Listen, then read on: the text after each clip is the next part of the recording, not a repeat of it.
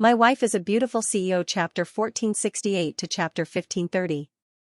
This handsome middle-aged man was the head of the Luo family and one of the top 10 experts of the illusory realm, Luo Xianxia. After staring at the white scroll for a while, Luo Xianxia rolled it up and said, "Wang Mian, follow me to the library." The yellow-robed man Wang Mian was startled, but he didn't dare to ask any questions and simply nodded, yes. Luo Qianxiao's figure flew out of the study and arrived outside a two-story jade building. The words library were engraved on the signboard with bold golden ink. Wang Mian followed closely behind, his heart burning with excitement. Could it be that because of his meritorious service, the head of the family would reward the Wang family with some techniques? As a vassal family of the Luo family, the Wang family had many techniques, but none of them were as profound as the Luo families. Of the three great families of the illusory realm, the Xiao family was famous for their alchemy, the Ning family for their treasures, and the Luo family for their techniques. This was a publicly acknowledged fact. Luo Qianxiao formed a seal and a white golden light flashed, condensing into a large ancient character for Luo, which he placed on the door of the library. The formation on the white jade door flickered brilliantly and opened, releasing a dense white mist. Luo Qianxiao slowly walked into the library with Wang Mian following behind him. The library was divided into 2 floors, but it was more than 40 feet tall. The surroundings were filled with tall bookshelves, on top of which were leather scrolls, books, and precious jade slips. The cultivation techniques were like a sea of stars. Wang Mian had been here several times, and every time he entered, his eyes were filled with envy. However, he could only watch helplessly. After all, no one dared to steal from the Luo family. Luo Qianxiao alone could be considered a top figure among the top 10 experts, not to mention the large number of elders and other direct descendants of the Luo family. Luo Qianxiao waved his hand and a leather scroll floated out from an inconspicuous corner, landing in his hand. He couldn't tell the age of this scroll or what material it was made of, but it should be a technique passed down from ancient times. Luo Qianxiao tossed the scroll to Wang Mian. "Take a look at this technique." Wang Mian nodded and curiously opened it, thinking that it was a reward for him, but after 2 glances, he was dumbfounded. This, how could this be? Wang Mian kept stuttering as if he had spat his tongue out. His eyes were wide open and he was dumbstruck. This cultivation method is called the 9-tier void refinement technique. It's a cultivation method passed down by our ancestors more than 50,000 years ago. It's extremely obscure and difficult to understand. Although it's said to have 9 tiers, there are actually only 8 tiers. The last tier, rebirth, only has a name but no cultivation method. Moreover, the power of this cultivation technique is far inferior to the other cultivation techniques of our clan. There was a senior who managed to cultivate it to the 7th level, parting the dust, but he discovered that he could only barely enter the Xiantian realm. It was too weak, so he gave up. When I was young, I've looked through it before. There are many parts of this technique that I don't understand. It's extremely easy for one to go berserk and be consigned to eternal damnation. Moreover, the further one cultivates, the more difficult it is to understand. The 9th layer only has the word rebirth, it's simply unimaginable. When Wang Mian heard this, he was tongue-tied in disbelief. These 2 cultivation methods are clearly exactly the same. Could it be that the one that Yangqing gave me was fake? Luo Qianxiao expressionlessly fell into deep thought. After a long time, he said, "I don't know either. After all, this 9-tier void refinement technique isn't some rare cultivation method. This kind of remnant ancient cultivation method is a piece of crap. Every clan has a few, so it doesn't necessarily mean that other clans don't have it as well. Perhaps it's just that the name is different. Some of the cultivation methods passed down by the ancient martial arts sects in the secular world are similar to the cultivation methods in the illusory realm, so it's not unusual. It's not impossible that Yangqing knew of this cultivation method's existence and casually wrote an obscure cultivation method. Even Patriarch, you didn't notice the uniqueness of this cultivation method, so it must be fake. How could it be a cultivation method that can break through the 9 heavenly thunder tribulation? This Yangqing kid is extremely cunning. I was almost fooled by him," Wang Mian said through gritted teeth. He felt extremely ashamed. He had been so smug during the day, but now that he thought about it, it was simply a joke. Luo Xianxia narrowed his eyes. He was very confident in his own talent and didn't think that this 9-tier void refinement technique was really the endless resolve restoration scripture. After all, for tens of thousands of years, the ancestors of the Luo clan had no lack of outstanding talents who tried to comprehend this cultivation method, but they all failed. He didn't think that Yangqing could surpass the countless geniuses of the Luo clan and use this remnant cultivation method to break through the Tai Ching heavenly thunder tribulation. With a flick of his hand, the cultivation method written on the cultivation paper was instantly evaporated by a ball of golden red flame. The 9-tier void refinement technique also flew back to its original position. Luo Qianqiu turned to Wang Mian and said, "Alright, you don't have to blame yourself. Yangqing is a member of the Yang clan. With that old thing around, it's not easy to deal with him openly. It's not your fault that you couldn't obtain the cultivation method this time. In another year, the Eye of the Demonic will open once every 100 years. You'd better go back and cultivate well," urging the younger generation to work harder and improve their strength. "When the time comes, you'll be able to obtain great benefits." As he said this, Luo Qianqiu reached for a cultivation method book from a nearby bookshelf and handed it to Wang Mian. Although this 1,000 Phantoms Frozen Clouds isn't a very profound cultivation method, the spells inside are not bad. It can raise one's battle strength by quite a bit in a short period of time. "Take it back and hand it over to a suitable junior to cultivate," Luo Qianqiu said. Wang Mian immediately nodded his head seriously. He valued the opening of the Eye of the Demonic very much. Receiving the cultivation method, he was overjoyed and repeatedly thanked Luo Qianqiu before flying away. After Wang Mian left, Luo Qianqiu walked out of the library and formed a seal to close the door. At this time, a slim and graceful figure descended from the sky. It was a charming woman dressed in a blue cloud-sleeved dress. Her cloud-like hair was tied up high, her beautiful eyes were filled with boundless lust, and her red lips were alluring. "Husband, it's so late, yet you still came to the library to look at cultivation methods?" This beautiful woman was Luo Qianqiu's wife, Leng Qingqiu. It was no coincidence that both of them had the word Qiu in their names. Rather, the Luo family's vassal family, the Lin family, had deliberately added the word Qiu into their names when they were born. Luo Qianqiu's unchanging face was still expressionless as he indifferently looked at the woman. "What are you doing here?" Leng Qingqiu's incomparably seductive and beautiful face was filled with hidden bitterness. "Husband, why do you say that? You've been cultivating in your study for the past month or so. This concubine misses you, so I came to take a look. If you're bored, you can also go into seclusion to cultivate," Luo Qianqiu lightly said. "Husband, you know this concubine doesn't like to cultivate." Leng Qingqiu was used to Luo Qianqiu's coldness and still smiled like a flower. "Hanger has been gone for a few days. Does husband know when he will return?" "He will be back very soon," Luo Qianqiu casually replied. He had no interest in continuing to talk nonsense with his wife. His figure flashed and he flew back to his study. Leng Qingqiu looked in the direction of the study, her eyes faintly flashing a trace of coldness. The North Pole, thousands of miles of ice, the cold wind biting into the bone. In midair, Athena, dressed in a black dress and barefoot, still stood at the top of the world, overlooking the land of ice and snow.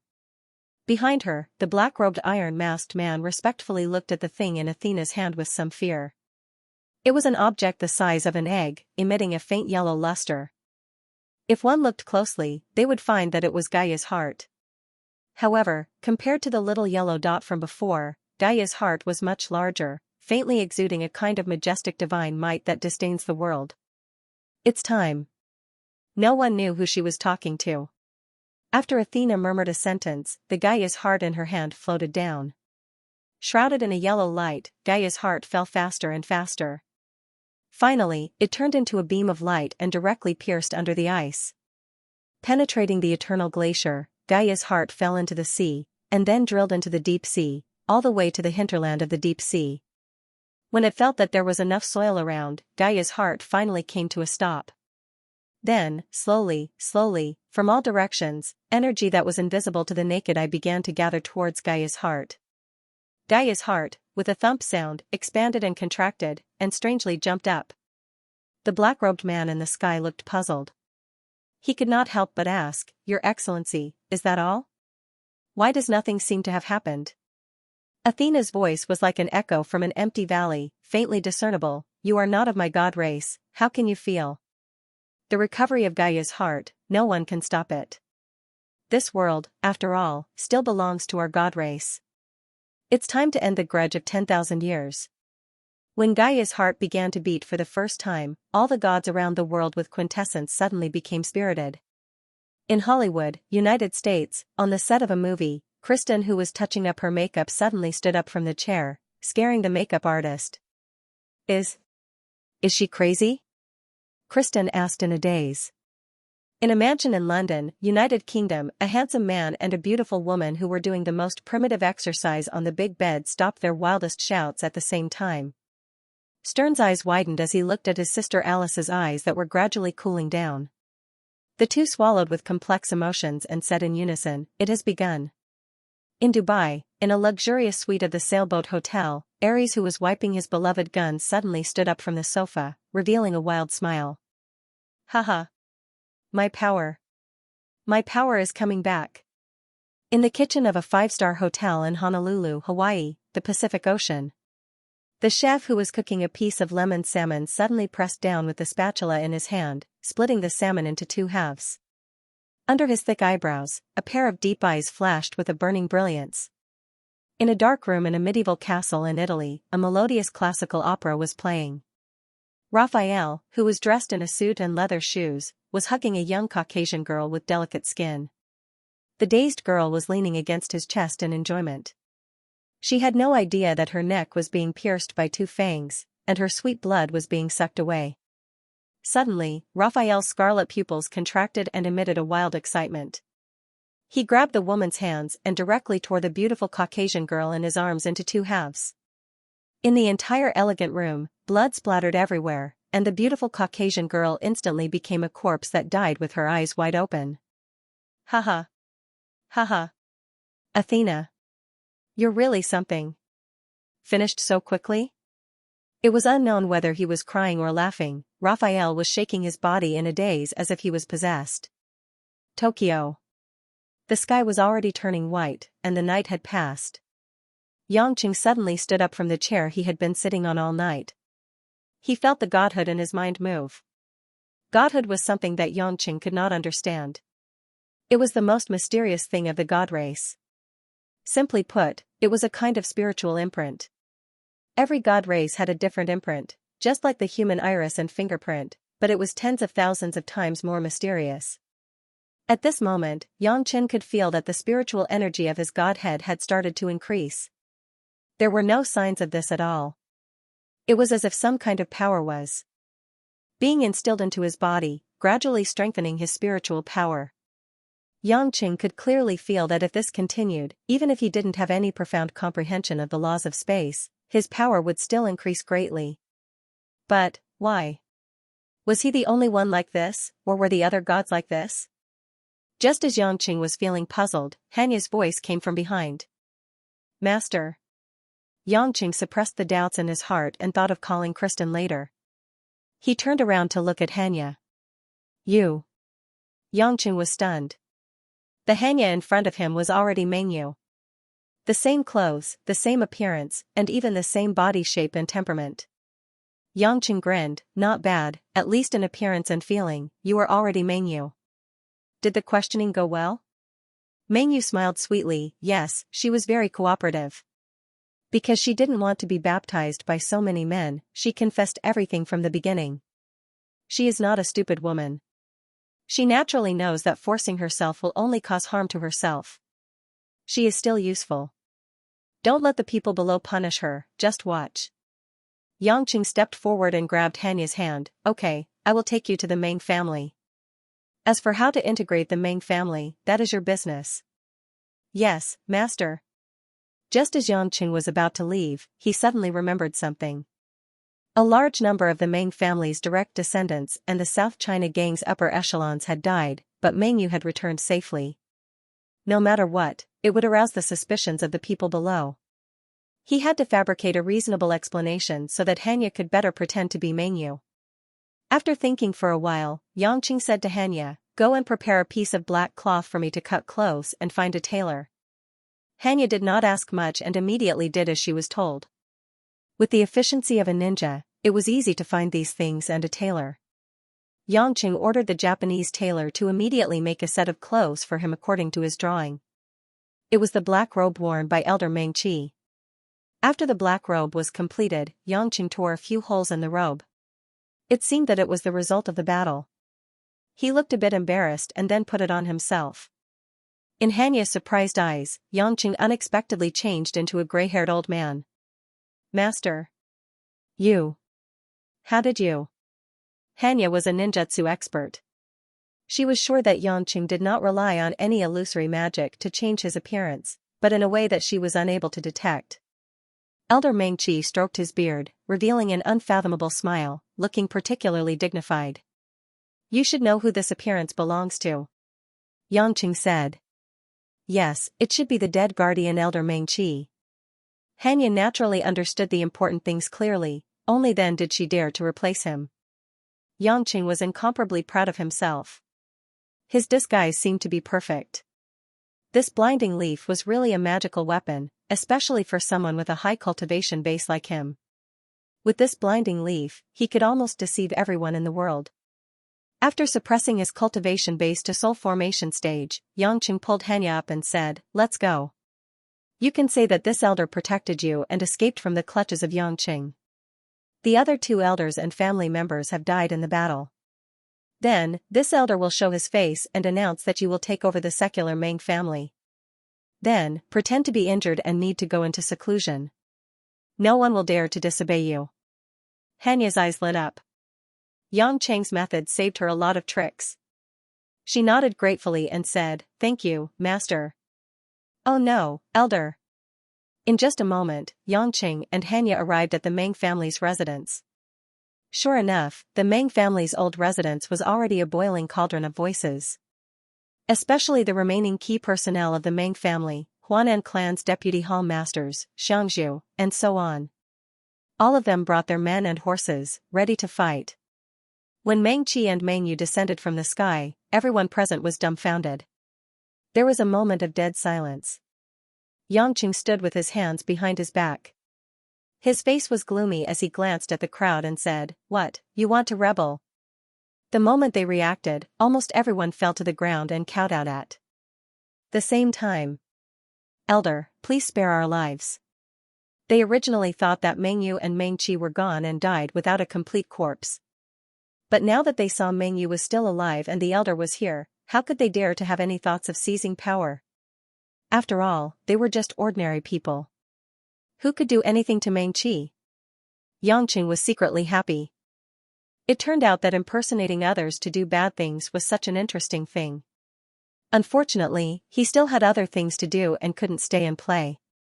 So, after Yangqing announced a series of orders such as Meng Yu taking over as the head of the family, he flew away. Xianxia continued to act. She arrogantly looked at the crowd and began to manage the Meng family one by one with the same voice and tone as Meng Yu.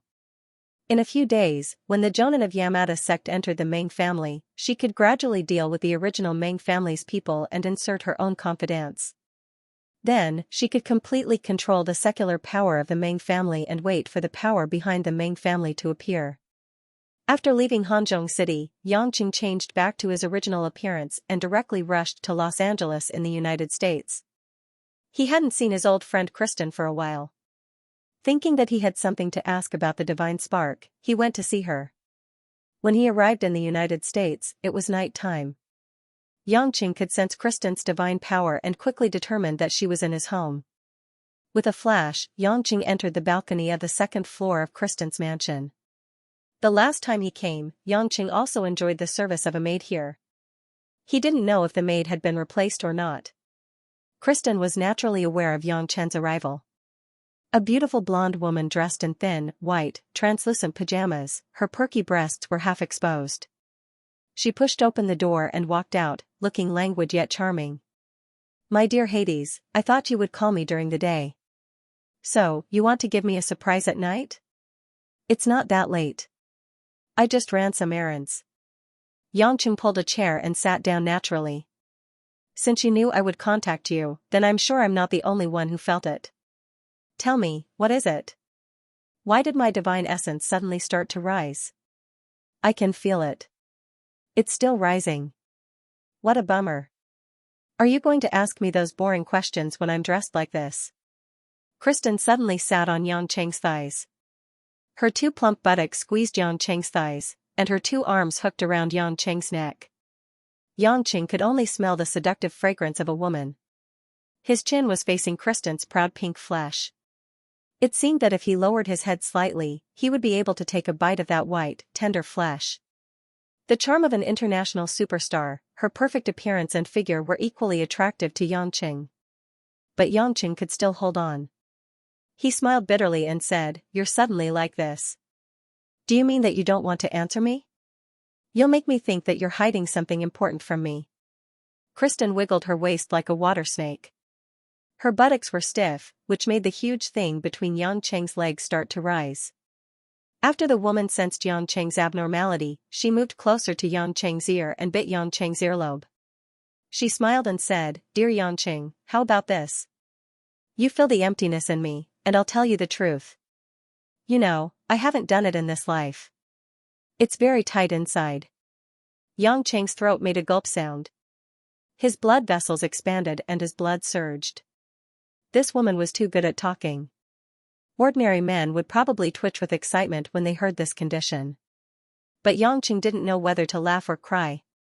What was this? He wasn't a duck. The number of men who want to fill up your emptiness will have to queue all the way to Australia. Kristen snorted, "Every time I reincarnate, there will be men, but they are all men that I like. The men in this era are too lousy, but I think you're not bad. Thank you for the compliment. Since you think so highly of me, I'd be making a fool out of myself if I continue to be unreasonable. How about this, you tell me the truth, and I'll make it up to you twice," Xianxia said with a naughty smile. Xianxia knew that if Kristen really wanted to have a relationship with him, they would have done it a long time ago. He was not a good person, and it was not like Kristen had never had a man before. Both of them were people with godhood, and the intertwining of the spiritual plane was very complicated. To put it bluntly, the physical body was just a shell. Xianxia believed that if he wanted to get on top of Kristen, she would not refuse, and the two of them could become very good partners in bed. However, Xianxia knew that it was because Kristen had a deep relationship with the previous underworld king. As for the specifics, Xianxia did not know, and could only understand a little from the godhood. However, the previous underworld king had abandoned Kristen and dispersed his consciousness. Obviously, he had hurt Kristen's heart. Reincarnation did not mean the end. They could still be together, but dispersing their consciousness meant that they would never return. More or less, Kristen had invested those feelings into him, so he was relatively close to her. However, Xianxia did not like to have a relationship with Kristen in such a situation, because that way, Xianxia would feel that he was a little despicable and had used Kristen's feelings for the previous underworld king. For the Lord God who had lived for tens of thousands of years, such feelings were actually precious and sacred. "You're really annoying. You won't even eat the meat that was sent to your mouth, Hades. Am I really not as good as your wife and lovers?" Kristen pretended to be angry and said. Xianxia shook his head. "All right, Aphrodite, we're friends. I know you. I hope you don't hide it anymore. What happened?" Xianxia's expression turned solemn and serious, which caused the ambiguous pink atmosphere to cool down. Kristen exhaled softly and got up from Xianxia. She stretched out her finger and poked Xianxia's forehead, still a little angry. Walking to the balcony railing, looking at the lights of Beverly Hills, Kristen sighed. "It's Gaia's heart. Athena has really revived Gaia's heart." Xianxia was not surprised. He had also expected this situation, although he still did not know what Gaia's heart was. Does the revival of Gaia's heart mean that the power of the gods will gradually recover? Xianxia frowned. "I remember when I was in Korea, Stern, Alice, and Athena talked about Gaia's heart. It seemed that it would have a huge impact on the whole world, involving the meaning of destruction and so on. But at that time, they did not tell me the specific content. Don't you want to give me an explanation?" Kristen looked back helplessly and smiled. What explanation can I give you? You've also felt it. Gaia's heart has been revived, and our strength is gradually recovering. That's it. Athena wants to revive the Protoss, and she has officially begun to take steps forward. What does she want? Is she going to slaughter humans like she did 20,000 years ago? Xianxia was surprised. Kristen shook her head. I don't know. Her thoughts have always been difficult to guess. And even if we know what she wants to do, who can stop her? Xianxia was silent. Indeed, Athena's strength was too unfathomable. Even if he had improved his strength again, he still did not dare to say that he could fight against Athena. Moreover, with the revival of Gaia's heart, the strength of this woman was still constantly improving. Just when Xianxia wanted to ask something, his phone suddenly vibrated. Xianxia looked at it. It was Yang Goming's phone call. Kid, go back to Yanjing. What happened? Xianxia was surprised that the old man called him so early. Such a big thing happened to the Meng family. Do you think number one will let you go so easily? Do you think you can do whatever you want in the whole of Huaxia with such a small amount of oil? Xianxia also knew that relying on Hanya to pretend to be Mengyu was unlikely to completely calm down. He asked, Old man, is it number one who wants to see me? Come back and wait in Zhongnanhai. I will go with you. Yang Gongming said in a deep voice. Xianxia was not too worried. Since number one wants to see him, most likely it is to talk and not to directly suppress him. Moreover, even if he wants to suppress him, he may not be able to do it. Xianxia was not the same as before. After hanging up the phone, Yang Qing smiled apologetically at Kristen. I have to go. Kristen stretched out her hand and played with her long golden hair. She smiled sweetly. You seem to be in trouble again. I wish you good luck. It seems that the matter of Gaia's heart can only be taken one step at a time. Xianxia waved away the doubts in his mind. He didn't think too much about it.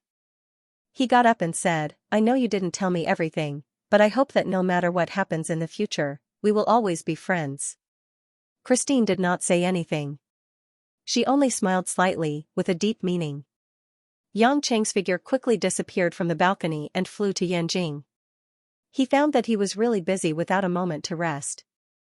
On the balcony of the mansion, Kristen stared at the direction where Yanqing went and sighed in self-pity. Friends, Hades. You idiot, I don't want to be your friend at all. How I wish to be with you once more. I don't want to say these things to you again. In the future, there will be no more chances. Zhonghai, Shijiao Villas.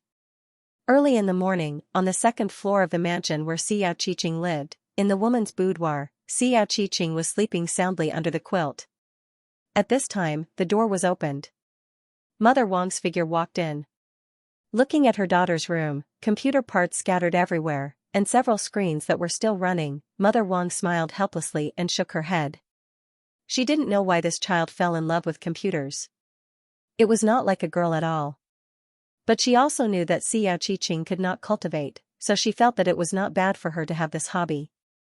Walking to the bedside, Mother Wang lifted a corner of the quilt and pulled Xiao Qiqing's smooth white arm. Qing'er, wake up. Xiao Qiqing lazily opened her sleepy eyes and twisted her delicate body. She pouted her pink lips and mumbled, Mom. I still want to sleep. What do you want to sleep for? Didn't you say that you will go with me to your grandmother's house yesterday? If you don't leave early, you won't be able to get there in the afternoon. Mother Wang patted her daughter's butt and smiled dotingly. After all, Mother Wang was only about 50 years old. Her parents were still alive in their hometown. They had already known that their granddaughter, Xiao Qiqing, had returned.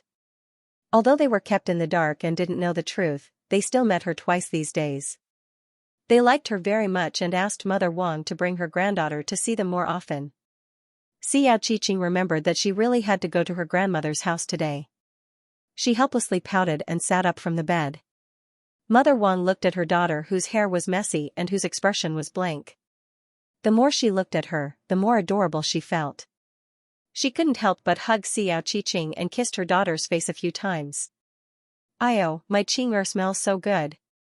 Xiao Qiqing felt like she was a doll that was being hugged, touched, and kissed by Mother Wang. but on her face, there was a sweet and happy smile. With her mother around, she felt the warmth that she had never felt in the past 10 years.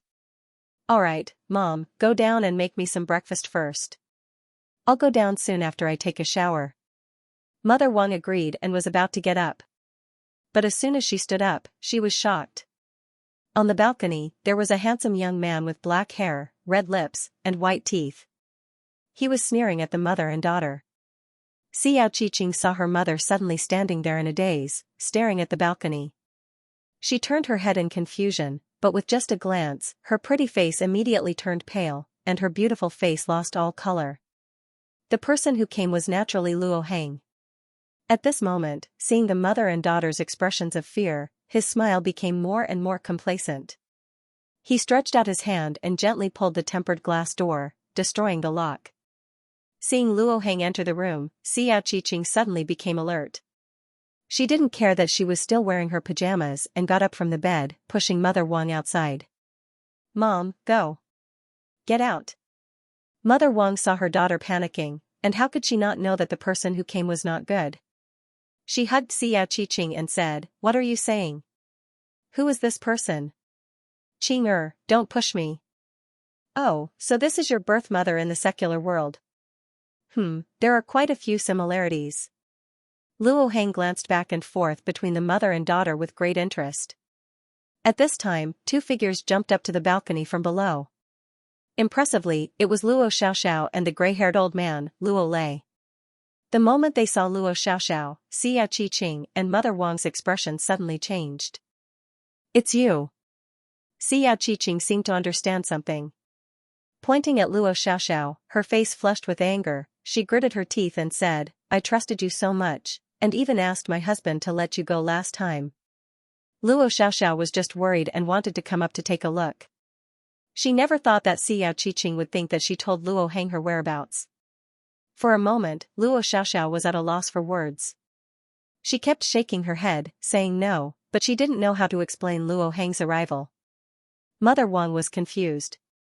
She recognized Luo Xiaoxiao. She had once bumped into this girl at the shoe store and even had some conflict with Yangqing. Why was she here? Luo Heng's face was gloomy. He sneered and said, "Slut, not only did you dare to defy me, Luo Heng, and escape from the illusion, you also dare to call another man husband in front of me? Looks like you've forgotten your lowly status." Xiao heart had already turned gloomy. She knew that she couldn't escape. Yangqing wasn't around, and there weren't any strong cultivators around. They were completely powerless to resist. In fact, when she saw the old man, Luo Lei, she felt lucky. Luckily, Yangqing didn't let Chengwei or Kaining come to Zhonghai to protect her, because they were no match for Luo Lei. As the successor of the Luo family, Luo Qianqiu clearly protected Luo Heng much better than he did Luo Xiaoxiao. Luo Lei, an expert, followed him out of the illusion. He was the old butler of the Luo family and had considerable strength. "If you want to take me back, I can't stop you, but I hope you can let my mother go." Xiao struggled out of Mother Wang's embrace with tears in her eyes and walked forward. Mother Wang's heart skipped a beat when she heard that. She was so scared that she rushed over to block her daughter. "No. No one can take my Qing away." She had lost her daughter for more than 10 years, how could she let someone else take her away? She might as well let her die. Mother Wang wasn't stupid. She roughly knew who this young man was. She knew a lot about Xiao experience in the illusion. There are many wild women in the secular world. It's true. Who do you think you are? How dare you stop this young master? Luo Heng sneered. Fine, I was just thinking about how to bring that bitch back to torture her. I'll first kill you, her biological mother, and give her first retribution. No. Xiao screamed in shock. She frantically pulled Mother Wang, trying to push Mother Wang out. However, Mother Wang wouldn't let go of Xiao no matter what. The mother and daughter cried and screamed in grief. Luo Xiaoxiao couldn't stand it anymore. She weakly begged, "Brother, don't do this, sister-in-law is very pitiful." "Shut up. You don't have the right to speak here." Luo Heng glared at the girl. "I'll settle the score with you when we get back. How dare you hide this from me and father?" Luo Xiaoxiao bit her lip. She didn't dare to make a sound. She knew that her pleading was futile. The old butler Luo Lei said without batting an eyelid, "Young master, old master has instructed us to only capture Xiao Qiqing. We're not allowed to interfere in the secular world. We don't want to be criticized by Hong Meng and the other two families. Please reconsider. The bigger picture is more important." Luo Heng was more obedient to Luo Lei. Although he was unwilling, he could only give up. "All right, I'll listen to Master Lei. I'll spare this old bitch today." After that, Luo Heng's figure moved. He came in front of Mother Wang and Xiao Qiqing. He reached out and grabbed the two of them. Mother Wang was grabbed by the collar and slammed into the wall behind her. She fainted and was thrown to the ground. "Mom!" Xiao Qiqing cried her heart out. She couldn't escape from Luo Heng's hands. Luo Heng grabbed Xiao Qiqing's face with one hand and sent a stream of true yuan into Xiao Qiqing's body with the other. When he sensed the changes in Xiao Qiqing's body and realized that she was no longer a virgin, he couldn't help but feel resentful. "Bitch, you slut. You really got together with that bastard from the Yang family. Why didn't you use your 9 meridians to poison him? This young master doesn't want a woman, so it's not your turn to lick." "Good, that's good. Since you've already lost your chastity to someone else, I won't have to pretend to marry you from the Xiao family. It'll save me a lot of effort. For the rest of your life, follow me back to the Luo family and obediently be a drug-testing bitch." Tears fell from Xiao Qiqing's eyes. Her gaze was still on the unconscious Mother Wang, and she couldn't care less about her own situation. Luo Heng thought that the woman didn't take him seriously and became even angrier. He fiercely slapped Xiao Qiqing's delicate face. "Pa!" Xiao Qiqing didn't have any cultivation, so she fainted from the slap. Her face became red and swollen again. "Young master, it's time to go. Master said that once we catch the person, we'll return." "Got it." Luo Heng was in an extremely bad mood. He impatiently roared and turned around. He grabbed Xiao Qiqing and flew away. Luo Lei lightly sighed. He grabbed Luo Xiaoxiao, who had tears in her eyes, and left. Beijing, Zongnanhai. A quiet and solemn atmosphere filled the entire luxurious and reserved office building. Yang Qing and Yang Gongming, who was dressed in a Chinese tunic suit, stood outside a wide red wooden door. The bodyguards of Zongnanhai stood on both sides like steel. Although Chief Number 1 allowed the grandfather and grandson to come, he didn't see them immediately. Instead, he said that he had something to do and asked them to wait for a while. This wait lasted for a quarter of an hour. Yang Qing could use his divine sense to detect that there was only Chief Number 1 inside. This was clearly a show of strength. If it wasn't for Yang Gongming stopping him, Yang Qing would have smashed the door and grabbed Chief Number 1 by his collar. "Do you know who I am?" Unfortunately, Yang Qing couldn't. It wasn't that he didn't dare to, but he was afraid of trouble. He was afraid of causing trouble for Yang Gongming and the others. In the whole of China, the only person who could make an old marshal like Yang Gongming wait outside the door for more than 10 minutes without making a sound was probably Number 1 inside. "Old man, I think Chief Number 1 is too busy and won't see us for a long time. Why don't we go to the opposite side of the road and have a bowl of soy milk?" Yang Qing said with a smile. Yang Gongming turned to look at him and said with a smile, "Soy milk? I haven't had it in years. It tastes weird. I should drink it." "Then what are we waiting for? Let's go." Yang Qing pulled the old man's sleeve. Yang Gongming shook his head. "Even if we want to drink it, wait until we see Chief Number 1. The corner of Yang Qing's mouth twitched. Isn't he trying to put me in my place? I don't even know why his thinking is as childish as a child's. Let's talk nicely. What's the point of pretending? Don't talk nonsense. Is Chief Number 1 someone you can comment on?" Yang Gongming frowned. Yang Chen sighed. In fact, he wasn't very confident. He didn't know what kind of background Number 1 had to be able to control the whole of China, including the forces in the illusion. Therefore, he didn't dare to be too arrogant. To put it simply, Yang Qing trusted Yang Gongming. This old man was definitely not someone who was afraid of trouble. back then, he dared to hand over the Yang family to him. He didn't even bat an eyelid when surrounded by the army. He was so cautious with Chief Number 1. This Chief Number 1 was definitely not someone he could underestimate. Just as Yangqing was feeling depressed about how much longer he had to wait, there was movement in the office. The footsteps came to the door and opened it from the inside. A middle-aged man with a warm smile and shiny hair appeared. He was slightly plump. "I'm sorry, old Yang. I've kept you and your grandsons waiting. I have some business to attend to." Chief Number 1 looked at Yangqing with a smile. "You must be Yangqing. Hee, I've been wanting to meet you for a long time. Come in and take a seat." Yangqing's brain short-circuited on the spot. It was not because he was nervous to see a big shot, but because Number 1 actually came to open the door by himself. Yangqing thought he would shout from inside, "You can come in now." Then the two of them would push the door open and enter in a low voice respectfully. But this guy actually came to invite the two of them in by himself.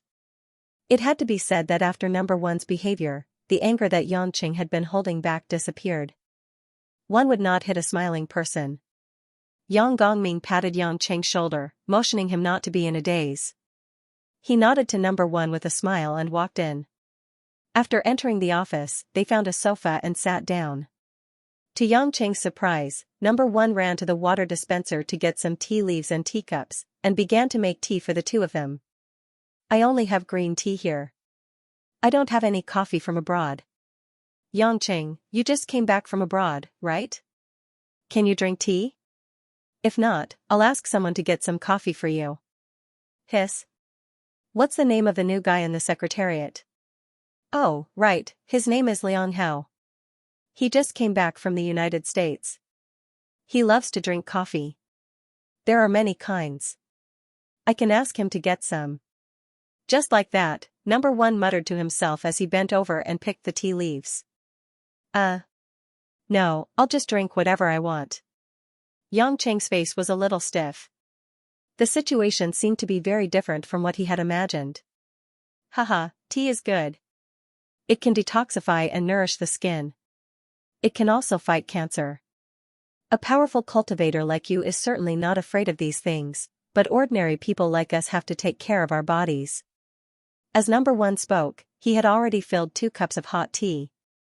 He even brought them to the grandfather and grandson and put them on the coffee table. Yangqing indeed found that Number 1 did not have any cultivation. He couldn't help but wonder, with your ability, can't you get some elixirs that can quickly improve your cultivation?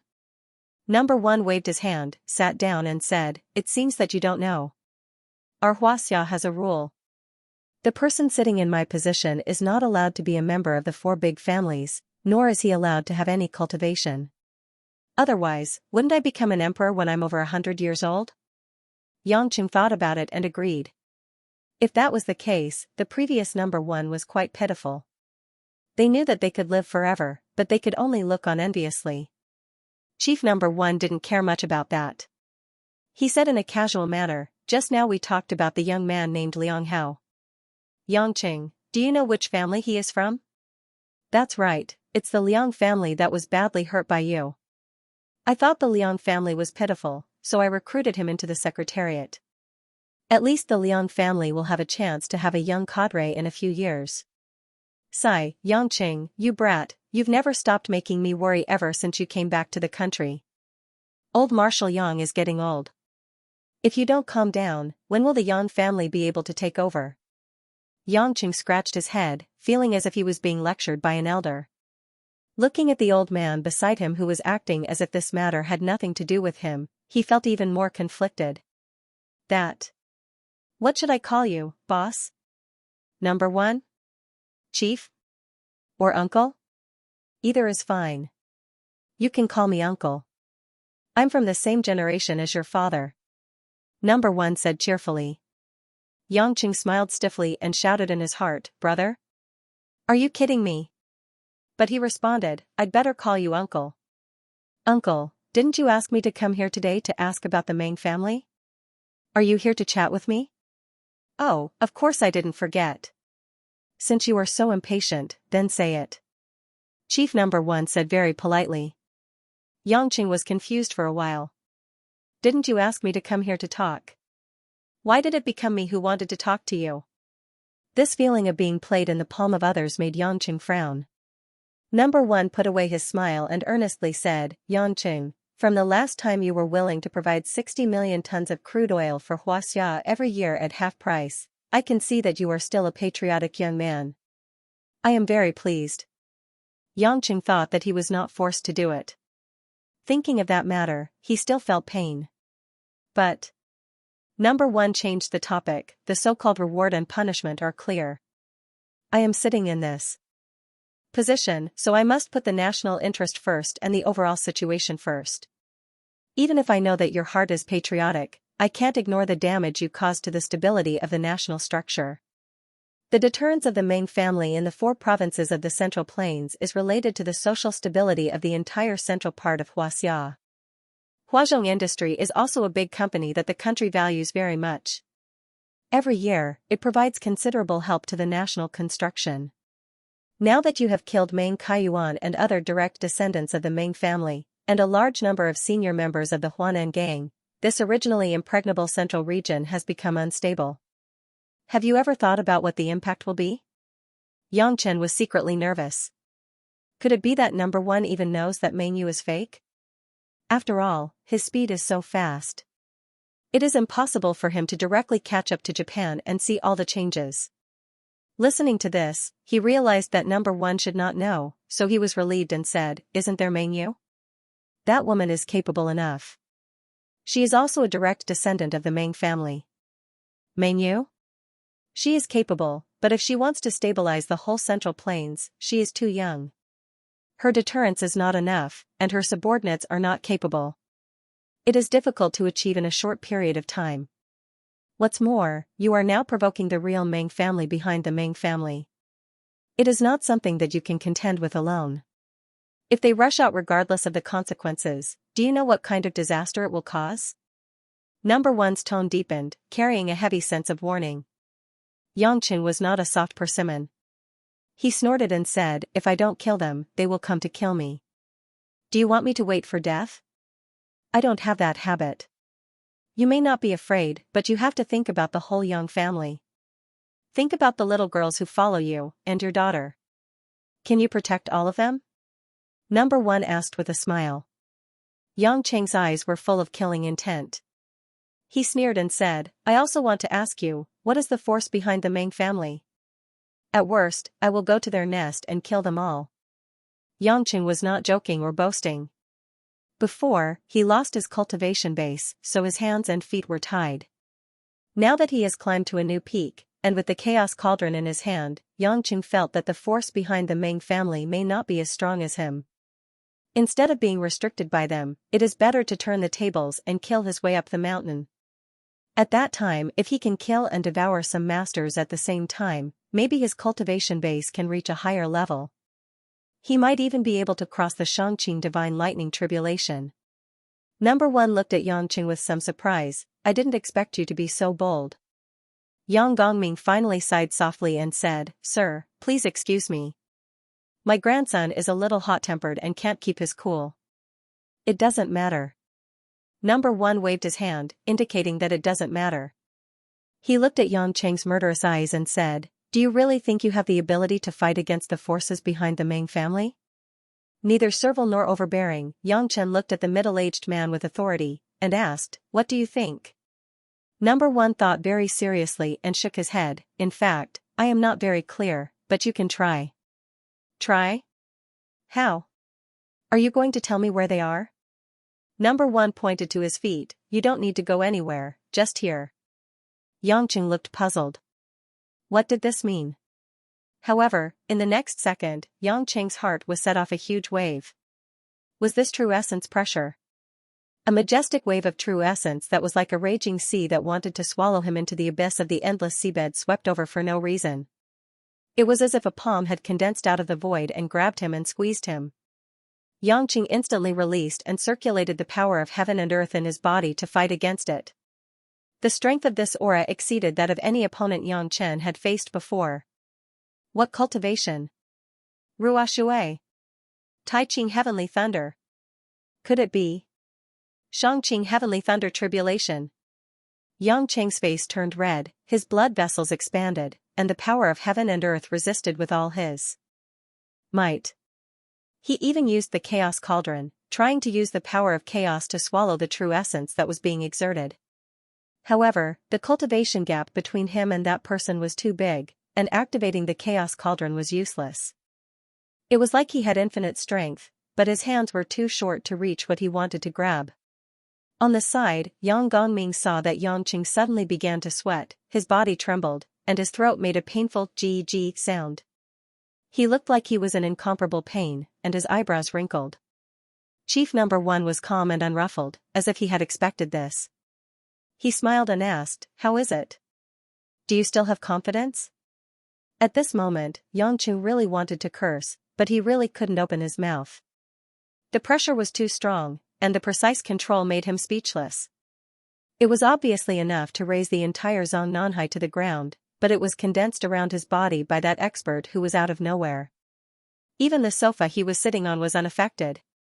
Yang Qing knew that he couldn't control it so terrifyingly, and the opponent's cultivation was obviously much higher than his, so how could he dare to show off? He had always followed the principle of where there's life, there's hope. If he couldn't beat the opponent, he would hide first. Yang Qing was unwilling, but he very neatly shook his head, indicating that he had given up. In an instant, the pressure of the true essence receded like a flood, and disappeared without a trace. Yang Qing broke out in cold sweat, and leaned against the sofa as if he was about to collapse, his chest rising and falling as he took deep breaths. With his current physique, even Yang Qing himself felt that it was inconceivable that he would be tormented like this. He looked around with some lingering fear. In this office, there was only Number 1 and himself. Could that guy be outside Zhong Nanhai? Yes, the opponent's cultivation was higher than his. If he wanted to hide, even if he wanted to, he wouldn't be able to find a trace of him. Come, have a sip of tea.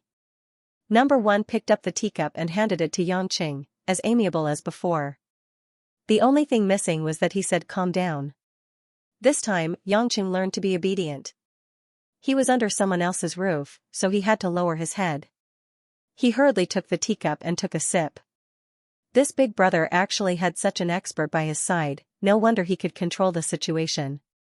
He also didn't know if that person used his true strength, at least it wouldn't be below the Tai Ching Heavenly Thunder. Shangqing? Could it be Yu Qing?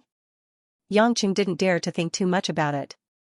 Where did this old monster come from? It was too terrifying.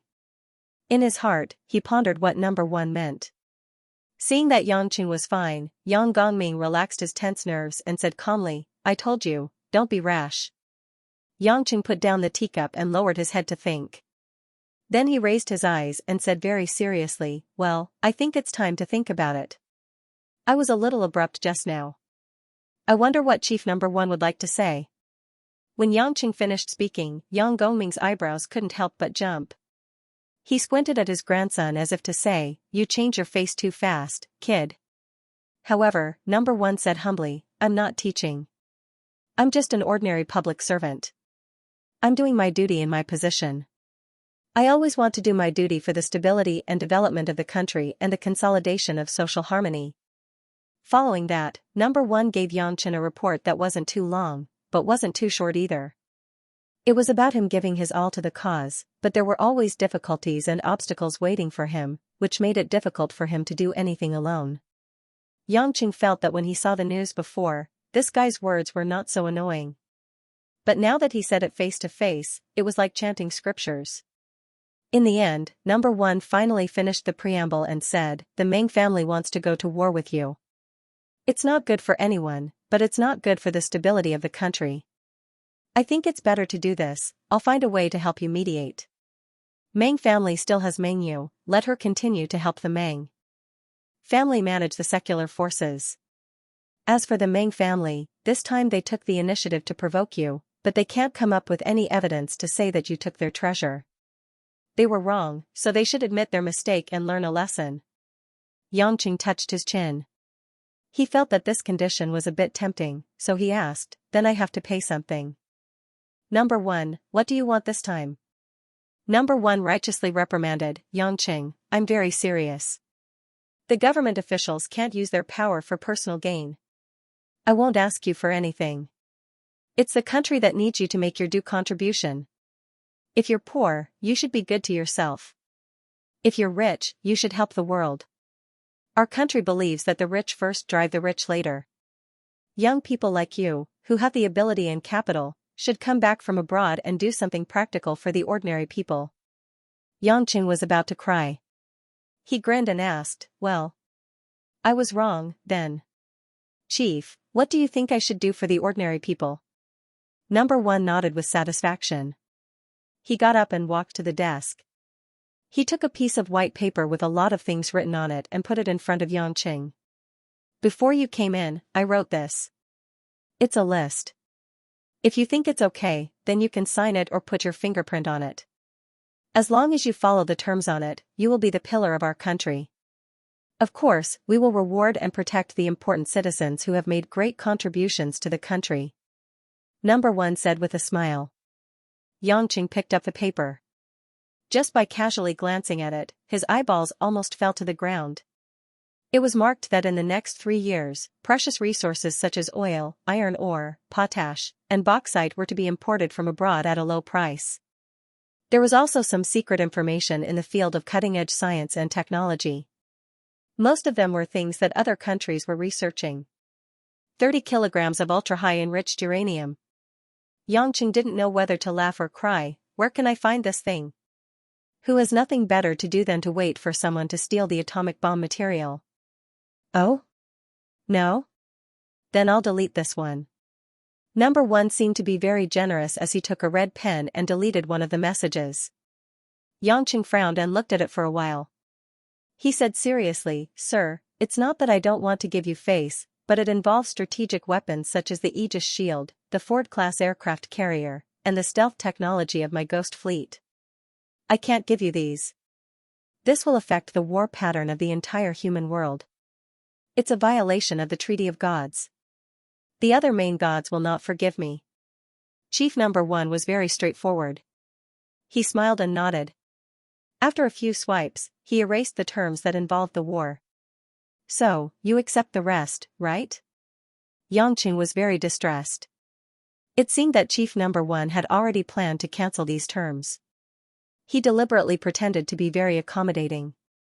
If he agreed to these terms, it would be impossible to do without at least 3 or 4 billion US dollars. Moreover, it would have to be in cash. Fortunately, he had gotten a lot of money and assets from Master Bug. Otherwise, he would have to spend a lot of money again. He might even have to reduce his army's armed forces. That would be too embarrassing. Deal. Xianxia picked up the pen and signed his name. After that, he said bitterly, now, the Meng family's matter has come to an end for the time being. If he could let Hanya reorganize the Huanan gang, he would always have a chance to get money back. Number 1 looked at the contract worth more than 30 billion US dollars with satisfaction. He nodded and said, you really deserve to be the descendant of the Yang family. I think old Marshal Yangyi in heaven will be very happy to have a descendant like you. You don't have to worry about the Meng family. They have made enough trouble. Just let the younger generation take over. I won't let them trouble you again. Number 1 said it very simply. He did have this ability. Originally, for Number 1, the stable development of the country was the first important thing. The second was to leave a good reputation in history. The Meng family and Xianxia were incompatible like fire and water.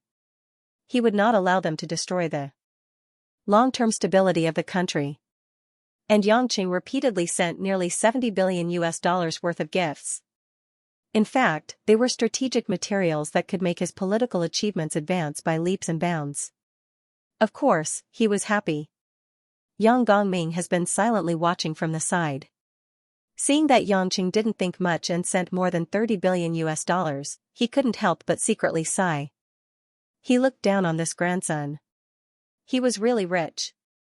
Only Xianxia knew that he was just spitting out the wealth that he robbed. When everything was handled properly, Yang Gongming and Xianxia got up and prepared to leave. Xianxia couldn't help but ask Number 1, Sir, that master just now, was he your bodyguard? Number 1 showed a puzzled look. He was full of doubts. He frowned and said, Master? Bodyguard? Who are you talking about? Did someone come just now? Xianxia thought that his acting skills were not bad, but compared with this person, he admitted defeat. He cupped his hands in admiration and said a sentence. The mountains will not change, and the rivers will flow forever. We will meet again someday. Goodbye. Xianxia turned around and left. This was too much of a bully. Not only was he extorted, he didn't even know who played him. But Xianxia was not really angry. To be honest, he wanted to thank number one. If he hadn't come here today, Xianxia wouldn't have known that there was such a terrifying master hidden in Xianxia. If he thought that he was invincible and swaggered around, he might not even know how he died. When Yang Gongming and his grandson left, the smile on number one's face disappeared. He looked up at the ceiling with a deep sense of respect. When Yangqing and Yang Gongming left Zongnanhai, they didn't forget to accompany Yang Gongming to find a slightly high-class quiet shop. They found a private room, drank 2 bowls of bean milk, and ate some side dishes. They deliberately found such a quiet place because Yang Gongming didn't like to be disturbed. After all, he was a very familiar big shot in the hearts of some middle-aged and old Huaxia people. Neither of them mentioned much about what happened at number one's place. Instead, they talked about the chubby little girl's situation and the women's situation. You still haven't reconciled with Ruashi? Yang Gongming suddenly asked without warning. Yangqing was biting the horseshoe sesame seed cake. When he heard this, his face stiffened, and he smiled embarrassedly. Old man, aren't you talking nonsense? With your ability, how can you not know our current situation? Yang Gongming lowered his head and drank a mouthful of bean milk, and said expressionlessly, this kind of thing, only the people involved know that the people outside can't enter the wall. Give me a definite message, when can you get my granddaughter-in-law back? Yangqing was resentful, and said without confidence, I have promised Ruashi that I won't force her. Now I can only think of her as long as there are benefits, and try to do more things for her. As for other things, I don't think about it for the time being. Bastard! Are you still a man? Yang Gongming suddenly shouted in a low voice, and his old eyes flashed with a touch of anger. Hey, old man, you don't know the complicated situation between me and Ruashi, so don't scold me there. Don't think that I don't dare to scold you just because you are 2 generations older than me. Yangqing was indignant.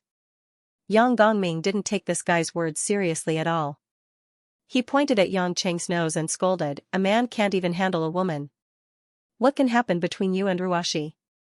It's just that you're not faithful in your relationship and have a child with another woman first. What's the big deal about that? Compared to national affairs, the overall situation of the world, and even the matters between Hongmeng and the deities, this is nothing. Yangqing was stunned. He never thought that Yang Gongming would ask such a question. On the other hand, it seemed to make sense. It's not like you're some good, honest guy. Just now, you gave number one more than 30 billion. I don't believe that all of that money was yours. You must have made a fortune from somewhere, didn't you? Yang Gongming's eyes flashed as if he could see through Yangqing's heart. Yangqing gulped. His expression clearly showed that he had been seen through. Wasn't that right? Otherwise, how could he be so generous? He was extorted twice. In a row? No matter what, he had to cross off a few more conditions. Humph, you think I don't know you? You have a knack for deceiving women. Otherwise, why would those beautiful girls follow you so loyally and die for you? Could it be that they knew your identity and ability from the beginning? Use your slippery head more, and use the evil water in your stomach. Even if you have to lie, you have to trick Ruashi back for me. Yang Gongming pointed at Yangqing's nose and said. Yangqing laughed awkwardly. This old man, Don't give me **t. I don't want to hear any reason. The biggest reason is the matter between a man and a woman. Don't tell me that if you two are together, the world will be destroyed tomorrow. How many of these rich kids in Yanjing are clean? Instead of cheating, it's better to be honest. The descendants of my Yan family didn't divorce the woman, but were dumped by the woman. If this gets out, where would I put my old face? How would our Yan family go out and face the world? Your mother might have said something else to you, telling you to find another woman to marry, but she has a woman's point of view, so she didn't listen. I didn't tell you before because I believed that you, this brat, are bold enough to not let that girl Ruashi play with her temper. Now it seems, oh, you dropped the ball at the critical moment. Yang Gongming poked at Yang Cheng's nose and scolded. Yang Cheng smiled bitterly, no matter how I hear it, it sounds like you're insulting me. You've already said that I'm worse than a beast, how could I bear to harm Ruashi? Brat, you really want to anger me to death. Yang Gongming seemed to have held it in for too long. The moment he opened his mouth, he couldn't help but gasp for breath as he shouted, if you use 1/10 of your comprehension ability to cultivate and use it to deal with family matters, then there wouldn't be so many bastard things happening. How do you know that you're harming Ruashi by not letting her go? You're not her, how do you know that she's not saying what she means? Women's words are always ironic, this old man knows better than you. How could you not know? Think about it carefully, now that Ruashi is separated from you, have you seen any happiness on her face? Is she happier than before? Is she? Yang Cheng was stunned, a little dazed. That's right, Lin Ruashi didn't look like she had become better after leaving him. Mother Wang had also mentioned that she wasn't happy. Could it be? Was he really wrong? Yang Gongming suddenly slammed the table and said with a burning gaze, Yang Cheng, remember, no matter what method you use, whether it's shamelessly kneeling in front of Ruashi's door and begging her, or going to her company to cry and hug her thigh, you have to pull Ruashi back for me. That's too embarrassing. Hugging her thigh and crying. You just said that you wanted to give face to the Yang family. Yang Cheng shook his head in disgust. Face? It's only face if your wife is brought back by you. A real man is to think of ways to make his wife happy, and obediently stick to your side. Anything else is not considered face. Even if you really want to divorce her in the future, it has to be because you really don't like her and divorce her, and not because she just randomly left. That's called face. Yang Cheng's mouth twitched, old man. You're too ruthless. How could I divorce her? If she's willing to come back to me, I'll be smiling even in my dreams. Useless. No wonder a woman can make you so eccentric. Yang Gongming scolded, if you dare to find more than 10 women, you must have the ability to tame your wife, or else other women will ride on top of you sooner or later. Yang Cheng pursed his lips and said unhappily, don't make me sound like an idiot. I've already made a strong stance with Ruashi.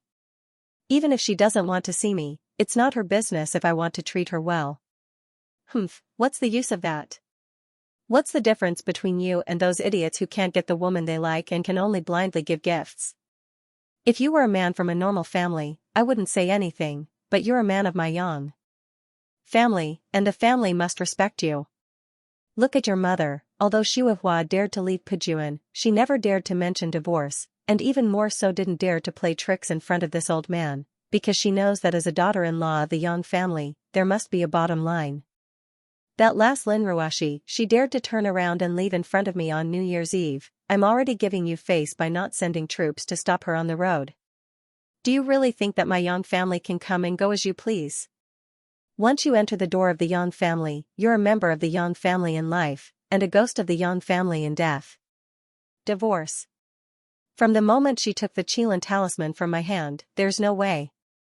At this moment, Yang Gongming's expression was a bit fierce and ruthless, and it was impossible to tell that he was the kind old man he usually was. Yang Chen could finally feel the murderous aura of an old marshal up close. If he hadn't grown up in a bloody battlefield, most people would have peed their pants in fear. Old man. I didn't expect that you're such a male chauvinist, and unreasonable. Yang Chen grinned. Yang Gongming retracted his aura, and returned to his calm state. He lightly snorted, I'm old, so I want to be more peaceful. If it wasn't for you, I wouldn't have said these words. Male chauvinist? Unreasonable? It's just the wailing of the weak. In this world, those who have climbed up from a pile of corpses know that no matter what, between men and women, between enemies and friends, it's the fist that's bigger that counts. Yang Chen lowered his head and shook his head with a smile. He then stood up and stretched his body, saying, all right, old man, it's time for me to go back to Zhonghai. This meal is on you. Yang Gongming lowered his eyebrows and nodded. He waved his hand, indicating that Yang Chen could leave. In the end, he said, when you have time, ask your mother to bring Lan Lan back to Yanjing for me to take a look. It's not a big deal to miss a few days of kindergarten. With his back facing him, Yangqing waved his hand, indicating that he understood. His heart was boiling at this moment, and he was eager to find Lin Ruoshi and sort out the entanglement of emotions during this period of time. It was almost noon in Zhonghai. The sun shone down on the vibrant metropolis and the streets were crowded with people. It was a Saturday. Several pedestrian and commercial streets in the city center had been bustling with business opportunities since early in the morning. Music was constantly being played, most of which were new songs released by Lin Hui, who had become an international diva. Although Lin Hui's comeback had been a hot topic, the entertainment industry was entertainment after all. The so-called moral criticism was just a topic of conversation. The people had their own lives to live, so they didn't take it too seriously. Moreover, her voice was much better than those female singers who relied on scandals. She had also won an international reputation, so Lin Hui's popularity continued to rise. The city streets were filled with the sweet aroma of pastry shops. The city's white-collar workers, young students, and the leisurely elderly were all laughing and chatting, as if they were excited to get out of a cold season. This was the most splendid time of the year. Even in the cold steel concrete forest, one could still feel a trace of joy. The Yulei International Tower stood in the center of the city like a giant.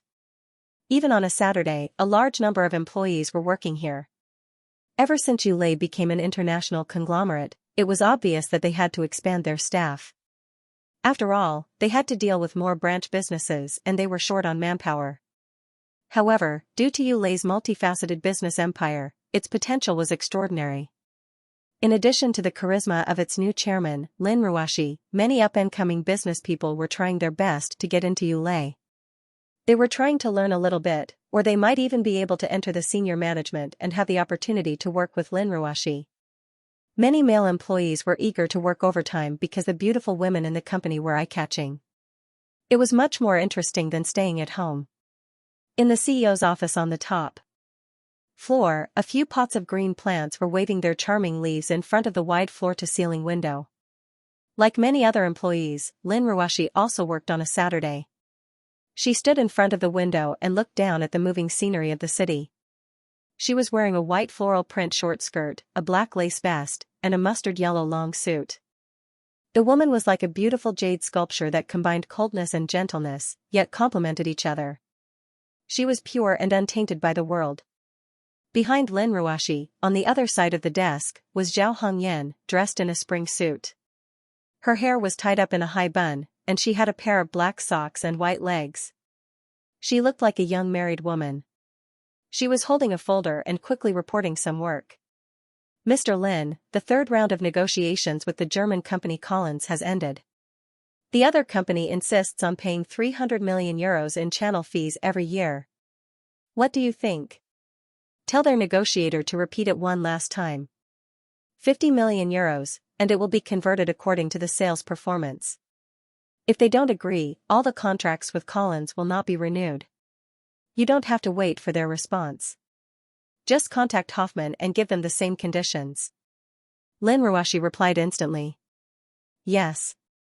Zhao Hongyan quickly noted it down and continued to ask, Mr. Thompson, the vice president of the Laurent Group in the United States, wants to invite you to attend their cocktail party to discuss the specific investment plan for the West Coast Villa complex. He said that if you don't meet him personally, he will return to the United States tomorrow night, and he will take it that you are not sincere. Let him be. Let Vice President Chris call their chairman and tell him that there is something wrong with Thompson's attitude. Let him consider changing the vice president. Lin Ruoshi said calmly. Zhao Hongyan tried hard to hold back the smile on her face as she responded. After that, Zhao Hongyan closed the folder and bowed slightly. Mr. Lin, the report is over. Is there anything else I need to do? Lin Ruoshi was silent for a moment, and suddenly said, Today, the weather is good. Ah? What? Zhao Hongyan thought she had heard wrong. Lin Ruoshi turned around and revealed an almost imperceptible smile, but it disappeared in a flash. Hongyan, have you eaten? Zhao Hongyan hesitated for a moment before she reacted. She shook her head and said with a smile, "No, it's only noon." Lin Ruoshi nodded and ran her fingers through her hair. "Let's go. I'll treat you to lunch." Zhao Hongyan stood there in astonishment. She didn't understand what was wrong with Lin Ruoshi. With her workaholic personality, shouldn't she go to the staff cafeteria to have a simple meal or even skip lunch and work until the end of the day? But since her superior had invited her, she didn't dare to refuse. She didn't have the time to give instructions for the following work. She smiled and asked, "Okay. What would you like to eat, Mr. Lin?" "I'll go to the basement to get the car." "No need." Lin Ruoshi stopped her and said softly, "We won't drive. Let's take the bus in front of the company." "Ah?" Zhao Hongyan's mouth was so wide that a pigeon's egg could fit in it. Realizing that she had lost her composure, she quickly covered her mouth and asked embarrassedly, "Lin. Mr. Lin, are you not feeling well? Or do you have something on your mind?" She didn't dare to imagine that Lin Ruoshi, who had a net worth of more than 50 billion US dollars and was one of the richest women in Xianxia, would actually go out for lunch and take the bus. Lin Ruoshi rolled her eyes at her subordinate. "What are you thinking about? Just sit. Are you going or not?" Yes, of course I'm going." "Mr. Lin, please wait a moment. I'll go downstairs after I put down my things." Zhao Hongyan ran like a gust of wind to take the elevator back to the office. A few minutes later, the chairman, Lin Ruoshi, and the head of the public relations department, Zhao Hongyan, walked out of the building under the watchful eyes of countless employees. They arrived at a bus stop across the street and boarded a bus to the dining area. This scene made the employees' jaws drop to the ground. They couldn't come back to their senses for a long time. Fortunately, the bus outside of Yulei wasn't very crowded. After Lin Ruoshi and Zhao Hongyan got on the bus, they found a seat at the back and sat down. Lin Ruoshi deliberately found a seat by the window and insisted that Zhao Hongyan sit next to her. Zhao Hongyan had already been stimulated many times. This time, she didn't care what Lin Ruoshi did. In any case, she just needed to cooperate. Women were actually very perceptive. They guessed that their chairman had recalled some past memories and wanted to relive some old dreams. In fact, Zhao Hongyan's guess wasn't wrong. Ever since Ning Guangyao stirred up the emotions buried in her heart last night, Lin Ruoshi couldn't sleep for the rest of the night. Her thoughts and strong feelings drowned her. The man's figure lingered in the deepest part of her mind, making her heart in a mess. Sometimes it was sweet, sometimes it was painful. At this moment, Lin Ruoshi, who was sitting by the window, stared at the moving scenery outside the window. Her mind seemed to be wandering. She still remembered that night, when the man shamelessly insisted on sitting next to her and smiled wickedly at her. "There are empty seats everywhere. Can't you just sit anywhere? Can't you sit a bit more comfortably? Why must you sit next to me? If you don't let me, I'll kiss you. You're really unreasonable. Why do you have to sit next to me? Aren't there a lot of seats in the car?" "There are indeed a lot of seats in the car, but you're the only one beside me." The man's voice and smile were still in front of her. Lin Ruoshi couldn't help but laugh. She subconsciously reached out and rubbed her fingers. Back then, he had magically taken out a band-aid and wrapped it around himself in the car. Lin Ruoshi's eyes gradually turned red, and there was a hint of sparkling water in them. Zhao Hongyan's question sounded in her ears. "Mr. Lin, where are we going?" Lin Ruoshi came back to her senses and looked at the scenery around her. She realized that they had already driven a long way and had unknowingly arrived. "This is the place. The next stop is here." This was a bustling food street. It couldn't be said to be very high-end, but there were special snacks and restaurants everywhere. There was an endless stream of customers coming and going, and the streets were filled with pedestrians. When Zhao Hongyan followed Lin Ruoshi on the street, she couldn't help but feel that it was more and more strange. Lin Ruoshi's temperament was like a lotus flower that had just emerged from the water. In such a street that was filled with the smell of worldly affairs, she really didn't fit in. Why would she think of coming here? As they walked, Lin Ruoshi stopped in front of a small restaurant with a bit of a fishy smell and said, "This is it, let's go in." Zhao Hongyan smelled a spicy fragrance and looked up. There were only 3 words written on the signboard: crayfish. Zhao Hongyan, who was already a little unable to keep up with the pace, watched as Lin Ruoxi ignored the surprised gazes of the people around her and walked in. She could only bite the bullet and accompany her to sit at a small table by the window. The waiter at the crayfish restaurant was stunned for quite a while before he served the menu. That was because Lin Ruoxi's looks and aura were simply too intimidating. It was as though a fairy from heaven had suddenly come to the market to buy groceries. It was simply astounding. Many passers-by couldn't help but slow down when they saw the woman by the window of the crayfish restaurant. Zhao Hongyan was born into an ordinary family, so she wasn't unaccustomed to it. However, she couldn't help but feel a headache when she saw Lin Ruoxi sitting on the greasy stool so casually with her clothes worth tens of thousands of yuan stained with oil. Lin Ruoxi didn't find anything wrong with it.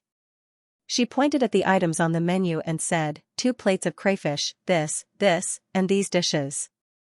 Also, a pickled vegetable soup. The waiter quickly went to do as he was told. He didn't forget to turn back to glance at Lin Ruoxi while walking to the kitchen. This woman was simply too beautiful. Even without makeup, she looked prettier than the heavenly queen, Lin Hui. Zhao Hongyan wanted to cry. She said that she was going to eat with her, but she hadn't ordered yet. She didn't say that she wanted to eat crayfish. However, Lin Ruoxi didn't care much about her. After the crayfish was served, she took one out and started to peel it slowly. She peeled it very carefully, trying not to let her fingers touch the meat. Moreover, she wanted the meat to be as intact as possible. Zhao Hongyan wasn't good at this. She didn't eat much after peeling for a long time. She simply ordered a bowl of rice and started eating other dishes. After peeling more than 10 crayfish, Lin Ruoxi suddenly put down the crayfish she was peeling and raised her head slowly. Hongyan. Peeling crayfish really doesn't seem easy. Even if I can control my strength, I might not be able to do it quickly. Zhao Hongyan swallowed the rice and smiled. Mr. Lin, why did you suddenly want to eat crayfish? A complicated look appeared in Lin Ruoxi's eyes. After a moment of silence, she smiled like a blooming white orchid. Because, there was someone who peeled a whole plate of crayfish for me in the past. It tasted really good. I wanted to try it today, but the lobster I peeled doesn't taste as good as before. Zhao Hongyan froze for a moment and smiled bitterly. She thought that her guess was right. The person who would bring Lin Ruoxi to this kind of place and peel lobsters for her could only be that man. I remember that I called him a fool at that time. Now, it seems that I wasn't wrong. It's so hard to peel them, and he peeled so many of them. Chairman Lin, forgive me for being blunt, but aren't you a fool? Zhao Hongyan sighed. Actually, I don't understand. Even if you have your own difficulties, shouldn't you face them properly?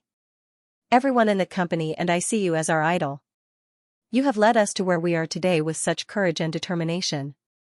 But why do you have to escape here when it involves your own personal affairs? You dragged me here today, isn't it because you can't forget Yongqing? The air seemed to be a little stuffy, and it was hard to breathe. Lin Ruoxi smiled faintly. It's not that simple. Life isn't a business. In a business, even if you fail, suffer losses, or close down, as long as you're still alive, no matter how slim the hope is, you can always make a comeback. So, I'm not afraid. But life is different. There are some things that I don't dare to gamble on. Because if I lose, if I fail, it will be devastating. I can't turn back time and I can't travel to the past. If I lose and fail, it's the end. So, I choose to be afraid. Time seemed to have stopped at this moment. Zhao Hongyan looked at Lin Ruoxi speechlessly. She used to be envious, and she was envious now. The woman in front of her had beauty, wisdom, and love that she couldn't compare to. But now, she felt that the woman in front of her had more sorrow. Her beauty, wisdom, and love didn't seem to bring her happiness.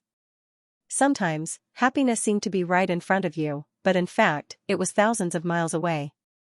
Just as the 2 women were silent and speechless, a figure silently walked into the lobster restaurant. He walked step by step to the side of their table and stood still. A familiar, yet inconceivable voice rang in the ears of the 2 women. Silly girl. Didn't I say that you're a silly girl? Why wouldn't you dare to gamble? Although life might end completely if you lose the gamble. But, if you don't gamble from the beginning, doesn't that mean that life has already ended early? A look of surprise appeared on Lin Ruashi's mournful face. She then raised her head abruptly and saw Yangqing with a familiar smile on his face. You. How did you? Lin Ruashi wasn't the only one. Zhao Hongyan was shocked as well and was a little dumbfounded. Yangqing didn't answer immediately. Instead, he picked up a lobster from the plate and reached out to peel it. He said, I've been watching you since you got on the bus. I wanted to see where you were going. As expected. You came here. Hee, my little Ruashi darling, although I don't know what you're hiding from me. But, if you keep saying that you don't love me, that you don't miss me, that you don't want to be with me, I won't believe it even if you beat me to death. Lin Ruashi's cheeks instantly glowed. She was tender and alluring. She never thought that Yangqing would appear. This time, she didn't know how to continue her act. It was obvious that Yangqing had heard their conversation from outside and came in at this time. Yangqing's hands were very nimble. After a moment of disdain, he had already peeled off the lobster, leaving only soft meat. Come, open your mouth. Yangqing stuffed the lobster meat next to the woman's pink lips. Lin Ruashi noticed that the surrounding people were staring at the two of them, revealing ambiguous gazes, while Zhao Hongyan was secretly laughing at her. She couldn't help but feel her ears burn even more. What are you doing? They're all watching. What's there to be afraid of? It's only right and proper for me to feed my wife. Whoever dares to say anything more, I'll send them flying. Yangqing said indifferently. I want to divorce you. Lin Ruashi tried her best to make herself look colder, but no matter how she looked at it, she looked like a puffy bun face. Other than being cute, she was also delicate.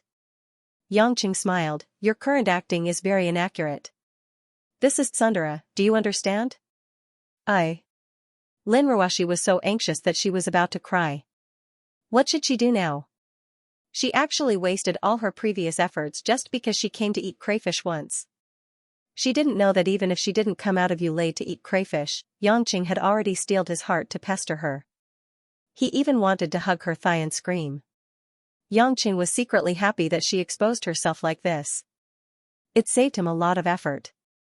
Little wife, just eat it. Your husband treats you well. A middle-aged man sitting next to her laughed.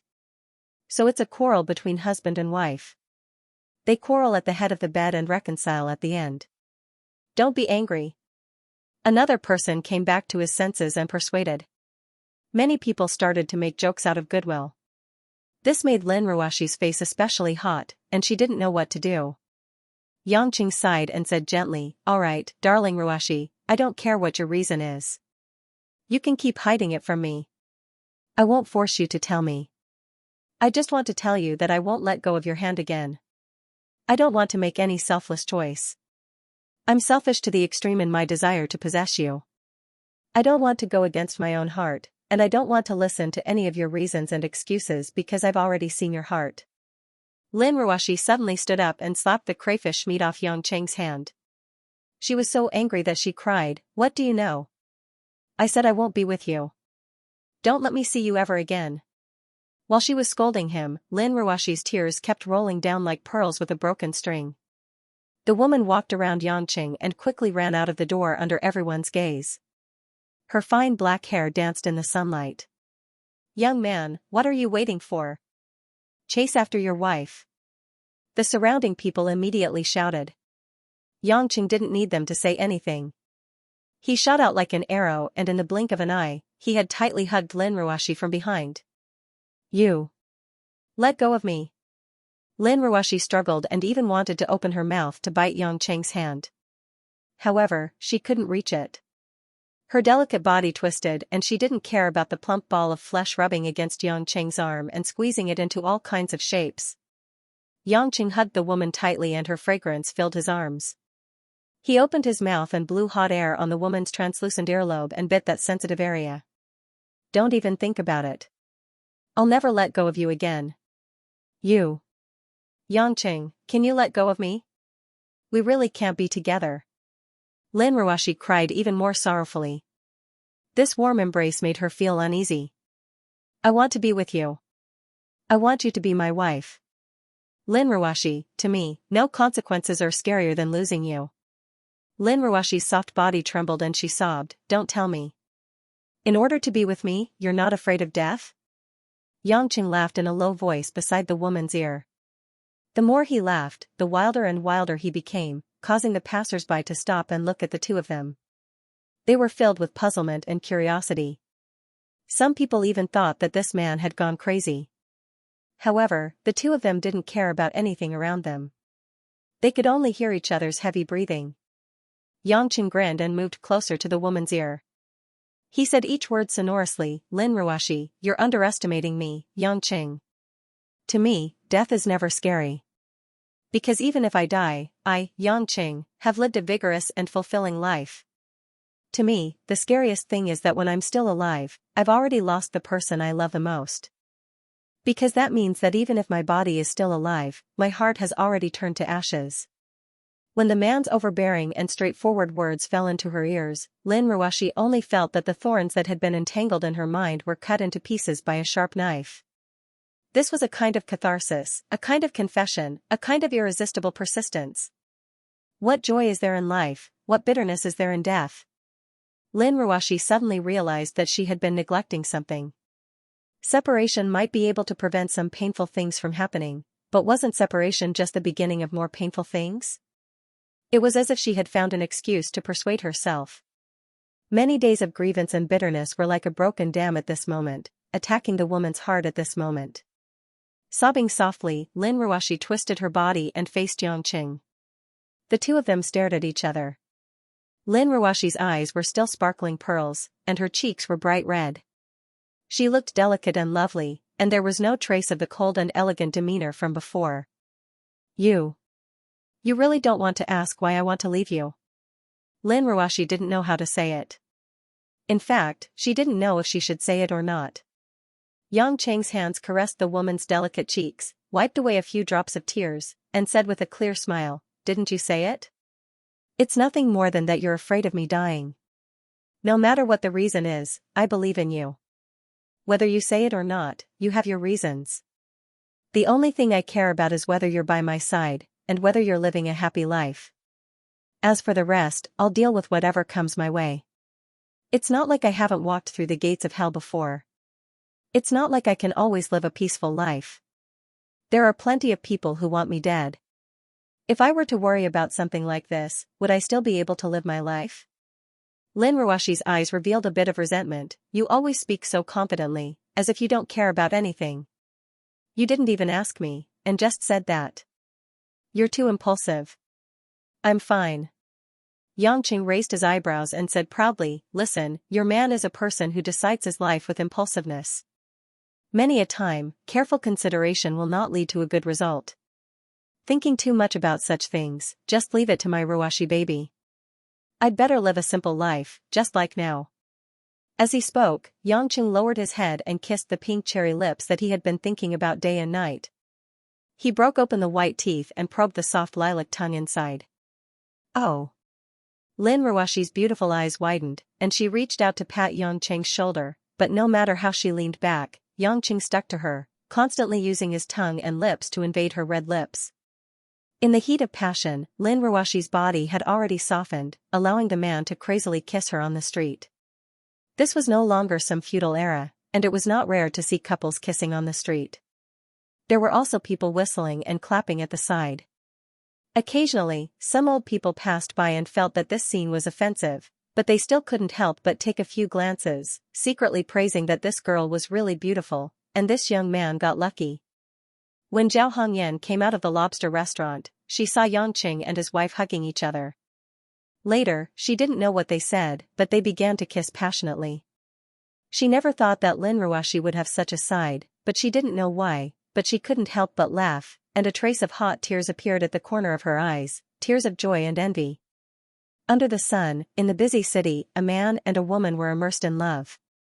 After a full 5 minutes, Lin Ruashi suddenly woke up on the street. She pushed Yangqing away in a panic, and her face was red as she scolded, You're crazy. You're being watched by others. Yangqing laughed. He didn't care so much. He got his wife back, and his heart was already blooming with joy. He grabbed Lin Ruashi's hand and ran to the end of the street. "Hey! Where are you going?" "Go and tell the little fat girl that mom wants her again." Lin Ruashi opened her mouth slightly, and then she realized that since she chose to face the future with Yangqing, she could be with her daughter again. She didn't have to sneak behind the crowd to see her. She couldn't help but feel satisfied. Zhao Hongyan, who was behind, was busy paying the money in the restaurant. She was left alone on the street, but she didn't complain. Instead, she was happy for Yangqing and his wife. Running out of the food street, Yangqing took Lin Ruashi a few turns and entered an empty alley. He picked up the woman and disappeared from the alley in an instant. In the blink of an eye, Yangqing carried Lin Ruashi to the sky above Yunhua Kindergarten and asked excitedly, "Wife, do you know which class the little fat girl is in? Let's go down and find her." "What are you doing? The kindergarten hasn't finished yet. When Lon Lon is out of school, we can pick her up." Lin Ruashi didn't know whether to laugh or cry. She punched the man's chest again. When Yangqing heard this, a wicked smile appeared at the corner of his mouth. He smiled ambiguously and said, "In this case, there is still a lot of time before school ends. Wife, you have been wronged for so many days. You must be lonely at night. I will make it up to you." Without waiting for Lin Ruashi to object, Yangqing had rushed back to the balcony of Lin Ruashi's room in the western suburbs with the woman in his arms. He threw himself on a sunbathing recliner. It was noon. Under the scorching sun, the passion was like fire. Before they entered the room, Yangqing had already taken off his clothes. He also tore off Lin Ruashi's coat and top and threw them in the corner of the balcony. They kissed each other. Lin Ruashi's desire was aroused by him. Coupled with the longing and desire in her heart, she was already in a daze. The taste of hormones made her lose herself, and she began to cooperate with the man. Yangqing used some strength in his arms. Lin Ruashi's body lay on his chest obediently. Half of her body was pressed on his body, and the two soft mounds pressed against his naked upper body. Yang Chen's hands first caressed the woman's smooth and supple back, feeling the flawless smoothness. Then, his hands circled around and grabbed the two soft balls. However, her soft and supple skin was pressed against his hands, making it obvious that he couldn't grab them in one go. Exquisite shapes and deep depressions were squeezed out. The two pink bumps were especially firm under the arousal, creating a mesmerizing feeling in his palms. Yangqing opened his mouth and let go of his beloved wife's smooth and fragrant tongue. His lips slid over her chin and passed through the delicate collarbone. His body shrank down and bit a jade bead. He gently licked and rubbed it. Lin Ruashi's entire body was itchy from his teasing, especially the part that was bitten. It felt like there were thousands of scratches, and the itch went deep into her bones. However, she couldn't control the waves in her heart no matter how hard she tried. She pressed her upper body down, and the huge pink ball was pressed against the man's face. All of a sudden, Yang Chen's nose was filled with the milky scent of a baby. However, his mouth was too busy. After licking here, he forgot about the other parts. He wanted to take a bite of this tender flesh, but he was afraid that he would hurt his wife. The man's big hand slid into the woman's perky buttocks. Through the elastic lace, he directly grabbed the two plump snow-white petals. Today's Lin Ruashi was like a blooming flower. The sense of touch and fullness was completely different from before. Suddenly, Yangqing felt that his hands were full of softness. It was a mess. It seemed that his whole palm was about to be sunk in. His fingers moved across the deep ravine and fell on the pink peach-colored stream. The water was gurgling and the fragrance was everywhere. Lin Ruashi made a sweet cry in the depths of her throat. Because they were on the balcony, she subconsciously wanted to hold back. She clenched her teeth, but it was slightly trembling. Yangqing removed the last layer of restraint from her lower body to the bend of her legs. His body slid down again. This time, his head actually slid between the two pink and white legs of his beloved wife. Yangqing didn't hesitate to stick out his tongue and gently moved it up. Like a dragonfly touching the water, he kissed her mouth full of fragrance. It was the unique decadent fragrance of a woman. It wasn't until Yangqing's entire tongue slid into her water curtain cave that Lin Ruashi suddenly realized. She wanted to stop him and say that it was a bit dirty there, so he shouldn't lick it. However, in the next moment, Xianxia's tongue rolled up in the tunnel and hit her words back into her stomach. This kind of feeling was too eroding and ecstasy. She really couldn't resist this kind of pleasure. Xianxia's tongue was like a restless child, playing around in her body. It made her tender flesh tremble, and her whole body felt like she was sitting on a white cloud. As his moist, warm tongue continued to stir, her heart also moved up and down, as if she was sitting on a roller coaster. Lin Ruoshi's hand held the top of the recliner, allowing Xianxia to use the tip of his tongue to wreak havoc below. Her delicate body that was maturing by the day trembled again and again, causing the recliner to shake. After a violent spasm, Lin Ruoshi's body was already limp, and she climbed to the highest point. Xianxia hadn't even started yet. He took off his underwear like a gust of wind, and rushed into her wonderful artifact without any hesitation like an iron rod. Oh! The woman finally let out a suppressed moan. Although Xianxia's nimble tongue had made her feel like dying, she still couldn't resist such a ferocious attack. It was as if her soul was about to be poked out. The dark land that was still constantly shrinking and overflowing with spring water was now filled. She wanted Xianxia's precious thing to use a little more force, and go in a little more. Although she was embarrassed that she actually had such a shameless thought, she couldn't care less. She comforted herself and said, "He's my husband anyway, this is all a wife's duty." Then, she enjoyed the moisture after a long drought with a clear conscience. She put her hands on the top of the recliner, and her plump buttocks were raised high, allowing Xianxia to go deep with every thrust. Her slender and smooth thighs were deeply clamped, causing the pink walls inside to bite tightly onto the dragon's horn. Every time the resistance came in and out, it was as if a layer of skin on Xianxia's big guy was scraped off. The white flesh rippled, and the water stains flew everywhere. The continuous sound of flesh hitting against flesh became a shameful symphony on the balcony. Xianxia was going crazy for this supreme enjoyment. He grabbed the woman's head with one hand, turned her around, and kissed her passionately. He said vaguely, "Baby Ruoshi. You're amazing. Every time feels like it's the first time." Lin Ruoshi whimpered, and she couldn't say a complete sentence at all. Her snow-white skin was dyed with a layer of rouge, and she was extremely beautiful. After more than an hour, Xianxia finally handed over all the savings that he had accumulated over the past few days. A copious hot torrent rushed into the sacred place where Lin Ruoshi was giving birth to a new life, causing her to be greatly stimulated. Her legs straightened, and she didn't know how many times the tide had surged. After the lovemaking ended, Xianxia carried the woman into the bathroom to take a bath. He washed the woman clean, wrapped her in a bath towel, and returned to the bed. They hugged each other and enjoyed the warmth of reunion. The two of them were quiet, and neither of them said anything until the evening. Lin Ruoshi propped herself up and smiled with anticipation. "All right, it's almost time. Go and tell Qianni that we're going to pick up Lan Lan today." Xianxia's hand lingered on the woman's chest as he gently caressed it. The smooth, and bouncy feeling was something he couldn't bear to part with. However, Lin Ruoshi opened it and said angrily, "Stop touching. You can only think about these things. If you don't get up, I'll be angry." Xianxia smiled Xianxian. He hadn't been disciplined by his wife like this for a long time. He felt unexpectedly comfortable. Could it be that he was a little masochistic? After putting on their clothes, the two went downstairs together.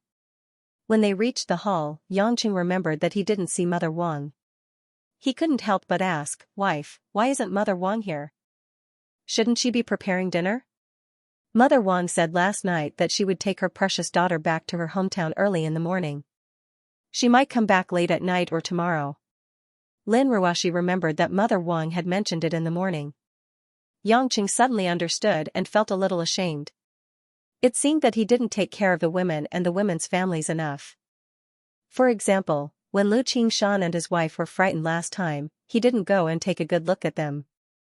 It was indeed a bit like being an ingrate after deceiving their daughter. Since it was quieter recently, should he take the time to visit his parents-in-law? Xianxia pondered. When they left the door, the two walked to Imo Qianni's residence. Lin Ruoshi naturally held Xianxia's hand and said faintly, "Hubby, do you really not want to ask why I did that a while ago?" Yang Qing stopped in his tracks and turned to look at her with a somewhat stupefied expression. Lin Ruoxi thought that something had happened and asked, "What's wrong? Why are you looking at me like that?" "No. It's nothing. It's just that when I hear you call me hubby again, why do I feel like I'm dreaming? It's unbelievable." Yang Qing smiled with a complicated expression and sighed. How could Lin Ruoxi not understand the man's feelings at the moment? She also felt like she was in a dream, but the person in front of her and the clear feelings in his heart told her that everything was actually reasonable. They never really wanted to leave each other. When they came back together again, there would only be thousands of thoughts. How could they be estranged? Just think of it as the most serious quarrel since we got married. Don't think too much about it. Lin Ruoxi said with a faint smile. Yang Chen chuckled and said, "Then babe Ruoxi, call me that a few more times. I like it when you call me hubby. It'd be best if it's coquettish, just like how you sounded when you were lying on the chair earlier." Lin Ruoxi's cheeks were red. She pinched Yang Chen's waist and glared at him. "If you mention this again, don't ever touch me again." Yang Qing immediately surrendered and agreed obediently. After a few jokes, in the end, Yang Qing did not ask Lin Ruoxi why she wanted a divorce. Lin Ruoxi knew in her heart that the man did not want her to mention it and remember it, so he played it down. She sighed in her heart. Forget it. Since she could not choose to avoid it, then she would face the unknown with the man. When she entered the living room of Mo Qianni's house, the kitchen was filled with the strong smell of food. The woman was wearing an apron and cooking something. For the past 2 days, Guo Shihuahua had gone to the military to accompany Yang Pejuan and did not stay in the courtyard in the western suburbs. Only Mo Qianni and Min Wan were left at home to take care of Lan Lan. Hearing the movement at the door, Mo Qianni turned around. As soon as she saw Yang Qing and Lin Ruoxi walking in arm, talking and laughing, a trace of astonishment flashed in Mo Qianni's eyes, but then she suddenly understood something, and her beautiful eyes released a trace of joy. "Ruoxi. You guys." Mo Qianni pointed at the two of them expectantly, a little afraid to speak. Lin Ruoxi's eyes flickered when she saw Mo Qianni. There were thousands of thoughts in her mind, and she was a little embarrassed. Back then, in order to fall out with Yang Qing, she even fired Mo Qianni and Lu Mingyu.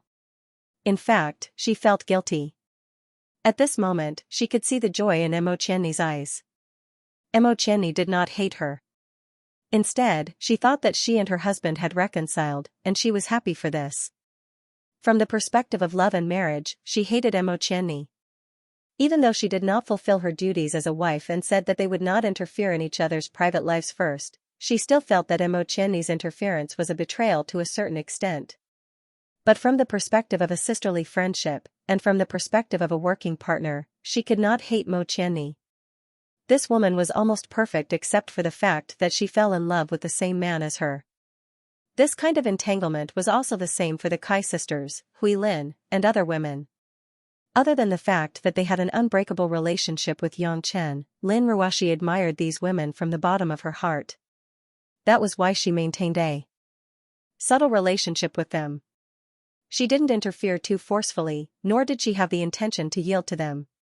Of course, this was closely related to Yang Cheng's unyielding stance of not giving up on these women. Qianni, we have reconciled. I want to apologize for what happened in the company. Lin Ruoxi said calmly. Mo Qianni's eyes were filled with tears. She shook her head happily. It's nothing. Actually, we all know that you must have your reasons for doing what you did. After I calmed down, I thought about it and felt that you are not that kind of person.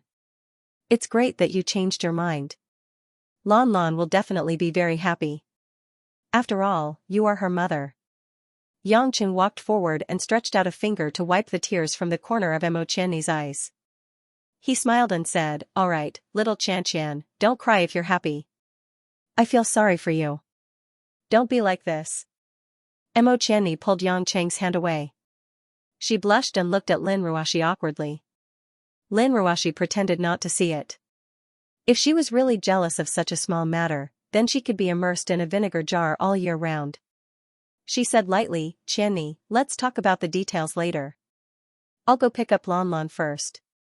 Then she turned and walked out. Yangqing hurriedly followed her. He did not forget to look back at Mo Qianni and winked at her with a smug expression. Mo Qianni rolled her eyes. She felt helpless and amused by this man's childish behavior. However, this kind of Yangqing was truly happy. Mo Qianni was also satisfied that the man she liked was like this. In less than an hour, the couple picked up the chubby little girl from kindergarten. The chubby little girl, who was lying in Lin Ruoxi's arms, blushed and tearful. Obviously, she cried a lot. From time to time, she even asked Lin Ruoxi for a kiss. Her pitiful look made people feel sorry for her. Yangqing followed behind the mother and daughter. He felt very unbalanced. I'm not mean to this little girl. Why doesn't she cry like this every time I don't see her for a long time? As a father, Yangqing was very jealous. After all, he was the real biological father. Lin Ruoxi couldn't care less about her husband's jealousy at this moment. She missed her daughter too much. When she got home, she sat on the sofa, hugged Lan Lan, and asked all kinds of questions. She wanted to know what Lan Lan ate and did these days. It was not her style at all. Touching her daughter's chubby face, Lin Ruoxi said apologetically, Lan Lan, it's all Mom's fault. Look at you, you've lost so much weight. Yangqing, who was watching the news, rolled his eyes and whispered, Which eye did you see that? You've gained weight again. Lin Ruoxi glared at him coldly. Yangqing immediately lost his temper. He shrunk his head and pretended not to hear it. The chubby little girl was very happy. She ran up and down, taking out the paintings she drew and the calligraphy she wrote, wanting to get her mother's praise. After being praised, she didn't forget to ask Lin Ruoxi pitifully, Mom won't leave, right? Mom won't abandon Lan Lan, right? These words made Lin Ruoxi cry nonstop. Yangqing felt his scalp tingle. He was determined to have a son in the future. His daughter was really troublesome. When she was annoyed, he could beat her up. After Mo Qianni and Minwan had prepared a sumptuous dinner, the whole family sat down and chatted happily as they enjoyed the meal. Lan Lan loved to show off and sang a new song. She used a big drumstick as a microphone, amusing Lin Ruoxi and Mo Qianni. Just as they were enjoying themselves, Yangqing, who was engrossed in eating braised pig trotters, suddenly frowned and looked outside the door. Mo Qianni and Lin Ruoxi also noticed the abnormality. There were footsteps running over from outside. Bang, bang, bang. The door was knocked hurriedly. Yangqing used his divine sense to check, and his face changed drastically. He rushed over to open the door. The situation in front of him made his face extremely gloomy. Mother Wang. What happened to you? Yangqing supported Mother Wang, because Mother Wang looked like she could collapse at any time. Her face was pale, her hair was messy, and she was panting heavily. One side of her forehead was scratched and bloody, and there was even blood at the corner of her mouth. Seeing Yangqing, Mother Wang cried bitterly, Son-in-law. Quickly go and save my Qing'er. You must save my Qing'er. Woo-woo. Qing'er? Yangqing's gaze sharpened. He couldn't care too much and said, Mother Wang, don't say any more. Quickly come in, I'll help you take a look at your injuries. Yangqing probed with his divine sense and discovered that Mother Wang had suffered internal injuries from some kind of impact. Although it wasn't fatal, it was probably enough to make her feel like her bones were falling apart. Lin Ruoxi, Mo Qianni, and the others also rushed to the door and waited for Yangqing to help Mother Wang into the house. They kept asking what was going on. Mother Wang was like a family they had known since they were young, so how could they not be anxious? Although Lan Lan was still young, she knew that something had happened to Grandmother Wang. After biting off the rest of the chicken leg, she ran to the sofa and looked at it seriously. Yangqing was fully focused and transferred a wave of heaven and earth energy into Mother Wang's body. Fortunately, it was purely repairing her tissues and restoring her vitality. Very soon, Mother Wang became spirited. Mother Wang still seemed to have a headache, but she couldn't care less. She grabbed Yangqing's hand and said, Son-in-law. Qing'er has been captured by the people from the hidden family. Quickly go and save her. Those people seem to want to capture her and bring her back to punish her. I'm worried that something will happen to her. Mother Wang sobbed, her heart burning with anxiety. She didn't have much cultivation, so she was thrown by Luo Heng and crashed into the wall. She was lucky that she didn't die. She was unconscious for the entire day, and when she woke up, she had a splitting headache. It was already dark outside. It took her a while to figure out what had happened due to the mild concussion. When she finally understood, the first thing she thought of was to look for Yangqing. When she rushed here, Yangqing and the others were having dinner. Hearing that Xianxia was captured by the Luo family, Yangqing's face darkened. He gritted his teeth and said, "What kind of people are they? Did they say where they would be taken?" Mother Wang tried hard to recall and said, "I remember, there was the little girl I met in the shoe shop last time. I think she was with that group of people. The person who knocked me out was a young man with shoulder-length hair and a very bewitching look, and there was an old man following behind him. I don't know what happened after I fainted, and I don't know where they went." Mother Wang sobbed, feeling that her daughter was in danger. She didn't dare to think about it. Yangqing was trembling with anger. Mo Qianni also thought of something and exclaimed, "Could it be that Luo Xiaoxiao from last time? Could it be that she told her brother about Jiqing's whereabouts? Do you even need to ask? How could there be such a coincidence? Humph, I should have killed her last time. If Qing'er didn't persuade me, I wouldn't be so soft-hearted. I wouldn't have harmed Qing'er." Yangqing clenched his fists in regret, anger rushing to his head. Suddenly getting up, Yangqing said in a low voice, "Mother Wang, don't worry. I will definitely find Qing'er and bring her back safely.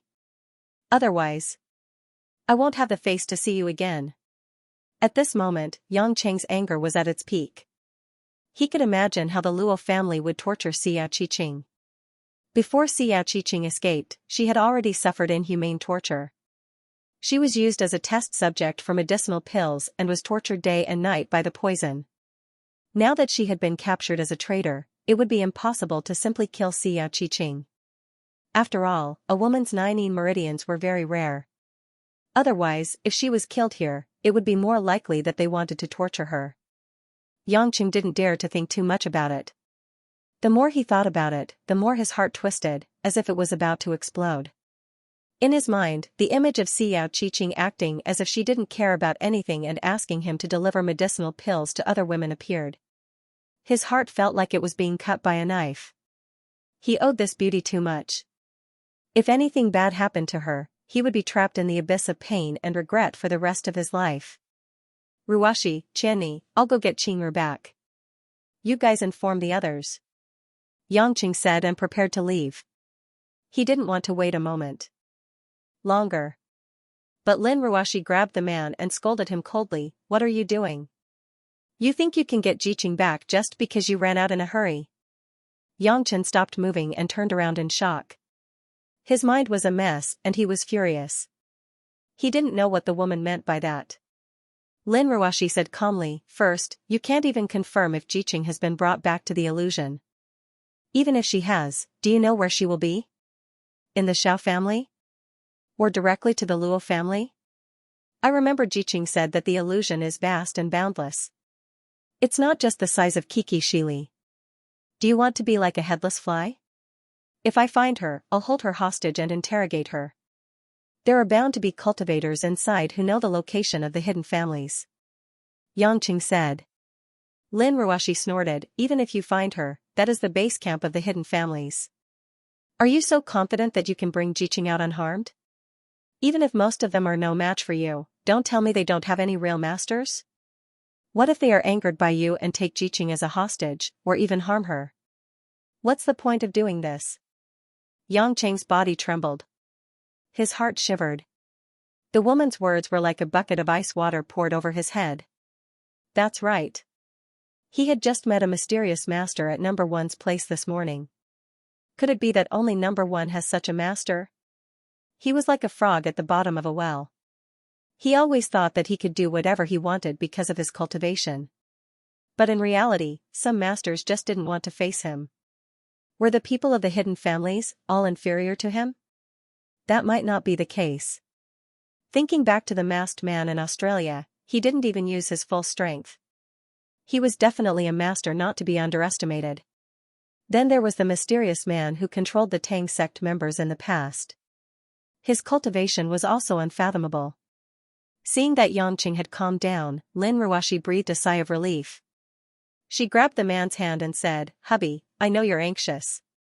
We're also worried about Jiqing. But this matter, we have to be clever, not forceful. If you rush in recklessly and look for Jiqing everywhere, it will only backfire and alert the enemy. When the time comes, many masters will surround you.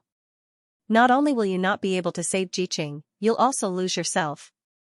Have you forgotten that so many people are watching your cultivation? They can't do anything to you overseas or in the secular world, but once you're in the dreamland, it's different. That's their world. You can only secretly find Jiqing and think of a way to save her. Otherwise, you'll only hurt her." Xianxia let out a long sigh and said, "I was too impulsive. Ruoxi, you're right. I have to think of a way to sneak in first. I know you'll definitely go.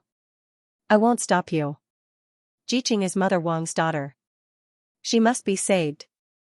But you must be careful. You're our pillar, do you understand?" Lin Ruoxi's eyes were red. Xianxia nodded. After being reminded by Lin Ruoxi, he did have a vague plan.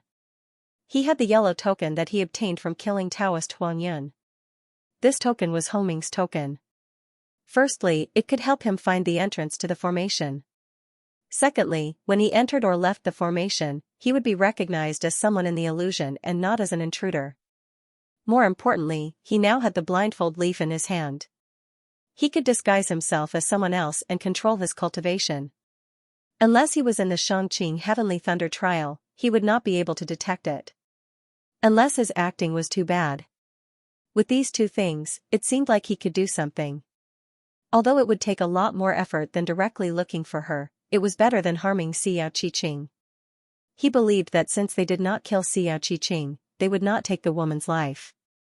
It would not be too late to avenge her after he rescued her. After careful consideration, Xianxia felt that it was not safe for the women to stay in Huaxia. If something happened to him in the illusion, he would not be able to take care of his family. Wouldn't he be tied down on both sides? "Ruoxi, although I know it is a little inconvenient for you, after I go to the illusion, you must bring Lan Lan, Qianni, and Mother Wang to the Forgotten Kingdom immediately. That place is very close to the Stern siblings and Raphael.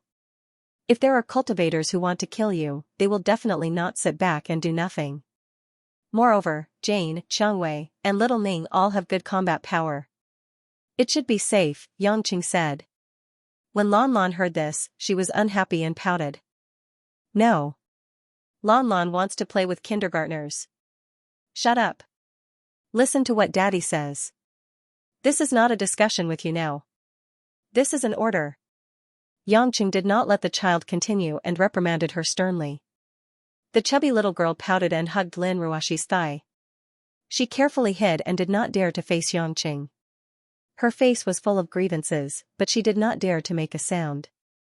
After all, she still had fear of her father, Xianxia, deep in her heart. "I know, husband, be careful." Lin Ruoxi touched the child's head and did not speak for Lan Lan.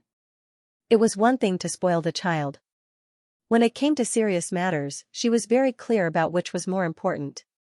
Mo Qianni on the side also had a face full of worry, but she did not say much. Both her hands were clenched and trembling. To go to the Mediterranean, Lin Ruoxi could directly book a private plane with a phone call and leave with Mother Wang and Lan Lan. There was no need for Xianxia to do much. The uniqueness of a strong woman was reflected at this time. As for the matter of Yulei Group, Lin Ruoxi could use the network office management, and no one in the company dared to stop her from going to work. After Xianxia instructed old Ron and other cadres on some matters, he told Hanya and Li Jingjing about the situation. Li Jingjing was in the Ministry of Foreign Affairs in Beijing, and presumably no one dared to do anything under the eyes of Number One, so it was safe. Thinking of Number One, Xianxia suddenly had an idea. He had given the country so many benefits, shouldn't Number One help him too? If he could step in and ask the expert behind him to help, maybe the hidden aristocratic families would give him face. Thinking of this, Xianxia hurriedly called his old man at home. He didn't have Number One's contact number. Yang Gongming was about to go to bed when he heard the situation over the phone. He couldn't help but say in a serious tone, that girl named Xiao, you really have to save her? Aren't you talking nonsense, old man? If you can't even protect your own woman, I'll just cut her off myself. Yangqing already felt that he had lost face. Although he couldn't have prevented Xiao from being taken away, it was still a reflection of his own incompetence. Do you know how dangerous it is to go there like this? No matter how dangerous it is, it's not as dangerous as the situation my woman is in right now. Are you going to call me or not? Yangqing asked without hesitation. Yang Gongming didn't know what to think, but he sighed in a low voice. What a brat who's not afraid of anything.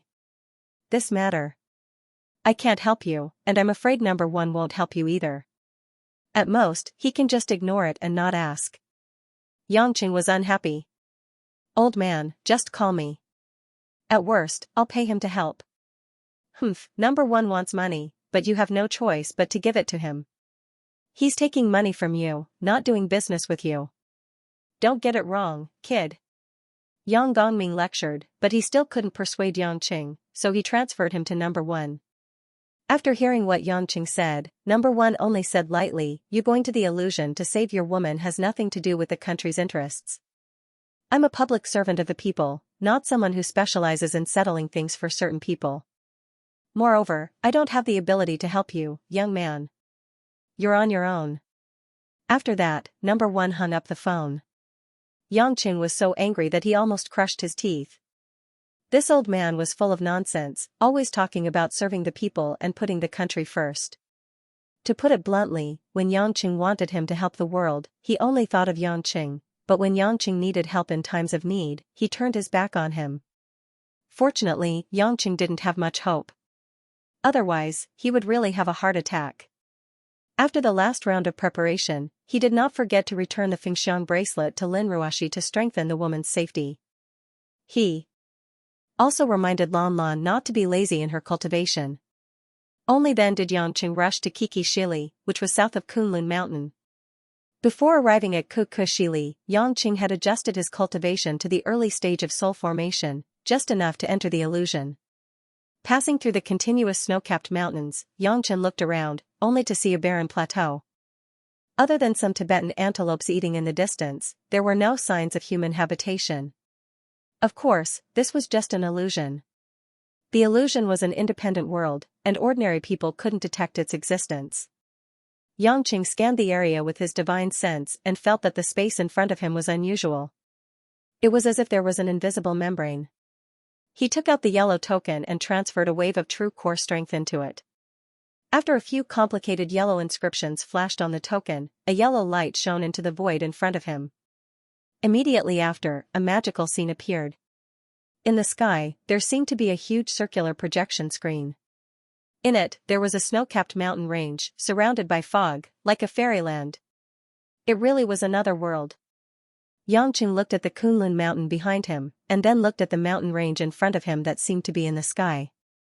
This was definitely a mountain range that couldn't exist on the map. A trace of determination flashed in Yangqing's eyes, and he rushed in.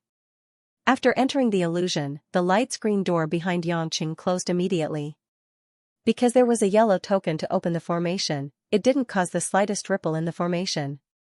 He was in the sky above the snow-capped mountains. The scenery was magnificent. Pieces of ice and snow fluttered in the air like crystal particles, and the chill invaded his heart and spleen. Yangqing felt that the concentration of spiritual qi in this world was dozens or even hundreds of times higher than that in the secular world. It was definitely twice the result with half the effort when practicing. Of course, although the concentration of spiritual qi was good, the key was the ability to absorb and transform spiritual qi. It was like having a lot of ammunition but not a good gun, and it wouldn't produce any power. After releasing his divine sense to explore in all directions, Yangqing found that there were snow-capped mountains in a radius of hundreds of miles, and he didn't know which way to go. In desperation, Yangqing could only choose the west side at random and fly at a steady pace, hoping to meet someone early so that he could ask where he was. The vastness of the illusion was far beyond Yangqing's imagination. After nearly 10 minutes, Yangqing found that there were still snow-capped mountains shrouded in white mist below. Just as Yangqing was considering whether to change directions, the true essence pressure of two cultivators suddenly appeared diagonally behind him. Yang Qing's divine sense spread over a large range. Before the other party could find Yang Qing had already determined that they were two cultivators at the early stage fire-leaving stage and the mid-stage soul formation stage. Yang Qing activated the Leaf obscuring eyes and changed his figure and appearance. He changed into a green-gray ancient costume that he had prepared earlier, and turned into a handsome and somewhat elegant man with long hair. When the two cultivators, a man and a woman, appeared in Yang Qing's vision, Yang Qing had already changed beyond recognition and was looking at them with a smile. This man looked to be in his 20s, but of course, he might not really be in his 20s. He was carrying a flying sword on his back, and he was tall and quite heroic. The woman also carried a flying sword on her back. She looked very sweet and a little younger. Her eyes were bright, and her lips were red. Her hair was tied up in a bun, and she wore a red dress with a fluttering skirt like a peach blossom. Seeing Yang Qing standing there and greeting them in midair, the man and woman knew that he must be waiting for them, so they floated in front of Yang Qing. Yang Qing was now at the early stage soul formation stage. In the eyes of this man and woman, he was not lethal at all, and he seemed like a very easygoing man. "Fellow cultivator, why are you standing here?" The man was more amiable, which was not quite in line with his cool appearance. Yang Qing revealed an embarrassed expression, and pretended to cup his hands and said, "You too, I have just entered the illusion not long ago, and am not familiar with it. I want to inquire about the situation of the illusion." As Yang Qing spoke, he watched the two's expression change. If they doubted his identity, then he might have said the wrong thing. That was very dangerous because they were likely to tell some of his enemies about him, so as long as they suspected him, he would have to kill them. Although this was a bit unreasonable, Yang Qing was not a good person. To put it bluntly, he was simply a heinous person. At this moment, for his and Xianxia's safety, what did it matter if some people died? Fortunately, the man and woman did not look suspicious, and revealed a look of realization. "You are a newly recruited yellow rank cultivator by the Hongmeng messenger, right? Hehe, so stupid. Since you don't know the terrain of the illusion, then let the people in Hongmeng take you around. If you ran out alone and entered some of the dangerous areas of the illusion, you might not be able to return." The woman in the red dress at the side laughed. Yang Qing heaved a sigh of relief. These two were not bad, they even helped him create an identity, so he quickly nodded and said, "Miss is right, but I have never been very good at dealing with people, so I didn't think that much." The man said, "Okay, how should I address you, fellow cultivator?" "Xiao Chen." Yang Qing had already thought of a fake name. In order to save Xianxia, he simply used the surname Xiao. "I am Zhao family's Zhao Muyang, this is my sister Zhao Ting, nice to meet you." Zhao Muyang cupped his hands and said. In the illusion, the ancient greetings were often used. This was also what Xianxia had mentioned to Yang Qing before, so it was not strange. Yang Qing immediately returned the greeting, and asked curiously, "Brother Zhao, may I ask where this place is? I heard that the illusion has the Luo family, Xiao family, and Ning family, the three great hidden families. I wonder if I can go to those families to gain some experience." Zhao Ting chuckled and said, "What a bold newcomer, don't you know that the relationship between Hongmeng and the three great families is not good? Your cultivation is not high, but your guts are not small." I really don't know, I just want to know more," Yang Qing said with a smile. Zhao Muyang signaled his sister not to interrupt, and explained, "This is the Feishua mountain range in the north of the illusion. It has a radius of hundreds of thousands of miles, and is covered in ice and snow all year round. Hongmeng's All Heavens Island is in the center of the illusion, the Xiao family is in the northwest of Hongmeng, the Luo family is in the northeast, and the Feishua mountain range is in the middle. The Ning family is in the south, close to the Great Desolate Ridge in the east, very far from here." Yang Qing memorized these locations and thought about whether he should go to the Xiao clan or the Luo clan. He didn't know what the hidden clans looked like and what kind of people they had. If Xianxia was brought back to the dreamland, she might be in the Xiao clan or the Luo clan. How should he find out? If he searched rashly and met someone with high cultivation, it would be hard for him to leave with Xianxia safely. "Brother Xiao, if there's nothing else, we will take our leave," Zhao Muyang said as if he had something urgent to do. Yang Qing thought about the direction they went and asked, "May I know where Brother Zhao is going? May I go with you?" Zhao Muyang didn't suspect anything. My sister and I are going to the Shao clan to settle some matters. Yangqing thought to himself, as expected, I have a tour guide now. So he said, since you are going to the Shao clan, can you bring me along? The Zhao siblings looked at each other in surprise. They all said that Hongmeng and the hidden clans didn't have a good relationship. Why did this guy still want to go? This? Zhao Muyang said awkwardly, our Zhao clan has been a vassal of the Shao clan since ancient times, so it's convenient for us to go. But Brother Shao doesn't have a reason to go. If we bring you along, you will definitely be discovered by the experts of the Shao clan. By then, it's inconvenient for you to explain since you're from Hongmeng. Yangqing waved his hand and smiled, Brother Zhao, I see that you're being frank. I might as well tell you the truth. I really don't like staying in Hongmeng. I've long heard that the hidden clans have better training resources, so I want to. Great. You want to join the hidden clans behind Hongmeng's back? Zhao Ting exclaimed, I said you're bold just now. Now it seems that you don't want your life. With your cultivation, let's not talk about whether the Shao clan wants you or not. Do you know that if you're discovered by Hongmeng, you might be seen as a traitor by the Hongmeng people? It wouldn't be surprising if they killed you right in front of you. Yangqing smiled indifferently and said, cultivation is to defy the heavens and change one's fate. If we don't take risks, how can we have great fortuitous encounters? My surname is also Shao, so it would be easier for me to join the Shao clan. A strange look flashed in Zhao Muyang's eyes. After thinking for a while, he said, if Brother Shao insists on this, it is not impossible. Big brother. You're crazy. He is only at the early stage of soul formation, and he is not familiar with illusions. If he betrays Hongmeng, it will be too late for regrets. Zhao Ting looked at her brother in surprise. Zhao Muyang nodded his head to indicate that he understood. He said calmly, younger sister, I naturally know about the various vital points. However, since Brother Shao has such intentions, and we happen to be lacking help on this trip, isn't bringing him along a win-win situation? Zhao Ting was stunned. She thought of something and calmed down, but there was a struggle in her eyes. Yangqing wondered if there was something fishy going on between the siblings. However, Zhao Muyang did not seem like a sinister and cunning person. This was the feeling that Yangqing had after reading countless people. Actually, many of the people in the illusions relied on the growth of age to have extraordinary experience. Most of the cultivators of the younger generation were not as scheming as the people of the secular world. Brother Shao, we can bring you along.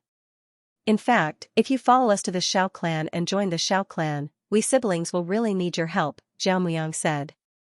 What help? Yangqing asked. Zhao Muyang sighed.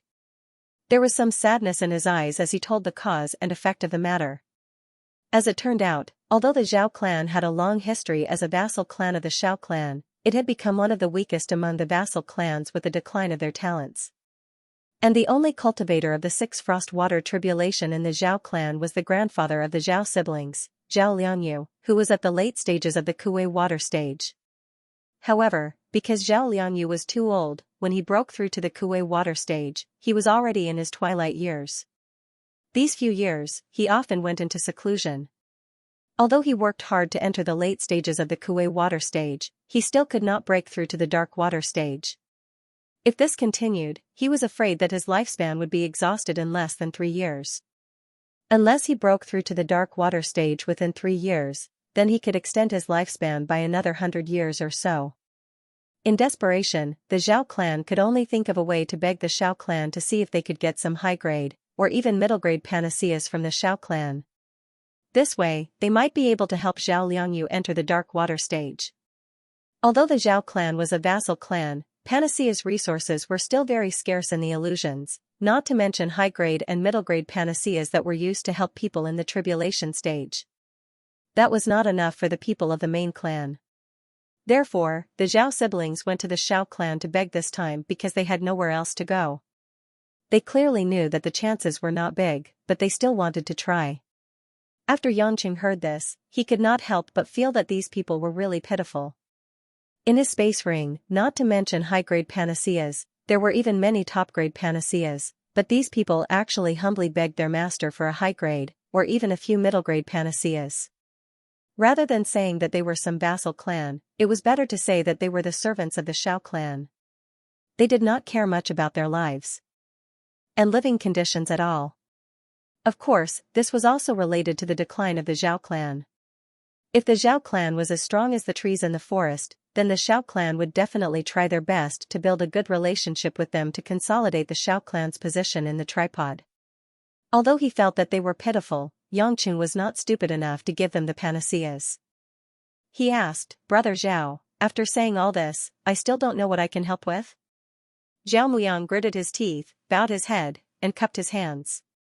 "Brother Xiao, us siblings would like to act as referrers and send you to the Xiao clan." Referrers? Yangqing narrowed his eyes and figured out what the situation was.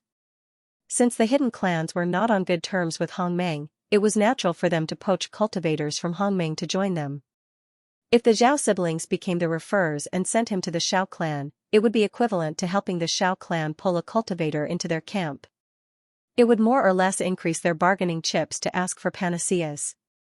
Yangqing gladly said, "Why not? It was Brother Zhao and Sister Zhao who brought me there in the first place. It's natural for me to ask Brother Zhao for help." Zhao Muyang and Zhao Ting's faces lit up, and they looked at Yangqing with gratitude. "You're not a bad person. I hope you can live longer in the illusion realm in the future. I find you quite pleasing to the eye." "We can be friends," Zhao Ting said with a sweet smile. Yangqing looked at this pair of siblings and felt quite relaxed. He did not expect that he would meet two good people right after entering the illusion realm. It seemed that not all cultivators were chasing after benefits and deceiving each other. At least the Zhao siblings were willing to tell him the inside story and did not secretly use him. Just based on this point, Yangqing felt that if there was a chance in the future, he would give them a few panaceas. Good people should be rewarded. After the agreement, Yangqing followed the siblings westward. Along the way, Yangqing learned a lot about the three big hidden clans and the situation in Hongmeng. Unknowingly, the three of them started to descend. Below them was no longer Feishuan mountain range. Instead, there were several crisscrossing, winding, and surging rivers. Along the river was a primeval forest formed by towering ancient trees that stretched as far as the eye could see. Many trees that were already extinct in the secular world could be seen here. In the middle of the dark and light green forest, there was a large area of antique ancient buildings with dragons and phoenixes carved on them. It was very eye-catching. Yangqing could not help but exclaim. This area was probably the size of a dozen forbidden palaces. The houses were very far from each other, and almost all of them were made of wood. However, some of them looked old, and some of them were more similar to the style of the Republic of China. In the middle of these pavilions and ancestral temples, there was a tower that was more than 100 stories tall. It was also the only building made of stone. The tower was surrounded by purplish red and golden yellow runes. They were probably the defensive formations of the tower. Zhao Muyang gave a simple introduction. "Brother Xiao, this is the main residence of the Xiao family. The three big hidden clans each have many residences that are slightly further away from the main family, but most of the people live and cultivate in the main family. The Azure Emperor Pagoda in the center is the place where the Xiao family keeps their ancient books and refines elixirs. It is an important place for the family. Without the permission of the family head, no one can go near it." "A place where they keep their ancient books and elixirs?" Yangqing muttered in his heart. That was a good place. He really wanted to go in and take everything inside. The Zhao siblings did not know that this early soul formation rookie actually had such a bold idea. They were carefully thinking about how to speak to the Xiao family. Yangqing hesitated for a while. He did not spread out his divine sense to search the Xiao family for Xiao Qiqing. That would easily expose himself. Therefore, he followed the Zhao siblings to the vast training field outside the main hall of the Xiao family. The Xiao family occupied a large area. There were many direct descendants and collateral descendants in the family, including many guests and servants. Taking a closer look, there were many people going in and out of the buildings around the training field. However, no one especially looked over, as if they were used to people visiting. After standing on the training field for a while, an old man with a goatee, wearing a green robe, slanted eyes, and wearing a goatee walked up to the three of them with light footsteps from the back of the main hall. He glanced at the Zhao siblings, then looked suspiciously at Yangqing. The old man put his hands behind his back and asked arrogantly, Zhao Muyang, Zhao Ting, what are you two doing here? Butler Xiao, we're here to ask for a pill for grandfather. Grandfather's life is about to end, and we hope to get the help of a pill to raise his cultivation to the dark water stage, Zhao Muyang said respectfully. Yangqing stood at the back silently. He already knew that the Xiao family's butler was called Xiao Guyuan, a cultivator at the middle stage of the Kuwei water stage. He was from a branch of the Xiao family and was favored by the family master, Xiao Mingyu. Oh? Ask for a pill? Xiao Guyuan smiled disdainfully. So Zhao Liangyu isn't dead yet? With his comprehension, he's already very lucky to reach the end stage of the Kuwei water stage. There's not much use for a pill, it's just a waste. The Zhao siblings' faces suddenly changed. They were as pale as paper, but they didn't dare to say anything. They lowered their heads, afraid that Xiao Guyuan would see the anger on their faces. After Zhao Muyang endured it, he raised his head and forced a smile. Butler, brother Xiaochen came with us on this trip. He's a good friend that I know who just entered Hongmeng. I recommend him to join the Xiao family. Although Yangqing hated this Xiao Guyuan, he still played along and bowed with a smile. I'm Xiao Chen. After being recommended by brother Zhao, I admire the Xiao family and want to join. I was just about to ask, where did a little guy at the early stage of soul formation come from? Xiao Guyuan looked at Yangqing up and down and sneered. You're only at the early stage of soul formation. Aren't you afraid that we won't want you and return to Hongmeng to be killed by the Hongmeng people as a traitor? Yangqing shook his head and said firmly, I'm still very young. Although I've just reached the soul formation stage, I believe it won't be long before I reach the tribulation stage. At that time, I'll be able to help the Xiao family. Haha, you really don't know the immensity of heaven and earth. It won't be too late to say these words when you can survive until the tribulation stage. Xiao Guyuan didn't directly reject Yangqing's offer. The hidden clans did indeed need fresh blood to join them. No matter how small a mosquito was, it was still meat. If the hidden clans did not accept others joining them, the other two clans would take them in. Therefore, the ancient clans had always welcomed cultivators above the soul formation stage. Anyway, their relationship with Hongmeng had never been good, so they could openly poach them. With the identity of a referrer as a bargaining chip for the family, Xiao Guyuan was clearly more interested in the Zhao siblings. He felt bad for making them make a trip for nothing. The patriarch is currently in seclusion, and I don't know when he'll come out. I'll take you to see the Lord and let him decide.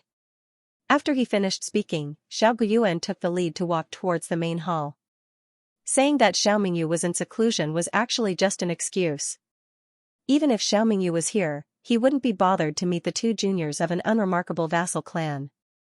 The lord he mentioned was Xiao Mingyu's eldest son, Sarolus.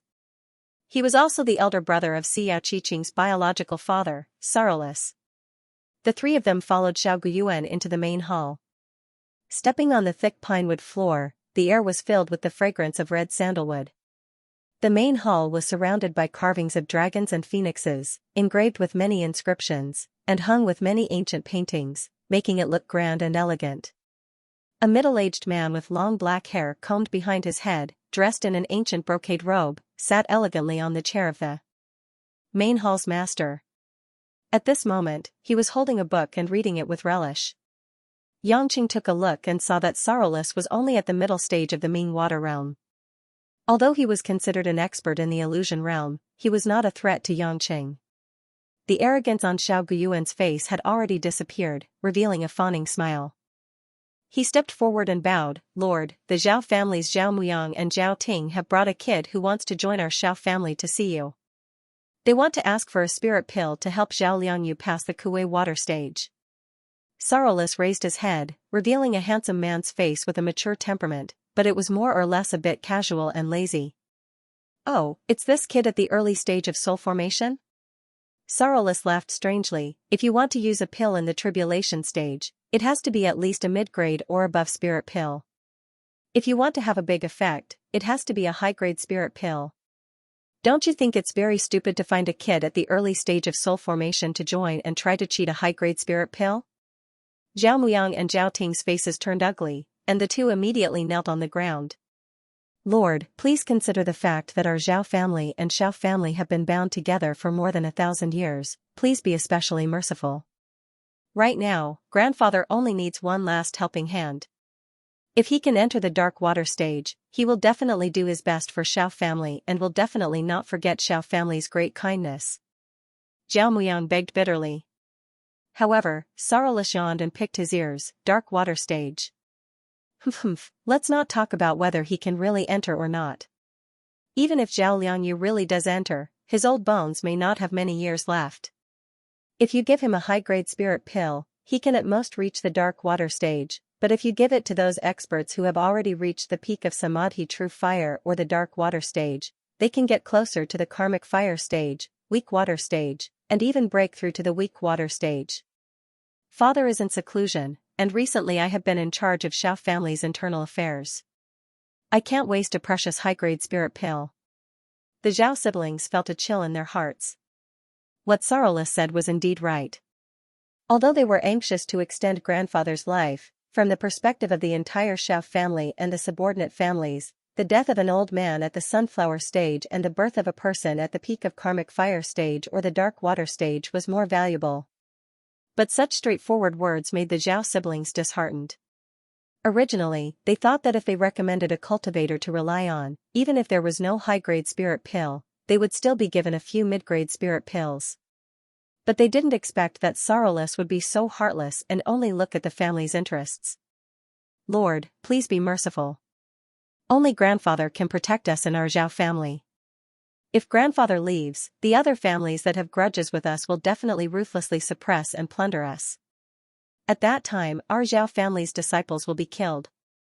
Our Zhao family has many talented disciples. There are already more than 10 young disciples who have entered the Xiantian realm. In less than 10 to 20 years, there will definitely be another batch of cultivators who are above the spirit-severing realm. At that time, wouldn't it be more beneficial to Xiao family? Zhao Ting tried hard to persuade, holding back her tears. Sorrowless put down the book and walked in front of Zhao Ting.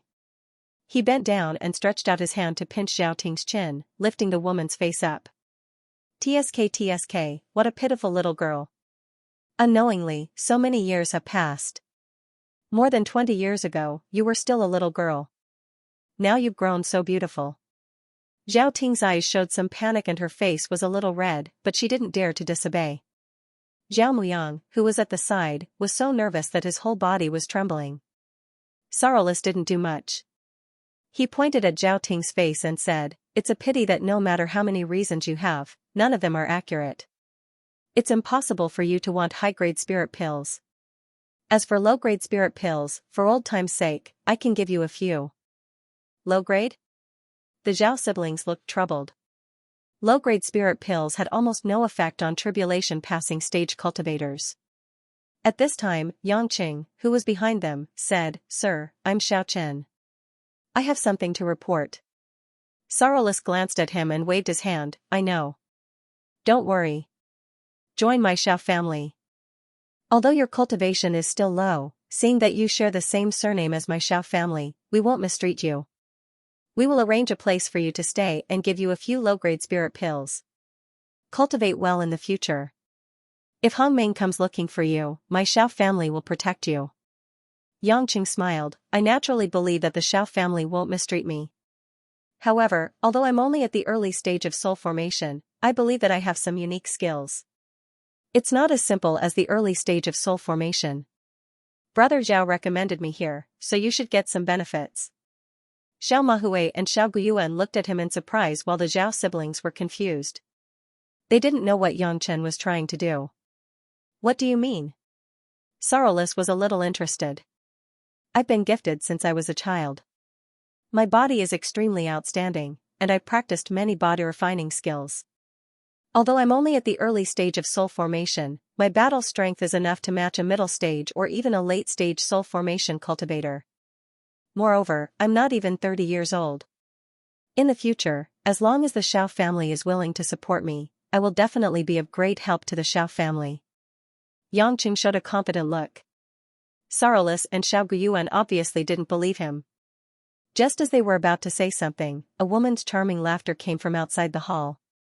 "Ha ha ha ha. It's rare to see such a fearless kid. I'm afraid you won't even have the strength to resist when the true essence of a late soul formation cultivator is suppressing you. Don't tell me you're wearing a 1,000-year turtle shell? A graceful and voluptuous beautiful woman floated in from outside the door. She wore a water-green chiffon dress, and her long hair was coiled into a bun. She had phoenix eyes, red lips, a sharp chin, and a high-nose bridge. Every frown and smile of hers revealed a mature charm. Behind the beautiful woman was a young man and a young woman. The young woman wore a purplish-red traditional dress with her hair tied up in a high bun. Her face was very similar to that of the beautiful woman. She had curved eyebrows and a small oval face. Her smile carried a bit of arrogance. The other was a handsome young man with a jade-like face and fair skin. He was very fashionably dressed in the clothes of the secular world. He wore a casual black suit and shiny leather boots. As soon as he entered the hall, he looked at Zhao Ting, who was kneeling on the ground with an ambiguous gaze. These two women and one man, two with classical charm and one with modern fashion, were common scenes in the fantasy realm. Sorrowless smiled and said, "Sister-in-law and Manyan are back? Haha, how's the discussion with the in-laws? Is brother Xiaogong coming?" Yangqing knew who they were as soon as he heard the name. This woman was called Su Yanan, the mother of Xiao Qiqing in name and Sorrowless' real wife. The woman was called Xiao Manyan, the daughter of Sorrowless and Su Yanan and the elder sister of Xiao Qiqing. Although Xiao Qiqing didn't specifically mention it, Yangqing could feel from the woman's words that this pair of mother and daughter were very vicious to Xiao Qiqing.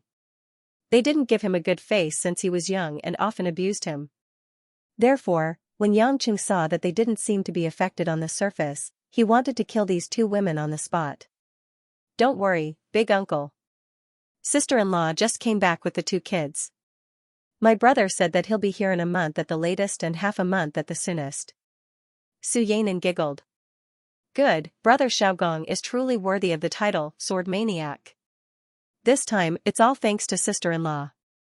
With brother Xiaogong's guidance, the martial competition of the three families will definitely be able to vent the resentment from 100 years ago," Sorcerer Mahui said with satisfaction. Yangqing asked the Zhao siblings curiously, "Who is this brother Xiaogong they're talking about? It seems to be very powerful?" Zhao Muyang was about to explain when the handsome young man in the suit interrupted him and sneered in disdain. "Where did this stupid boy come from? You haven't even heard of the Su family, Su Xiaogong? How did you survive in the illusion?" Yangqing cursed in his heart. "I didn't ask you anything," but he still smiled apologetically and nodded to express his shame. "Big young master, please forgive me. My brother Xiao has just entered the illusion and doesn't know Senior Su Xiaogong's name." Zhao Muyang turned his head and introduced to Yangqing, "Brother Xiao, this is the Xiao family's young master Xiao Qiufeng. Senior Su Xiaogong is an expert of the Su family. Because he's obsessed with swordsmanship and has the title Sword Maniac, he's also a famous sword genius in the illusion and is currently recognized as one of the top 10 experts." Yangqing suddenly understood.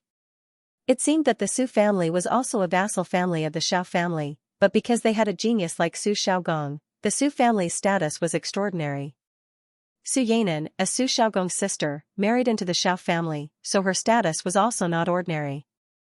No wonder she was so arrogant. Although the top 10 masters in the illusion realm weren't the strongest, they were still the best of the best in the past 100 years. They were recognized by the people in the illusion realm. As for some elders of the ancient families, or some old monsters who lived in seclusion among the rogue cultivators, because it was unknown whether they were still alive or not, they naturally wouldn't be included in the list. To be able to enter the top 10 experts, one had to at least be at the weak water stage or above. Among them, some had unfathomable cultivation. Because no one had defeated them, no one knew to what extent their limits were.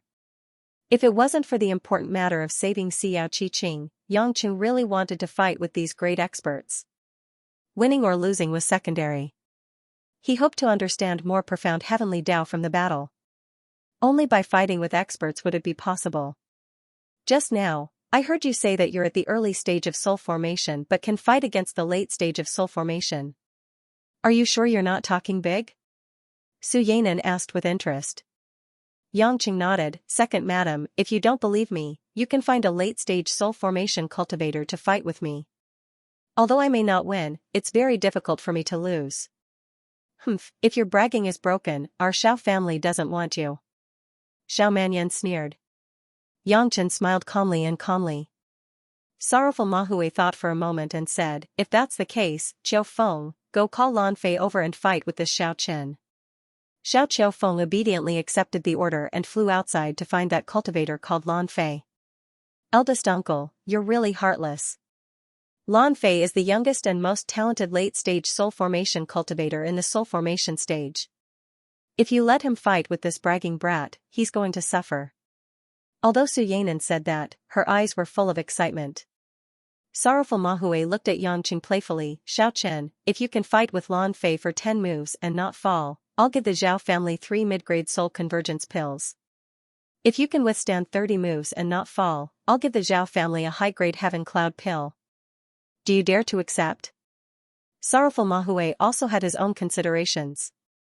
If Yangqing could withstand 30 moves from Lan Fei, even 10 moves, it meant that this brat wasn't lying.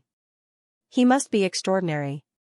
Then exchanging the pills for a young man with potential to serve the family was worth it. Xiaochen is not talented, but I'm willing to fight for the Zhao siblings. Yangqing cupped his hands and said. Zhao Muyang and Zhao Ting's eyes were filled with gratitude, especially Zhao Ting, whose eyes were even glistening with tears.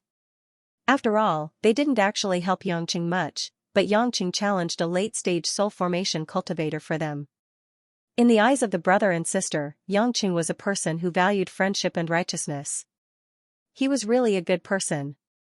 If it wasn't for the fact that they really needed the pills, they wouldn't have let Yangqing take the risk. In the early stage against the late stage, it wasn't just the density of true essence, but also the difference in experience and realms. Not to mention 10 moves, it was very difficult to withstand one move. Soon, Xiao Qiufeng brought a dark-skinned, strong-looking young man in a blue mandarin jacket and white shorts to the training field outside the main hall. This young man called Lan Fei was indeed at the peak of the late stage of soul formation. It seemed like he could break through to the tribulation passing stage at any time. Lan Fei, other than not using magic treasures, don't hold back your strength.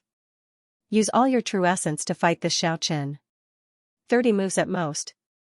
Sorrowful Mahui ordered. Lan Fei looked at Yangqing in confusion. It seemed like using all his strength to fight an early-stage soul formation cultivator wasn't very appropriate. But since he was a cultivator under the Xiao family, he needed the Xiao family's power to help him cultivate, so he had to listen to the Xiao family's words. I have orders. I won't be lenient. If you can't hold on, don't try to be brave. Otherwise, it's not worth it to destroy your cultivation when you've just entered the soul formation stage.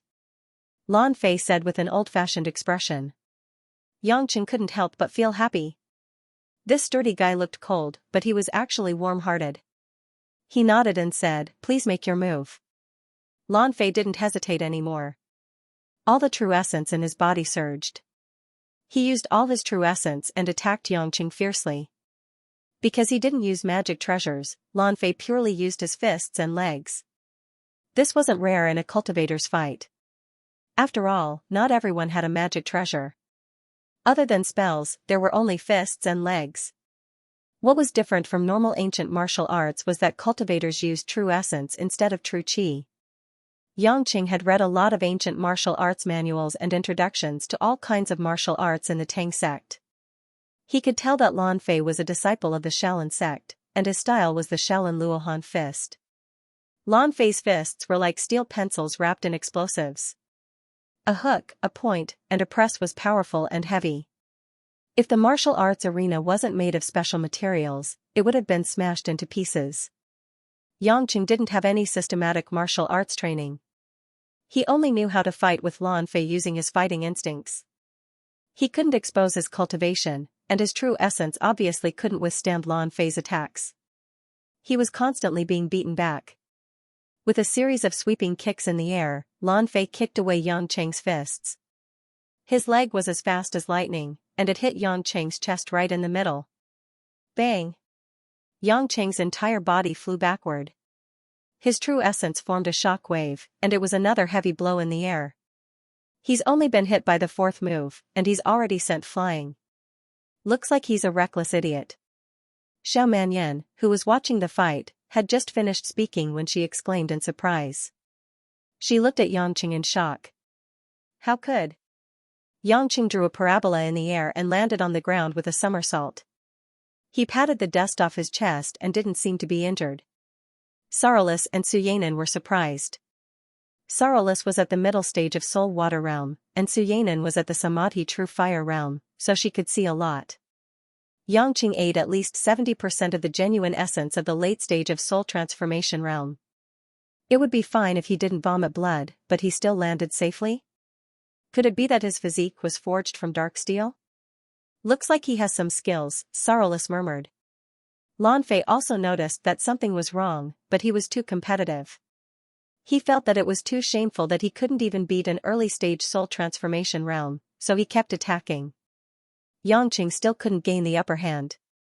He was suppressed and took a few punches. The Arhat fists hit his waist, abdomen, and chest a few times. However, no matter how hard Yangqing tried to retreat, he was only slightly embarrassed. At most, he rolled a few times, but he wasn't beaten to the point of vomiting blood, nor did his bones break. In the end, Lan Fei didn't hold back anymore. He used the Arhat fists for a long time, and realized that he only had 7 moves left. Yangqing's clothes were torn, but he wasn't injured at all. He was still standing there with a smile, waiting for the next move. Your physique is really good. You have to be careful. I won't use my genuine essence this time, Lan Fei said seriously. After saying that, a golden Buddhist rune lingered in front of Lan Fei, forming a heavenly treasure Dharma wheel. Sanskrit flowed like water. Ma. Ma.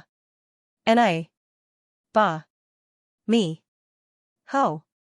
The Buddhist mantra, the merciful Bodhisattva mantra, wasn't performing a ritual. Instead, he was using a spell derived from the Buddhist internal strength. Numerous gilded Buddhist runes rippled in the air. Although he was only at the late stage of the soul formation realm, he seemed to have the power of a tribulation realm cultivator. I didn't expect Lan Fei to have such a skill. It must be a skill similar to Shaolin's lion roar. Sorrowful Mahue squinted. That should be the case. This cultivation technique seems to be quite powerful. The true essence is like ripples in all directions. If Lan Fei can enter the tribulation stage, its power should increase greatly. Looks like Xiaoqin won't be able to withstand it, Su Yanan analyzed. Yangqing did not care about what the people around him thought.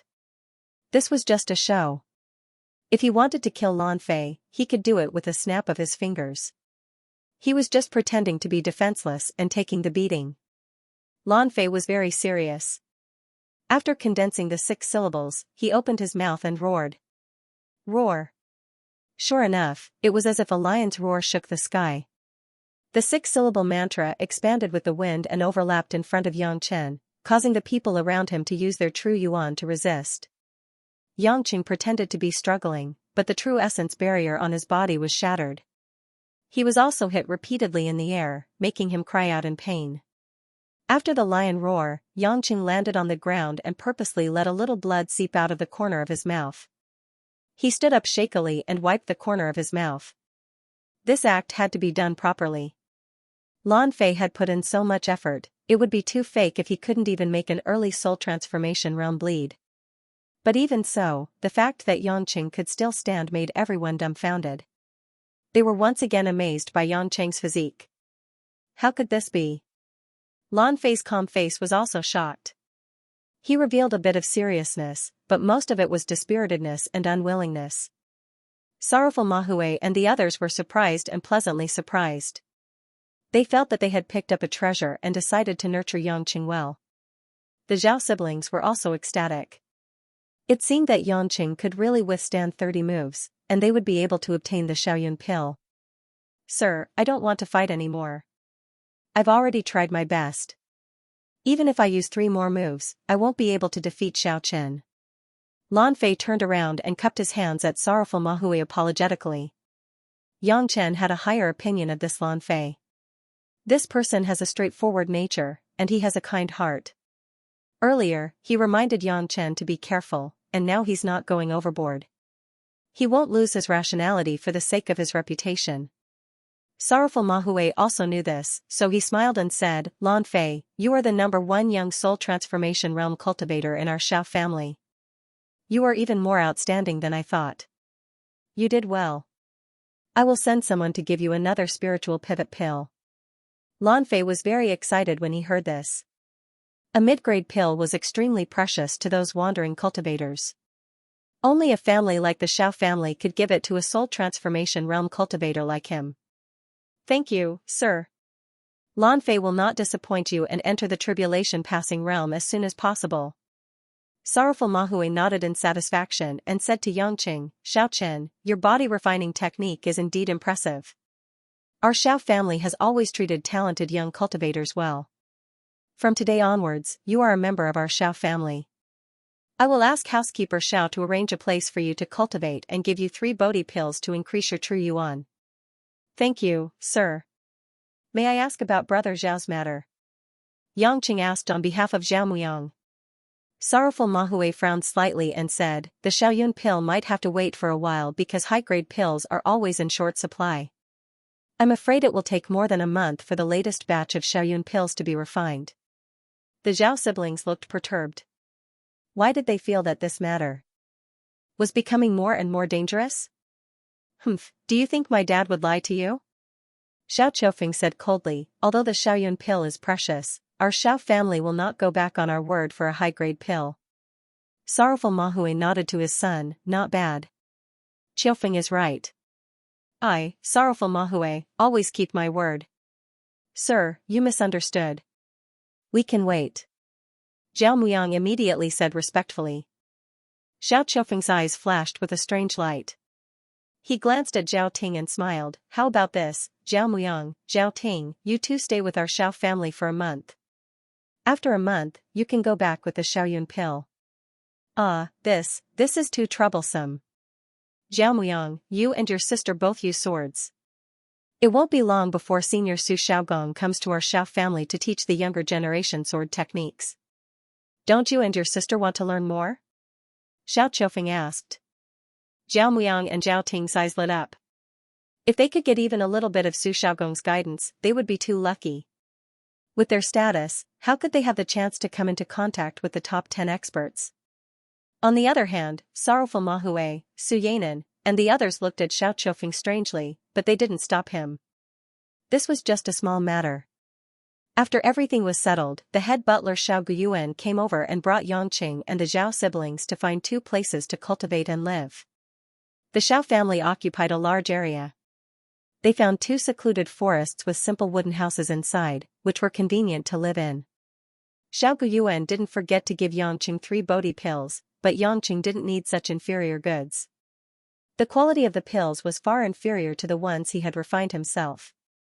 Thinking about what Xiao Qiufeng had said, that refining a batch of Heaven Cloud pills would take around a month, Yangqing felt puzzled. He could clearly finish it in 1 or 2 hours, so why did they need a month?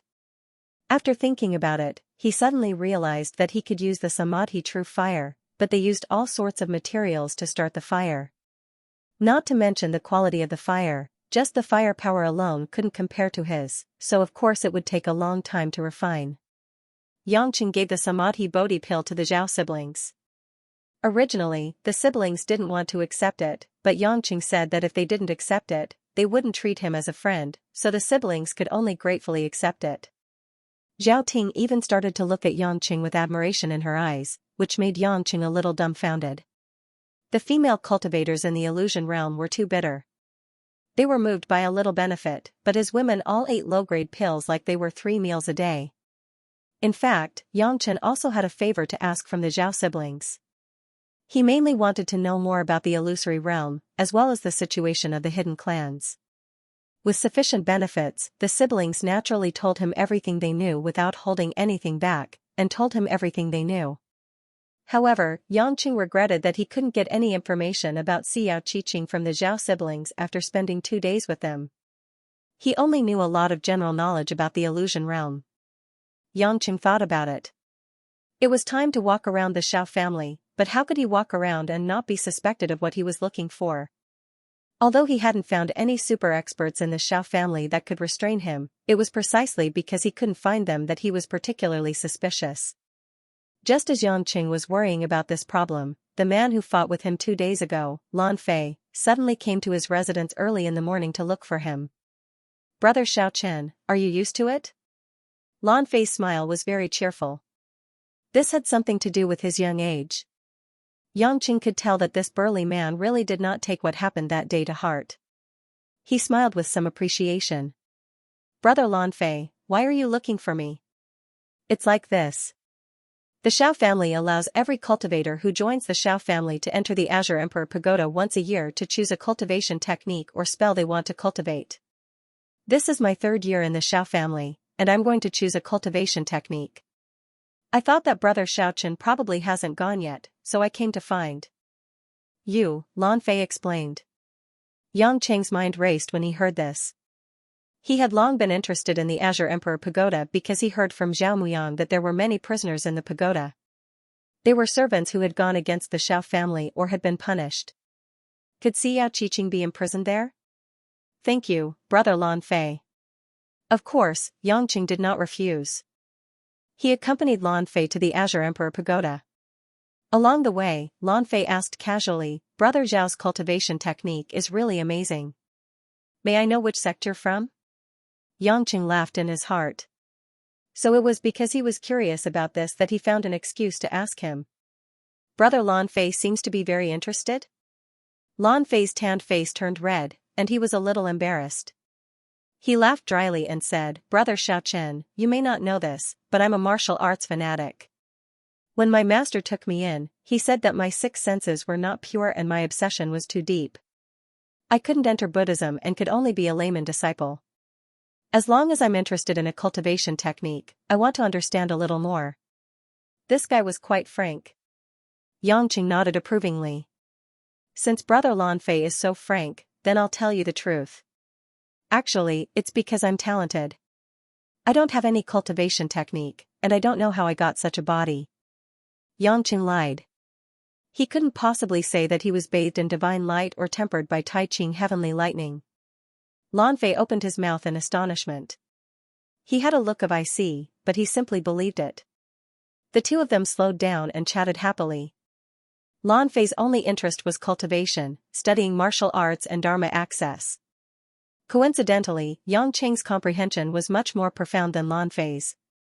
Lan Fei found it very interesting to chat with Yangqing as he could always think of new perspectives. "I have benefited a lot from discussing cultivation with Brother Xiao." Lan Fei admires Brother Zhao's open and honest way of speaking. "How about we become friends in the future?" Lan Fei asked seriously as he looked at Yangqing with anticipation. Yangqing smiled bitterly in his heart. Even his name was fake. Although this guy was in his 40s, he was too naive. But thinking that it was no big deal to make friends, he agreed. Lan Fei was overjoyed. "That's great. Brother Xiaochen is my first friend in the illusory realm. In the future, I will no longer be lonely on the path of cultivation." Yangqing felt a little awkward as he listened. He asked suspiciously, "Brother Lan Fei, I like women." Lan Fei was startled.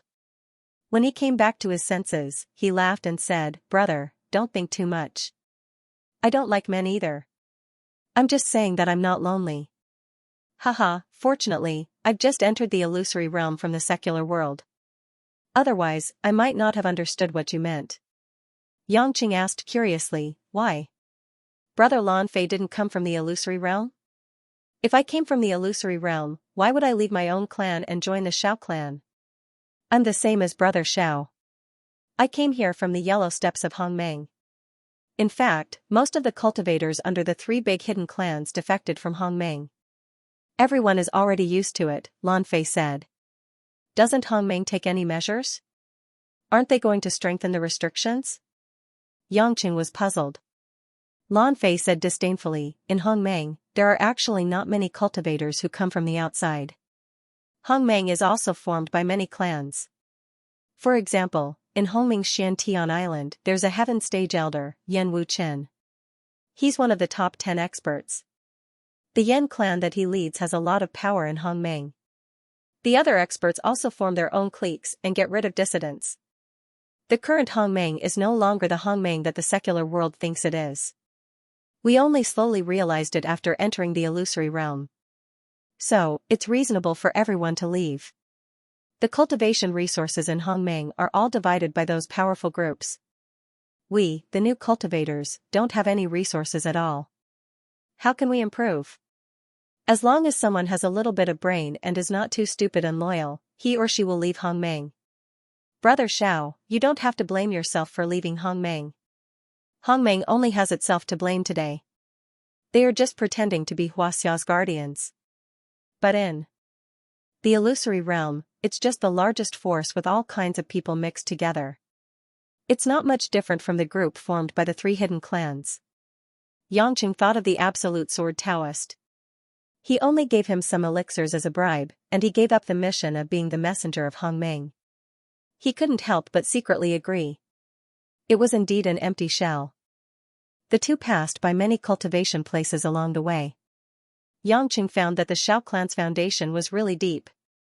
Not to mention the soul formation cultivators, there were at least 50 cultivators at the crossing calamity stage. Among them, there were many cultivators at the dark water stage. This was just a small area. If the entire Xiao clan was expanded, they could probably gather hundreds of cultivators at the crossing calamity stage, thousands of cultivators at the soul formation stage, and those in the innate realm were even more numerous. And the Xiao clan was the weakest among the 3 hidden clans. One could imagine how powerful the Luo and Ming family were. Yangqing could kill less than 10 cultivators at the dark water stage. But if hundreds of cultivators at the crossing calamity stage attacked him at the same time, he could only run away. Because ants could kill an elephant with their true inner force. He would be crushed to death no matter what. Unless he advanced to the Shangqing Heavenly Thunder Tribulation and at least mastered the Taiqing Heavenly Thunder, then he would be able to use the 9 Heavenly Thunder to absolutely destroy groups of cultivators at the crossing calamity stage. When they arrived at the Qing Emperor's pagoda that seemed to pierce through the clouds, Lan Fei brought Yangqing to a dark red iron gate. At the gate of the Qing Emperor's pagoda, an old woman with gray hair and a face full of wrinkles was sitting cross-legged on a platform made of Chinese parasol wood. She seemed to have been sitting there for a long time without moving. Her clothes were full of dust. Because he had already informed the clan master, Xiao Mengyu received permission. Lan Fei cupped his hands and said, "Lan Fei, Xiao Chen, please open the gate." Yangqing did not pay much attention at first, but after glancing at the old woman, he suddenly realized that something was wrong. He could not see through this old woman's cultivation. For him to not be able to see through her cultivation, she had to be at least at the weak water stage. Only then would it be possible that her true inner force was too condensed, and he could not see through her. Could it be that such an inconspicuous old woman who guarded the gate was an expert at the weak water stage or above? Yangqing did not dare to show too much shock. He was secretly shocked. After thinking about it carefully, he could make some guesses. The Qing Emperor's pagoda seemed to be the most important place in the Xiao family. It was understandable that there was a super expert guarding it. However, he had never heard Xiao Qiqing mention any other weak water stage experts in the Xiao family other than the clan master, Xiao Mengyu. The old woman did not even open her eyes. A trace of true inner force was transferred from her body to the huge iron gate. The gate slowly let out a rumbling sound and opened up a gap. "Thank you, Grandma." Lan Fei waved at Yangqing excitedly and took the lead to walk in. Once they entered the Qing Emperor's pagoda, there was a long passageway in front of them. It was surrounded by huge greenish-gray stones. There were various stone rooms on both sides of the passageway, and at the far end was a vertical passage that led upstairs. Yangqing waited for the door behind him to close before asking, "Brother Lan Fei, what kind of person is that grandma outside?" Lan Fei did not seem to understand why Yangqing was asking this. He scratched his head and replied, "I'm not too sure either. I only know that grandma's name is Xiao Tingsu. She is the elder in charge of guarding the Qing Emperor's pagoda in the Xiao family. Everyone calls her grandma. She almost never speaks. Not only me, but many of the elders who have been here for decades also know very little about grandma. It is said that grandma's cultivation is ridiculously high, but no one has seen her fight before, so it is only a guess." Yangqing thought to himself, it seems that this Xiao Tingsu is undoubtedly above the weak water stage. Otherwise, no one would know her exact cultivation until now. He didn't know if all the hidden clans had such experts in hiding. Xianxia was known to be guarding the Azure Emperor's pagoda. If other experts existed, where would they be? What realm could they reach? As Lan Fei walked, he told Yangqing about the Azure the Arch Pagoda. Brother Xiao might not know this, but the Xiao family is said to have inherited the mantle of the Azure the Arch from the ancient times. Therefore, they are most proficient in wood elemental cultivation techniques. The Azure Wood Heart Sutra that only the main family can cultivate is a secret technique that is not passed down. It is a powerful cultivation technique that is both offensive and defensive. This Azure the Arch Pagoda commemorates the ancient ancestor, the Azure the Arch. There are 108 levels in the pagoda, and most of them are ancient books. However, top-notch cultivation techniques like the Azure Wood Heart Sutra are passed down from generation to generation in the Xiao family. They are not placed here. Further up from the library level are the places where pills are refined and pill refining materials are stored. Normally, these are occupied by the experts of the Xiao clan who are good at refining pills. The top few levels are the prison cells where some prisoners are locked up. Yangqing purposely asked, "Brother Lan Fei, do you know what kind of people are locked up in these cells?" Lan Fei shook his head and said, "I'm not too sure about that. I've never been there before. I only know that those who go against the Xiao family are either traitors or servants who have made mistakes. If their cultivation levels are higher, they are usually executed immediately to prevent future trouble. However, those with lower cultivation levels, or those whose crimes do not warrant death, are locked up there. It is said that there are not many people locked up now. That was mainly because there was a war between the three big hidden families thousands of years ago. That was why there was a need to lock up many cultivators there. Cultivators from the outside like us can only go up to the book collection level. If we want to go up further, we need a special method. It is guarded by the elders of the Xiao family. Only the main family members of the Xiao family can go up as they please." Yangqing was thinking about how he could find a way to go up to the top few levels of the pagoda. Xia Qiqing might really be inside. However, the book collection level and above were all guarded by the elders of the Xiao family. It was really difficult. Walking together with Lan Fei to the vertical passage, Yangqing raised his head and looked up. There were golden formations and restrictions on every level, blinking and blinking, dazzling his eyes. By exerting spiritual pressure, these restrictions would cause a cultivator's ascension speed to slow down. The higher one went, the stronger the true essence required to break through the restrictions.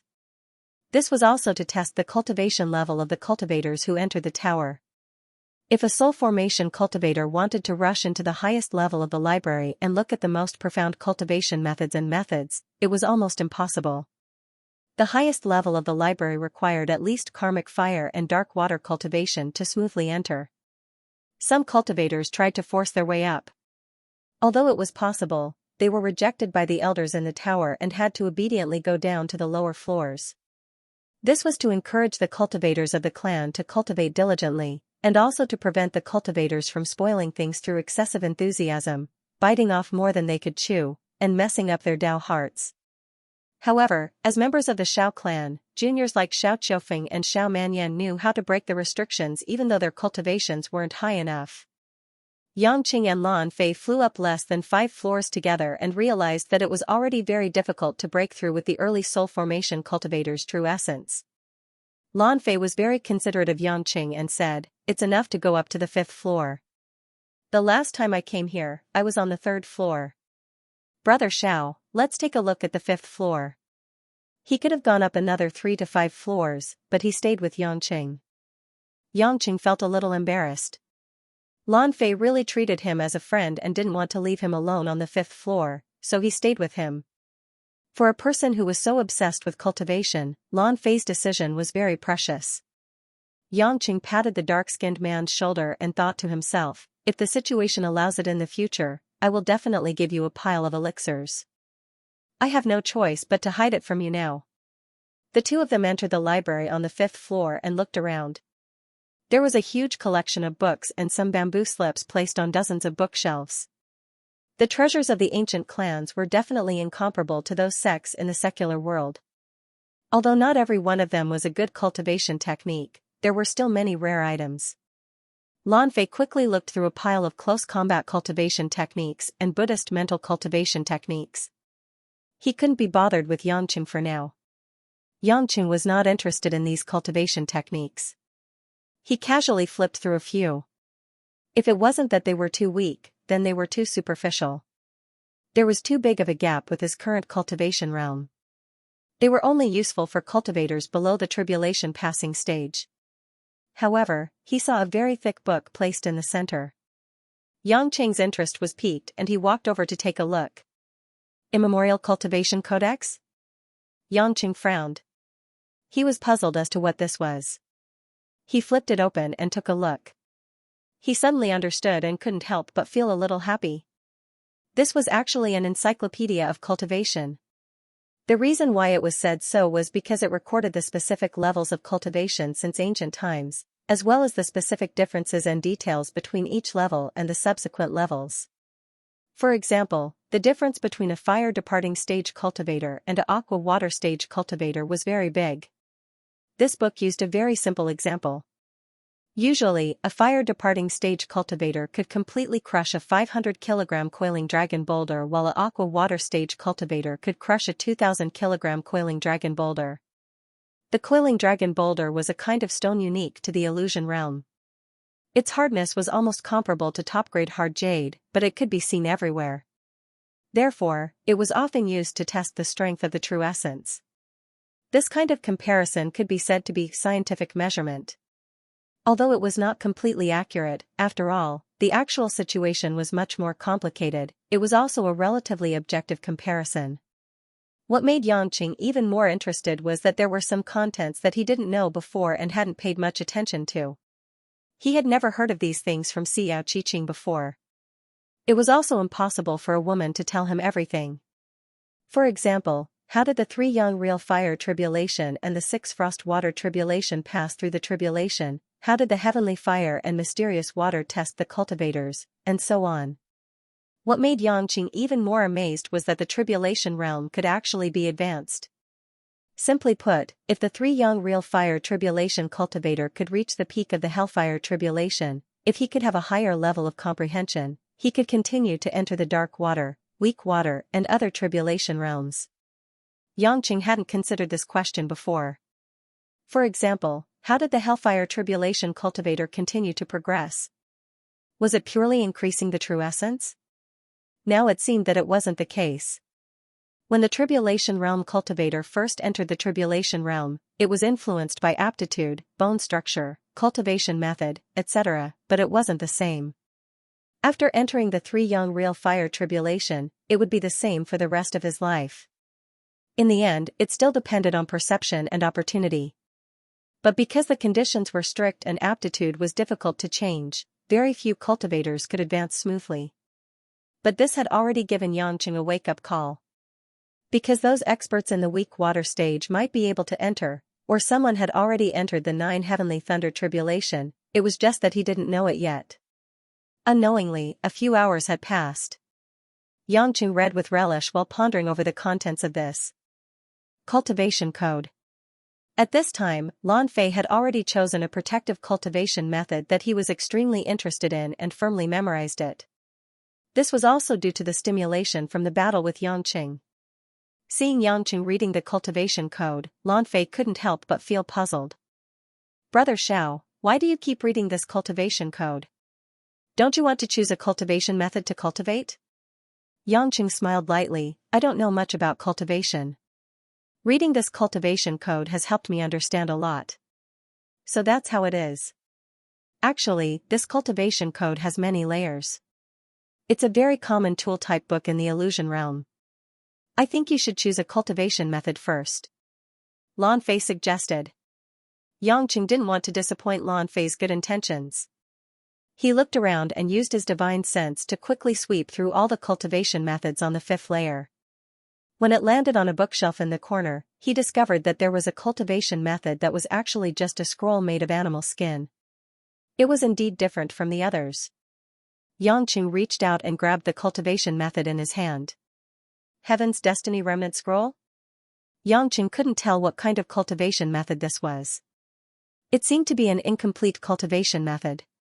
Brother Xiao, I've just seen this Heaven's Destiny Remnant scroll. It's very obscure. Furthermore, there are Xiao clan elders' annotations below. Up until now, the highest realm that has cultivated this cultivation method has only reached the innate stage. Perhaps it's because the last layer of the cultivation method is incomplete. But it's still bad enough. It doesn't even have any attack methods. Lan Fei waved his hand, feeling that this cultivation method was extremely useless. Yangqing became more and more interested. No matter how he looked at it, this scroll seemed to have been passed down for an extremely long time. If it was a normal cultivation method, why would it need to be preserved in this kind of rare animal skin? Without thinking too much, Yangqing opened the scroll and gave it a simple glance. In the next moment, Yangqing was instantly dumbstruck. He could only feel a muffled thunder exploding in his mind. Endless Resolve Restoration Scripture. Yangqing didn't shout it out, but his heart was crying out in surprise. For a moment, Yangqing thought that the scripture he handed over had fallen into the hands of the Xiao clan. However, he soon realized that it wasn't right. If the person who took the scripture was the one who took it, why would he place it here for the cultivators of the clan to read? Incomplete manual? Incomplete manual? Yangqing thought it was ridiculous. Of course it was an incomplete manual. Because the last level of the Endless Resolve Restoration Scripture did not have a manual. There was only the word rebirth. But then, Yangqing became suspicious. Why did the Xiao family have the Endless Resolve Restoration Scripture? And it was something passed down from ancient times. Or did the Xiao family originally come from the Xiao family? No one knew how long this ancient manual had been here. Countless people had read it and practiced it. Otherwise, the elders would not have made such a special conclusion. Yangqing felt as if there was a thin layer of film blocking in front of him.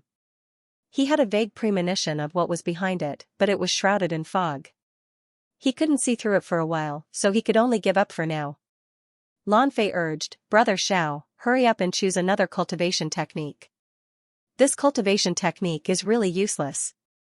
Yangqing nodded with a smile and randomly picked a sword controlling technique called 18 Swords of Lianyun. This sword controlling technique wasn't outstanding, it was average, even slightly lacking compared to some of the Shushan sword techniques used by Huilin. Yangqing only planned to pretend to use the flying sword in the future to confuse some people. Just as the two of them were about to leave the tower, a fashionably dressed handsome man slowly descended from above and entered the 5th floor. It was the young master of the Xiao family, Xiao Qiufeng. He looked happy at the moment, as if he was in a good mood.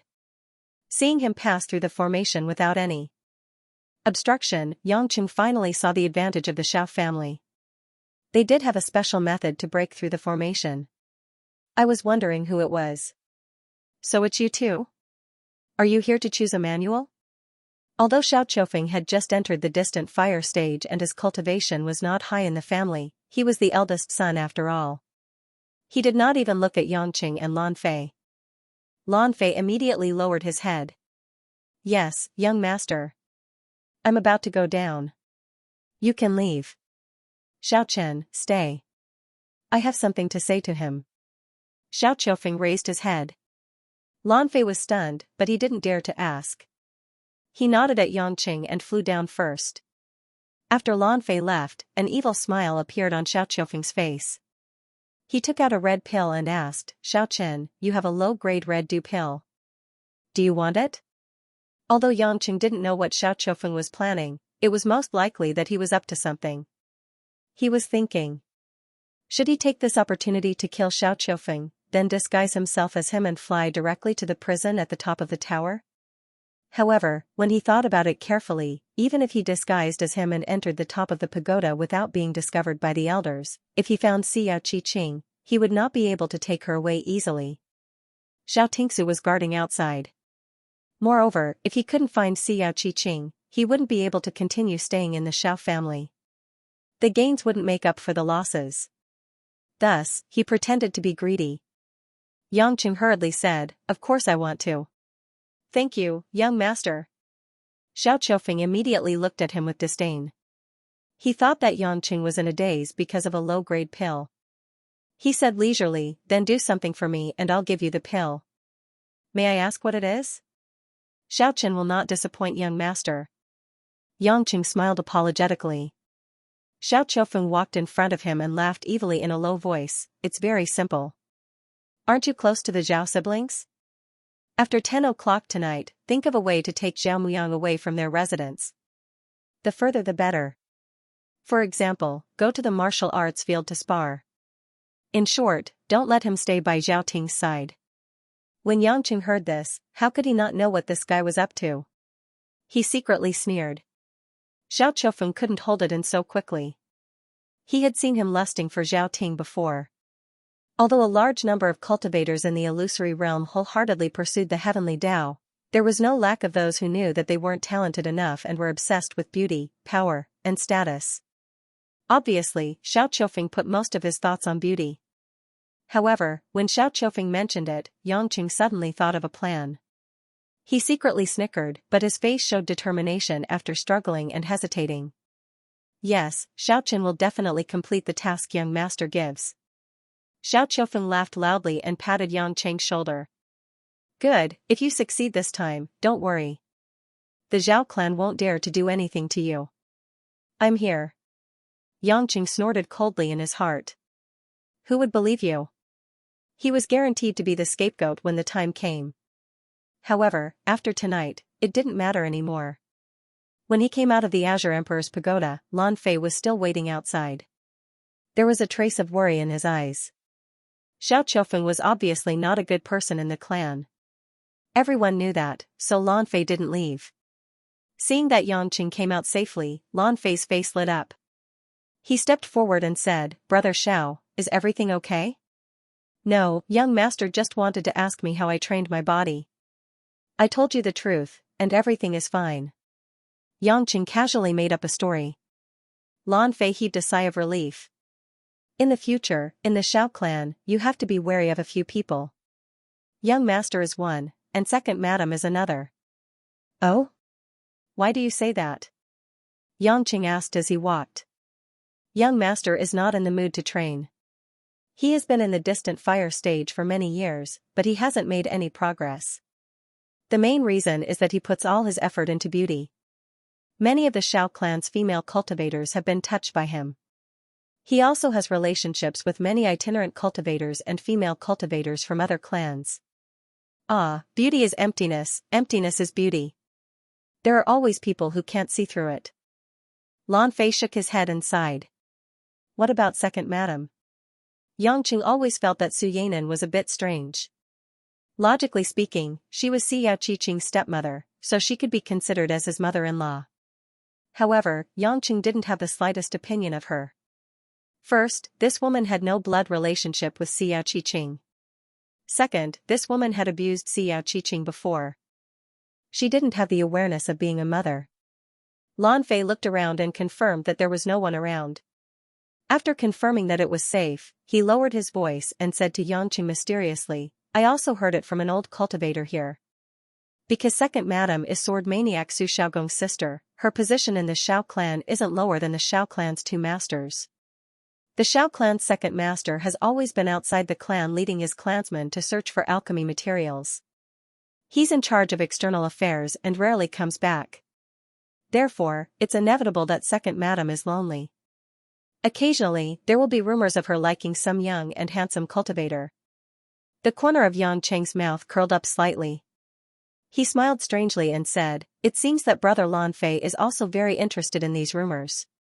I thought you were only interested in cultivation. Lan Fei's expression became awkward. He sighed and said, I don't want to either. However, when I interact with other cultivators and learn from each other, it's hard to avoid hearing these rumors. Moreover, in order to survive in the Xiao clan, I have to understand more.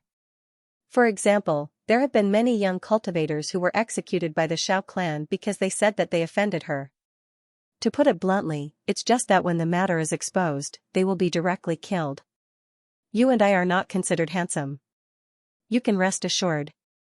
Yangqing joked. However, Lan Fei said seriously, Brother Xiao is a handsome man. You really have to be careful. I'm a crude man, dark and ugly. I will definitely not be targeted. Yangqing smiled and waved his hand, indicating that it was impossible. In his heart, he thought that the beautiful and voluptuous woman in the watercolored dress was indeed a stunner. If a cultivator had lustful thoughts, they would really not be able to resist. Lan Fei was probably speaking the truth. As for his cheap father-in-law, Xiao Majing, he was busy outside. It seemed that he was not as good as his big brother Xiao Mahui in the fight for power. No wonder he didn't see him. When they were about to part ways, Yangqing suddenly thought of something and said, "Brother Lan Fei, my brother Zhao Muyang from the Zhao clan is in the early stage of distant fire. He's been worrying that he can't find a suitable opponent to cultivate with. Are you willing to learn from him?" When Lan Fei heard this, his eyes lit up. Although he has just entered the tribulation passing stage, his cultivation is still much higher than mine. I'm already close to the tribulation passing stage. It's naturally a good thing to learn from an opponent who is a level lower than me. I just don't know if Zhao Muyang is willing. Yangqing smiled brightly. Don't worry. You've answered a lot of questions for me. You and I are friends, so you can count on me. I'll ask him to find you tonight at 11 o'clock. You have to seize the opportunity to learn from him. Lan Fei was overjoyed. Normally, tribulation passing stage cultivators would not bother to learn from soul-forming stage cultivators. He immediately nodded and agreed. After Yangqing and Lan Fei finished discussing this matter, they went straight to the Zhao siblings' residence. Zhao Muyang was sitting cross-legged on a blue stone in the forest, cultivating his family's cultivation technique and breathing in the dense spiritual qi. Sensing Yangqing's arrival, Zhao Muyang opened his eyes and smiled warmly.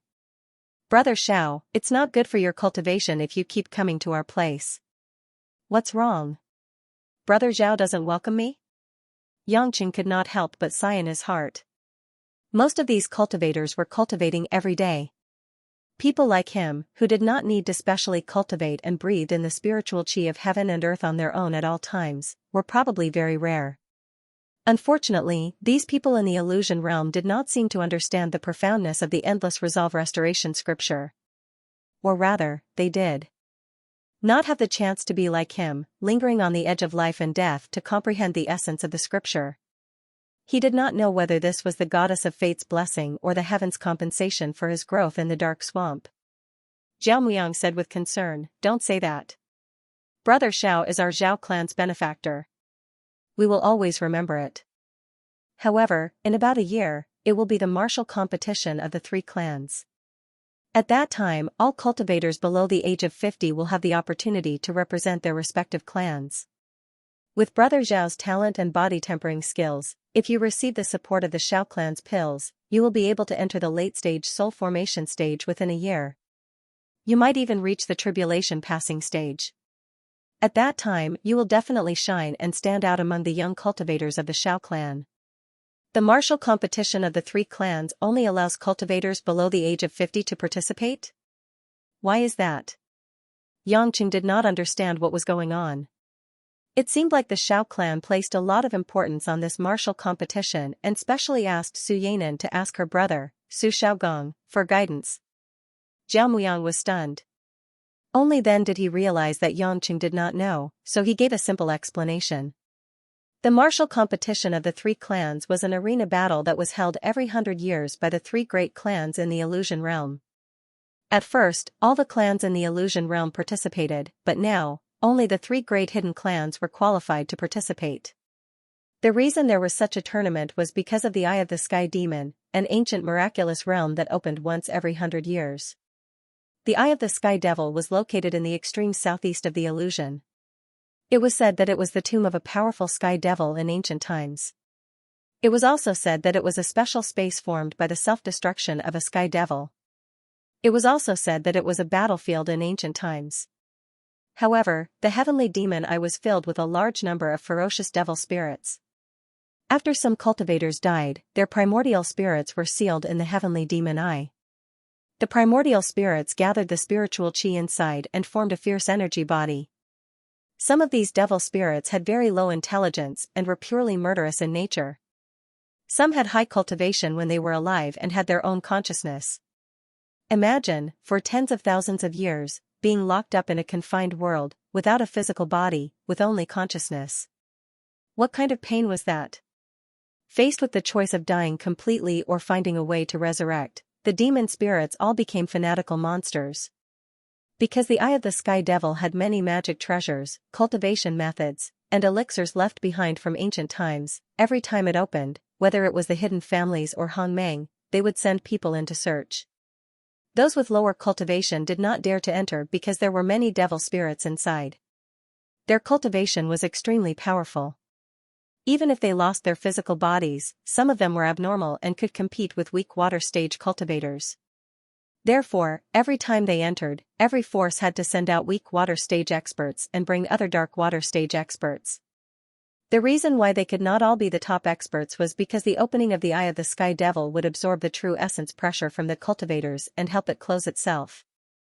This also meant that if all the people who entered were weak water stage experts, there would be less than 10 people and it would directly close.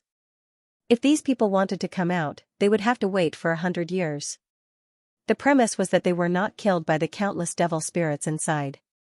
In the past, the hidden families and the people of Hongmeng all made a bloody storm in order to get more cultivators to enter. Later, everyone felt that it was not right to go on like this.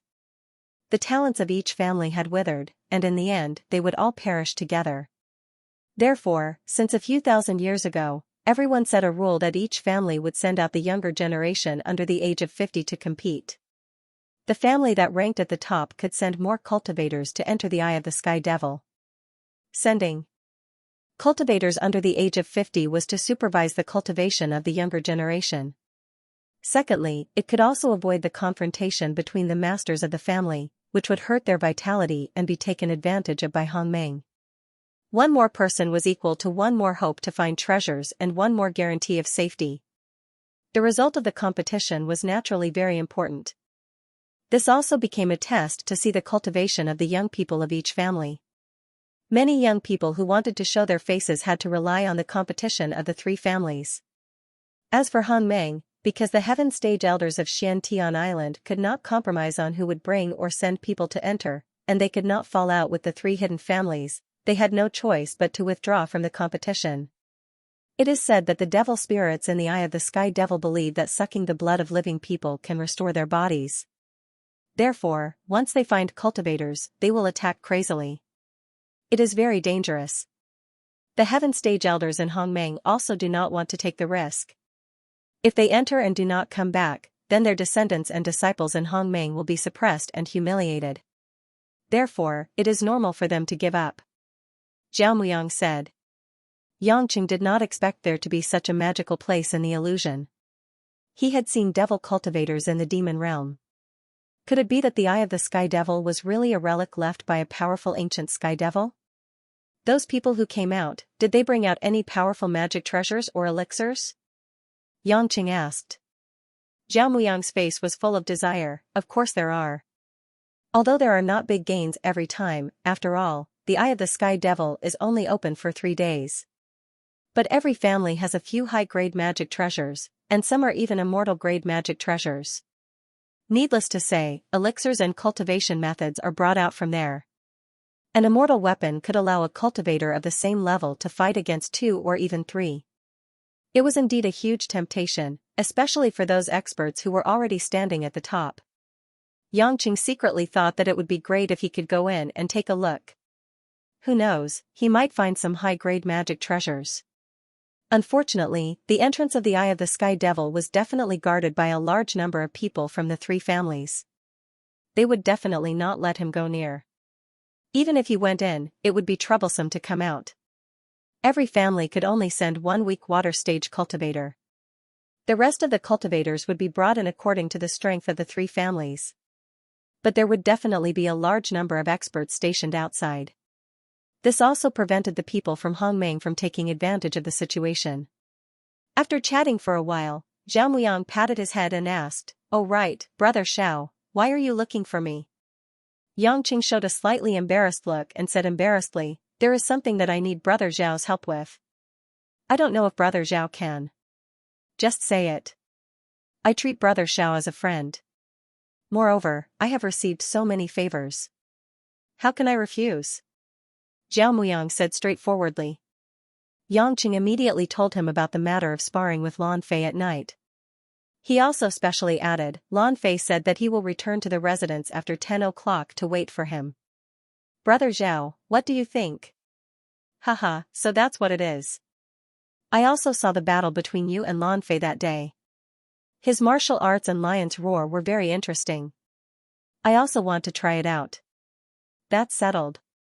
I will go find him after 10 o'clock. Yangqing said with a face full of gratitude, thank you Brother Zhao for not making me lose face. I hope that Brother Zhao will not bring Sister Zhao Ting. Lan Fei is a Buddhist disciple. He doesn't really like girls appearing at his residence. Zhao Muyang nodded his head naturally and said, don't worry. My sister also doesn't like to watch sparring. She won't go with me. I'm afraid that by that time, this lazy girl will already be asleep. Zhao Muyang sighed helplessly. It seemed that his sister's lack of ambition was giving him a headache. After the matter was settled, Yangqing thanked him profusely and returned to his residence. He did not stay idle. He took out a normal flying sword and used the sword technique from the 18 swords of Lianyun. It was impossible for every cultivator to have a Dharma treasure. However, there were many flying swords made of fine iron. For example, Zhao Ting used a normal flying sword. Yangqing's residence had a flying sword from the Xiao family. Because he could not take out the Dharma treasure that he had snatched from his own space ring, he could only use a normal one. With Yangqing's cultivation realm, battle experience, and talent, he very quickly modified many of the weaker parts of the 18 swords of Lianyun. Slowly, he changed it into a more smooth and above-average sword control technique. If this sword technique was placed in the Azure Emperor's pagoda, this sword control technique would at least be placed in the 20+ levels. It would be a cultivation technique for tribulation cultivators. It was almost 10 o'clock in the evening. Yangqing checked to see if there were any cultivators with high cultivation around, so as not to disturb his plan. After confirming, Yangqing went to the residence of the Zhao siblings. With the blinding leaf protecting him, he deliberately hid himself. Even cultivators in the weak water stage might not be able to accurately detect him, let alone Xiao Qiufeng. He arrived at the back of the wooden house of the Zhao siblings and hid behind an old tree. He spread out his divine sense to check the movements in the wooden house. Because Xiao Qiufeng's cultivation was far lower than his, even if his divine sense found him, he wouldn't feel anything. Sure enough, there was only Zhao Ting left in the wooden house, and as Zhao Muyang said during the day, Zhao Ting had already fallen asleep. Cultivators could indeed not sleep, but after all, they grew up as ordinary people. Young cultivators like the Zhao siblings often couldn't get rid of the habit of sleeping, and didn't even want to change it. After about 5 minutes, Xiao Qiufeng's figure appeared outside the wooden house. He looked around sneakily, and after confirming that there was no one, he gently opened the door. Yangqing's figure flashed like a ghost, and in the blink of an eye, he appeared behind Xiao Qiufeng. Xiao Qiufeng was looking greedily at Zhao Ting, who was sleeping on the bed.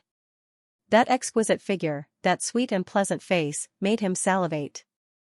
The first time he saw Zhao Ting, he felt that she was a refreshing little pepper, and he really wanted to sleep with her, so he used the excuse of refining the heaven cloud pill to keep the Zhao siblings. As for how to think of a way to steal this fat piece of meat, he already had a plan. This was not the first time he had used this trick of luring the tiger away from the mountain to get a female cultivator. Generally, these female cultivators whose cultivation was lower than his, and who didn't dare to resist, could only endure it after being slept with by him. If he gave them some low-grade spirit pills, some of them would be willing to be his female slave, which made him especially unscrupulous. When he was in a good mood and focused, Xiao Qiufeng didn't even notice that there was someone behind him. By the time he reacted, Yang Chen's hand was already wrapped around his throat from behind. Ah! Xiao Qiufeng's throat tightened, and his eyes widened in fear. His opponent was able to suddenly appear behind him and attack him, so his cultivation was naturally far higher than his. Who is this person? Why did it appear here? Yangqing didn't give him a chance to think. He injected a stream of true essence into Xiao Qiufeng's fainting acupuncture point.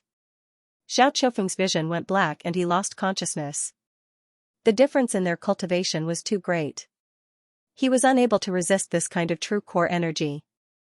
Zhao Ting, who was in the room, seemed to sense something. She opened her eyes in a daze, but when she looked at the door, Xiao Chofeng had already been taken away by Yangqing.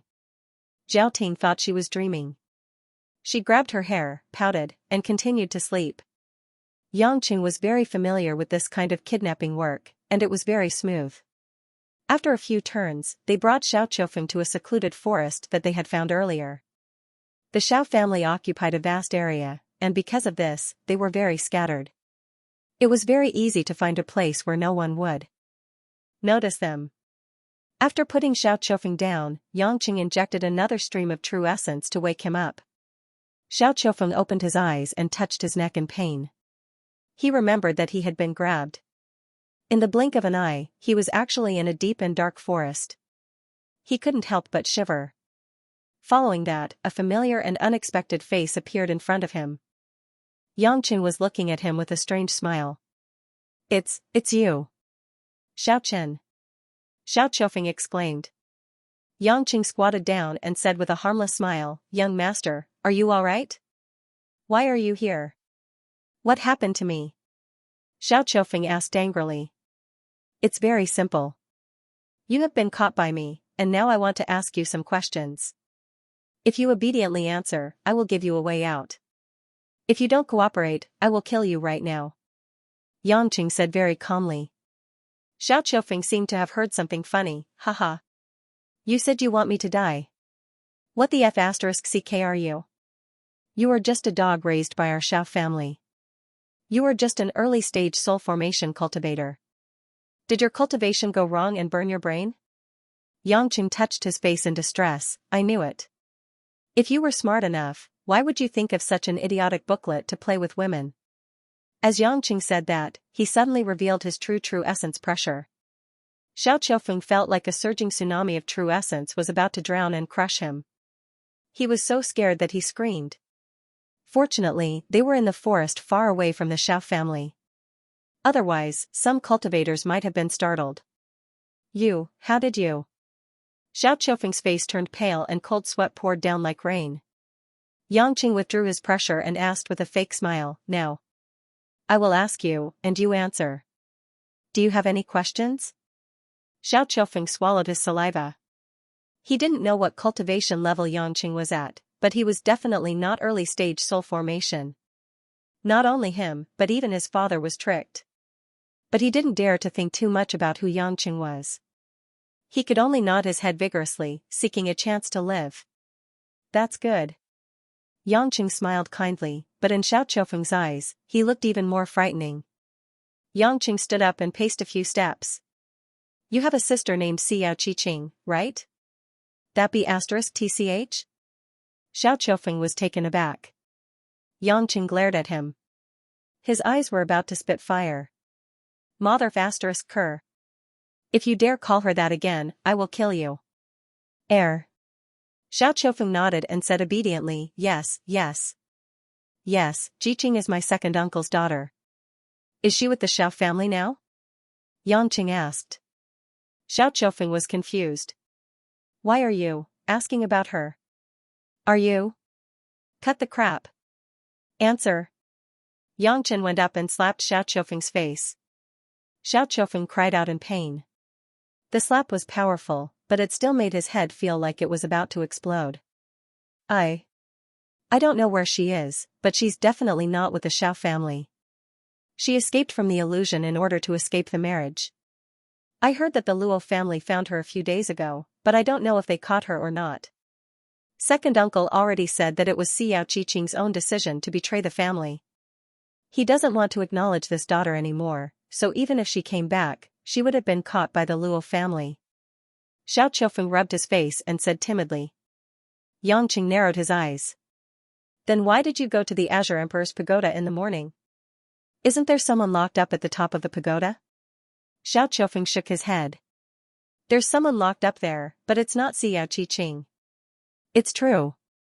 There are only some people who went against the Xiao family and some cultivators who betrayed us. You're not going to see them? You think I'll believe you? You're so happy to see those traitors? Yangqing laughed coldly. Xiao Chofeng didn't dare to look up. He stole a glance and saw that Yangqing's face was getting darker and darker. He replied in a low voice, it's a wet nurse called Suxin. She's Xiao Qiqing's wet nurse. She helped Xiao Qiqing escape, so the family wanted to kill her. I saw that she was pitiful, so I begged Grandpa to let her stay in prison. Yangqing suddenly remembered that Xiao Qiqing had mentioned that she didn't know what happened to her wet nurse. So she was locked up in the Azure Emperor's pagoda? With Xiao Qiufeng's character, even a fool could guess what he had done to Suxin. Suxin had probably been used as a tool by Xiao Qiufeng to vent his anger in the past 2 years. When he thought about how Xiao Qiqing's benefactor, the wet nurse who had brought her up, had been defiled by this bastard, Yangqing wanted to smash his head. Humph, I don't think you want to save her. You've taken a fancy to her. Xiao Qiufeng stammered, I saved her. She should repay me a little. Yangqing resisted the urge to kill him. He made up his mind to save Suxin.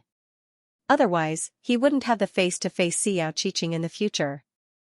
I know that the Xiao family has a special way to enter the Azure Emperor's pagoda and break the restrictions. Tell me the method. When Xiao Qiufeng heard this, he hurriedly knelt down and shook his head desperately. No, absolutely not.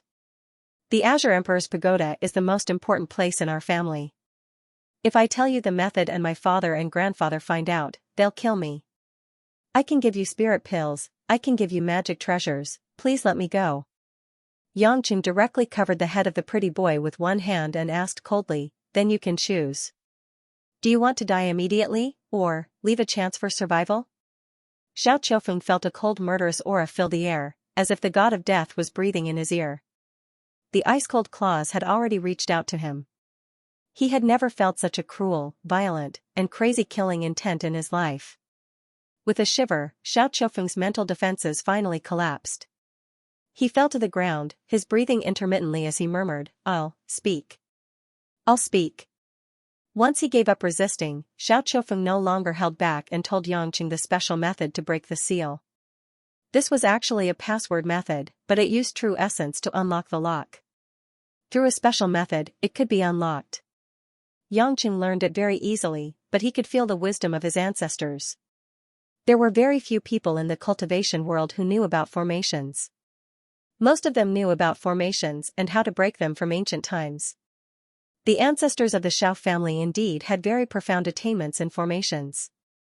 Their intelligence was peerless. It was a pity that this group of descendants were all good-for-nothings now. Just like Xiao Qiufeng, he was nothing without the shell of the Xiao family's young master. As the young master of the Xiao family, do you need any special procedures to enter the Azure Emperor's pagoda? For example, to ask your grandfather? Yangqing asked carefully. Xiao Qiufeng shook his head dispiritedly. No need, our family can go in at any time. Then if I ask you to bring Suxin out, can you do it? Yangqing asked deliberately. Hearing this, Xiao Qiufeng saw a glimmer of hope and quickly nodded. Of course. Suxin has already been handed over to me. She's like my slave. I can lock her up or bring her out.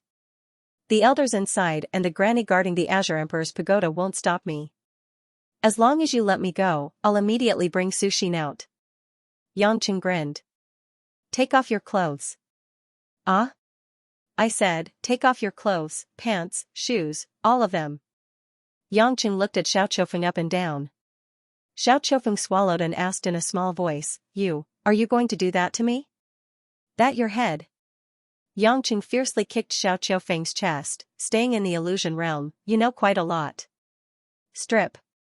Xiao Qiufeng tumbled a few times before obediently taking off his clothes. His heart was filled with hatred as he thought that once he returned to the Xiao family, he would definitely report this to the old man and have him captured and tortured to death. When Yangqing saw Xiao Qiufeng take off his clothes, he saw a grayish-green ring on his hand. He knew that it was a spatial ring, so he said, give me the ring. Xiao Qiufeng's expression became bitter, but his life was more important. He reluctantly took off the ring and gave it to Yangqing. Yangqing said with satisfaction, all right, I don't need underwear. Then, can I go now? Xiao Qiufeng smiled apologetically. Yangqing nodded. You can go, but you can't go back to the Xiao family. Then, where do you want me to go? Xiao Qiufeng was puzzled. Yangqing pointed to the ground, road to the underworld. Then, a ball of blue flame sprang up from one of Yangqing's left hands. In an instant, a faint blue light was reflected in the forest, like the gathering of beautiful insects at midnight.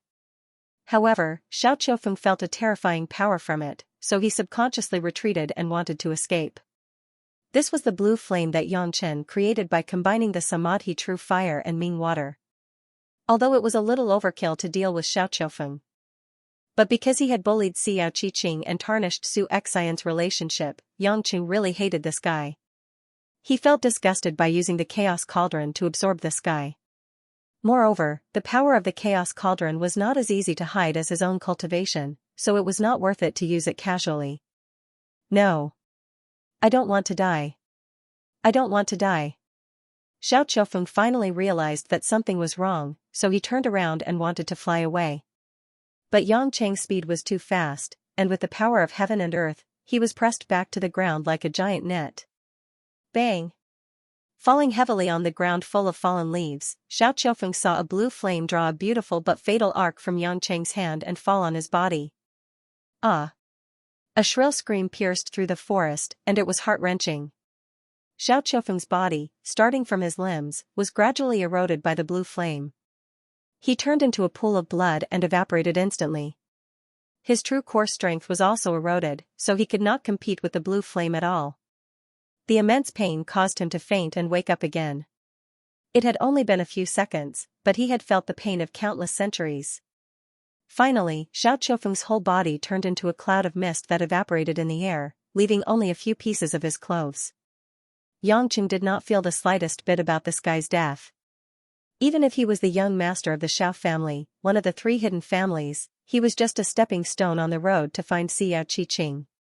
After picking up Xiao Qiufeng's clothes and boots and putting them on, Yangqing shook his body and turned into Xiao Qiufeng's appearance again.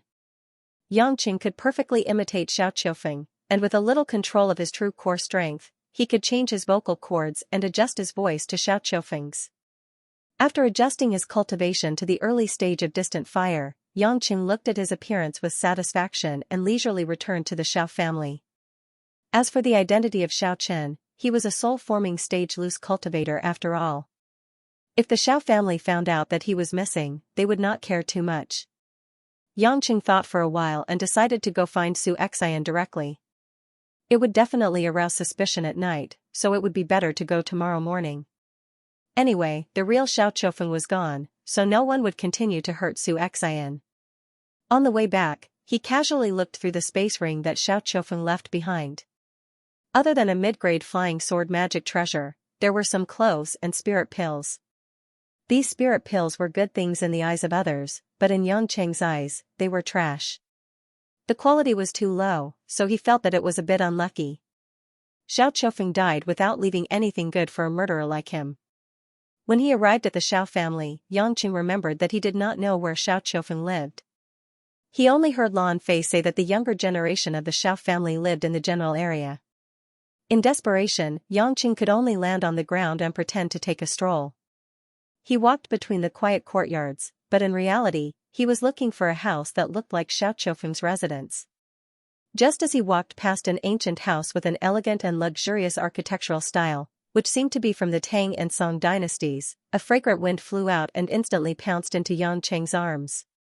"Sweetheart, since you're here, why are you still sneaking around? Are you scratching my heart?" A soft and charming voice, a peach cheeks, and a beautiful face with sparkling eyes. It was Xiao Manyan. At this moment, this cousin had already taken off the purplish-red Han costume that she wore during the day, and was only wearing a translucent gauze nightgown. A white ribbon was tied around her slender waist, and 2 long white legs were vaguely visible under it, twisting and turning. Xiao Manyan hooked her arms around Yangqing's neck and pouted her red lips.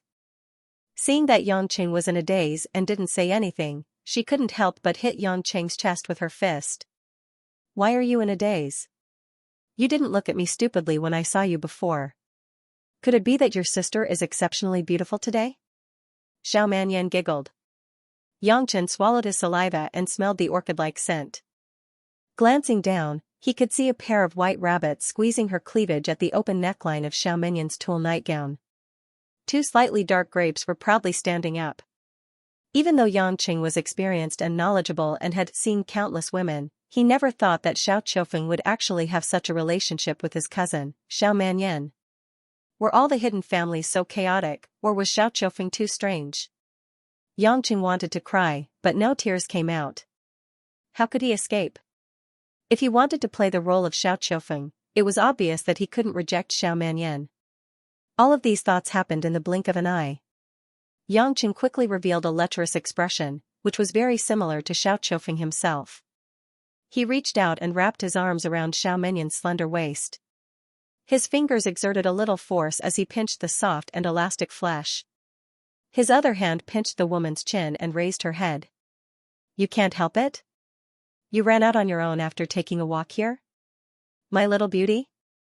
Xiao Manyan pouted coquettishly and snorted, at least you have a little conscience. I thought you went to harm that girl from the Zhao family tonight, but you still thought of me, your sister. I didn't dote on you for nothing. As she spoke, Xiao Manyan took the initiative to move forward and kiss Yangqing's mouth. She even put her soft tongue into Yangqing's mouth. He didn't expect Xiao Manyan to be so direct.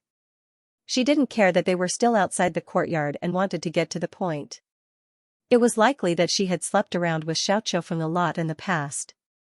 In fact, based on Yangqing's experience, this woman should have had a lot of relationships with various cultivators in private. He thought of the second wife, Su Yanan, that Lan Fei had mentioned. He couldn't help but think, like mother, like daughter. Although she was a pair of used shoes, her looks and figure were still decent. Compared to the delinquents Yangqing used to hang out in the bars and nightclubs in Zhonghai before he met Lin Ruoxi, she was much more classy. Naturally, he wouldn't reject her. Moreover, Yangqing was not a good person in this aspect. On the contrary, since young, even when he had 17 by his side, he had played around with all kinds of foreign women. The number of women he had harmed abroad was in the 4 digits. As long as they were good-looking, any background and origin were not a problem. Otherwise, he would not have happily accepted Catherine's request and slept with the Queen of Wales, who was in a sorry state at that time. A woman like Xiao Manyan was obviously not a chaste and virtuous woman. Yangqing did not feel that he would feel guilty if he really slept with her, nor did he need to feel the slightest sense of responsibility. Instead, he could not be defeated and give himself away. Since this show was going to go on, he had to do it to his heart's content. If he did not settle this chick, he was afraid that it would arouse suspicion, Yangqing thought. Thinking of this, Yangqing did not stand on ceremony. His lips and tongue moved at the same time, his face grinding and squeezing Xiao Manyan's face. He exerted his kissing skill to the extreme, and immediately kissed this cousin in the darkness until she was moaning. Xiao Manyan did not notice the slightest difference, because in terms of technique, Xiao Qiufeng, who always played with women, was a master in all aspects. Finally finding a gap, Xiao Manyan pushed Yangqing's chest and said with a seductive look, "Come into my room. Although there is no one outside, it is not convenient." Without saying anything, Yangqing grabbed the woman and rushed into her boudoir. As soon as he entered, he pressed Xiao Manyan down on a soft bed with a red curtain. After pulling the woman's white translucent silk nightgown open, he played with the pair of soft white balls to his heart's content. However, Xiao Manyan seemed to suddenly think of something. She called out to Yangqing to wait first, stretched out her hand and waved a stream of vital energy, igniting an incense burner in the middle of the bedroom. Immediately, the fragrance of incense filled the air. Yangqing smelled the decadent fragrance and frowned. "What are you doing?" Xiao Manyan's eyes revealed a trace of apology. She stuck out her red tongue and licked Yangqing's wet chest. "Brother Qiu Feng, don't be angry. I'm not saying that you can't do it. I just want to serve you better. Didn't I use this datura incense before? You were brave on me for more than 2 hours at that time." Yangqing secretly heaved a sigh of relief. So it was to help Xiao Qiufeng, the useless guy, improve his abilities. Did he need it? There was no need at all. However, when dealing with a woman like Xiao Manyan, Yangqing was not interested in making her feel comfortable. He would not do as much foreplay as he did with his women, such as caressing and kissing. Since it was to vent and act, then he should get to the point as soon as possible. With an evil smile, Yangqing flipped Xiao Minyan's fair and tender body over and lifted the thin cover on her butt. He stretched out his hand and slapped it hard. Pa, pa, pa, pa.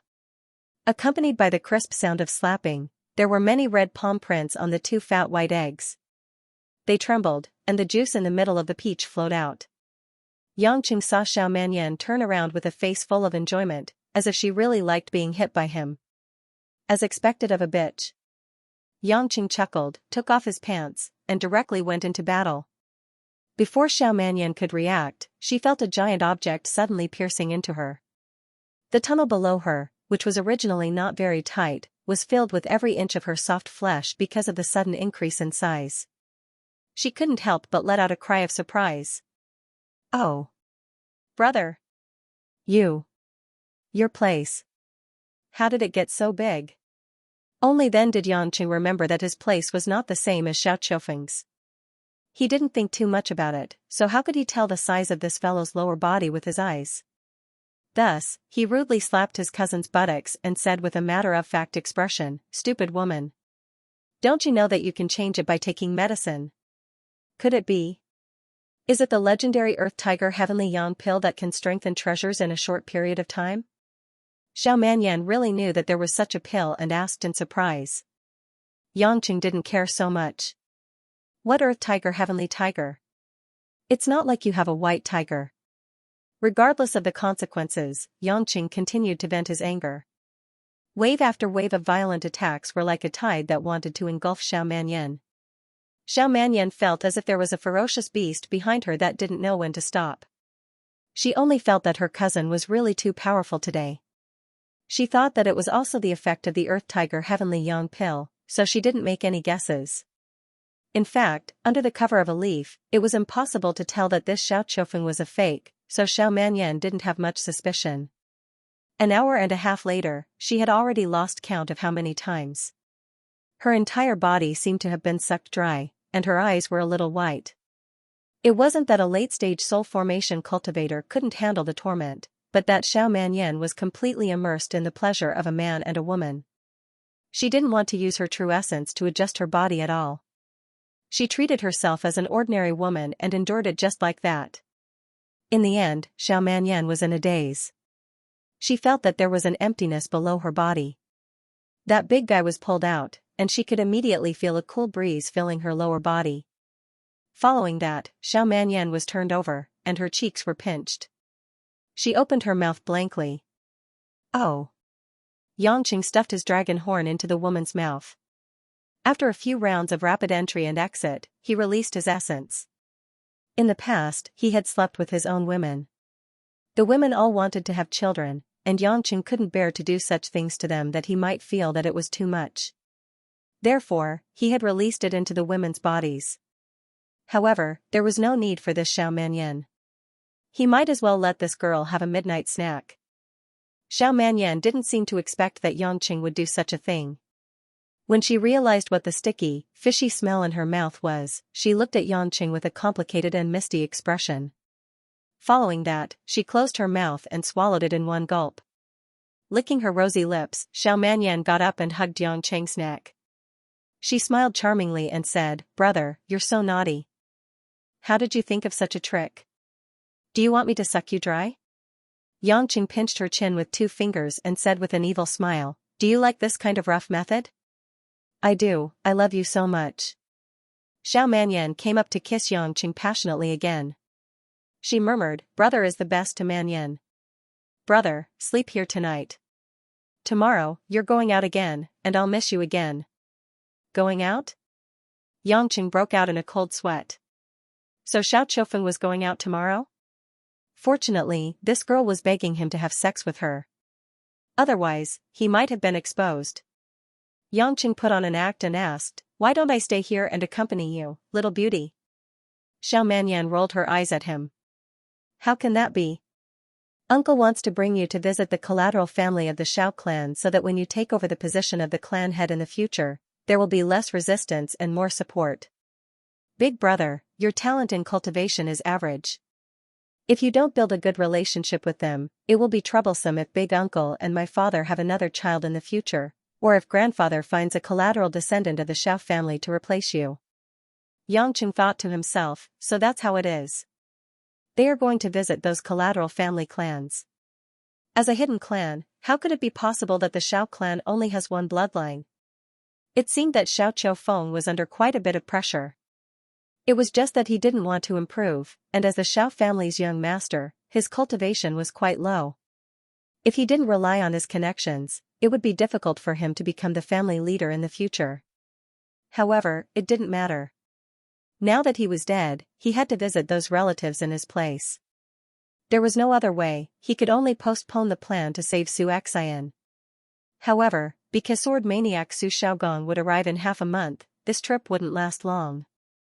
After all, Xiao Mahui would definitely rush back. I'm going out. You can find another man. It doesn't matter. As Yangqing spoke, he got up from the bed and began to put on his clothes. He was still a bit unwilling to sleep with this woman for a night. Xiao Manyan giggled and hooked her arms around Yangqing's neck from behind.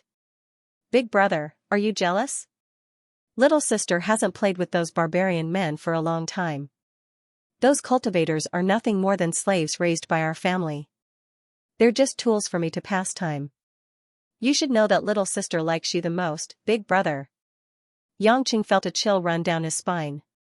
This brother and sister were really jackals of the same tribe. They couldn't even bear his big scale. Big brother, it's fine if you don't stay, but you have to be careful when you leave tomorrow. There's still a year before the martial competition of the three clans begins. Those collateral descendants of the Xiao family all want to use you as a stepping stone. Yangqing felt that this woman was using her 2 lumps of soft flesh to squeeze and rub his back. The 2 protrusions were particularly stimulating, leaving a slightly wet mark. However, Yangqing wasn't affected. He had already vented his feelings. With this woman's level, she really didn't have the qualifications to make him interested in having sex with her again. Which woman in the family wasn't more charming than her? Stepping on me to climb up? Humph, they wouldn't dare.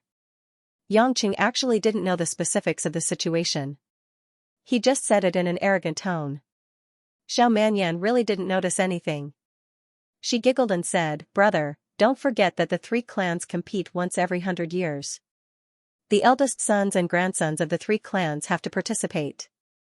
The young geniuses transferred from the collateral clans also have to help. According to the situation in the past hundreds of years, the eldest sons and grandsons of the main clan who have bad results will most likely not have the face to continue as the clan's successor after the competition. At that time, the experts of the collateral clans will have the opportunity to enter the main clan. Those little bastards of the collateral clans may not be able to beat me. Yangqing pretended to be disdainful. Sigh, brother, it's better to be careful. Look at the Luo clan's patriarch, Luo Qianxiu. His father was from the collateral clans. He shone brilliantly in the 3 clans competition and was pulled into the main clan by the previous clan leader. Now that the Luo clan has fallen into Luo Qianxiu's hands, the original disciples can only become the great elder of the Luo clan. Luo Qianxiu is as talented as his father. It will be difficult for the great elder to regain the position of the patriarch. Sister doesn't want this to happen in our clan in the future. What if the stinky men of the other collateral clans come to bully sister? Xiao Manyan revealed a trace of resentment and worry. Yangqing felt disgusted, but still put on a distressed expression. He turned around and pinched Xiao Manyan's chest. Sister, don't worry. How can brother bear to send a little vixen like you into the mouth of others? In his heart, he thought that if the geniuses of the other clans really entered the main clan, this little playboy would probably throw himself at them. How could he care about this cousin? After chatting with Xiao Manyan for a while, Yangqing came out. He couldn't find his house, so he simply gave up and went directly to the quiet martial arts arena. Tomorrow, he would have to leave with Sorrowless and the others. He didn't know how long he would have to stay with them. Yangqing could only take it one step at a time. It would be best if he didn't give himself away. Of course, even if he did, he could just leave and turn back into Shaochen. It would just take a lot of effort. At dawn the next day, Sorrowless Mahui and the others were ready to leave. They were about to ask the housekeeper Xiao Guyuan to call his son over, but as soon as they walked out of the main hall, they saw Yangqing practicing on a giant tree beside the practice field. For a moment, Sorrowless Mahui and the other Xiao family elders were all surprised. Since when did Xiao Qiufeng, this naughty brat, start practicing in the middle of the night? Even Sorcerer Mahui didn't believe that his son was so hardworking. But Yangqing pretended to be embarrassed and flew down from the giant tree. He cupped his hands and said to Sorrowless Mahui, "Father, please forgive me. I forgot the time when I was meditating." Sorrowless Mahui saw Yangqing's embarrassed expression and thought that he was embarrassed after being discovered by them. He thought to himself, could it be that I have been wrong about my son? He had actually been secretly working hard to cultivate? After careful inspection, he found that Xiao Qiufeng had actually entered the middle stage of the distant fire realm. "Qiufeng, did your cultivation level increase last night?" Sorrowless Mahui was surprised. Yangqing had indeed deliberately increased his cultivation level from the early stage of the distant fire realm to the middle stage. Anyway, this was actually reasonable. Xiao Qiufeng had been in the distant fire realm for a long time. Maybe it's because of the pressure I accidentally broke through last night, Yangqing said with shame. Sorrowless Mahui laughed and patted his son's shoulder with satisfaction. "Not bad, it's good that you have the heart. Although there is not much time left until the martial arts competition of the three families, as long as you improve fast enough, your grandfather can still protect you. As the successor of the Xiao family, it is not shameful to temporarily be worse than some of the collateral disciples. As the saying goes, great talents mature slowly. You are still very young. Thank you, father and grandfather, for your trust. Qiufeng will definitely be more hardworking in the future." Yangqing immediately showed an expression of relief, as if he had received a great deal of trust and encouragement. This series of expressions was purposeful, and it was also the result of Yangqing's careful consideration. Seeing his son's joy of being recognized, Sorrowless Mahui began to wonder if he had been too harsh on his son before. His son worked hard but didn't make much progress, so he pretended that he didn't work hard and didn't want to disappoint him. Today, he accidentally saw through it and was recognized, so he looked so touched. It had to be said that the hearts of all parents were pitiful. Sorrowless Mahui always thought of his son in a good way, which was exactly what Yangqing wanted. For a moment, no matter how Sorrowless Mahui looked at his son, he simply didn't have any other thoughts, and his mood was especially good. "Okay, everyone is here. Let's go. We must return within half a month, so as to not delay the Su family's welcome," Sorrowless Mahui ordered. The group of elders and Xiao family cultivators behind him loudly agreed, and the group quickly left the Xiao family under Sorrowless Mahui's lead. Yangqing silently followed this group of people, and listened to the elders' conversation. He also had a clearer understanding of the relationship network of the hidden families. Starting from the main family, there were the same kind of collateral families, such as second uncle, third uncle, and so on. These collateral families of the same root were the first to replace the main family if the main family encountered a disaster, or if there were no outstanding talents. Therefore, first, the main family had to control and supervise these collateral families, and second, they had to try their best to maintain good relations, so as to avoid open and secret fighting, and not wait for the other two families to invade. In fact, for the sake of harmony between the main family and the collateral families, all the same kind of family elders, as long as their cultivation had reached the crossing calamity stage, would become the Xiao family elders after retiring. The other Luo family and the Ning family also had the establishment of the Elders' Council. The Elders' Council's power was lower than the family head, but they had the power to interfere with some important decisions of the family, and had the right to elect the collateral families to take over when the main family had no successor. Below them were the first to become a vassal family, and they had powerful masters, such as the Su family. After Su Xiaogong, who was at the middle stage of the weak water stage, their status immediately rose, and they were even more important than some of the collateral families. The masters of the weak water stage, although in the illusion, were far more hidden in the dark than on the surface, were still very rare. After all, the three families ultimately competed with the masters of the weak water stage. The reason why the Luo family was the strongest was because they had the most masters of the weak water stage and above, but only the core figures of each family roughly knew how many there were. The lifespan of the weak water stage cultivators could reach up to 1,000 years, and as their cultivation deepened, they could even live longer. Perhaps some masters had not come out for hundreds of years, and even the heads of the families did not know if they were still alive.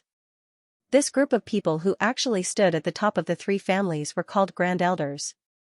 Yang Cheng's heart was a little heavy.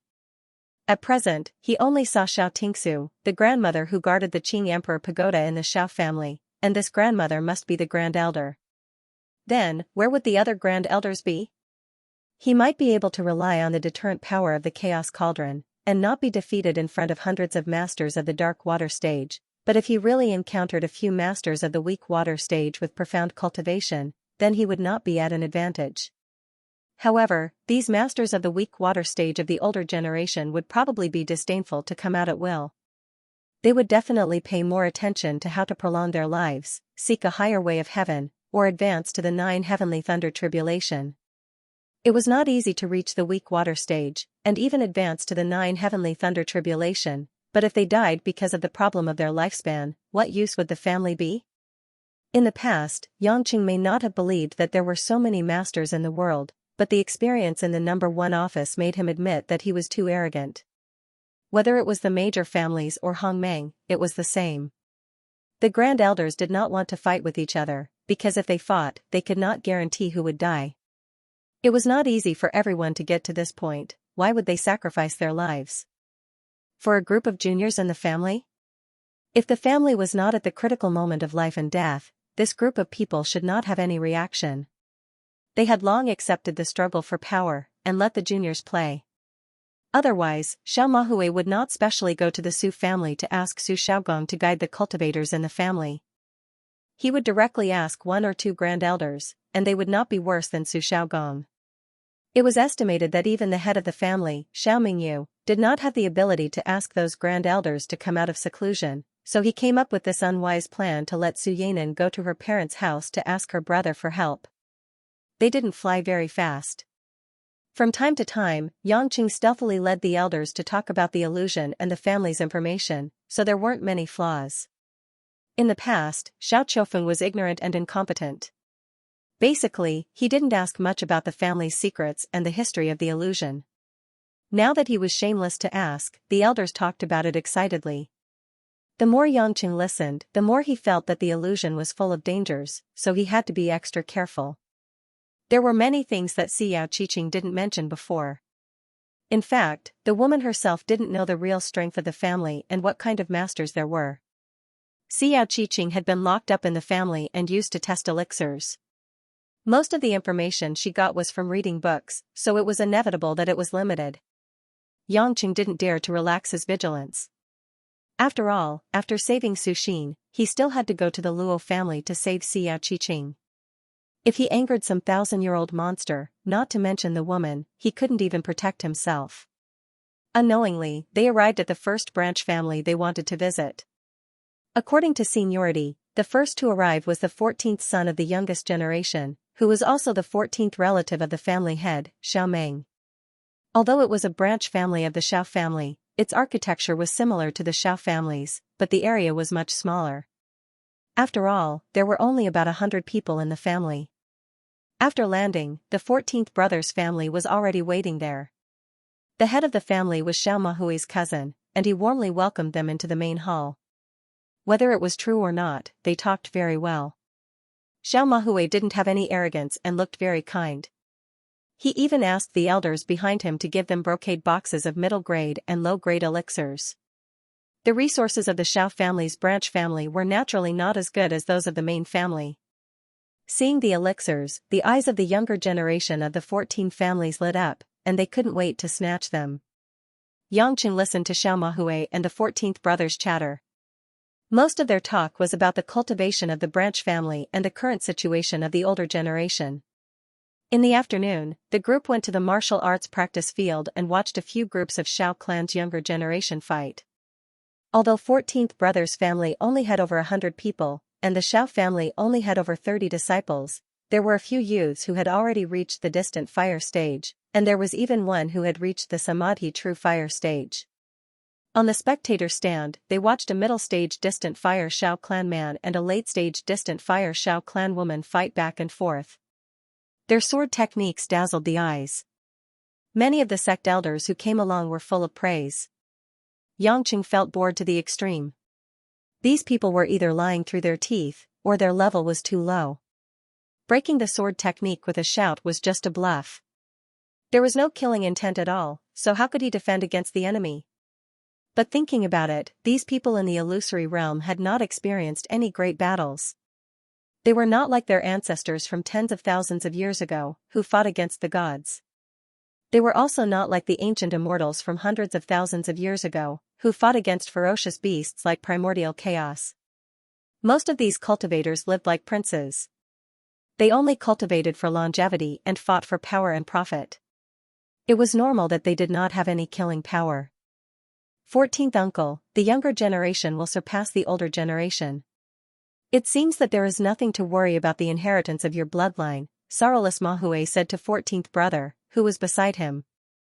14th brother stroked his goatee and said humbly, there is still a big gap between us and the geniuses of the other big brothers' families. My descendants can only guard their own land. Sigh. Although our Shao clan is the top of the 3 clans in terms of panacea resources, we have not produced any amazing geniuses in the past 100 years. That is why the Luo clan and the Ning clan have been suppressing us. Father is very worried about the competition of the 3 clans next year. Sorrowless Mahue was not lying. Old 14 chuckled and said, Big brother is worrying too much. These little brats in my family don't live up to expectations, but many of my brother's descendants have excellent physiques and cultivation. When the time comes, we don't have to be afraid of the young people of the Luo and Ning families. Of course, I am not saying that Qiu Feng is not good. I see that Qiu Feng has entered the middle stage of the ethereal fire realm, and his true essence is quite stable. Maybe he can break through to the last stage of the ethereal fire realm next year. As the saying goes, good preparation is the key to success.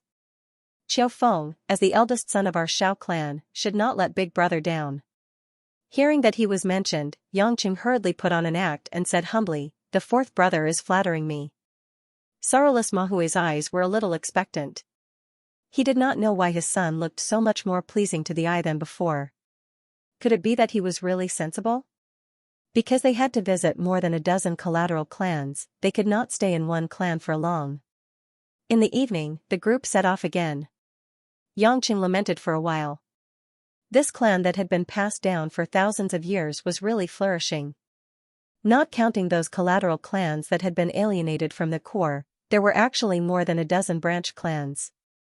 But he could not disappear halfway, so he could only endure it.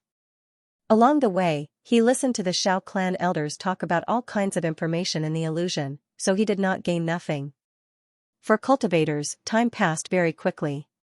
After more than 10 days, Yangqing had followed Sorrowless Mahue to visit more than a dozen collateral clans of the Shao clan. In order to accumulate support for his son, Sorrowless Mahue spared no effort to send boxes of panaceas to support his son. Of course, this was also with Xiao Mingyu's permission. The further they went, the more masters there were. Even the masters of 2 clans, old men of the same generation as Xiao Mingyu, were already at the early stage of weak water. These old men were highly respected. In the future, if there were no accidents, they would be the pillars of the Elders' Union. In the future, they might even become Grand Elders. Yangqing felt lucky that the young people in these clans did not challenge him. The crisis that Xiao Manyan had mentioned before did not happen. This was probably also a blessing because of the panaceas. The last collateral clan, which was also the most powerful family of the Shao clan, belonged to the 2nd granduncle of the Shao clan. 2nd granduncle Xiao Mengyue himself was a great master at the early stage of weak water. There were more than 1,000 disciples and cultivators under his command. He was the most powerful force in the collateral clan of the Shao clan. He was also the most prestigious person in power in the Shao clan besides Xiao Mingyu. Sorrowless Mahue deliberately put an upper-grade panacea in the brocade box of panaceas to show the degree of importance. But as soon as he arrived outside the main hall of the 2nd granduncle's clan, he saw Xiao Mengyue and a group of people talking with another group of guests in front of the hall. The leader was a middle-aged man with shoulder-length black hair, a mustache, and a rather handsome appearance. He was wearing a blue brocade gown and was talking and laughing with Xiao Mengyue. Yangqing felt that the man in blue was a little familiar. After thinking about it carefully, he realized that it was him. Wasn't this the Emojing in Mother Wang's photo? Sorrowless Mahue. Sure enough, there was a trace of surprise and displeasure on Sorrowless Mahue's face, but it was fleeting. He laughed and stepped forward. Haha. Second brother, why are you here at second granduncle's place? Did you know that I brought the elders to visit second granduncle, so you came to join in the fun? Sorrowless Mahue had a scholarly look on his face. He said very elegantly, Big brother, you must be joking. I didn't know that you were going to bring people here today. I just happened to be inspecting the spiritual material production area. When I passed by here, I remembered that I haven't talked with the elders and brothers of second granduncle's clan for some time, so I brought people here to have a look. As he spoke, he even greeted Yang Chen and the others in a friendly manner. Sorrowless Mahue was followed by a group of his subordinates, who were also at the crossing calamity stage. Sorrowless Mahue himself was also at the early stage of the dark water stage. Although he was not as good as Sorrowless Mahue, there was not much difference. Yangqing calculated. Sorrowless Mahue and Mother Wan gave birth to Xiao Qiqing, and it had only been 20 years since then. To be able to reach the early stage of the dark water stage, he could be considered to have an extraordinary aptitude. Just based on the first impression, Sorrowless Mahue was much better than Sorrowless Mahue, who was sinister and arrogant. No wonder Mother Wang fell for him so easily. However, Yangqing knew how he was like a father, so he only had hatred for Sorrowless Mahue, his cheap father-in-law. Second brother really knows how to take a break from the busy. Sorrowless Mahue smiled coldly, turned to face second granduncle, and said with some flattery, Nephew Mahue has brought people to see second granduncle. Second granduncle, here are some elixirs, it is a little gift from father and me. Xiao Mengyue looked like he was in his 50s. He took the brocade box with a fake smile. Mahue is very kind. How is big brother recently? Father has been in closed-door training recently in preparation for next year's martial arts competition of the three families. Otherwise, he would have liked to come and chat with second granduncle. Sorrowless Mahue said. Xiao Mengyue nodded, and suddenly looked at Yangqing. You also mentioned that next year is the important martial arts competition of the three families. This matter concerns the face of our Xiao family, and even more so, it concerns the interests of the demonic eye. Why do I see that your son, Qiu Feng, is only at the middle stage of the fire realm? With this little bit of cultivation, he should be cultivating at home. You bring him everywhere for us old brothers to see. Are you in a hurry to suggest that big brother change the heir of the family? Sorrowless' face turned pale, and he was a little surprised. He had brought a group of elders here, but Xiao Mengyue had started to mock Xiao Qiufeng before they had even served tea. Logically speaking, even if Xiao Mengyue had such thoughts, he should have suppressed Xiao Qiufeng for the sake of Xiao Mengyu. After all, Xiao Qiufeng was still young, and if he hadn't made great progress after he was 50, he could have asked other clansmen to replace him. For a moment, Sorrowless' mouth trembled with embarrassment, and his face turned red. He didn't know what to say. But Xiao Majing, who was next to him, comforted him. Second uncle, Qiufeng is still young, and it's true that he's a little slow to reach the middle stage of Ignis realm, but cultivation doesn't mean everything. Sorrowless looked at his brother in surprise. He didn't expect that Xiao Majing would speak for him, but he still said, yes, second uncle, don't be impatient. When I go back, I will definitely make Qiufeng practice hard. Xiao Mengyue snorted softly and pointed to a group of young descendants of the Xiao clan behind him. Look at these descendants of mine. There are 5 who have entered the 3 young real fire stage before the age of 50, 1 who has entered the karmic fire stage, and 2 of them who have entered the Kuei water stage. Don't tell me that the resources your son possesses are inferior to those of my descendants. Don't you think it's a disgrace to the Xiao clan? Second great uncle, I know you are a man of virtue and prestige. My son doesn't live up to your expectations, but please be patient. I believe Qiu Feng won't let you down, Sorrowless Mahue said reluctantly. Xiao Mengyue said disdainfully. We've given it to this kid for at least 30 years. Even if his cultivation isn't good, he should at least have something outstanding to reassure us old fellows. Don't tell me that you can change the current situation of our Xiao clan being weak with empty words. It's fine if you didn't come today, but now that you have come, I see that he hasn't made any progress. For the sake of the Xiao clan, it seems that I have to go with the other brothers to talk to my eldest brother about whether he should be replaced by a collateral descendant. Hearing this, Sorrowless' face turned livid, but he couldn't refute it. In fact, if Xiao Qiufeng hadn't failed to live up to his expectations, he wouldn't have had to lower himself to visit them one by one and give them so many elixirs. However, no matter how hard they tried, they still couldn't stop the collateral family from interfering. Yangqing, on the other hand, was depressed. What kind of mess did this Xiao Qiufeng leave behind? When I impersonate him, I actually just happen to run into the collateral branch of the Xiao family preparing to make trouble. I hope it doesn't affect my plan to save Xianxia. At this moment, Xiao Majing suddenly interrupted, second granduncle, although Qiufeng's cultivation level is not high, his aptitude is definitely not bad. He might have been too playful in the past. Qiufeng has been using a sword since he was a child. I think his swordsmanship is not bad. Why don't you send a young disciple to compete with Qiufeng? If Qiufeng can win purely with swordsmanship, then we can give Qiufeng a chance. What do you think? Second brother, you. Sorrowful Mahui was anxious. A sword competition? Although Xiao Qiufeng was a swordsman, he was lazy in his cultivation. How could his swordsmanship be any better? Sorrowless comforted him helplessly, Big brother, we can't do anything about it. Second uncle doesn't believe in Qiufeng's aptitude, so we have to prove it to him. Qiufeng's cultivation level is not as good as any of the disciples here. Apart from swordsmanship, there's nothing else we can do. Sorrowless Mahui's face turned red and white. He was choked and couldn't say anything. Yang Chen, on the other hand, wondered what Sorrowless was planning. Even an idiot could guess that if he was really Xiao Qiufeng, then anyone here would lose. What kind of aptitude did Xiao Qiufeng have? Logically speaking, Sorrowless was Sorrowless Mahui's younger brother. If Xiao Qiufeng lost, it would discredit Sorrowless Mahui and increase the pressure on Xiao Mingyu. It wouldn't be good for Sorrowless, would it? Yangqing couldn't figure it out, so he could only give up for the time being. Xiao Mingyu's slightly wrinkled face showed a trace of suppressed impatience. Well, since Majing is pleading for your nephew, I'll see how good this boy's swordsmanship is. Swordsmen are the ancestors of all weapons. Among the immortals in the primeval age, only the sword immortals were peerless. The aptitude of a cultivator who can use good swordsmanship is certainly not bad, so I can test it out. Then, Xiao Mingyue stretched out his hand and pointed to a disciple of the Xiao family who was closer to him. This young man looked very young, with fair skin, thin lips and handsome eyebrows. He had short hair and was carrying a flying sword on his back. This is my third son, Xiao Yangxiu.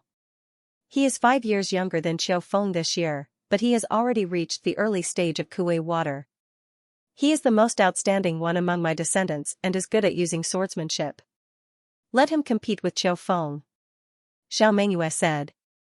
Second uncle, Yangxiu is at the early stage of Kuei water. It's not appropriate to fight against Qiufeng who is only at the middle stage of Li fire. Sorrowless said. It doesn't matter. I will control my true inner force at the middle stage of Li fire. I will never hurt brother Qiufeng. Xiao Yangxiu's mouth showed a cold smile. Sorrowless frowned. This young man was like a sharp arrow that hadn't been unsheathed. His whole body was filled with sword qi. Obviously, he was a genius swordsman. Compared to this kind of person, his son was indeed like a pile of dog shit. However, he only had one son. If he was defeated, the inheritance of his line would be in big trouble. There was no retreat. What should he do? Brother, Qiufeng will face this sooner or later. You should let Qiufeng go. Sorrowless patted his brother's shoulder. In Yang Cheng's view, this scene was undoubtedly pretentious. Wasn't it because of Sorrowless that they came to this point? If Yangqing believed that Sorrowless came here by chance to visit, he would not believe it even if he was beaten to death. Since Qiufeng is going to be the head of the family in the future, he naturally needs to have the ability to suppress the heroes. Just like you, brother, you have always been a level higher than us brothers, so we are convinced. I don't expect Xiao Feng to surpass my descendants in a short time.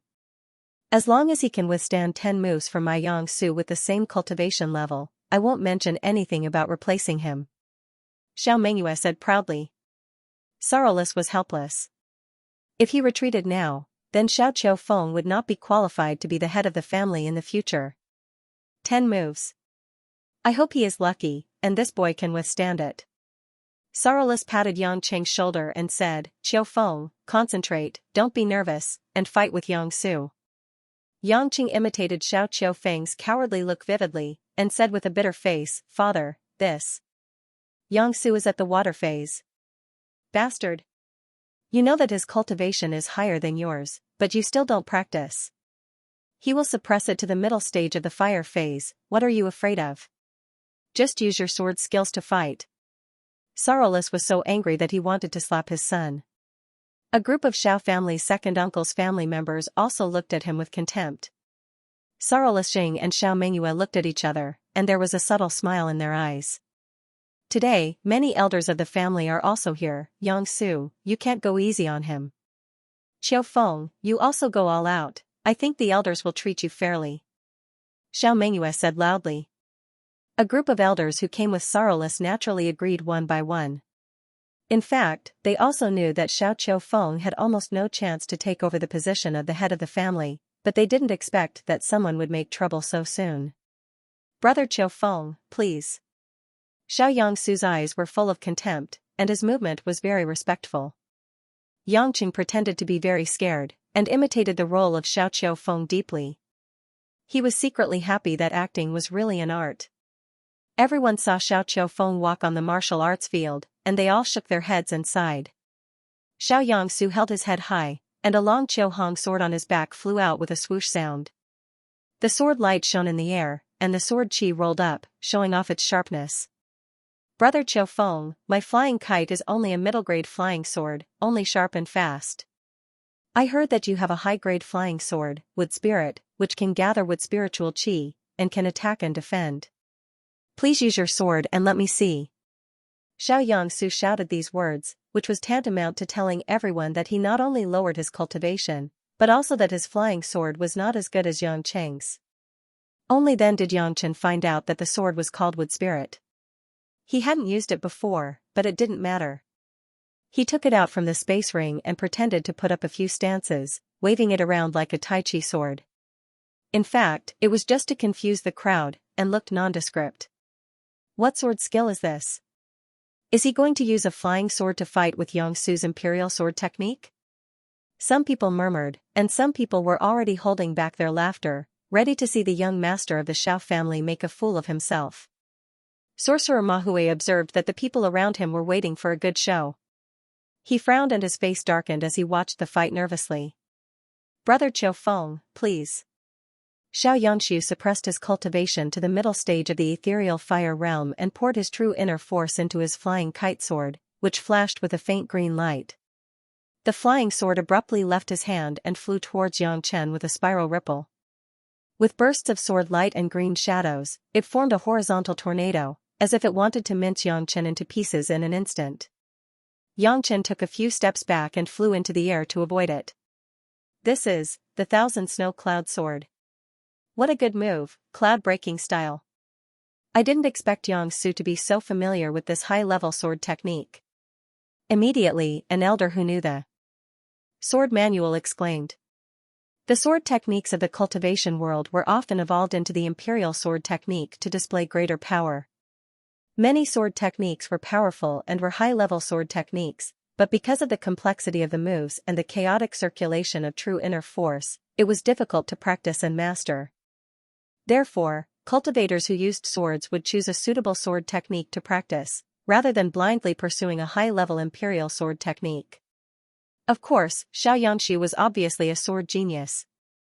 At such a young age, he had already used the Thousand Snow Cloud sword technique passed down by the Xiao family's ancestors. The cloud-breaking style was dodged by Yang Qing, and Xiao Yanxi smiled disdainfully. He was already prepared. He soared into the air and the flying kite followed him like a shadow from below. Snow rolling style. Xiao Yanxi shouted. The flying sword condensed waves of snowflake-like sword energy, lingering in the surroundings, like a snowstorm caused by the snow. Its speed was much faster than Yang Chen's movement, and it could swallow Yang Chen in an instant. Obviously, with his cultivation of the middle stage of the ethereal fire realm, he couldn't avoid this move. Yang Chen stood upside down, and the wood spirit in his hand gathered wood spirit chi and weaved it into a net. He flew back into the sky and blocked the sword energy storm. Amidst a series of explosions, although Yang Chen was in a bit of a sorry state, he was still able to dodge, but he was not defeated. If Yang Su hadn't controlled his cultivation to be at the middle stage of distant fire, the power of this move would have been at least 2 times stronger. Qiu Feng definitely wouldn't have been able to block it. Yang Su is truly a promising young man. Another elder began to discuss. Hearing these people's words, sorrowless Mahui coldly harumphed. His palms were sweaty, and he hoped that Qiu Feng could endure it. However, this was only the second move, and he was already in such a sorry state. Could he withstand the next 8 moves? Xianxia seemed to be very dissatisfied with the fact that he couldn't finish off Yang Chen with 2 moves. His face became a bit more serious, and the Feiyuan sword continued to thrust in all directions with irresistible force. The continuous attacks formed a dense net of blades. It was as if hundreds of swordsmen were attacking Yang Chen at the same time. Yang Chen cried out in fright. He held the wood spiritual sword in his hand, as if he was in a panic to block the attacks. However, every sword shadow was cleverly resolved by Yang Chen. What a joke! Yang Chen didn't know any sword techniques, but how could his fighting instincts be compared to those flowery but impractical young cultivators in the illusion world? Although these swords came fast, they couldn't escape Yang Chen's senses. He just very naturally used his fighting instincts to block the swords back. When Xianxia made the 5th move, he found that something was wrong. Although he had been suppressing his opponent, he clearly didn't have any real advantage. His opponent's swordsmanship was not organized at all, but he was able to block his attacks at the critical moment. Under the same cultivation, it was very difficult to use sword chi or true essence to suppress his opponent. He could only rely on the subtlety of his swordsmanship to defeat his opponent. However, it seemed that it wasn't as easy as he thought. Many elders below also felt that it was extremely strange. Xiao Mengyue and Xiao Mashing also didn't quite understand. They looked at each other and seemed to be a little surprised. While Xiao Mahui was frightened, he also had great hope. His face was full of excitement, and he looked forward to his son miraculously withstanding these 10 moves. Big brother Qiu Feng has sharp eyes and quick hands. I don't know if he can block the next move, cloud-splitting flying snow. Xianxia saw that it was already the 7th move, and there were only 3 moves left. He immediately used one of the strongest moves of the Thousand Snow and Cloud swordsmanship. Flying snow-splitting sea of clouds. Watch my sword. A sharp glint appeared in Xianxia's eyes. He was completely serious. The flying kite drew a sword ripple in front of him. The sword chi was like countless clouds. Waves rolled up and the clouds surged, but they were all condensed from the powerful sword chi that showed off its sharpness. Like a huge light green cloud, it shrouded Yang Chen. It was an unavoidable large-scale killing move. Seeing this, the people below were a little surprised. They didn't expect that Xianxia would be forced to use such a big move. Xiao Mahui was burning with anxiety. How could his son block it now? He was about to rush up to save Yang Chen. But Xiao Mengyue, who was beside him, held Xiao Mahui down and said solemnly, "It's not 10 moves yet." Xiao Mahui was furious. This old man obviously wanted his son to accidentally die in the battle. It was so hateful. But he was no match for Xiao Mengyue, who was at the early stage of weak water. He could only suppress his anger and watch the battle in the sky. Everything happened in the blink of an eye. Yang Chen sighed in his heart when he saw a sea of clouds formed by sword energy engulfing him. He had no choice but to reveal a small trick. Originally, he planned to play dumb to deceive them.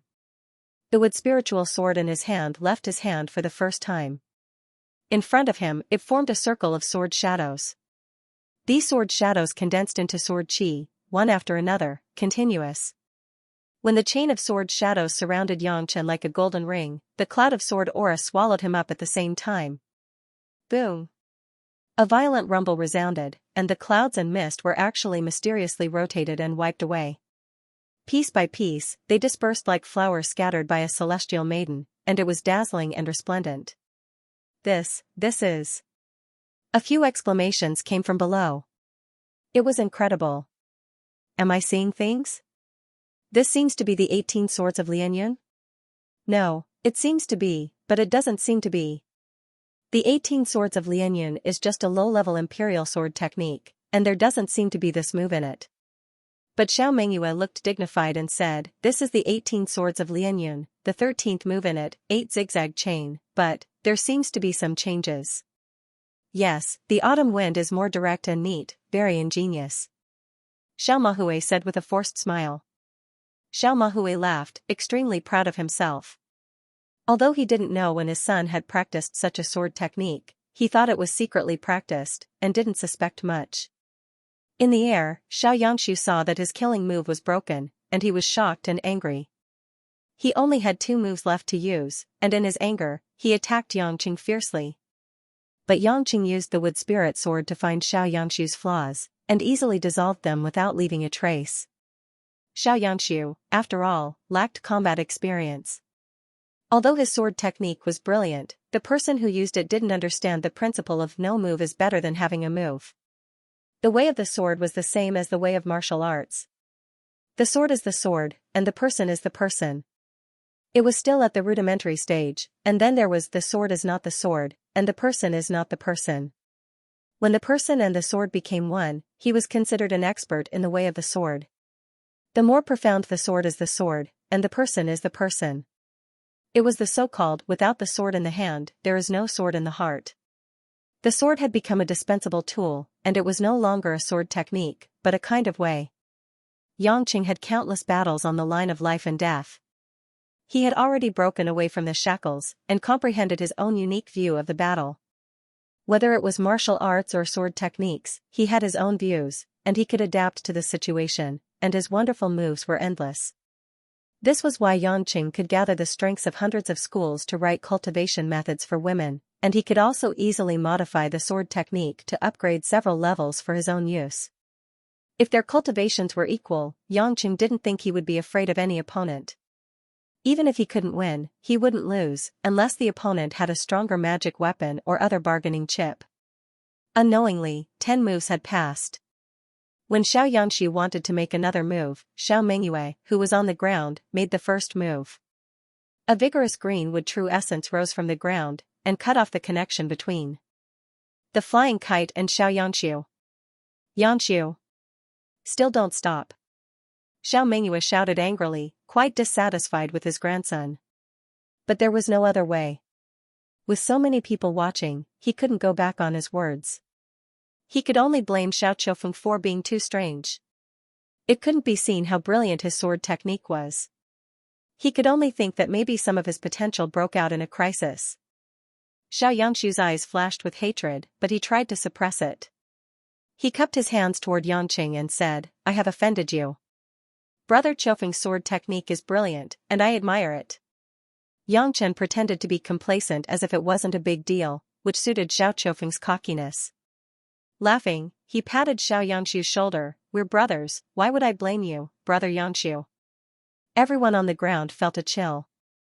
They didn't think that Xiao Qiufeng could really defeat Xianxiu. Not to mention that Xianxiu had suppressed his cultivation, he had been suppressing his opponent. It was just that 10 moves were too short and Xianxiu had underestimated his opponent. Second uncle, how was it? My Qiufeng didn't let you down, right? Sorrowless asked loudly with confidence. Xiao Mengyue said in a low voice, he's a little clever, but his cultivation is still too low.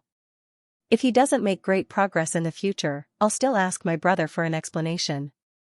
Of course, when we go back, I'll definitely ask this little bastard to practice hard. Sorrowless said. The matter of removing the eldest grandson from the family seemed to have been temporarily suppressed. Although there was a turbulent undercurrent, Xiao Mengyue wouldn't say anything in the short term. After all, he still had to maintain the stability and harmony of the family. Xiao Mengyue then invited Sorrowless and the others into the inner hall to entertain them with a banquet. Sorrowless and the others also followed into the hall and drank to their heart's content. The atmosphere just now was not the slightest bit tense. After the banquet, everyone began to talk about a lot of topics. Yangchen didn't have the intention to interrupt. The more he spoke, the more mistakes he would make. He drank the wine in boredom. This wine was really boring. It seemed to be brewed with some spiritual fruits from the illusion. Although it had the effect of replenishing energy, Yangchen felt that it was meaningless with the density of spiritual energy in the illusion. All of a sudden, Xiao Mingyue's words made Yangchen tense up. "Mahue, I heard that the Luo family has captured Xiao Qiqing. Is it true?" Yangchen immediately concentrated. He didn't expect to hear news about Xiao Qiqing. Sorrowless Mahue paused and glanced at the calm sorrowless Mahjong with a mocking look, saying, "That's the news, it's true. I don't know how he found out about that slut's whereabouts, but Luo Qianxia sent Luo hang out to capture her. That's good. The Luo clan has been using this marriage as an excuse to harass our Shao clan. Twice, when they met our disciples in the Flying Snow Mountain range, they fought over this matter. They said that our Shao clan is untrustworthy and took the betrothal gifts for free, causing our disciples to not dare to act rashly. They've gone too far." Xiao Mingyue snorted coldly. Sigh. "Second great uncle, I didn't expect this bitch to have such guts." Sorrowless looked at Sorrowless Jing and said, "Second brother, you didn't teach your daughter well. Although she was born from a wild woman in the secular world, she still has the blood of the Shao clan flowing in her veins. If all the children were as unreasonable as her and dared to disobey the orders of the clan, wouldn't our Shao clan be in a mess?" Sorrowless raised his head and didn't show any anger. Instead, he nodded humbly and said with a smile, "Elder brother is right. It's a pity that the evil girl is no longer at home. Otherwise, I'd definitely teach her a lesson. Because of her, we've lost count of how many times we've been humiliated in front of the Luo clan. The Luo clan has always been stronger than us, and we've even suffered a loss in reasoning. Do you know how angry father was because of this? If it wasn't for me, your elder brother, who helped you suppress it, you'd have been grounded long ago." Sorrowless seemed to vent his anger on Sorrowless Mahjong because of what had just happened. Sorrowless Mahjong didn't refute and kept nodding. In the end, Sorrowless Mahjong was satisfied and didn't forget to put on an act of self-blame and said, "It's also because I trusted your brother too much. I thought that you would be able to do your daughter's job well, so I suggested to father to let her marry Luo Heng of the Luo clan. But I didn't expect that although she looks soft and weak, she has the wild nature of a common woman. I'm afraid she took after her mother." Xiao Mingyue interrupted at this time, "Mahjong, don't blame Mahjong. Although the evil girl Xiao Qiqing has brought a lot of trouble to our Shao clan, her 9 meridians have helped us test no less than 100 kinds of poisonous pills. We didn't raise her for nothing. Second uncle is right. It's a pity that she'll have to be used by the Luo clan in the future. Now that I think about it, it's really a loss to give such a high-quality medicine testing tool to the Luo clan. We should have asked for more betrothal gifts from the Luo clan." Sorrowless Mahjong said regretfully. "Haha, uncle, you're bullying the Luo clan too much. That bitch Xiao Qiqing, although useful for medicine testing, her 9 meridians are getting deeper and deeper. She won't be able to live for many years. Rather than letting her die in the family for a few years, it's better to give her to the Luo family while she's still alive. She can be exchanged for a batch of magic weapons and panaceas, which would be more profitable for us. This is a good deal that Sir has instigated."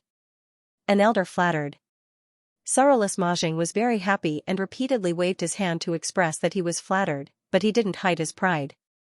When Yangchen heard these words, he almost smashed the table in front of him with his hand. He tried hard to restrain himself. So this was the Shao clan's plan. No wonder they were willing to give Xiao Qiqing to the Luo clan. Indeed, if he hadn't met him, Xiao Qiqing would have been poisoned abroad and would have died. When he thought about how Sorrowless Mahjong and the others had planned all of this, and how Sorrowless Mahjong, his biological father, had turned a blind eye to it and even wanted to teach Xiao Qiqing a lesson, Yangchen felt a surge of anger. He wanted to kill all the Shao clan's disciples at the scene. However, his rationality made him endure it. There was still a long way to go. Once he rescued the woman, He would let them have a taste of what it was like to not be treated as a human. After leaving second granduncle's clan, he finally completed the inspection of the collateral families and returned to the Xiao clan. Sorrowless Mahjong continued to lead people to scout for elixirs and didn't go with them. As soon as he returned home, Yangqing was called to his room by Sorrowless Mahjong. Sorrowless Mahjong seemed to have a heavy heart and his expression was very ugly. Qiu Feng, I don't know how you cultivate, but I'm very pleased to see your progress today. However, your speed is still too slow. You must work much harder in the future. At least, you must reach the final phase of the Divine Fire realm before the martial arts competition of the 3 clans next year. Do you understand? Yangqing thought to himself, as you wish. I'm going to leave here soon anyway. So, he obediently nodded. Sorrowless Mahjong's face was gloomy. Your second uncle finally couldn't stand it anymore. I didn't expect that he would collude with second granduncle, that old fox. Humph, it's a pity that your grandfather has been on guard against him. He thinks that we don't know about their sneaky business. Hearing this, Yangqing pretended to be puzzled and asked, Father, did they do something before? Sorrowless Mahjong looked at him with satisfaction and sighed. I originally thought that you only knew how to play with those women. Today, I see that you are not ignorant and incompetent. You know how to endure. You are finally mature. There is no harm in telling you. Actually, your second uncle has been in contact with second granduncle in private. He often sends some spiritual materials to their clan and secretly refines elixirs. Your grandfather just turns a blind eye to these things. He doesn't want to make the contradiction clear. It's just that we don't know how they colluded. Moreover, there are many talented disciples in second granduncle's clan. If we rashly punish them, I'm afraid that it will affect the clan's strength. Yangqing thought that Xiaomingyu could really endure. His own son betrayed him, but he could still watch in the dark without stopping him. Father, isn't this helping their strength? What if they attack us? Yangqing pretended to be afraid. Humph. What are you afraid of? Sorrowless Mahjong sneered. No matter how powerful Xiaomingyu is, he is not as good as your grandfather. Your grandfather has already reached the middle phase of the weak water realm and may enter the late phase of the weak water realm at any time. That's why he has been in seclusion recently to seek a breakthrough.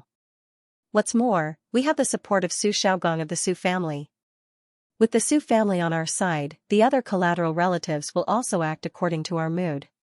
When you are 50 years old, even if you are in the Samadhi true fire stage, you may still be able to stand firm. Moreover, you still have me. They can't stop me from inheriting the clan. Yangqing thought that the Su family should stand on Sorrowless Mahjong's side. Su Yanan was the second wife. Could it be that there was something hidden?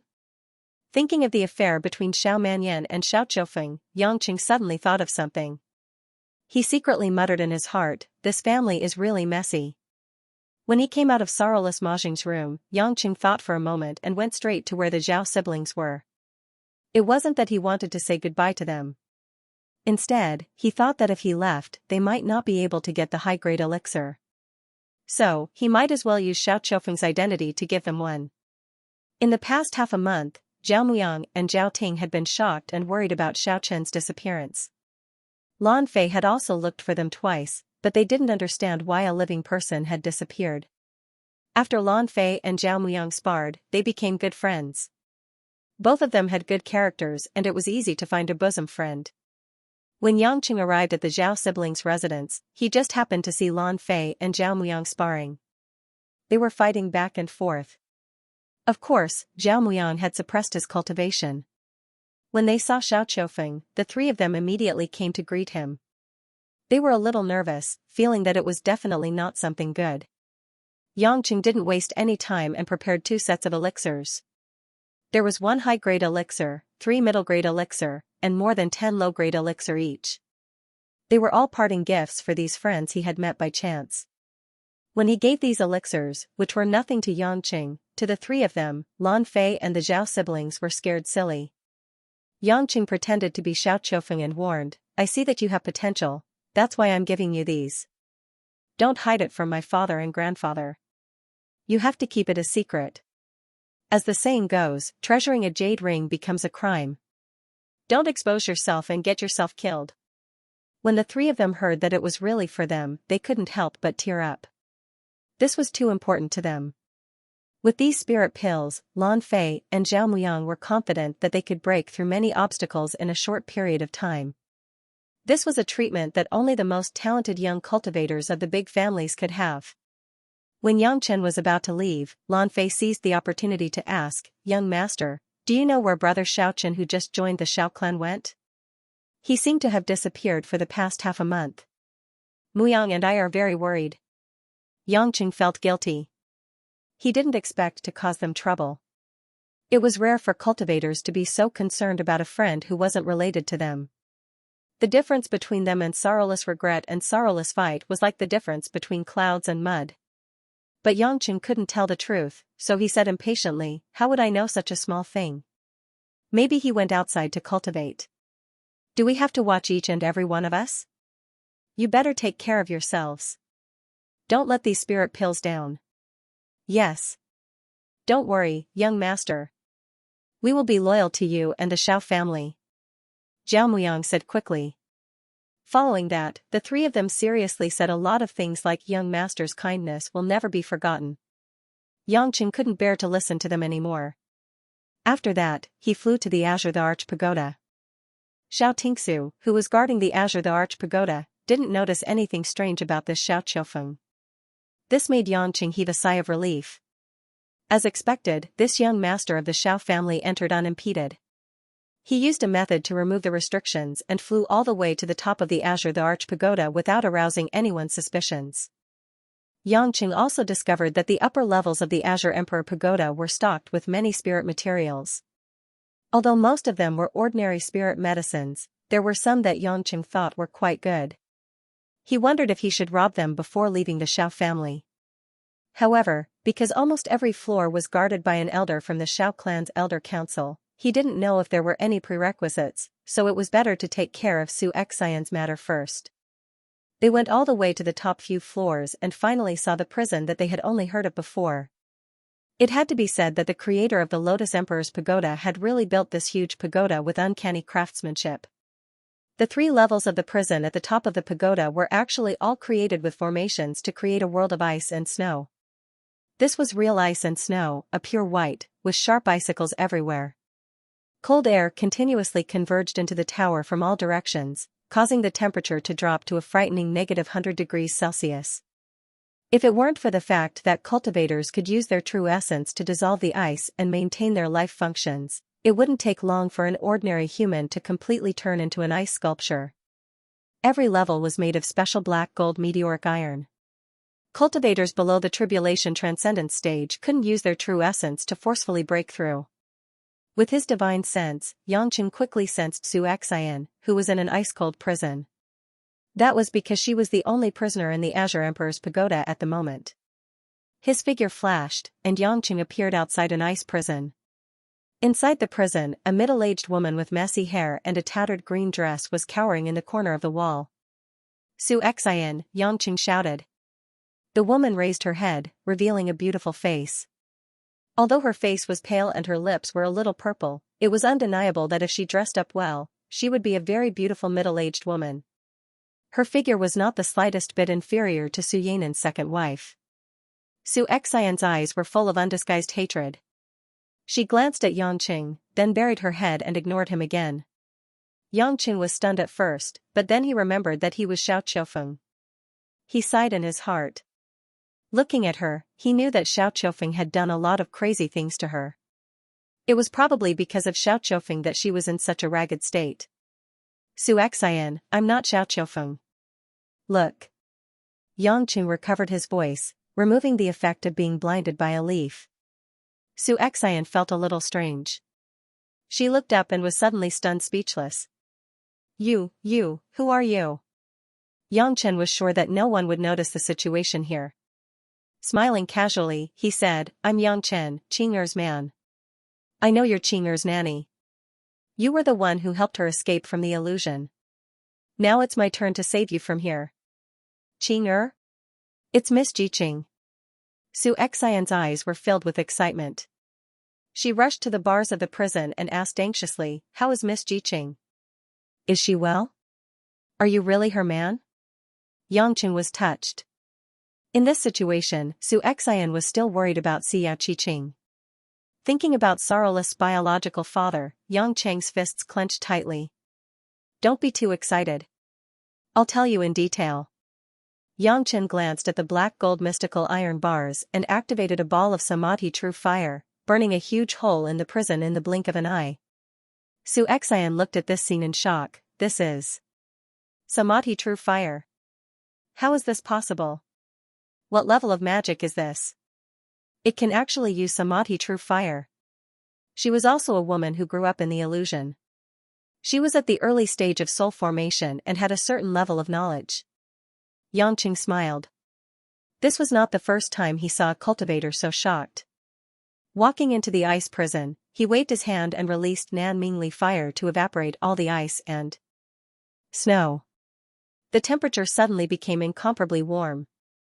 Seeing that Su Xian's expression was a little better, Yangqing explained the situation clearly. In the middle, Su Xian kept asking about Xiao Qiqing's situation. When she heard that Xiao Qiqing had fallen into the hands of the Luo family, Su Xian's face was filled with worry. "This matter. I have a lot of responsibility. If you want to blame me, I have nothing to say. But don't worry, I will definitely save Qing'er." Su Xian shook her head and said, "You can come to the illusion alone, which means that Miss did not choose the wrong person. You are a man worthy of being entrusted. Although I, Su Xian, was born as a lowly servant of the Xiao family, I know what's good for me. I am already deeply grateful that you came here to save me. How can I blame you? What's more, the Luo family has so many experts and so many old monsters. You're still willing to save the young Mississippi. As a woman, I admire you very much. Yang, if you don't mind, I will call you young Master Yang. I don't think you need to save me. Since Xiao Qiufeng is already dead, I won't be in too much trouble here. It's just a little cold. If you save me, where should you take me? I am just a burden. If Grandma finds something suspicious when we go out and stops us, it will be very bad." Yangqing rejected her. "You don't need to think about it. If I can't even save you, then how can I save Qing'er?" "This?" Su Xian frowned and said, "It's still too dangerous. Back then, Xiao Qiufeng, that bastard, imprisoned me here with the permission of the family head. Without the family head's permission, the granny outside wouldn't let me go. If Grandma wants to stop me, I am afraid that a large number of the Xiao family's experts will immediately move out. At that time I will only be able to bring you into the trap." Yangqing was startled. "I can't take you out even if I become Xiao Qiufeng?" "You can't." Su Xian shook her head with certainty. "The hidden families have strict rules, especially the three big families. Even the main sect has to follow the rules. Otherwise, wouldn't it be a mess for thousands of years?" Yangqing frowned deeply. This was troublesome. He had not even seen Xiao Mingyu. How could he get the order to take Su Xian out of the tower? Su Xian saw Yang Cheng's troubled expression and smiled with relief. "Young Master Yang, you don't have to worry too much. In fact, Su Xian is satisfied that you can come here. Saving Miss Jiqing is more important. After I was brought here by that beast, Xiao Qiufeng, I never thought of leaving. He would come to the prison and humiliate me from time to time, just because his cultivation was higher than mine. I was already a broken flower, and my body was filthy beyond belief. If I was not worried about Miss Jiqing's situation, I would not be able to live until today. Today, I heard from young Master Yang that Miss Jiqing is still alive, and that there is someone who treats her well. Su Xian can die in peace." Yang Cheng's heart was touched. Su Xian's feelings for Xiao Qiqing were probably no less than her own mother, Mother Wang.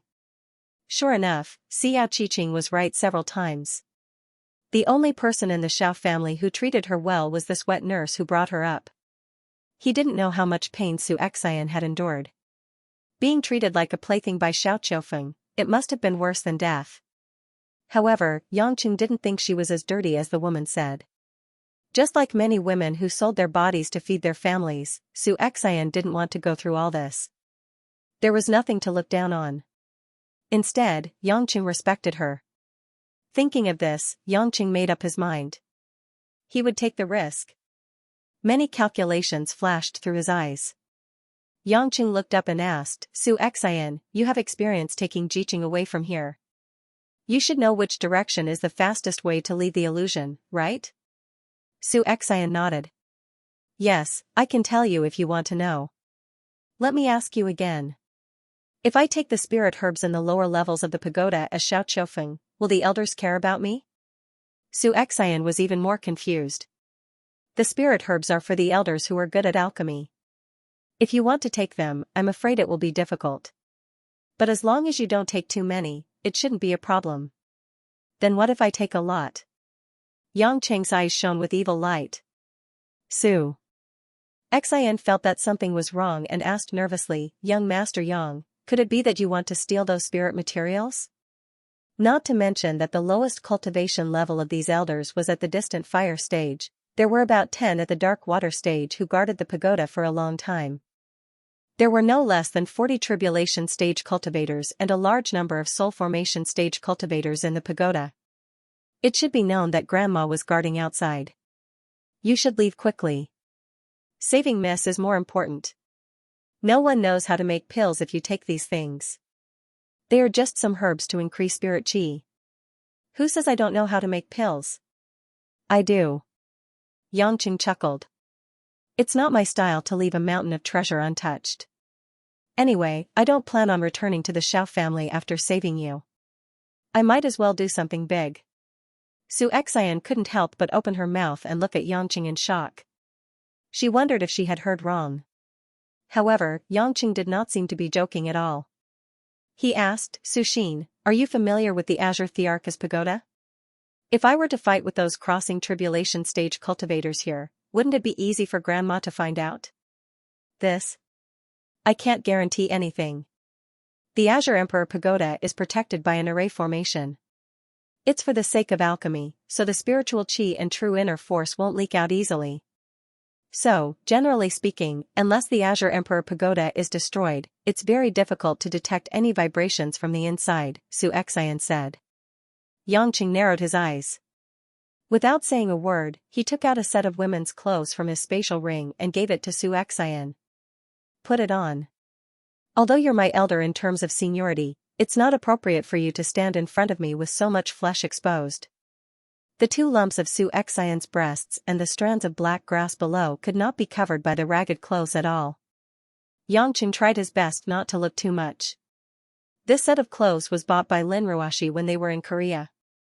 Because women were extravagant and did not treat money as money, she bought a lot of clothes and left some in Yangqing's spatial ring. He didn't expect it to come in handy. Su Xian compared the cartoon short sleeves and cute short skirt. She felt that it was a little novel, but she didn't think much of it and quickly put it on. Yangqing turned his back and didn't look at her. When he turned around and saw Su Xian's appearance, he couldn't help but blush. He wondered if he was a little unkind. Lin Ruoshi's size was a little small for Su Xian. This mature woman was wearing a close-fitting short sleeve that squeezed the 2 lumps of snow on her chest together. Because she wasn't wearing a bra, the 2 protruding grapes were especially eye-catching. The short skirt only covered a third of her thighs. Her white thighs were elastic and taut, and the lines were beautiful. Su Xian was more generous. Perhaps it was because she had long been played by Xiaoqiufeng that she didn't have many feelings for men and women. When Yangqing looked at her like this, she only smiled in understanding. Yangqing pretended to cough and said, Su Xian, I want to take you out of the illusion and to the place I stay in the secular world. Are you willing? Young Master Yang. Can you really? If I say it's possible, then it's possible. Don't worry, although the grandma outside has a high cultivation base, she can't stop me alone. Yangqing wasn't lying, a weak water stage really wasn't his opponent. Su Xian excitedly pinched the corner of her clothes and nodded, I'll listen to young master. I'll do whatever you want me to do. You don't need to do anything. Just watch from behind. After we leave the tower, I'll fly you. It'll be faster this way. After everything was said, Yangqing changed back to Xiaoqiufeng's appearance and rushed down the tower with Su Xian. When they came to the closest floor where spiritual materials were stored, Xianxia's divine sense swept over. There were 2 Samadhi True Fire Stage Elders and 1 Karmic Fire Stage Elder. The 3 elders were sorting out the spiritual herbs and matching them according to the pill recipe. When they noticed Xianxia's arrival, they were a little puzzled. Why was Xianxia following behind the young master? "Young master, what are you doing here?" The elder of Hellfire Stage, whose name was unknown, walked over with a smile. He didn't realize the danger at all. Xianxia knew that these elders couldn't discover his real situation. Before the elder came close, Xianxia had already summoned the Chaos Cauldron. Under Xianxia's meticulous control, the Chaos Cauldron didn't release its ferocious chaotic pressure arrogantly. The black and gray cauldron enlarged in the blink of an eye, opened its bloody mouth, and faced the 3 elders who were in the tribulation passing stage. "Young master. You are..." The 3 elders didn't have time to react. They felt a huge suction pulling them into the cauldron. Xianxia released his real cultivation. The Tai Ching Heavenly Thunder Tribulation Great Completion activated the power of heaven and earth, which made the Chaos Cauldron almost instantly swallow the cultivators below the mean water level, especially when the other party didn't have time to resist. It was like a black beast swallowed the 3 of them. In a moment, they turned into 3 vigorous spiritual powers and were absorbed by the Chaos Cauldron and Xianxia. Although they were 3 tribulation stage elders, Xianxia didn't feel much of the spiritual qi that was absorbed. But it was better than nothing. Even if it was already at the great completion, it was still not easy to reach the Shangqing Heavenly Thunder Tribulation. Xianxia wasn't in a hurry. It was always good to increase his cultivation. When he looked back, Xianxia was looking at him and the Chaos Cauldron with her eyes wide open in fear. Xianxia grinned. "Don't be afraid. This is my magic weapon. I'm going to clear it level by level." With that, Xianxia scanned the entire floor with his divine sense. He stuffed all the good stuff into his space ring. One could never have too many good things. Of course, Xianxia didn't forget to check if the 3 elders had storage magic weapons like space ring. Unfortunately, the 3 of them were poor. Xianxia was a little regretful. Grandma Xiaotingsa didn't move outside. Xianxia was relieved. He went down another floor. This time, he happened to meet an elder of the Ming Water Stage who was refining pills with the elixir furnace. Because ordinary alchemists couldn't use the Samadhi True Fire directly like Xianxia, they used some special spiritual materials to ignite the true fire. Moreover, the quality and endurance were much inferior. Xianxia smiled happily. This was a great help. The elder of the Ming Water Stage didn't allow people to disturb him. He was alone on this floor and happened to be caught by Xianxia. Xianxia didn't say anything and rushed over quickly. He condensed a ball of weak water and slapped it on the top of the elder's head. A dignified elder of the early stage of the Ming Water Stage was inexplicably corroded by the weak water and lost the ability to resist. After Xianxia absorbed the elder's spiritual qi, he looked at the elixir in the elixir furnace and despised it. The quality was too poor. He didn't want it. This floor seemed to be specially used for alchemy. There were no spiritual materials. Xianxia thought for a while. If he stole this elixir furnace, wouldn't he make the Xiao family pay a big loss? After all, an elixir furnace that could withstand the Samadhi True Fire was a very precious ancient treasure. But he thought it wasn't right. He had the Chaos Cauldron. Why would he take an elixir furnace? It took up too much space. So, without saying anything, Xianxia released a large purple fire that was even fiercer and hotter than the Samadhi True Fire. It directly turned the elixir furnace into liquid metal. Xianxia, who was watching in fear from afar, was dumbfounded. What kind of magical power did this son-in-law have? He killed the elder of the Ming Water Stage in one move and melted the elixir furnace in the blink of an eye. She couldn't help but strengthen her confidence to escape. She was also happy that Xiao Qiqing was lucky to find such a man as a backer. Xianxia did the same. With precise control, he controlled the battle and sneak attacks to a small area. He didn't make much noise, and there weren't even many vibrations. As he went down more than 10 floors, more than 30 Tribulation Transcendent Stage experts and a large number of Soul Formation Stage minions were eaten by Xianxia and the Chaos Cauldron. Most of the experts, didn't realize any danger at all, so they were easily killed by Yangqing. They didn't even have time to protect themselves with quintessential essence. Yangqing was overjoyed. He looked at the large pile of spiritual materials in his interspatial ring.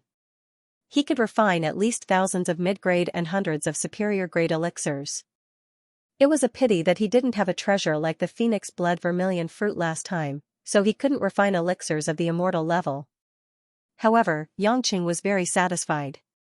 With these elixirs, the women only needed to have enlightenment, and the cultivation needed to break through to the tribulation transcendence stage was as easy as drinking water.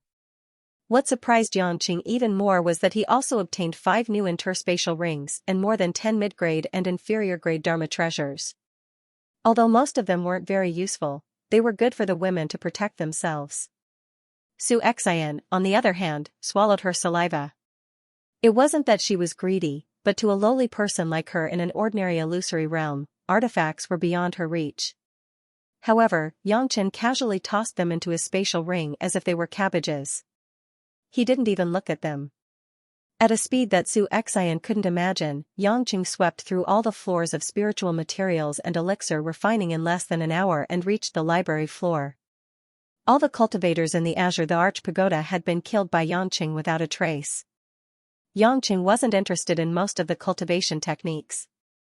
He didn't put the Shao family's top Azure Wood Mystic Heart technique here either.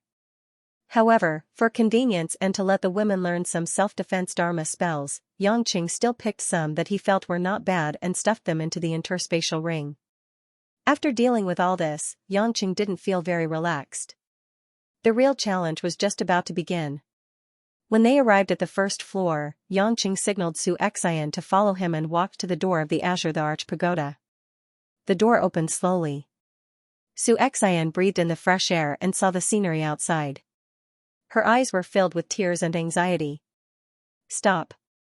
An enormous pressure descended from above, as if a giant object was pressing down on them, tightly locking onto the two of them. Xianxia, who had been guarding on the high platform, finally spoke this time. The old woman opened a pair of sparkling eyes that didn't match her age, and stared at Yangqing. Yangqing still looked like Xiaoqiufeng. Smiling, he said, "Grandma, I want to bring this bitch out. Please make an exception. I didn't receive Xiaomingyu's message." "You can." Xiaotingsu's voice was cold and emotionless. As the Grand Elder, regardless of seniority, she had the right to call the current patriarch Xiaomingyu by his name. "Grandma, she's in the Xiao clan anyway. How can a soul formation cultivator like her escape?" Xiaotingsu narrowed her eyes and looked suspicious. "Xiaoqiufeng, tell me your date of birth." Xiaotingsu suddenly narrowed her eyes, and a trace of suspicion flashed through her eyes. "Xiaoqiufeng, tell me your date of birth." Xiaotingsu narrowed her eyes and looked suspicious. "Xiaoqiufeng, tell me your date of birth." "Huh?" Yangqing said. "Grandma, what do you mean?" "Humph, what do you mean?" Xiaotingsu's face darkened. "When Xiaoqiufeng saw me, he never dared to say a word of nonsense. You actually dared to break the rules and beg me. You are really Xiaoqiufeng." Yangqing cursed inwardly. He had forgotten that Xiaoqiufeng was a coward. How would he dare to defy Xiaotingsu? At this moment, Xiaotingsu suddenly increased the suppression of her cultivation base and shouted sternly, "Where did this impostor come from? Who are you?" The terrifying pressure of the intermediate stage of the weak water realm exploded, causing Xianxia to spit out a mouthful of blood. Fortunately, Yangqing reacted quickly. He released his cultivation and protected Xianxia. He grabbed her waist and pushed back Xiaotingsu's pressure. Logically speaking, he was in the Tai Ching Heavenly Thunder Tribulation Great Perfection realm, while Xiaotingsu was only in the weak water intermediate realm. But Xiaotingsu was hundreds of years old. She had been in the weak water realm for a long time. Even if she didn't reach the advanced stage of the weak water realm, her true inner chi was still terrifying. It was like 2 test tubes. One test tube was longer and wider, while the other was narrower and shorter. However, the larger test tube had only been filled with water for a few seconds, not even halfway, while the smaller test tube was already filled to the point where it was about to overflow. Yangqing was a more powerful test tube. Whether it was modified to a larger test tube or the water it could hold, it would be better than the smaller test tube. But after all, he was not full of water. Xianxia also realized this. She couldn't see through Yangcheng's cultivation, but she found that the strength of the true inner qi that Yangcheng resisted was not something she couldn't handle. Humph.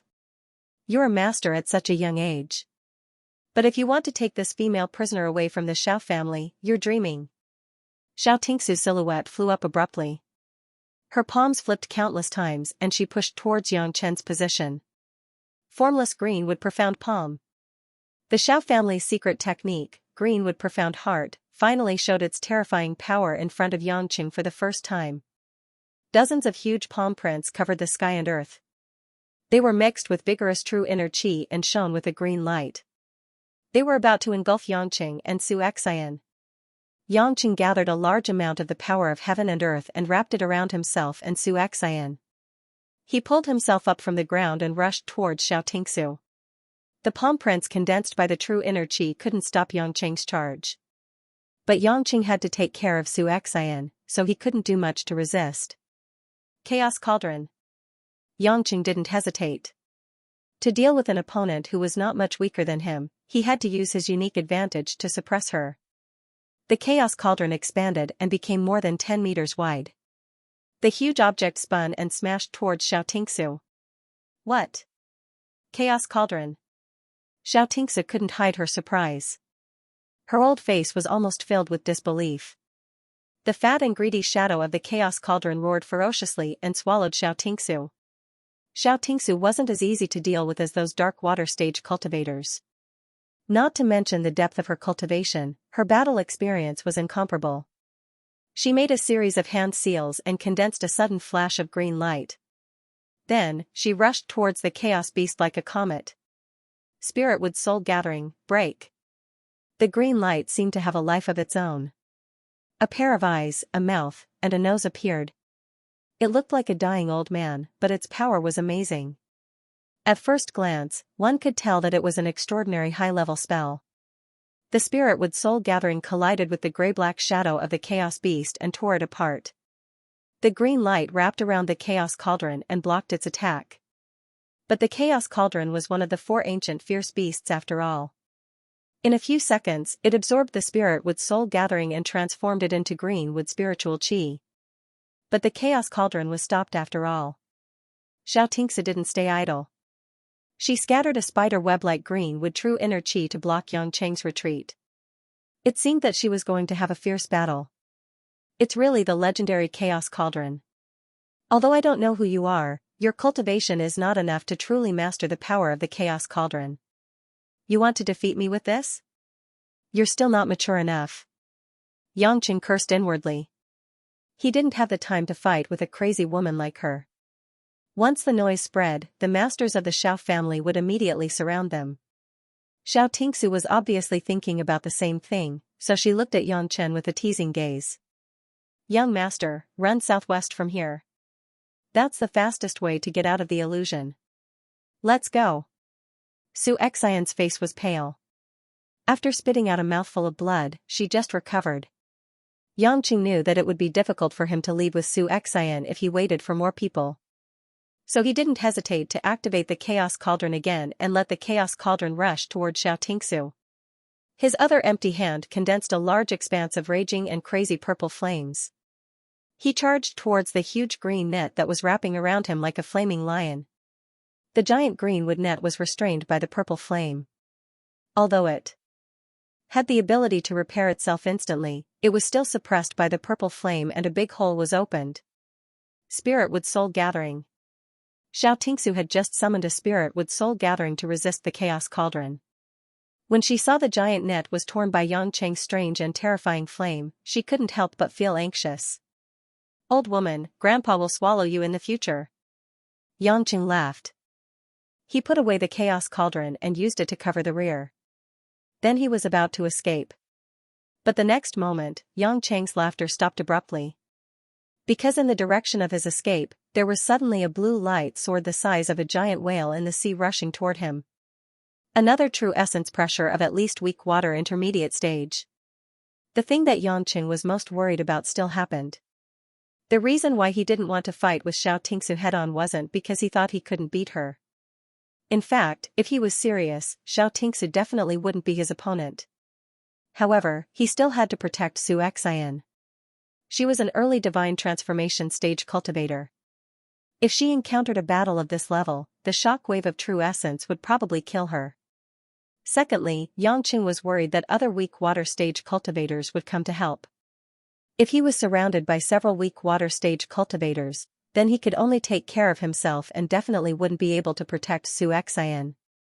Seeing the blue light sword coming over like a giant missile, Yangqing didn't have time to think too much.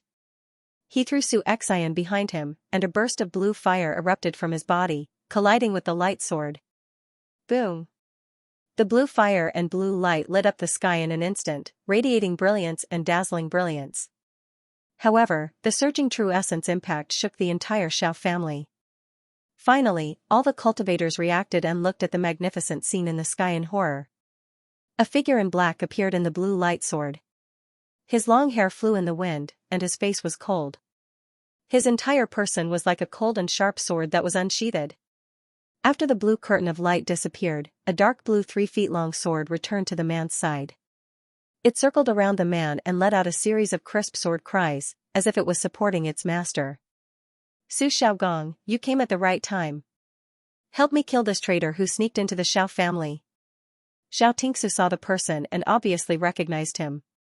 She gave instructions with the attitude of a senior. The person who came was Su Xiaogong, who came to the Xiao family as promised. He was one of the top 10 masters in the illusion realm. Su Xiaogong glanced at Xiao Tingsu and didn't seem to buy it.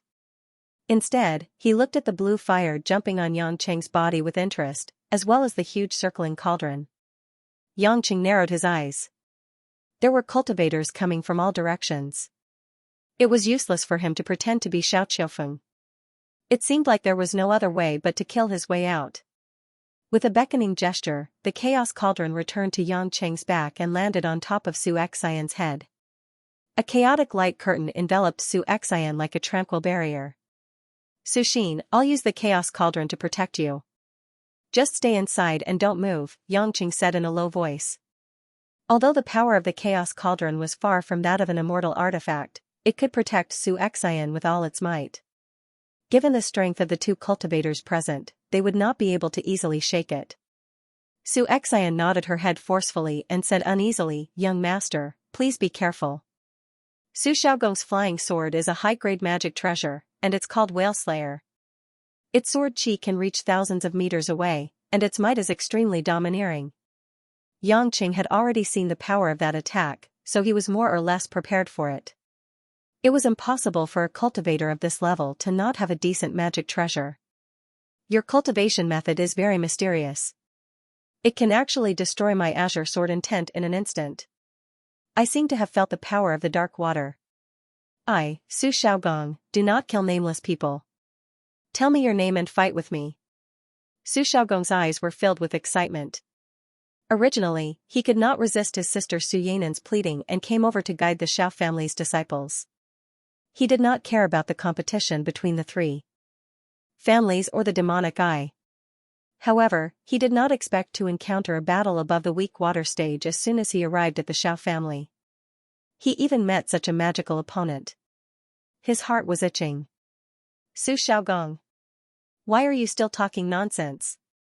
Hurry up and attack. Xiao Tingsu reprimanded angrily. Old woman, I will not argue with you because you are a few hundred years older than me. I am not a servant of the Xiao family.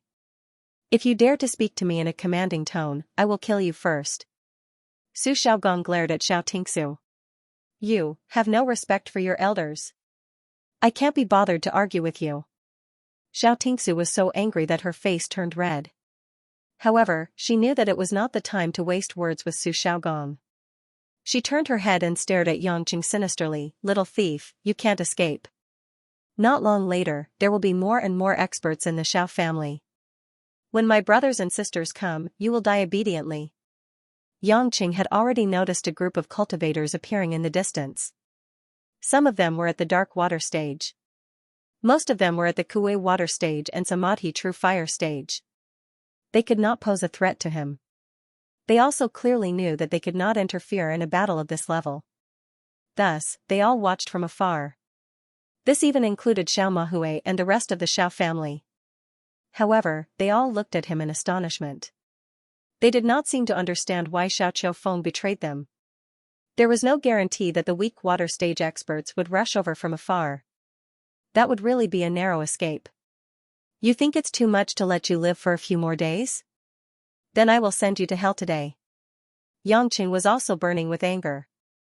He did not care about making a big scene after being provoked. If they came, then so be it. He could also try to see how he could fight with the weak water stage experts without using the chaotic cauldron. Yang Cheng's figure suddenly disappeared. When he reappeared, he was already in front of Xiao Tingsu. A fist burning with blue fire blasted towards Xiao Tingsu's head. Compared to using any magic weapon, Yang Qing was more used to using his body, which was stronger than magic weapons. Xiao Tingsu knew that she could not actually defeat Yang Qing. She just wanted to delay until help came. So her nerves were tense. When she saw Yang Cheng's attack, she quickly retreated. A green light flashed on her hand. A large piece of green wood true essence condensed into a net, trying to block Yang Cheng's speed. But Yang Qing gathered a large piece of purple fire around his body and destroyed the green wood true essence instantly. Instead of retreating, he moved closer and closer to Xiao Tingsu. Xiao Tingsu could feel the terrifying corrosive power from Yang Cheng's blue fire. It was the aura of the strange Ming water and Samadhi true fire. This made her scalp numb. If the true essence shield was broken, she was afraid that she would be seriously injured even if she did not die. Seeing that Yang Qing was getting closer and closer, and waving purple and blue fire dragons from time to time, Xiao Tingsu was so scared that her face turned pale. She secretly regretted provoking Yang Qing and not delaying more time. What made her even more angry was that Su Xiaogong had been watching from the side and had no intention of making a move. Xiao Mahui, who was watching the battle from afar, finally realized that this sun was fake. After a long time of bewilderment, he reacted and immediately ordered the butler Xiao Guyuan next to him. Quick, send a few masters to support Grandma. He did not dare to approach, but he was worried that the Xiao family would lose a Grand Supreme Elder. Yes. Master. Xiao Guyuan immediately selected 4 Ming water stage masters who were watching, as well as 10 Samadhi true fire and water stage cultivators to support Xiao Tingsu. As for himself, he did not dare to approach at all, just like Xiao Mahui.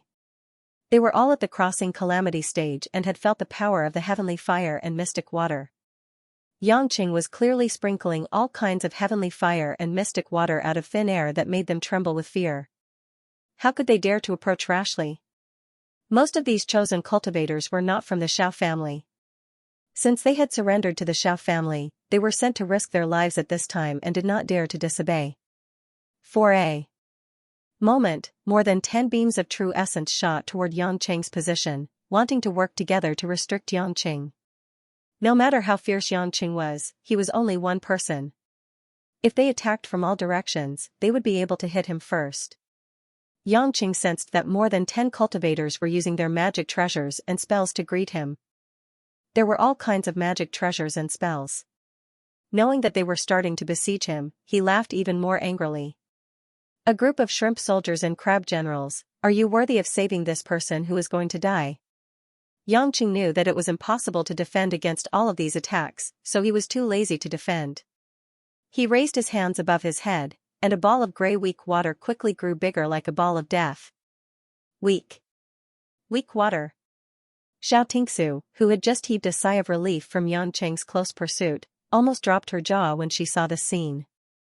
The group of cultivators also noticed that the corrosive power of the huge weak water ball was astonishing, but it was too late to turn back. All of you, die. Yang Qing scattered the entire ball of weak water, and like countless bullets condensed from weak water, they shot in all directions, covering all of these cultivators. At the same time, the colorful but powerful magic treasures and spells of more than 10 cultivators also landed on Yang Cheng's body. His entire body was bombarded by more than 10 kinds of true essence, and the sound of explosions was endless. Sorrowless and the rest, as well as Xiao Tingsu, who was desperately circulating her true essence to resist the Ruo water, were secretly delighted to see this scene. In their opinion, a cultivator's body, even a weak water stage cultivator's body, would be seriously injured if not dead after receiving more than a dozen direct attacks. But at the same time, the Shao clan's experts were unable to resist the erosion of the Ruo water with their cultivation and true essence force. They screamed and fell down. The Ruo water quickly corroded their souls, and they would never be able to reincarnate. Seeing the tribulation stage cultivators, including 4 dark water stage cultivators, die so weakly, the onlookers retreated a little. The power of the Ruo water was too fatal to those who didn't have weak water stage cultivation. Sorrowless and the rest were extremely distressed. These were all cultivated by the Shao clan with a large number of elixirs, but they were all killed by Yanqing in one move. But what shocked them even more was what happened next. They saw a figure break out from the ball of true essence. He tore off a shirt that could no longer cover his body, but his aura didn't weaken at all. Young Master Yang. Xianxia, who had been extremely worried, exclaimed happily. To Yanqing, the attack of these cultivators didn't have much lethality to him, so he quickly used the endless resolve restoration scripture to repair himself. Looking at Xianxia, whose mouth could fit an egg, Yanqing grinned hideously. I'll kill as many helpers as you come. But it seems that no one dares to help you. Die. A sinister look flashed across Xianxia's eyes, and she suddenly rushed towards the chaos cauldron. She was close and wanted to capture Xianxia, who was protected by the chaos cauldron, as a hostage. Otherwise, she wouldn't be able to defend against the second round of attacks from Yanqing. Seeing this, Yanqing was even more annoyed. He simply activated the chaos cauldron, summoned the chaos beast soul again, and launched a counterattack towards Xianxia. Xianxia turned pale with fright. Seeing the chaos beast soul opening its bloody mouth to bite her, she didn't have time to condense the giant spirit wood soul to block it. She could only use a purple bracelet on her hand. Purple dye bracelet. This was a mid-upper grade defensive magic treasure. After all, not every expert in the illusion realm could have an offensive magic treasure. Even if the Shao clan was one of the 3 major clans, it was impossible for them to give every elder a high-grade magic treasure. Moreover, for people like Xianxia, who specialized in spells, offensive magic treasures were far less practical than defensive magic treasures. The violet dye bracelets propped up a purple curtain of light that looked like hexagonal bricks stacked together to form a giant shield. Bang! When the primal chaos hit the purple wall, it was as if a mountain was shaking, but it was still bounced back. However, cracks began to appear on the defensive barrier. Cracks appeared on the violet dye bracelet that was floating in the sky. Then, like an ordinary stone that had lost its luster, it fell to the ground and was destroyed by the chaos. After all, it was only a mid-high grade defensive magic treasure. While it was precious, its defensive properties were not tough enough. Xianxia was shocked by the ferocious power of the chaos. She couldn't care less about the pain and wanted to grab Xianxia, who had escaped the protection of the chaos cauldron. However, Yanqing wouldn't give her the chance. He arrived just in time and whipped her with a long whip of weak water. Xianxia's speed wasn't as fast as Yanqing's. Now that she was blocked by the chaos cauldron, she couldn't dodge in time and one of her arms was hit. Ah! Xianxia wailed in pain. The grayish-white weak water started to hurt her soul from her arm. Obviously, it was beginning to corrode her. She hurriedly used her true core strength to resist it. However, without giving her spiritual pills and time to recuperate, there was no way to expel the weak water in a short period of time. Su Xiaogong. Why are you still standing there? Xianxia screamed hysterically. Su Xiaogong, who had been watching coldly, finally moved this time. The whale-slaying sword emitted a dazzling blue radiance. It was really like a blue whale swimming in the vast ocean. It charged towards Yanqing with the weight of Mount Tai. 2 against 1, I don't like it. Now that she's defeated, it's my turn. Su Xiaogong's dark eyes were filled with battle intent. However, when Yanqing saw that Xianxia was seriously injured and fleeing, he couldn't care less about Su Xiaogong's obstruction. Don't even think about stopping me. Yanqing was like a madman. It seemed that he couldn't stop the huge blue light sword in time, so he simply didn't stop it. He continued in the direction that Xianxia escaped in. A whirlpool of blue fire was swung out. The gigantic lightsaber hit Yang Chen's back, and Yang Chen's body was like a steel bullet as he was sent tumbling in the air. However, the blue fire finally devoured Xiao Tingsu as Yang Chen wished. Xiao Tingsu's screams were especially shrill. Her body was continuously corroded by the weak water, Ming water, and Samadhi true fire. She couldn't hold on any longer and fell from the sky unwillingly. Grandma! Elder! Sorrowless and the others screamed. This was one of the few remaining grand elders of the Xiao clan. She actually died in front of their eyes. Many people looked at Su Xiaogong with hatred. If Su Xiaogong didn't insist on fighting one-on-one, Xiao Tingsu wouldn't have died in battle. Actually, no one knew that this was also the cause of Xiao Tingsu's own trouble. Originally, Yangqing didn't want to take the risk of fighting. However, Xiao Tingsu thought that Yangqing couldn't do anything to her. She pressured him and obstructed him in every way possible. She even wanted to take Su Xian as a hostage. This made Yangqing's teeth itch. Even a rabbit would bite when it was cornered.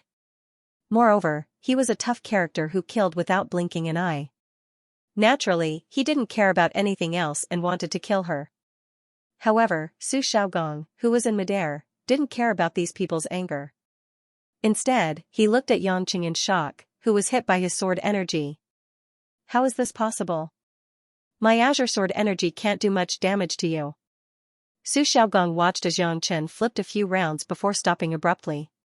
He reached out to touch his back with a displeased expression, as if the sword aura had only tickled him. In Su Xiaogong's eyes, it was incredible that a cultivator's body could reach this level. However, he didn't feel pressured. Instead, he was overjoyed. Good. Good. Good.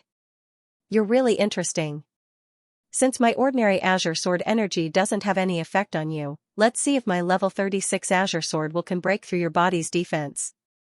After saying that, the whale-slaying flying sword condensed surging sword energy again.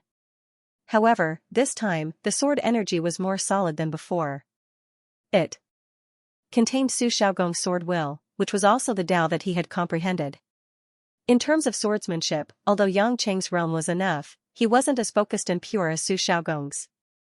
Therefore, Yang Cheng didn't have the kind of sword will that Su Xiaogong had. Azure Sword Will, Level 16, Mad Shark. The sword will condensed into a huge shark that was dozens of meters long. Its sharp teeth and fins were all made up of exquisite sword energy. With the indomitable power of the sea, it charged towards Yangqing fiercely. Seeing that only Su Xiaogong was left, Yangqing didn't have the mood to fight anymore. If this dragged on, he really wouldn't be able to escape. Therefore, he summoned the Chaos Cauldron and released the Chaos Beast Soul to fight with the Mad Shark Sword Will. Roar! The Beast Soul roared and tangled with the Mad Shark Sword Will, tearing the Mad Shark Sword Will into countless flowing sword energy. The sky was suddenly dyed with a blue stream of light. Yangqing took the opportunity to grab Su Xian and shouted, "Go!" Then, he immediately fled towards the southwest. Su Xiaogong was shouting in satisfaction. He thought that Yangqing was going to attack him, but in the blink of an eye, he saw that something was wrong. After the Chaos Cauldron defeated the Mad Shark Sword Will, it retracted in the blink of an eye. The Chaos Cauldron was also summoned back and disappeared.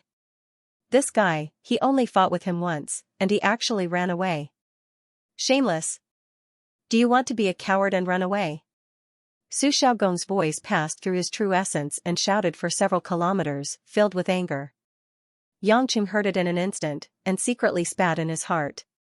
Motherf asterisk cur, if it wasn't for the fact that he was afraid of a large group of weak water blocking him, if it wasn't for the fact that he still had to take Su Xian away, he would have killed you just like he killed Xiao Tingsu. What bullshit top 10 experts, as long as it wasn't a battle of numbers, Grandpa would be afraid of you. However, this Su Xiaogong didn't join forces with Xiao Tingsu, which made Yangqing feel that it was a bit embarrassing to kill him. Originally, if the two of them joined forces, although they would only die a little slower, they would still be able to delay a lot of time. If worst comes to worst, I'll just spare his life today, Lord Yang thought to himself shamelessly. Watching Yangqing disappear without a trace like a ray of light, the Xiao family did not dare to stop him.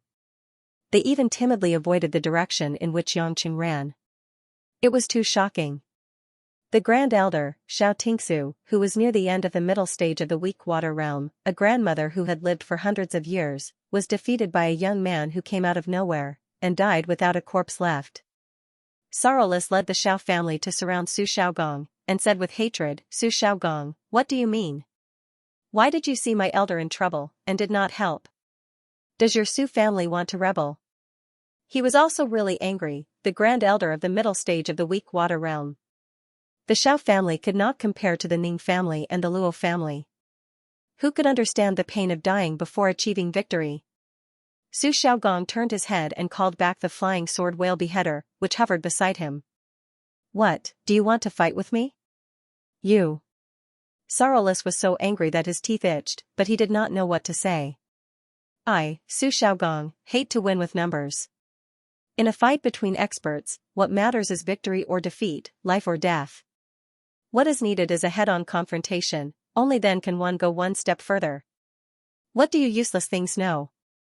I did not come here today to help you catch the thief. My time is precious, and I only came for the sake of my sister. Do you think my Su family wants to stay in your Xiao family? Just because I, Su Xiaogong, say a word, which of the Luo family and the Ning family patriarchs would not come to win me over? Who do you think you are, to talk about me?" Su Xiaogong said respectfully. Sorrowless' face alternated between green and white, and his body trembled with anger. Su Yanan, who was behind him, could not stand it anymore. She came forward and pulled her brother's sleeve, and said softly, "Brother, don't be angry. Uncle is also confused because of Grandma. We are family, if you want to blame someone, blame that traitor who pretended to be Qiu Feng." Su Xiaogong coldly snorted and put the whale beheader back into the space ring. With Su Yanan's change of topic, everyone immediately started discussing spiritedly, discussing who exactly was that person. In the crowd, Xiao Menyan's face was fiery red. She didn't know if she was ashamed or angry. She finally understood why this brother was so brave that night. It turned out that he was not the original. Then wouldn't she be toyed with by a man she didn't know? Right at this moment, from the depths of the Xiao clan, a surging pressure rushed toward them at lightning speed. A resolute elder wearing a purple brocade robe with gray hair combed behind his head appeared above everyone, giving off a dignified and condescending aura. "Father." Sorrowless regret was overjoyed, but then he lowered his head in shame. "Patriarch." The group of Xiao clan cultivators also shouted respectfully. Only Su Xiaogong glanced at the elder without saying anything. This elder was the master of the Xiao family, Xiao Mengyu. Previously, he had been in a critical moment of closed-door training. Feeling the violent fluctuations of true essence above the weak water stage, he tried his best to come out of closed-door training, but it was still too late. Sorrowless, what happened? Xiao Mengyu noticed that the true essence pressure from his grandmother, Xianxia, was gone, and his face darkened. Sorrowless regret stammered as he recounted what had just happened. He had also sent Xiao Manyan to investigate the Azure Emperor's pagoda and discovered the tragic situation inside. When he heard that a large number of spiritual materials had been stolen from the Azure Emperor's pagoda, dozens of cultivators had been killed, and Xianxia was injured, Xiao Mengyu's eyebrows trembled. His true essence seemed to be overflowing, and the veins on his forehead bulged. "I've only been in closed-door training for slightly more than 2 months, and the family has already suffered so many disasters. How can you be the substitute patriarch?" Xiao Mengyu roared angrily. Sorrowless regret trembled all over and lowered his head, not daring to make a sound. When he had calmed down a little, Xiao Mengyu waved his sleeves and said loudly, "From today onwards, the Xiao clan will be on the highest alert. Do not be careless at all. If anyone's negligence causes the family to suffer losses, don't blame me for being merciless." "Yes." The group of Xiao clan cultivators agreed loudly. However, everyone knew that they would not be able to recover their vitality in a short period of time. Xiao Mengyu dismissed the crowd and arranged for people to clean up the mess in the Azure the Arch Pagoda. Only then did he let Xiao Mahui and the rest return to the Xiao clan's main hall. From the beginning to the end, Xiao Mengyu didn't pay much attention to Su Xiaogong. This undoubtedly meant that he didn't want to fall out with Su Xiaogong, but he was also very displeased with Su Xiaogong's actions. Su Xiaogong, on the other hand, did not care. He took the initiative to follow them into the main hall, seemingly interested to hear how the Xiao clan would deal with this matter. The elders of the Xiao clan all gathered together to discuss how to deal with Yangqing, who had already disappeared without a trace. This person is absolutely irreconcilable with our Xiao clan. I'm afraid that Qiu Feng has already been killed by him. Xiao Mingyu stood in the middle of the hall and said with a gloomy face. Sorrowless Regret's face darkened and his eyes flashed with pain. After all, he was his own son. Although he was ignorant and incompetent, he was still his own flesh and blood. He also understood why Xiao Qiufeng suddenly turned over a new leaf. It turned out that he had been impersonated. After making him happy for so many days, he was actually deceived. Sorrowless Regret really wanted to skin Yangqing and pull out his tendons. Send our clan spies to search the entire illusory realm. Also, send people to other clans to inquire about this person's news. If his cauldron is really the Chaos Cauldron, then it should not be the first time it appeared. There should be some news. Wait until we find out who he is and where he is. Even if he is at the end of the world, we will definitely make him pay with his blood, and pay him back 100 times. Xiao Mingyu said angrily. When you find him, remember to tell me. I must have a good fight with him. Su Xiaogong leaned against the door and said leisurely. The people of the Xiao clan all looked at him angrily. Obviously, they were still angry. Xiao Mingyu snorted lightly and said, Grandma is not his opponent. I'm afraid that you will also die if you go. I advise you not to act rashly. If you stay with the Xiao clan's great elders, you can still keep your life. Su Xiaogong laughed loudly. Until now, none of the great elders have come. Are you still counting on them? Xiao Mingyu's face was rather ugly. In fact, he was also responsible for this. After all, the great elders were not in the Xiao clan's main sect. They were far away. If he did not contact them, those great elders would not know what happened to the Xiao clan. However, he just happened to be at the critical moment of closed-door cultivation. He thought that it would be fine after a while because Xiao Tingsu was there. Who would have thought that something big would happen? Of course, he would not say this out. Otherwise, he would bear all the responsibility as the clan leader. However, he was already prepared to contact the great elders. Facing such a strong enemy, if the Xiao clan did not get back at them, they would not be able to establish a foothold in the illusory realm in the future. On the other side, Yangqing, who had flown out of the illusory realm with Xianxia, was relieved. Although he did not know if there would be any experts appearing later, at least he could rest assured that he was out of the illusory realm. Yangqing did not delay much. He changed into decent clothes and rushed directly to the Forgotten Realms with Xianxia. This was not to give up. After all, Xiao Qiqing had not had time to save them. However, he also needed to take a break to see if there were any problems with the women and children. At the same time, he also needed to settle Xianxia. The Mediterranean region was currently very safe in Yangqing's view. Even if the people in the illusory realm came to his door, he did not have to worry too much. With the recovery of Gaia's heart, Yangqing felt that his mental strength had become much stronger than before. If he used the law of space now, it should be 10% higher than Poseidon's level. Even he had such progress. It was conceivable that Apollo, Artemis, Hermes, and others, who were much stronger than his law of space, should have made great progress. With them around, perhaps the weak water stage cultivators might not be able to take advantage of them. Yangqing did not know to what extent his mental strength would grow if this continued, nor did he know what changes would occur to his divine spark, but for now, it was beneficial to him. Of course, Yangqing did not want to use the law of space to fight.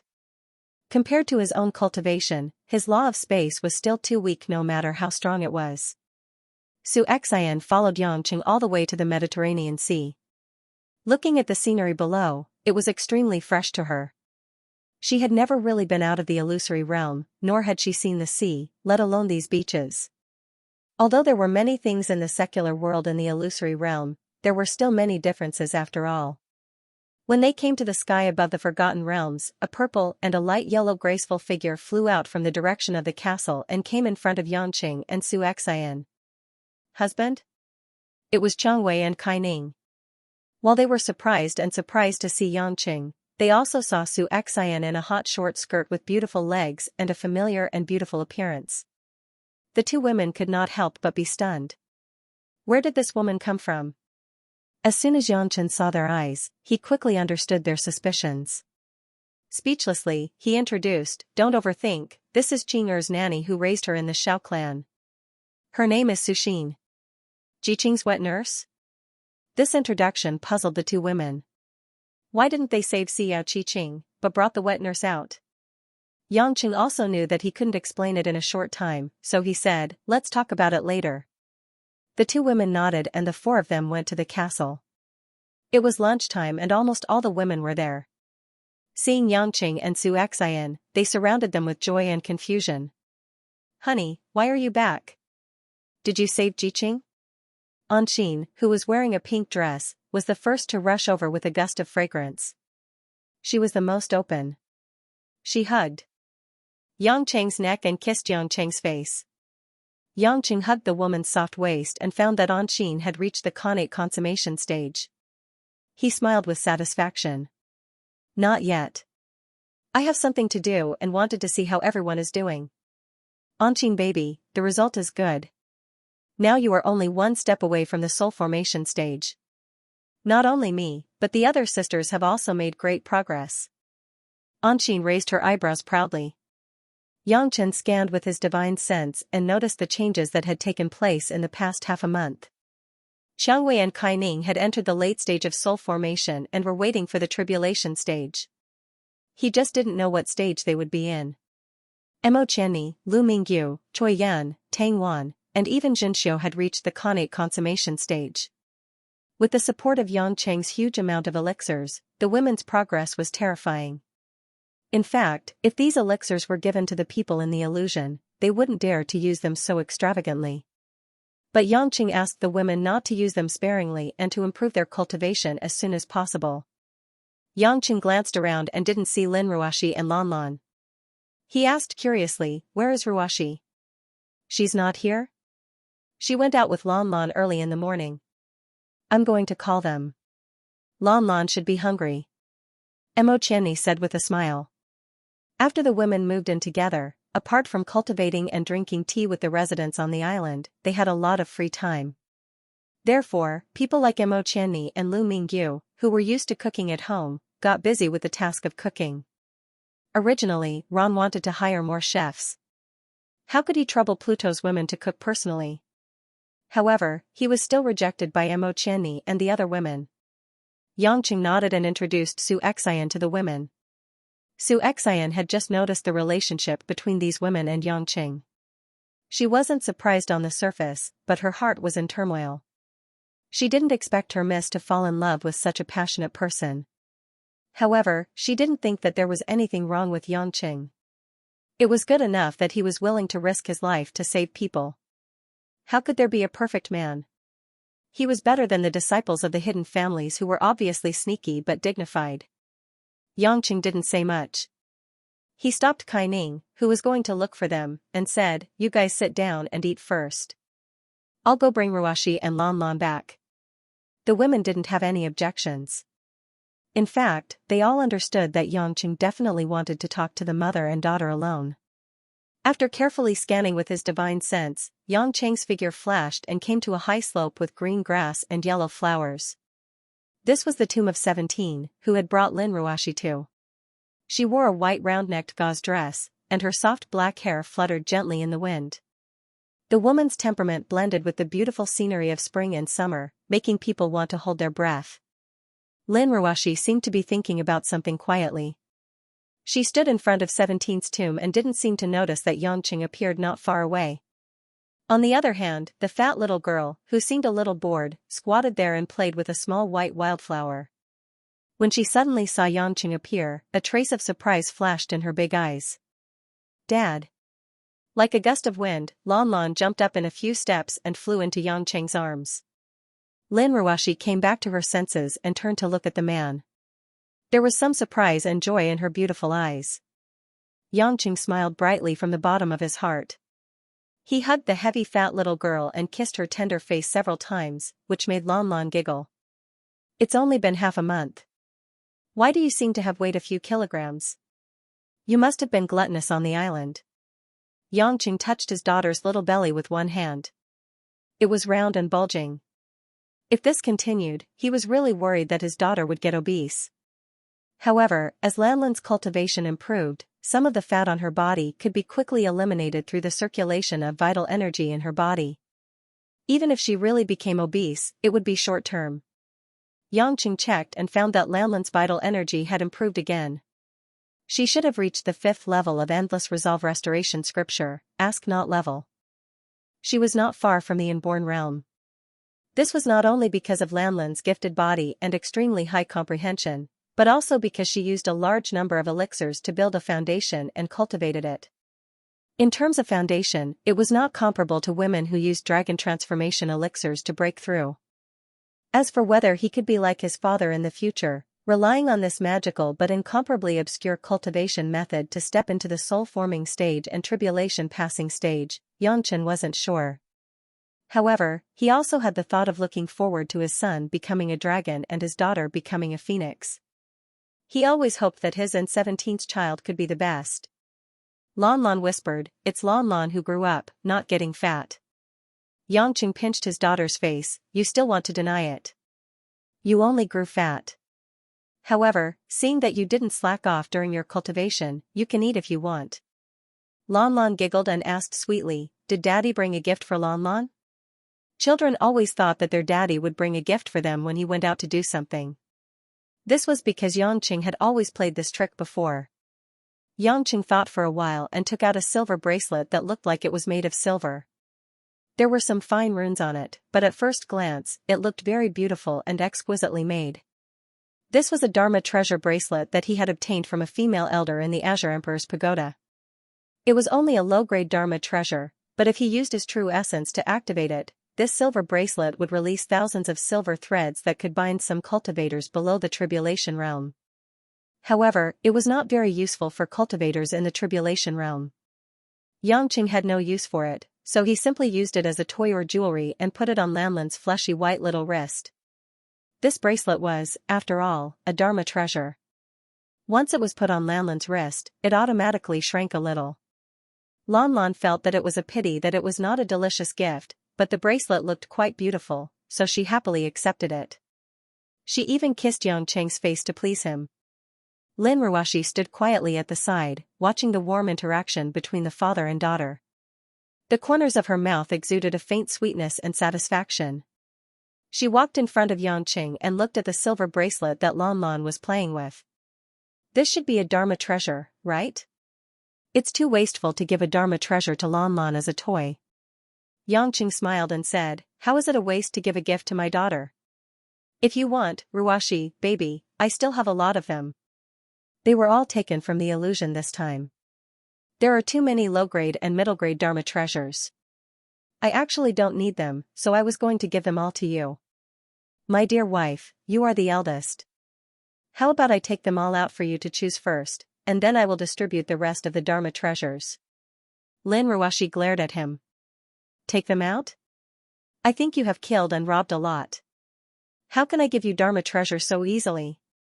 Have you rescued Jiqing? What happened this time?" Xianxia turned his head in the direction of the castle and pouted. "Let's go, I will tell you the details on the way back." Xianxia held Lanlan in one hand and Lin Ruashi's hand in the other. They walked leisurely along the mountain road. It was not far away, and the key point was that he enjoyed the feeling of having his wife and daughter by his side. After experiencing all the dangers in the illusion, and having just experienced a thrilling battle, Xianxia especially cherished the short period of warmth and tranquility. As they walked, Xianxia talked about what happened in the illusion and the specific situation. It was obviously a bloody and tense situation, but he talked about it calmly as if he was talking about his daily life. Most of the time, Lin Ruashi just responded with a flat and occasionally asked a few more words. She was as calm as usual. On the way, they met some residents who lived on the island. When they saw Xianxia suddenly appear, they all showed a pious and respectful look and simply saluted him. Xianxia greeted some old acquaintances, and unknowingly brought the mother and daughter to the castle. "By the way, why did you think of taking Lanlan to 17? Doesn't it make you uncomfortable? Yangqing finally couldn't help but ask. In fact, Yangqing hoped that 17's name would forever be buried in the depths of his heart. He didn't want to mention it to Lin Ruoshi. It wasn't that he didn't have the courage to face it, but he didn't want to attract unnecessary trouble. There was no need to say anything more about their relationship. Let bygones be bygones. Lin Ruoshi lowered her head and smiled lightly. After all, she's Lanlan's birth mother. I think we should let Lanlan stay there for a while. Even if she's not really buried there, we should let her subconsciously know about it. Yangqing was slightly stunned. You don't feel bad? No. Lin Ruoshi shook her head. No matter what happened in the past, I'm the one by your side now. I'm the winner, am I not? Yangqing turned to look at Lanlan, who was listening to adults in a daze. With a serious expression, he said, Little chubby girl, your mother is the most generous and kindest mother in the world. When you grow up, you have to be filial, understand? Lanlan nodded seriously. Lanlan is very obedient. Lin Ruoshi rolled her eyes at Yangqing. I wonder who was it that said he wanted to kill me in front of the child. Yang Chen's neck instantly stiffened. Smiling awkwardly, he said, Haha, let's not talk about that. I was fooled by you back then. If you hadn't been so paranoid to put on a show, would I have said something so irrational? Lin Ruoshi snorted and didn't look at him. Yangqing clicked his tongue. Wife, don't take it to heart. You know that there's something wrong with my brain. I can't control my emotions. Although my cultivation is high now and it's easier to control it, there are still times when I make mistakes. Think about it, I love you so much. Even if you kill me, I can't bear to hurt a single hair on you. For some unknown reason, Lin Ruoshi's hand, which was being held by Yangqing, trembled slightly. Yangqing noticed that the woman's face suddenly became a little ugly. Her eyebrows were knitted together as if she was in a bad mood. Ruoshi, what's wrong? Yangqing asked worriedly. Lin Ruoshi turned her head to look at him with a complicated expression.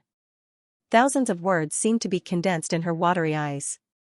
Suddenly, Lin Ruoshi asked softly, If I kill you, will you not hurt me? Yangqing was stunned for a moment. The expression in his eyes fluctuated for a while before he said with a relieved smile, I thought it was something serious. Do I look like the kind of man who doesn't take responsibility for his words? Of course, you're my wife, the mother of our child. How could I possibly hurt you? Even if I die, I wouldn't bear to. The two of them looked at each other and didn't speak for a long time. After a long time, Yangqing looked at the castle on the high cliff. All right, Lanlan should be hungry. Let's talk after we eat.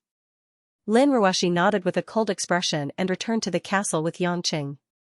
In the large luxurious dining hall, the women were already sitting around the long oval table. They were chatting and laughing as they entertained Xianxia. They also asked about what had happened and discussed spiritedly. After Yangqing returned with Lin Ruoshi and Lanlan, he quickly sat down and joined in. After a joyous lunch, Yangqing had a general understanding of the recent situation.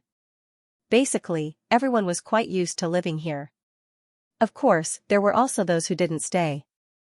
After all, Jane was a member of the Welsh royal family and a scholar who had students all over the world. After reaching the soul formation stage, she left to handle some of her own research and teaching work. Even after becoming a cultivator, Jane's passion was focused on scientific exploration. As Hui Lin became more and more famous, she continued her global tour and had to record and release new songs from time to time. For her, her current life, work, and cultivation were very good. When she had free time, she would come to the island to play with her sisters. She was living a very fulfilling life.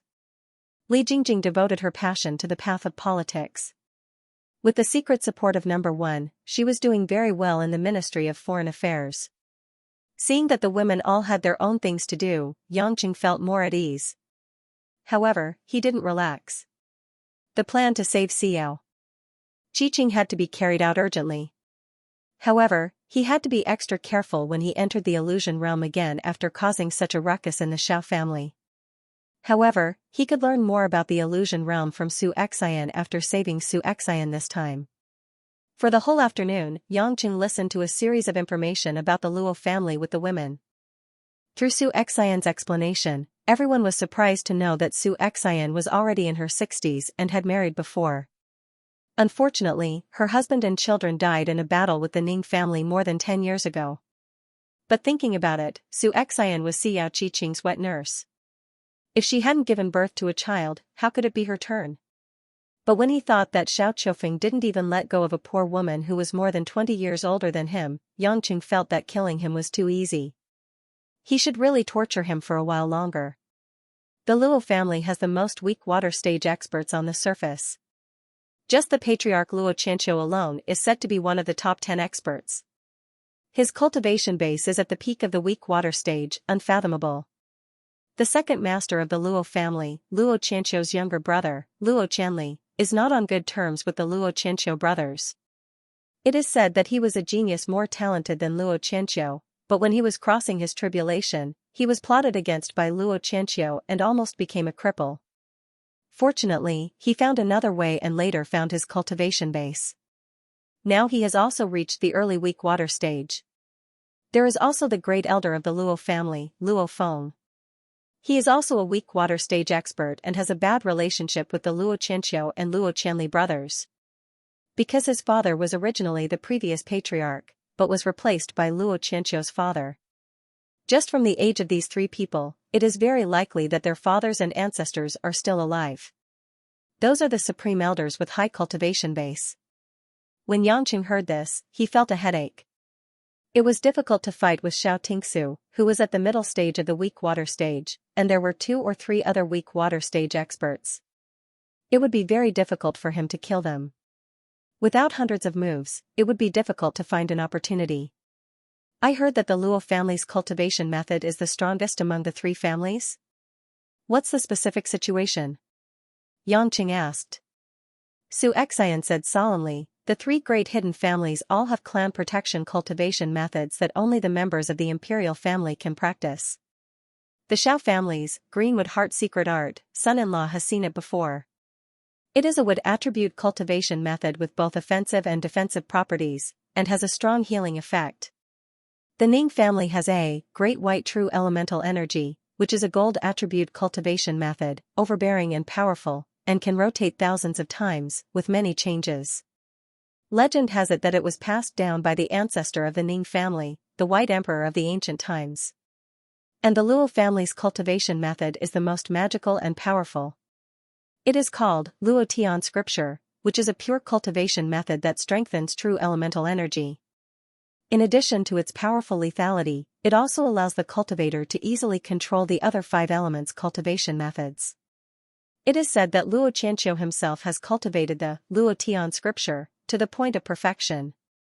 Most of the cultivation methods, as long as he has seen them, he can imitate more than 70% of their power. If he knows the cultivation method, he can easily learn it. Of course, the premise is that the cultivation method cannot be more mysterious than the Luo Tian scripture. In addition, the Luo family's collection of cultivation methods is also the best in the entire fantasy land. I am afraid that the Ning family and the Xiao family's cultivation methods combined can compete with the Luo family. It really is a difficult family.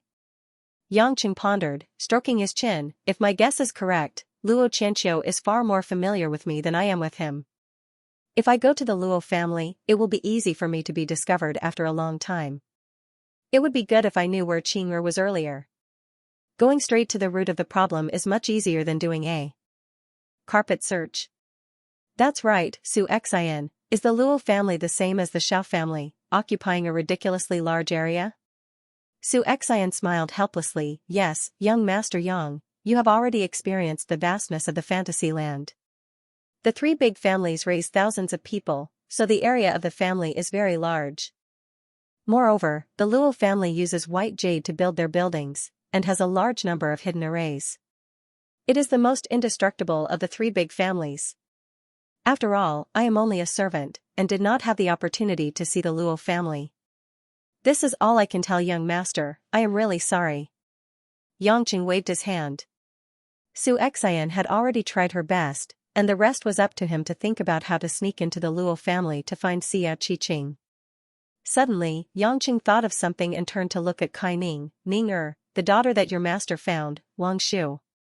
Isn't she from the Luo family's vassal family, the Wang family? Are they still in the Tang sect?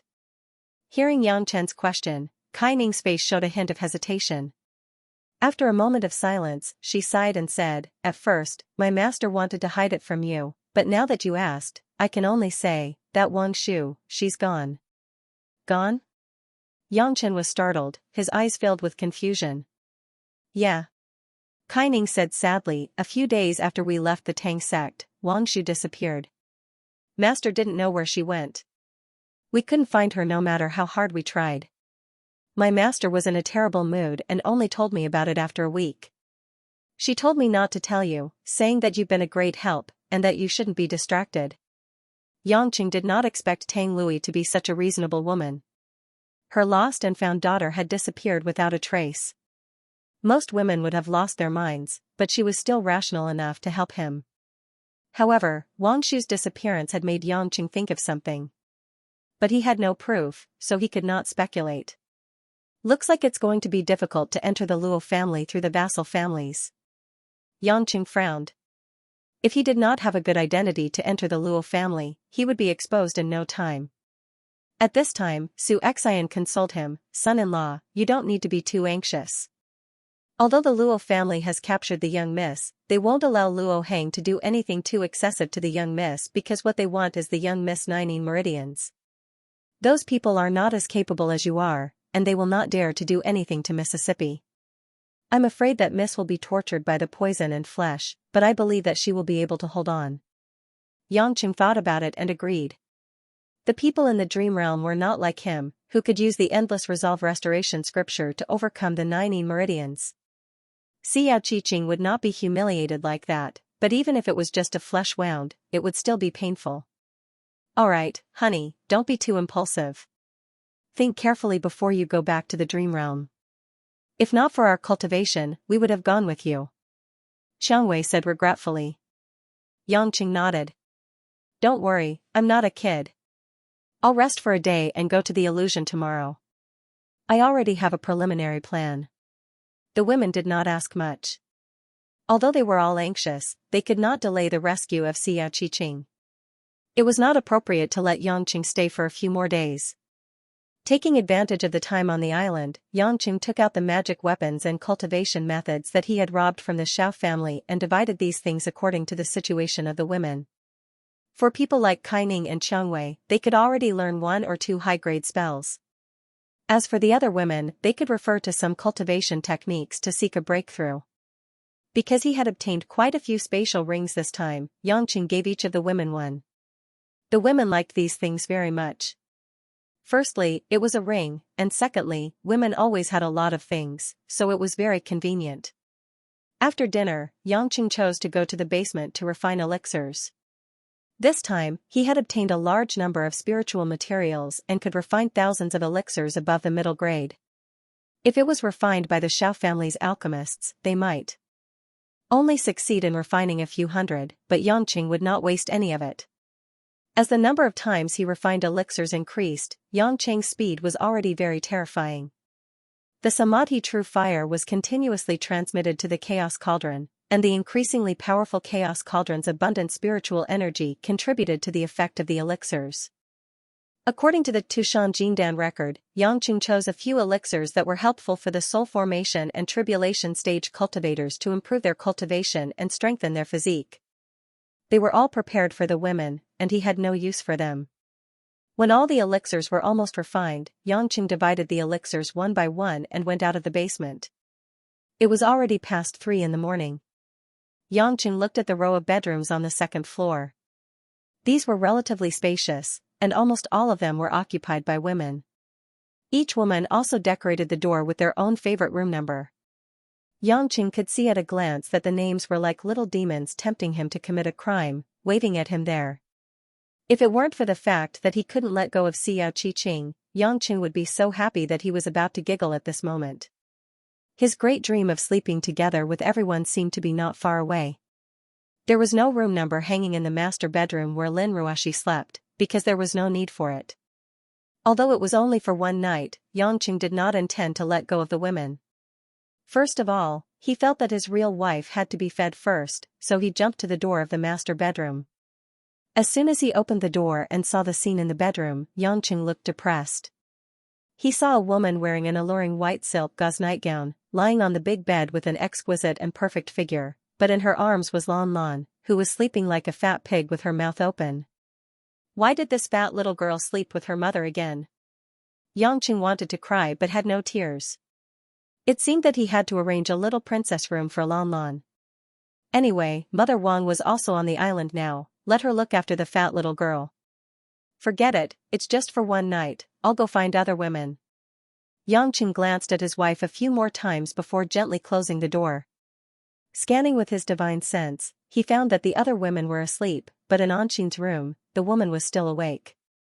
Yangqing hadn't been with this little demon for a while, and he felt somewhat guilty in his heart. It just so happened that he came to the door of Anqing's room, opened the door and went in. In the dark bedroom, Anqing had already decorated it with large patches of pink and rose. The air was filled with the woman's pleasant body fragrance, stimulating the secretion of Yangqing's hormones. Yangqing was a little surprised to see that Anqing, who was wearing white cotton pajamas, was actually sitting on the big bed, seriously cultivating. She didn't even realize that he had come in. Yangqing looked at the woman quietly, waiting for her to finish circulating her innate qi. Only then did Anqing notice that there was another person's breathing in the room. She opened her watery eyes and saw Yangqing in front of her. She couldn't help but reveal a cute look of surprise. "Hubby, why are you here? Is the pill refining over?" "It's already over." Yangqing sat on the bed, hugged the woman's fragrant body into his arms, and kissed her delicate red lips. "Baby Anqing, you're so hardworking. Why are you still cultivating when everyone else is asleep?" Anqing pouted and whispered, "I can't help it. I'm so stupid. The other sisters are all more talented than me. My cultivation progress is slow, and I'm not good at fighting. I don't want to drag everyone down. If everyone is above the soul formation stage in the future, and I'm still in the innate stage, then it'll be different." "Don't talk nonsense. How is it different? I don't look for women based on their cultivation. You will always be the women I love."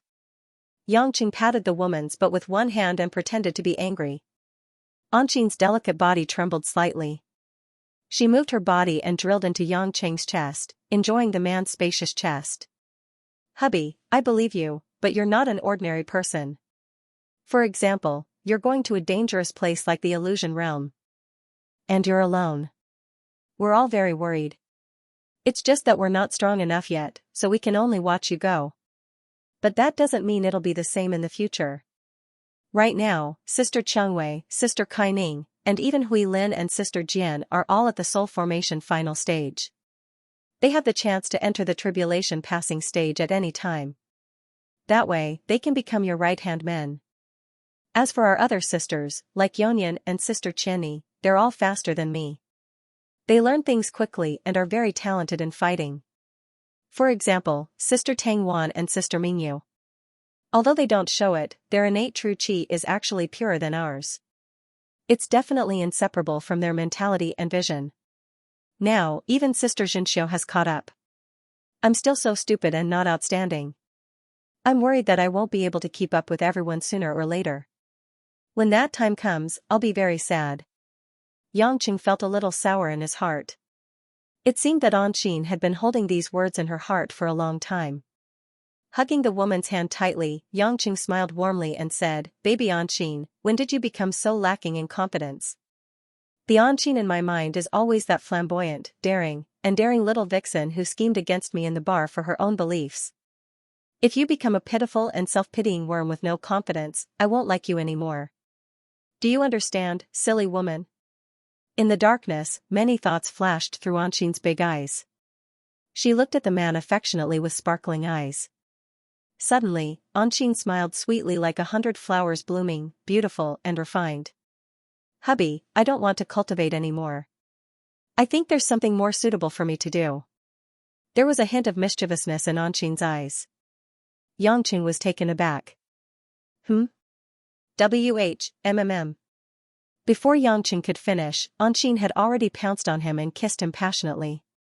The woman who took the initiative was like an octopus, rolling on the big bed with Yanqing, tearing at Yanqing's clothes, her cold and soft little hands stroking the man's strong back, grabbing the man's hair. Yangchen felt two plump and supple thighs intertwining with his thighs at times, and then clamping onto his waist at other times. Two lumps of soft flesh pressed against his chest, as if he could feel the elasticity that could push him away at any time. The woman seemed to have turned into a ball of fire, burning Yangcheng's heart and liver, burning Yangcheng's brain, causing Yangcheng's entire body to completely boil from the inside out. Yangcheng's lips and tongue kissed Anqing's sweet lips, the delicious and tender tongue seemed to be possessed, attracting Yangcheng's endless demand. In terms of skills in bed, among his women, Anqing was probably the best.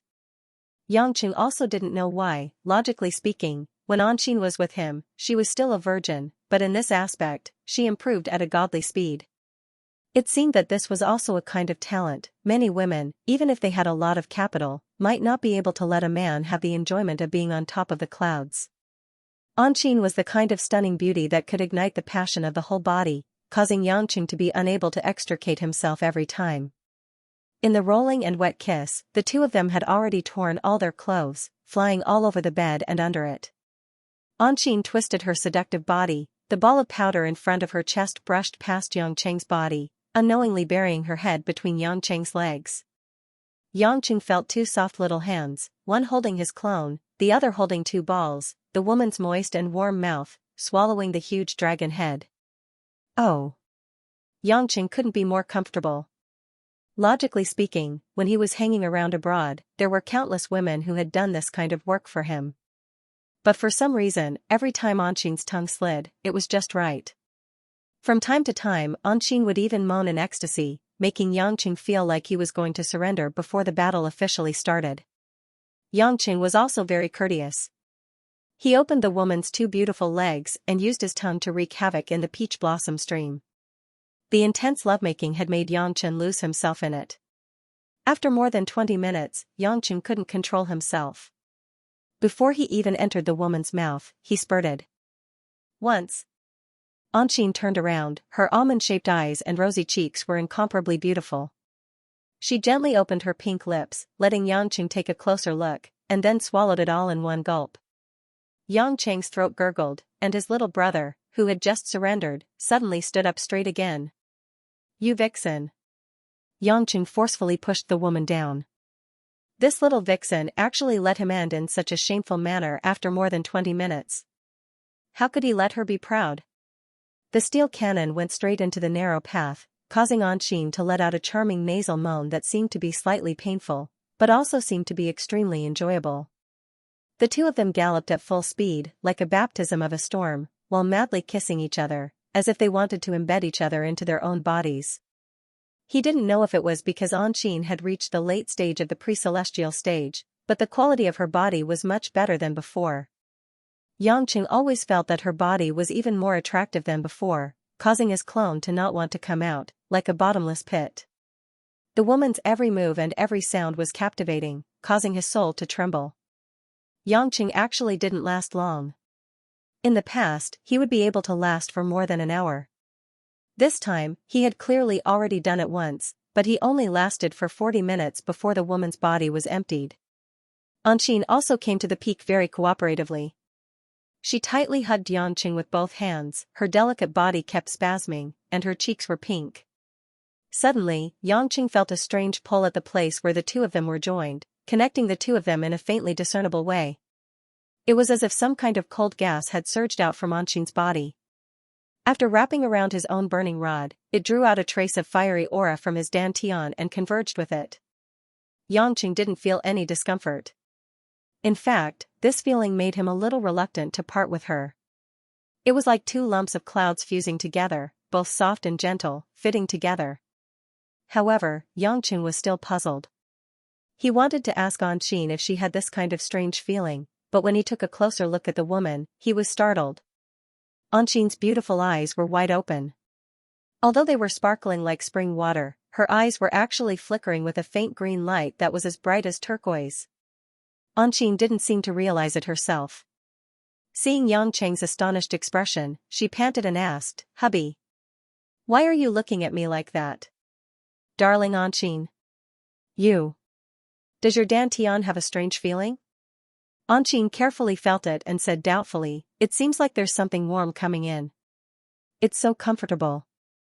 As if she had thought of something else, she said shyly, it seems. It's even more comfortable than that.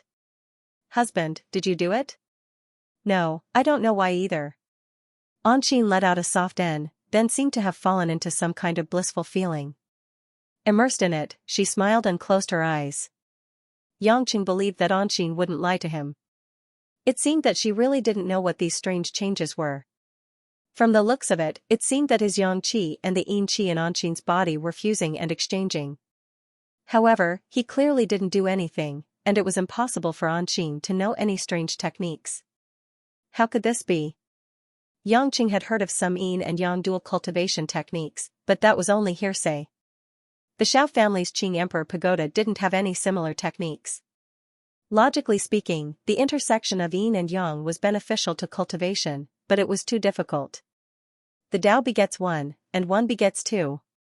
Two begets yin yang. The intersection of yin and yang was said to be the starting point of all things in the universe. This was a power that was more original than the spiritual qi of heaven and earth. How could humans use it as they pleased? In other words, the spiritual qi of heaven and earth only existed on earth. In the universe, it was another form of energy. However, yin and yang was a power that existed in the entire universe. Naturally, it was especially profound and difficult to understand. Perhaps the first ancient immortals hundreds of thousands of years ago could pry into some of its mysteries, but for now, Yangqing didn't think that. Anyone could use yin and yang dual cultivation to increase their strength. Otherwise, it would be too easy to increase their strength. Would there be a need to place so much emphasis on pills? Just as Yangqing was thinking, their dantians gradually calmed down. After the yin qi and yang qi fused, the warm energy was unknown, but it very meekly integrated into the true essence in the dantian. Yangqing was shocked when he checked. His cultivation had actually increased by about 1%. 1% of his cultivation base might seem insignificant, but Yang Chen was at the Tai Ching Heavenly Lightning full cycle level. To increase 1% of his cultivation base at this level, it would take him at least a year to cultivate for a long time. Even 100 high-grade spiritual pills might not be able to achieve such an effect. But he had done it just by having sex with an Xian? He looked at Anqin again. She had a sweet smile on her face and was still immersed in her own world. Following that, Yang Cheng's heart trembled. Anqin, just now, unknowingly, broke through. The woman was originally at the late Xiantian stage.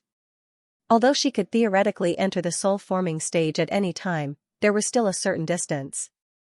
Moreover, without a sense of Tao, it was impossible to enter. But now, Anqin had indeed become an early soul-forming cultivator. The true qi in her body had already transformed into true essence. Her physique and aura were completely different. Yangqing was overwhelmed with emotions. Could it be that the two of them had unknowingly completed a yin and yang exchange? But they clearly didn't do anything special. After waiting for more than an hour, Anqin finally woke up from that immersed world. When she noticed the changes in her body and saw Yangqing smiling at her, Anqin suddenly stood up and covered her mouth in surprise, a little incredulous. Hubby. Did I? That's right, baby Anqin, you're already at the soul-forming stage. Yangqing was also happy for the woman. He hugged her and patted her back, although I don't know what happened, it doesn't seem to be anything bad. Yangchen could sense that the true Yuan in an Xian's body was very calm, and her body wasn't injured. Instead, she looked more feminine and charming than before. It wasn't an exaggeration to say that she was blessed by the heavens. What puzzled Yangqing the most was the green flashing in Anqin's eyes. He couldn't help asking, "Baby Anqin, do you have any strange feelings in your eyes?" Anqin held back her ecstasy and tears of excitement filled her eyes. She shook her head and said, "Eyes? What's wrong with my eyes?" Yangqing told her what he saw, which made Anqin reveal a trace of uneasiness. "Just now. I don't know what's wrong. I just feel so happy and comfortable with my husband. I just want to love you more, love you more. Then I felt a strange feeling. I don't know what I was thinking. When I came back to my senses, it was like this. Anqing tried hard to recall, but there was no other clue. Yangqing pondered for a moment, and an evil smile appeared on his lips. How about this? Let's try again and see if we can produce the yin and yang fusion situation just now. Ah? When Anqing heard this, the blush on her face that had not yet faded became even more beautiful. She rolled her eyes at the man with a bit of resentment, but still nodded very obediently. Yangqing didn't say much nonsense. The spear that hadn't rested for a long time just now set foot on the journey again, and combined with Anqing. As the two of them made love in bed, this time unexpectedly did not produce the feeling that Yangqing had imagined. It was as if everything before was an illusion, and nothing had happened at all. However, Anqing, who had advanced to the soul formation stage, seemed to be a lot more tempting to him. That kind of inadvertent expression and moans made it difficult for him to resist. After a round of torment, the sky became bright again. Fortunately, the two of them didn't need to rest, and instead felt refreshed. When the women got up in the morning and found that Anqing had reached the soul formation stage, they couldn't help but be surprised and happy. Knowing that Anqing had accidentally broken through at that time, the women all showed strange expressions, seemingly shy and envious. However, Yangqing didn't have the time to test it out with the women one by one. He faintly guessed that Anqing had some kind of special physique that caused this kind of change, but he had no way of understanding it. After distributing the refined elixirs to the women, Yangqing hugged them one by one and said goodbye to them. In the end, he also went to the place where Mother Wang lived to reassure Mother Wang before returning to the illusion. Dreamland, Ning Family. The Ning family, which was located in the south of the fantasy land, was very different from the other two families. It was even more special than the hidden families in the fantasy land. Because of their powerful influence in the secular world, the Ning family had always followed the changes of the world, innovating and standing at the forefront. The entire building complex of the Ning family was built in a modern style. There were high-rise buildings made of reinforced concrete or metal frame buildings with novel designs.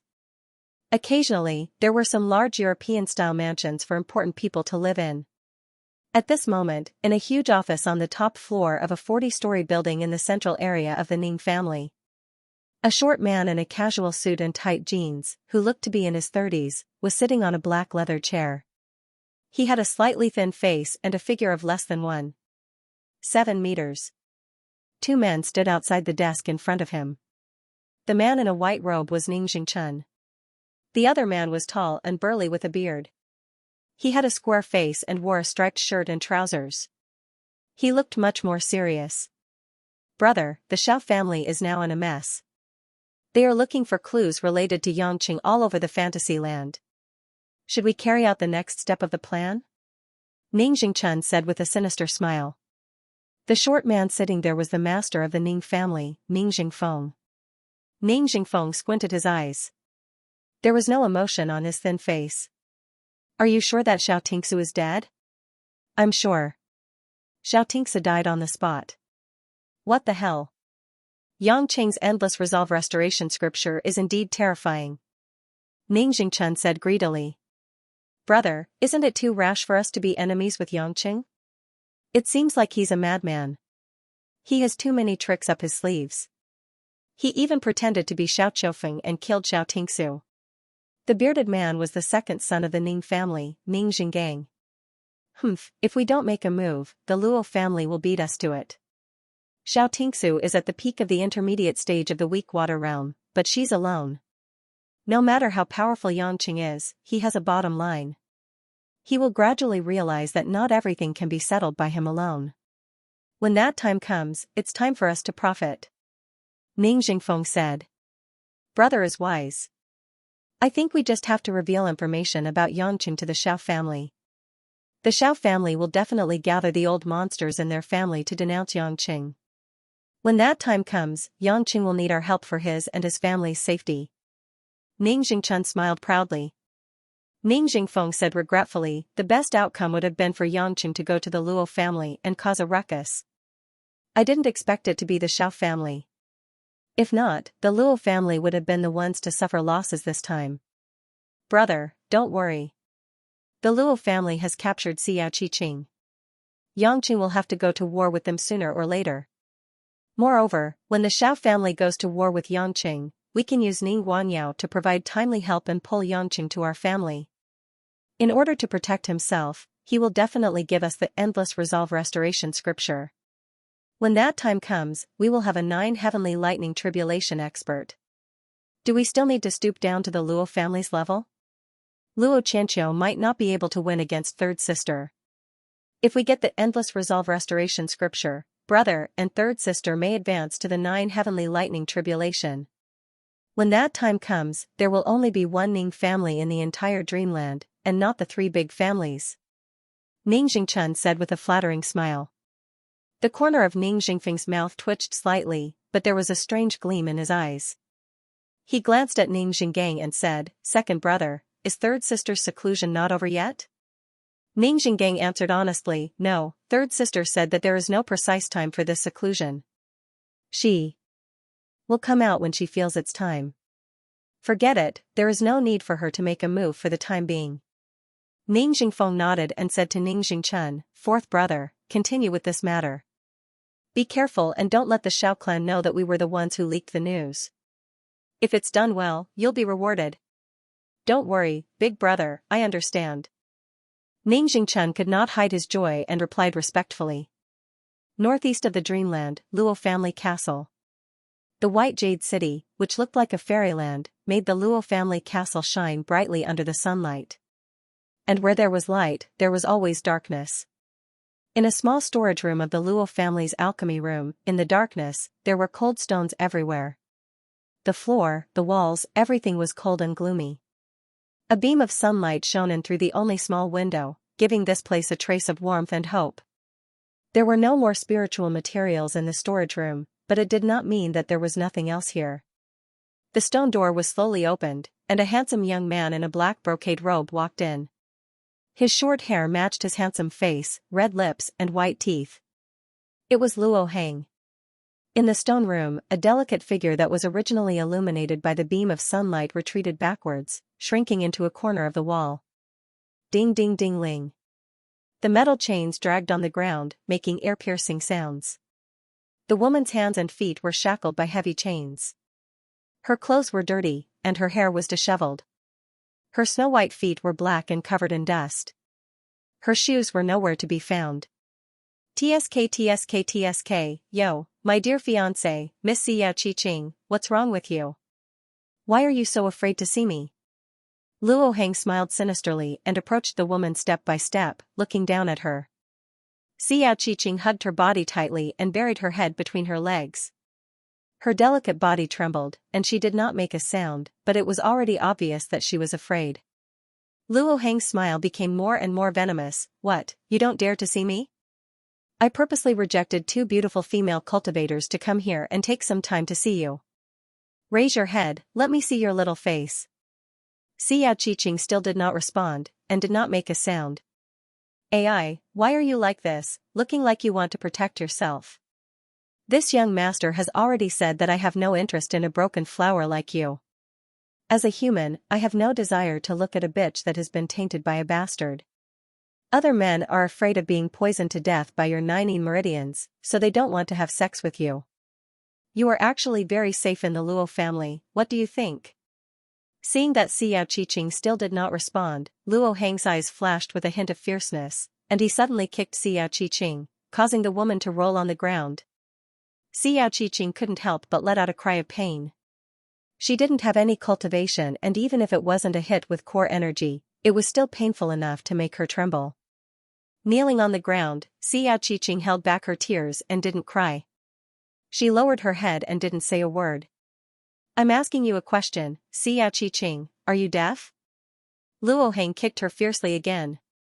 Xiao Qiqing's chest felt like it was struck by lightning as her body flew backwards and crashed into the stone wall behind her. "Ah!" With a scream, Xiao Qiqing coughed out a mouthful of blood and her bones felt like they had fallen apart. In actual fact, her clothes were stained with her own blood. There were blood stains from the whipping and also blood from the concussion. Luo Heng entered and grabbed Xiao Qiqing's chin with one hand, lifting her face up. When he saw Xiao Qiqing's face, Luo Heng laughed maniacally as if he had gone mad. The woman's originally delicate and beautiful face had been slashed by a sharp weapon, leaving 2 glaring gashes. Like a steel fork, it hit the woman's face and the scars extended from her forehead to her chin. It was already a blessing that she wasn't blinded. In actual fact, it was done on purpose so that the woman wouldn't be blinded so that she could see her own face in the mirror from time to time. For a naturally beautiful woman, for a woman who couldn't cultivate, the only beautiful face that she could be confident in was destroyed. Such a blow wasn't something that an ordinary person could bear. Haha. Haha.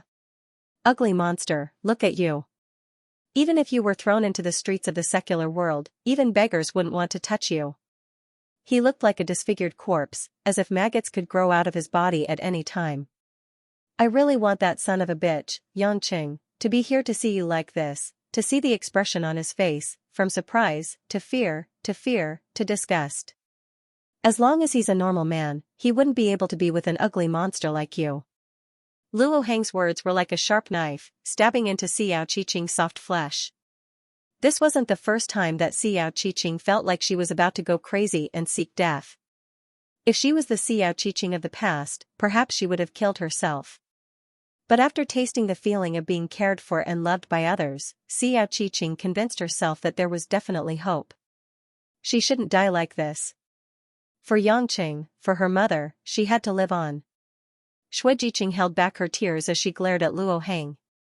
Her eyes were filled with undisguised hatred, as if she wanted to tear him apart. Luo Hang laughed sinisterly. What, you still dare to hate me? Fine, hate me then. I like to see the pitiful expression of you hating me but being unable to do anything to me. This is the result of you daring to defy me, Luo Hang. The woman I want, even if I don't sleep with her, she can't mix around with other men. You're the first woman to let me taste this kind of feeling, and you'll be the only one, the last one. Xiaoqiqing, your man still hasn't come to save you. Looks like there's no hope for him to come over. I'll tell you the truth. Yesterday, I received news that an intruder suspected to be Xianxia appeared in the Xiao family. He even fought with the grand elder of the Xiao family and killed one of the elders. The Xiao family has already regarded Xianxia as their mortal enemy. Before long, he will be surrounded by a group of weak water stage experts and will be unable to protect himself. Perhaps before long, he will also become a prisoner, just like you. Oh no, you should be more miserable than him. He will die directly, and you will be tortured by me forever. Xiaoqiqing's eyes flashed with panic and worry. She knew that Xianxia must have come to the illusion in order to save her. If all of this was true, although she was moved to the point of melting, she would rather Xianxia not come. She was well aware of the consequences of going against an entire hidden family. It was not something that a single person could reverse. Moreover, if Xianxia came to the Luo family, she would only become a card for the Luo family to deal with Xianxia and drag Xianxia down. She wanted to die, but she was afraid that if she died, Xianxia would not know and would stupidly come again. Wouldn't her death be in vain? Thinking of this, the woman was on the verge of collapse and began to sob. Compared to the safety of a man, Xiaoqiqing did not care about her face and her weak body at all. Perhaps because she was too excited, Xiaoqiqing felt a large amount of poison in her body begin to take effect in her meridians. It was as if thousands of insects were biting her, causing her to scream in pain. After bringing Xiaoqiqing back, Luo Hang locked her up here, disfigured her face, and whipped her. He also fed her the pills that needed to be tested by the family. Xiaoqiqing's 9 meridians, which were originally suppressed by Xianxia, were stimulated again, causing the poison to act up crazily.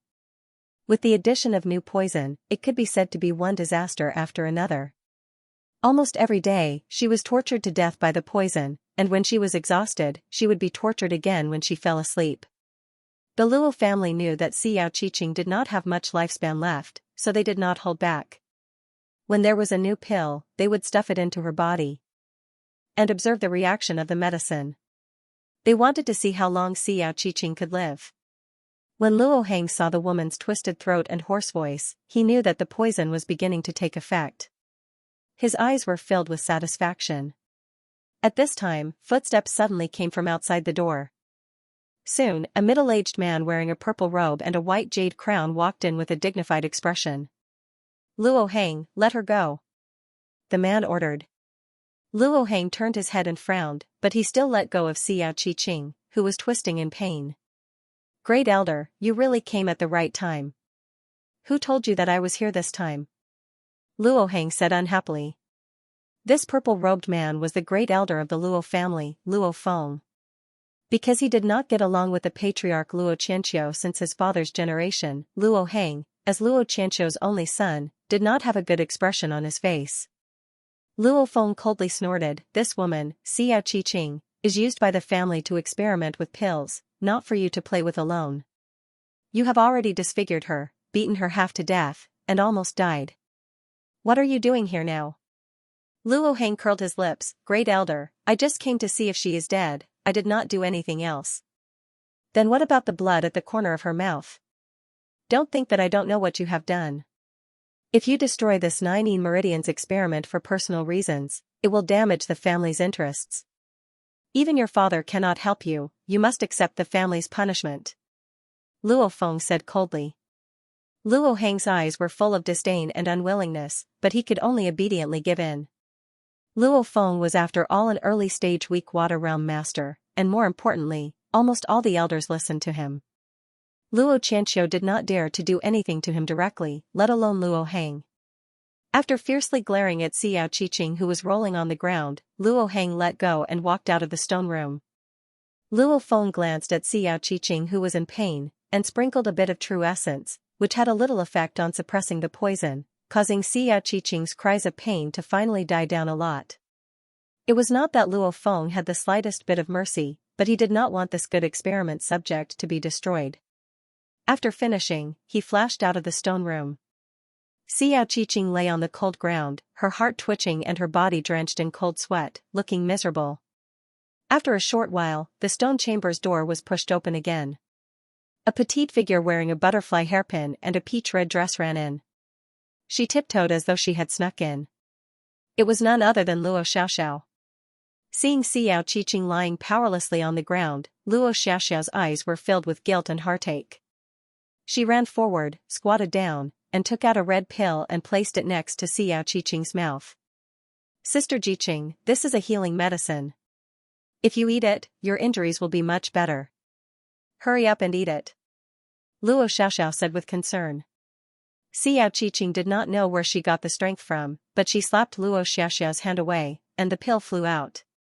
Don't pretend to be a good person, your Luo family, there's not a single good person. Xiao Qiqing looked at the girl with bitter resentment, full of hostility. Luo Xiaoxiao bit her red lips in grievance, and ran over to pick up the pill on the ground. This time, she directly pinched open Xiao Qiqing's mouth and stuffed the pill in. This was not the first time she fed Xiao Qiqing medicine like this. If she had not treated Xiao Qiqing in this way, many of the wounds on Xiao Qiqing's body would not have healed so quickly. But in Xiao Qiqing's eyes, this was the same as Luo Feng's. It was just an effort to let her live a few more days, and to eat more poison. Luo Xiaoxiao also knew that Xiao Qiqing would not believe her, so she did not explain further. She used her internal energy to help Xiao Qiqing unblock her blood vessels, and after digesting the medicine, she got up and prepared to leave. Walking to the door, Luo Xiaoxiao lowered her head and said softly, Sister Jiqing, I know you hate me. I don't blame you, because my father and my brother have really done something terrible to you. But please. Believe me, I really didn't reveal your information. I swear, I've never wanted to hurt anyone.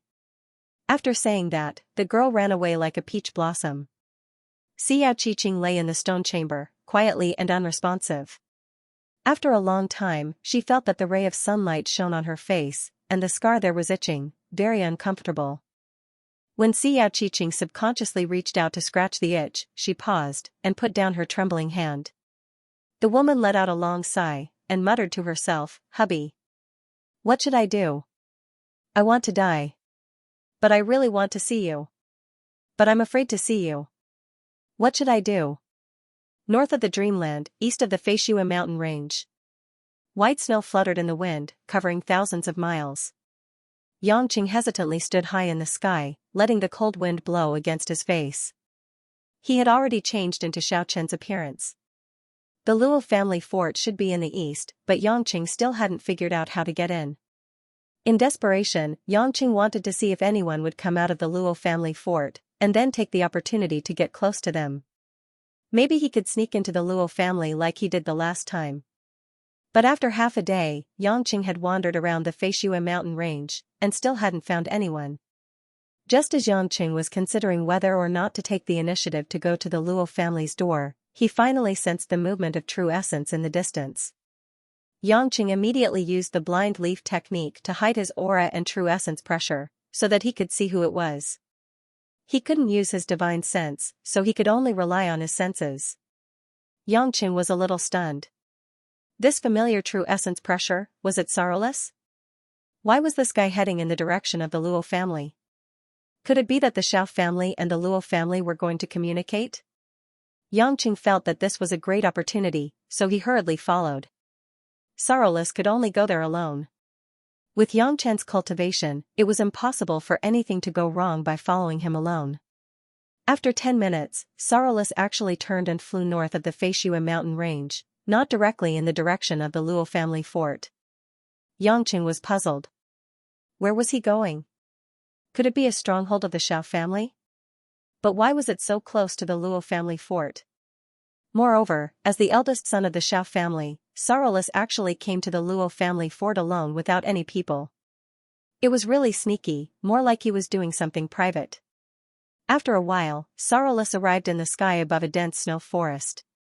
Below him was a magnificent landscape of deep green and white, uninhabited. This was a foothill of the Feishuo mountain range, close to the border of the dreamland. Sorrowless seemed to be waiting for someone. After landing on a relatively empty snowfield, he stood with his hands clasped behind his back, looking for the eastern sky. Yangchen squinted his eyes and quietly came to a dense forest that was further away. He kept shuttling through the forest, choosing the blind spots of Sorrowless vision to get closer to him. Yangchen only stopped when he was sure that the hiding place was safe enough, and that he could hear Sorrowless' voice. He stepped on some exposed rocks to avoid alerting Sorrowless. With the blind leaf protecting him, Sorrowless' consciousness could not be detected. Of Ching of the Snow. After waiting for a quarter of an hour, in the eastern sky of the Luo family's fort, several silhouettes rapidly grew larger, and in the blink of an eye arrived in front of Sorrowless. Yangchen hid behind a small snow slope and looked through the gaps in the bushes. At the same time, he sensed and frowned. It was 2 men, and they had brought a few cultivators with them. The man in the lead was a tall middle-aged man in a purple robe. He wore a white jade crown on his head and looked a bit arrogant. Beside him was a man in a white robe embroidered with golden threads. The man's hair was snow white, and he looked to be in his early 30s. He looked extremely strange. The cultivators following them were mostly at the Samadhi True Fire to the Kuei water stage. Of the 2 men, one was at the weak water stage and the other was at the weak water stage. 2 weak water stage masters? Yangqing was shocked. Either one of them could kill Sorrowless within 10 moves. He couldn't even escape. Did Sorrowless eat a bear's heart or a leopard's gall? Did he come here alone? At this time, Sorrowless had already saluted the 2 men with a smile on his face. Brother Luo Feng, Brother Qianli, how have you been? Luo Feng? Qianli? Yangqing suddenly understood. It was the great elder Luo Feng and the second elder Luo Qianli. No wonder one was at the weak water stage and the other at the weak water stage. But how did Sorrowless meet them in private? Yangchen had a premonition that he had caught a glimpse of some unknown conspiracy. Instantly, he felt proud and joyful as he listened quietly. Qianli and I are the same. Nothing much has changed. On the other hand, for Brother Xiao to meet with the 2 of us so early, I'm afraid something happened to the Xiao clan recently, making things difficult for Brother Xiao. Luo Feng smiled strangely. Sorrowless sighed. You 2 must know that our Xiao family was attacked by an evil star. Not only did we suffer heavy casualties, but we also lost a large number of spiritual materials. My father is furious now and has already begun to summon the Grand Supreme Elders who are outside, initiating an emergency state of alert for the entire clan. The Grand Supreme Elder will oversee the main clan to prevent any accidents. It can be said that every bush and tree is an enemy. This isn't a big deal. It's just that my disappointing son, Qiu Feng, is dead or alive. I don't know if he's alive or dead. I only have this one son. Now that he's gone, it's very disadvantageous for me to inherit the Xiao family. Oh? The traitor who dared to attack the Xiao family hasn't been found yet? Luo Qianli asked in a low and hoarse voice. Sorrowless shook his head. I have searched everywhere, but there is no useful information. I'm afraid he is out of the illusion. Since the Xiao family is in such a difficult situation, why did Brother Sorrowless come to see us at this time?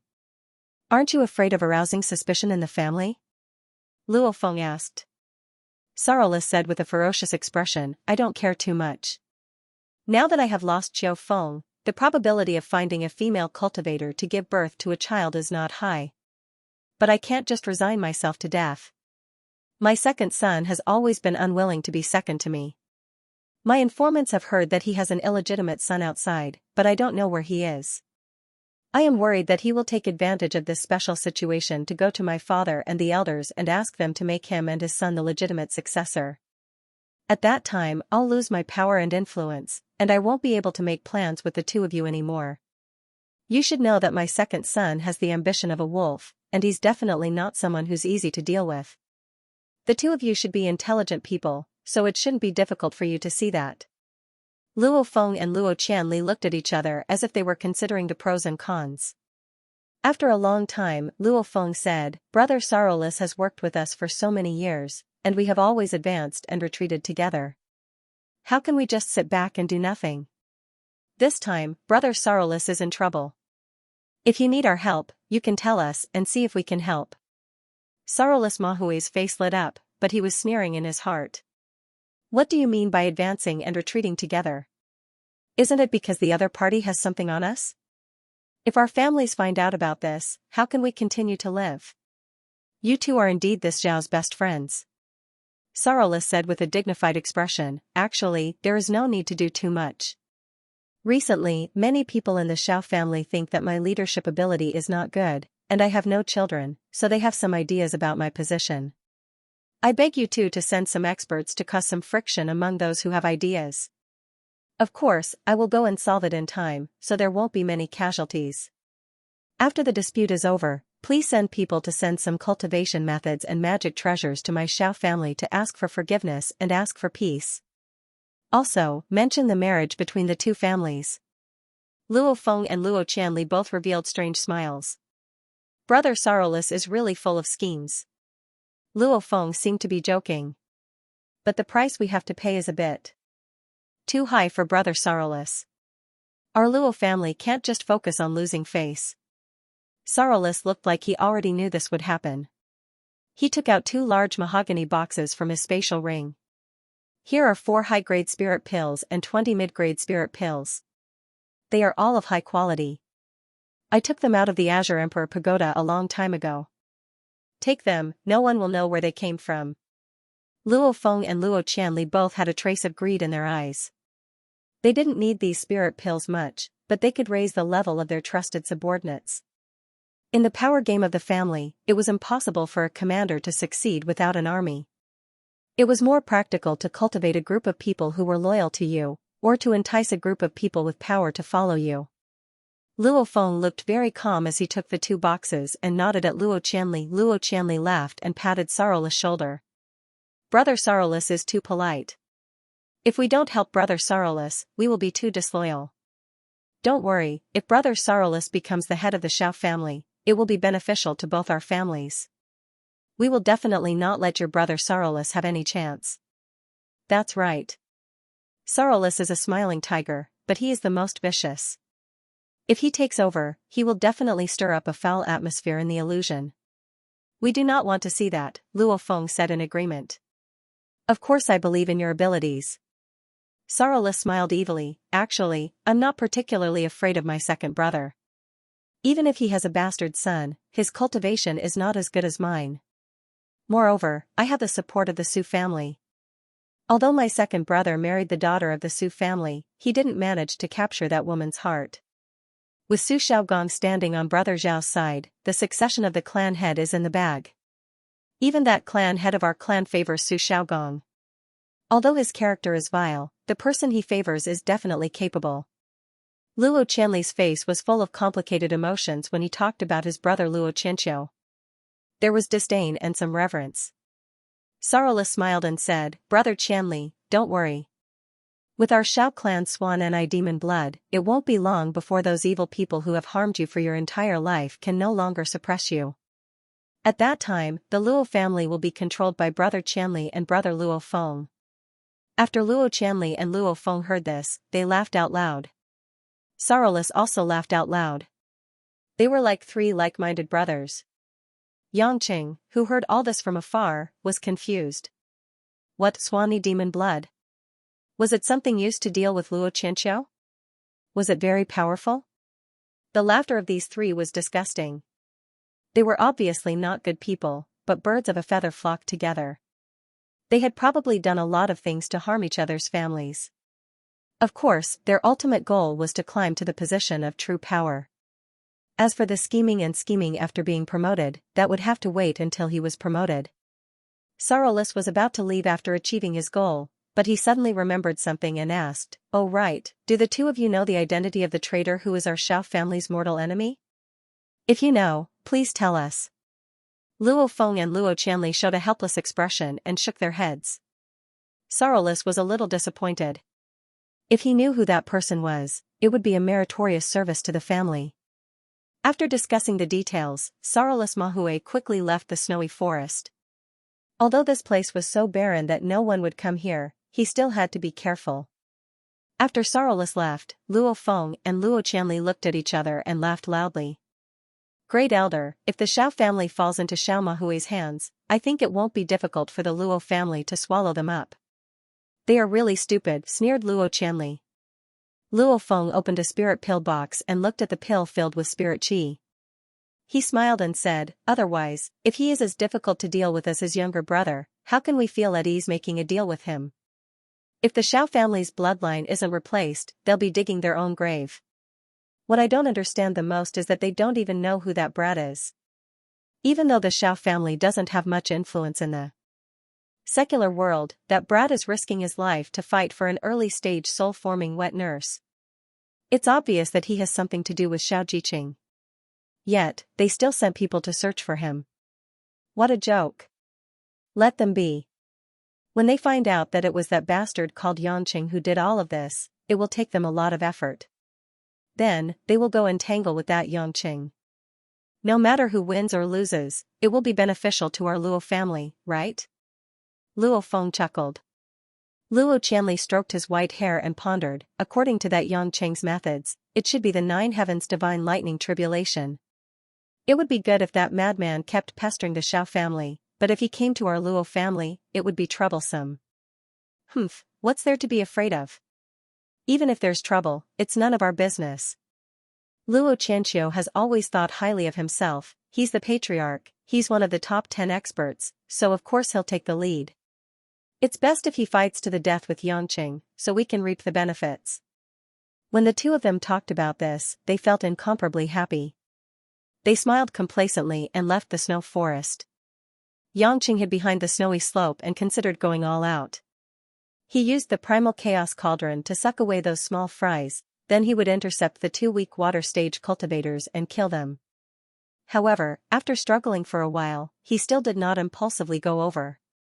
Firstly, this place was close to the Luo family, and secondly, he did not know if the two of them had any powerful magic treasures or how strong they were. If he failed to kill them quickly and allowed them to escape back to the Luo family, then Xiao Jiqing's life would be hanging by a thread. However, Yangqing had finally thought of a way. He had already seen Luo Feng and Luo Qianli's appearance, so how difficult would it be to sneak into the Luo family? When night fell, the moon was bright and the stars were sparse. Yangqing changed into Luo Feng's appearance and swaggered into the sky above the Luo family. Of course, he was still concealing his cultivation. Looking at the vast family building that was made of countless white jade, Yangqing couldn't help but marvel at the terrifying wealth of the ancient family that had existed for 10,000 years. This was not something that the so-called traditional nobles of the secular world could compare to, it was a completely different world's wealth standard.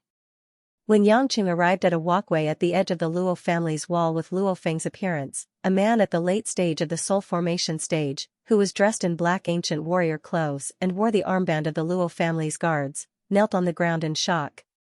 Great Elder! The man was shocked. Why would the dignified Great Elder Luo Feng appear here in the middle of the night? Furthermore, he was walking on foot. Yangqing seemed to have been disturbed. After standing still, he frowned and said, "Why are you so flustered? This lowly one deserves to die. I just didn't expect the Great Elder to come here to patrol." The man's body trembled as he spoke. Yangqing waved his hand. "Get up, what's your name?" "This lowly one's name is Chen Li. How many years have you been in the family?" Yangqing asked. 13 years. I've been a guard for 7 years. Chen Li replied respectfully. Yangqing nodded and said, "Very good, you are dedicated and loyal. Come with me to a place, I have something to give you." When Chen Li heard this, he was overjoyed. He didn't notice anything suspicious about Yangqing and nodded vigorously. Yangqing led the way and flew towards a mountain forest outside the Luo family's residence at a steady pace. He only stopped when he was a distance away from the Luo family's residence. Chen Li was puzzled. Why did the Great Elder's reward come outside? However, he didn't dare to disobey and continued to follow. Yangqing turned around and smiled. This time, he directly asked, "Chen Li, do you know that the young master caught a woman named Xianxia?" "Xianxia?" Chen Li thought for a moment and said, "Great Elder is talking about the Xiao family's girl. I've heard of her, but this lowly one is only a guard, so I don't know the specifics. Do you know where she is now? How is her situation?" Yangqing asked.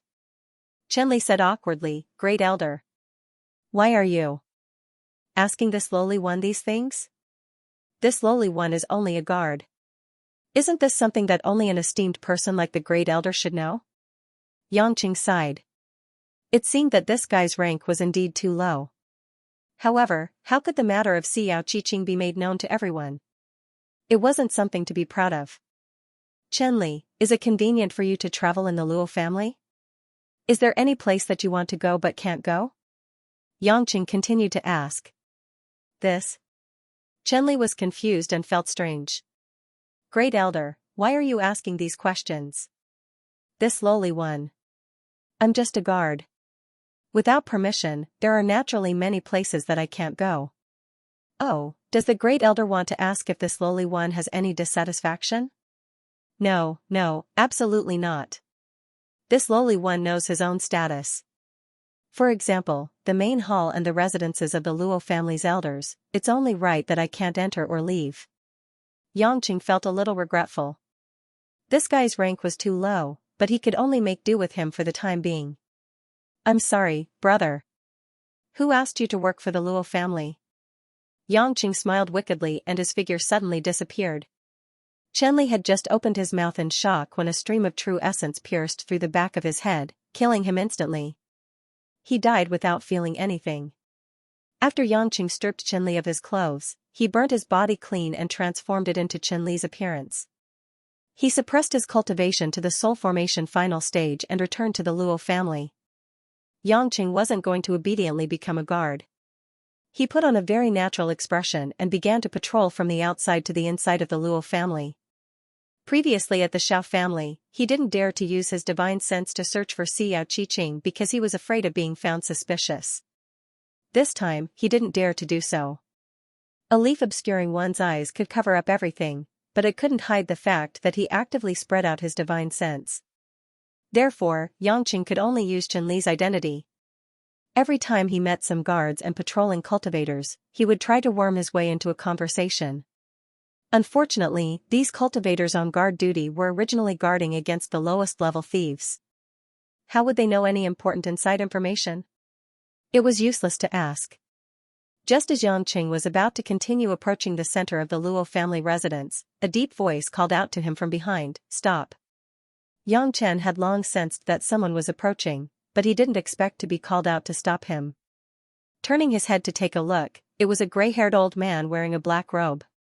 His expression was solemn, and he was staring at Yang Chen with a strange gaze, like a hawk staring at its prey in the night, causing Yang Chen to be on guard. The cultivation of the dark water stage was not simple. Was he an elder of the Luo family? Yangqing knew that the situation was not good because he didn't know this old guy at all. Regardless of anything else, Yangqing first lowered his head, showing a bit of awe. The old man was the housekeeper of the Luo family, Luo Lei. As usual, he was inspecting the defense of the Luo family. When he saw Yangqing walking alone in a direction where he shouldn't be patrolling and talking with some guards from time to time, he became suspicious. The guards of the family were arranged by him. He knew that this guy was called Chenli, a very ordinary cultivator at the late stage of soul transformation who had joined the Luo family. He had not made any progress, but he was honest. Chenli should be a guard at the edge of the Luo family. Why would he come to the central area? Chenli, why are you here? Luo Lei was old and shrewd. Seeing that Yangqing didn't greet him, nor did he reveal his identity, it happened that there were no other guards around, so no one saluted him, so he didn't reveal his name. Yangqing pretended to be Chenli's voice and whispered, I deserve to die, I shouldn't have neglected my duty. Humph. Look up and talk to me. Luo Lei's figure gradually approached Yangqing, exuding the pressure of Jin Yuan. Yangqing immediately showed a particularly timid look, but he was depressed. This was the central area of the Luo family. It was no problem to kill this old man. But he didn't know if it would alarm the masters of the Luo family to attack him. At that time, the plan to save Xiao Qiqing would be ruined, and it might put Xiao Qiqing in danger. But Yangqing could only raise his head first, looking at Luo Lei timidly. Why don't you salute me when you see me? Luo Lei's old eyes widened, shining brightly. Yangqing hurriedly cupped his hands and bowed respectfully. Have you forgotten who I am? Luo Lei felt more and more suspicious. It seemed that this Chenli had been avoiding calling him by his title. He did not know who he was. How was this possible? Luo Lei had been the steward of the Luo family for more than 100 years and had lived for more than 200 years. Thousands of people in the Luo family recognized him. Yangqing broke out in a cold sweat. The situation was getting worse and worse. If he stayed here any longer, he would be exposed. You are not Chenli. Who are you? Luo Lei let out a roar and revealed a ferocious glint. He raised his hand and his true essence began to surge, preparing to capture this strange soul formation final stage thief. However, Yangqing steeled his heart and decided to use this strategy. Fight it out. Great Elder. Yangqing stretched out his hand and pointed behind Luo Lei, shouting as if he was very surprised. Even though Luo Lei had lived for more than 200 years, he had no concept of a very common escape trick in the secular world. He was stunned for a moment and thought that Luo Feng had come, so he turned his head to look behind him. As soon as he turned his head, Luo Lei cursed in his heart. How could Luo Feng not feel it? He was actually tricked. Luo Lei was furious. He gritted his teeth and turned back, but Yangqing had already fled. You dare to run? Give me your life, thief. Luo Lei urged his horse to catch up, turning into a black shadow and going straight into the sky. At this moment, Yangqing deliberately used the cultivation of the soul formation final stage, so his flying speed was determined to be caught by Luo Lei, a master of the dark water middle stage. Even if he bought a few seconds to escape, it would still take a while for him to be caught. Some of the experts in the family also noticed that Luo Lei was chasing after a cultivator of the soul formation final stage, but they didn't have any intention of making a move. After all, Luo Lei could handle it by himself, so they helped Yangqing. However, there were a few guards of the soul formation stage and the fire stage who noticed that the butler was chasing after the thief. They wanted to show off and also chased after him. Yangqing laughed in his heart. As long as there were no experts of the weak water stage chasing after him, things would not be difficult to deal with. In any case, he would run as far as he could. In the blink of an eye, Yangqing was already dozens of miles away from the Luo family. Luo Lei was also getting closer and closer to him, and there were 4 or 5 guards of the Luo family following behind him. Luo Lei grinned and took out a 7-foot-long silver whip from his spatial ring. This long whip was made of special soft black iron, and hundreds of sections were connected together. It was very strange. When the guards behind saw it from afar, they all laughed out loud and were extremely excited. This thief is going to be unlucky. The butler has taken out the thunderclap whip. That's a mid-grade magic treasure. I heard that the thunderclap whip can attack and defend. It has the power of thunderclouds and lightning. It's a pity that I never had the chance to see it. I originally wanted to show off my skills, but it's rare to meet a thief who dares to sneak into the Luo family. It seems that I won't have the chance to make a move. Several guards had already determined that Xianxia was going to be unlucky this time. They all slowed down and did not intend to chase desperately. Little thief, eat my thunderclap whip. At this time, Luo Lei saw that the distance between them was enough. The thunderclap whip in his hand was activated with true essence, flashing bursts of blue and yellow electric sparks. He fiercely whipped towards Xianxia's position. Countless electric arcs spread out like a net, covering a range of tens of meters, trying to completely engulf Xianxia. The speed of the electric arc was far faster than Xianxia's current speed, and it was impossible to dodge it. Xianxia was also a little surprised. This was actually a magic treasure that could emit lightning. In most cases, because yin and yang were the origin of all things in the universe, the two closest forces were fire and water. The other attributes, such as metal, wood, earth, and wind, belonged to the three begets all things, and were derived powers. Therefore, the two attributes of fire and water were often the most common magic treasures and spells. Among fire and water, the power of heavenly fire and mysterious water was already the limit of what the spiritual energy on earth could produce. Under normal circumstances, it was impossible for cultivators below the 9 heavenly thunder tribulation to master them. Magic treasures and spells that could use these two were also very rare. Even in ancient times, cultivators like Xianxia, who were at the level of the 9 heavenly thunder tribulation, might not be able to use heavenly fire and mysterious water. This was also one of the great mysteries of the endless resolve restoration scripture. Xianxia himself did not know how powerful it was. Although it was incomparably difficult to cultivate, and in the eyes of ordinary cultivators, it was impossible to succeed in this cultivation method.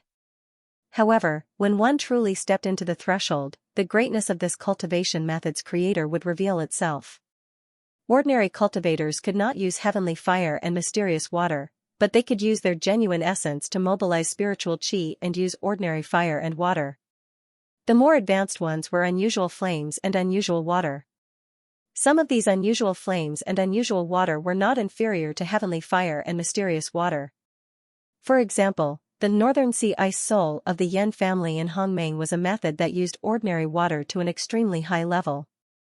It had also made Xianxia suffer a lot. However, the attribute of thunder was relatively special. It had the blazing of fire and was born in water clouds. It could be said that it was a combination of water and fire. The power of yin and yang was naturally extraordinary, which also made the power of the 9 heavenly thunder tribulation exceed the limit of the power that could be produced by the spiritual energy on earth. It was a kind of more original power in the universe. Otherwise, how could Zeus chase after cultivators like Xianxia with thunder 20,000 years ago? Although Zeus' thunder was not as powerful as the 9 heavenly thunder tribulation, it was also a kind of unusual thunder of the god clan, which was very destructive to cultivators. Although the ordinary thunder on earth was not rare, it was also very powerful. Few magic arts and magic treasures could display it.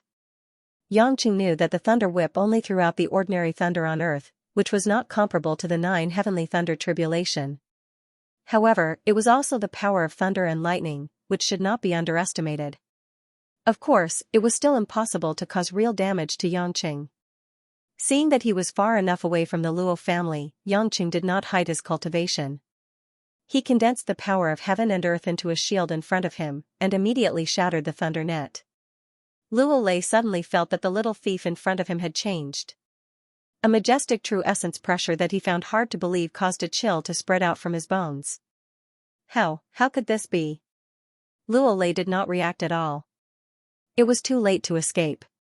He could only swing the thunder whip in his hand, and a few electric snakes lashed out, lashing at Xianxia. Xianxia looked at the oncoming blue-yellow electric light and smiled. He thought that Luo Lei asked for it. He was worried that he did not have a good identity to investigate. He instantly summoned the Chaos Cauldron. As soon as the giant cauldron appeared, it sucked in all the electric arcs, like a clay ox entering the sea. Then, the chaotic force in the chaos cauldron formed a suction force, controlling Luo Lei's whole body, as if he was going to be pulled into the cauldron at any time. Luo Lei was panic-stricken. He kept struggling, but he couldn't control his body at all. All his true essence was used to escape, but he couldn't escape the suction of the chaos cauldron. Who the hell are you? Let me go. Luo Lei's face turned red. He had lived for more than 200 years, but he had never shouted like this before. Xianxia didn't have time to pay attention to him. He noticed that the guards who followed him were about to escape, so he chased after them in a flash. A purple fire dragon condensed in his hand and flew across the night sky. Before the 5 cultivators of the soul formation and distant fire stages had time to escape, their bodies were penetrated by the purple fire and burned into powder in an instant. Seeing this scene, Luo Lei didn't even have the courage to escape. His opponent's strength made him feel as unfathomable as Luo Xianxia. After Xianxia confirmed that there was no one else, he returned to Luo Lei, looked at the old man who was being controlled by the chaos cauldron, and said with an evil smile, "I seem to have heard them call you old housekeeper. So, you are Luo Lei? So what? You dared to break into the Luo castle and dare to attack me. If you know what's good for you, let me go immediately. Otherwise, no matter how skilled you are, you can't defeat the masters of the Luo family." Luo Lei said with a thick neck. Haha, what a joke. You wanted to kill me, and now you want me to let you go? Are you getting old and your brain rusty? The smile on Xianxia's face disappeared, and his face darkened. He said with a murderous look, "If you want to live, cooperate with me and answer my questions. After that, I will destroy your cultivation and let you go. Otherwise, I'll destroy you right now until not even your dregs remain and your soul scatters." Luo Lei gritted his teeth and tried to break free from the control of the chaos cauldron. He frantically attacked the barrier of the dark chaos force, but he still failed. Although his cultivation was in the middle stage of the dark water stage, Xianxia's Tai Ching heavenly thunder had reached the great perfection, and he had the chaos cauldron, a magic weapon that had been restored to the level of an immortal weapon. Even a cultivator in the late stage of the weak water stage might not be able to escape easily without an immortal weapon. How could he, a cultivator in the middle stage of the dark water stage, get rid of it? Don't waste your energy. I can kill you in the blink of an eye, Xianxia said contemptuously. Many thoughts flashed through Luo Lei's eyes. He hesitated for a moment before asking, "If I cooperate, will you really let me go?" "I'll keep my word. I'll only cripple your cultivation," Xianxia said. Luo Lei struggled for a while. If he destroyed his cultivation and kept his life, at least he would be able to make a living for the Luo family for more than 100 years. Moreover, if he cultivated again, there might be a chance for him to turn things around. It was better to live than to die. Luo Lei steeled his heart and nodded, "All right, ask away." Xianxia was secretly delighted and asked, "Did the Luo family capture Xiao from the Xiao family?" Luo Lei didn't expect the mysterious expert to ask about this matter. He thought the mysterious expert was asking about some secret of the Luo family. He frowned and said, "If that's the case, why are you asking about her? Are you from the Xiao family? Don't talk nonsense. I'll ask you again. Where is Xiao? What's the situation?" Xianxia tried to make himself look calm. Luo Lei rolled his eyes and a strange smile appeared on his old face. "Are you trying to save Xiao? Hee, if you want to save her, you'd better not touch me. If I die, she will die for sure." Luo Lei had a good plan. Maybe he could deceive the other party and make them not dare to touch him.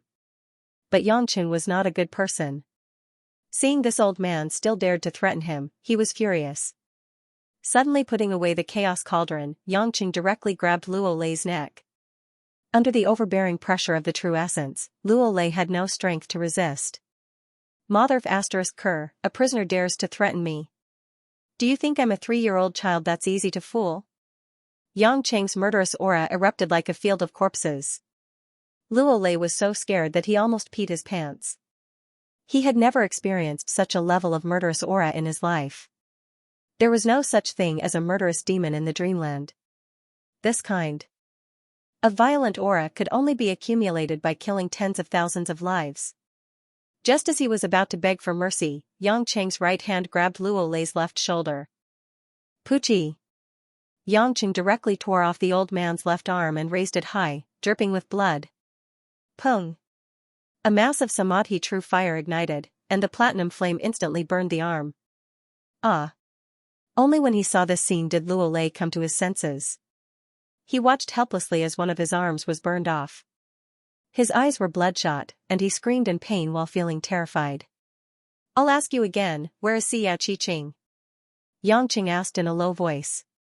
Luo Lei endured the pain, his face ashen. He trembled as he said, she's in a storage room in the alchemy room, she's still alive. Where is the alchemy room? Yang Cheng was happy to confirm that Xianxia was still alive. Luo Lei replied, on the south side of the Luo family fort, there's a 3-story building. There's a plaque that says it's easy to recognize, she's on the 3rd floor. Then can you go in? Are there any restrictions on the alchemy room? Is there anyone guarding it? I'm the chief steward, I can go in at any time. The elders on guard will open the restriction, they only need to open the door. Apart from the alchemy elders, there are no other guards inside. Luo Lei had also learned his lesson. He was destined to be crippled. If he were to lose his limbs, it would not be worthwhile. Therefore, he answered every question and tried to be as detailed as possible. Very well, I'll ask you one last time. How many weak water stage experts are there in the Luo family? Yang Cheng was very concerned about this. If there were more than 5 weak water stage experts, he would have to be extra careful. It would be difficult for him to escape even if he saved Xianxia. After all, he had to protect the woman while escaping. The Chaos Cauldron had not recovered its peak power and could not withstand the joint attack of a few weak water stage experts. It was impossible to safely protect Xianxia. Luo Lei immediately replied, there are 3, Master, Second Master, and the Great Clan Elder. Yang Cheng felt slightly relieved. 3 was fine, there shouldn't be a problem. Master, I've already said it. Can you let this old man go? Luo Lei began to plead. Yang Cheng was already in a hurry to save Xianxia, so he was too lazy to ask any more questions. Let you go? Yang Cheng sneered, you've lived for so long, it seems like you've become muddle-headed. A tiger catches a rabbit and wants to eat it. How can the rabbit decide whether it lives or dies? You're going back on your word. Luo Lei was so angry that he almost vomited blood. Yang Cheng coldly snorted. Dense true essence condensed in his hands.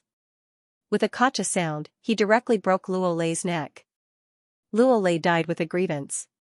Even before he died, he didn't know who Yang Cheng was.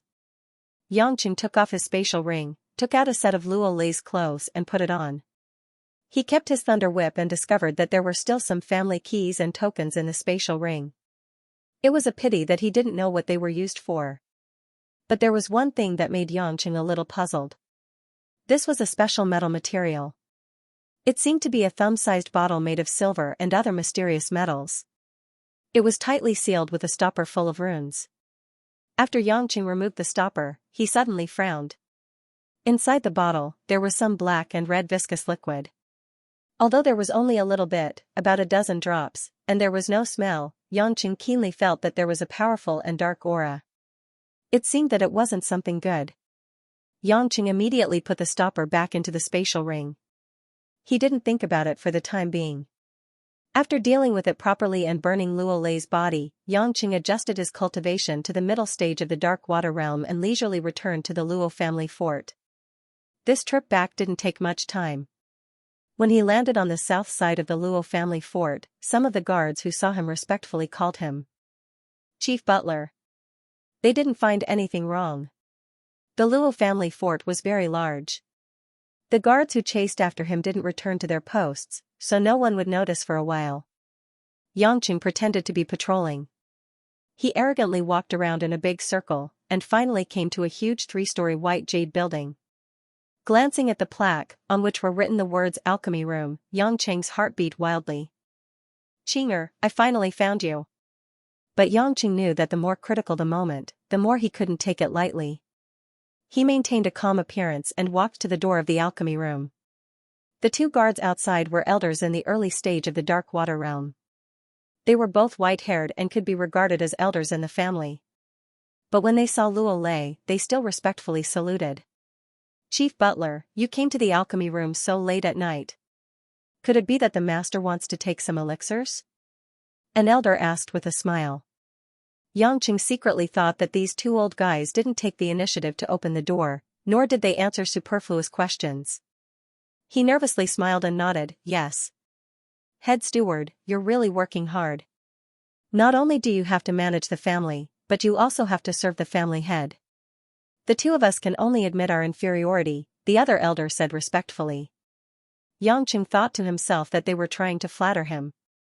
He let out a sigh of relief and chuckled. "You two, this is our duty. Hurry up and open the door." Yes, head steward, please don't blame us." The elder apologized. He reached out and used his inner energy to open the door.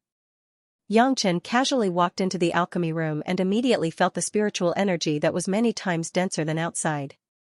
Stepping on the same white jade floor, Yangchen looked around. The entire floor was filled with all kinds of spiritual materials arranged in an orderly manner. But compared to the Xiao family's Azure Emperor's Pagoda, the Luo family's was much shabbier.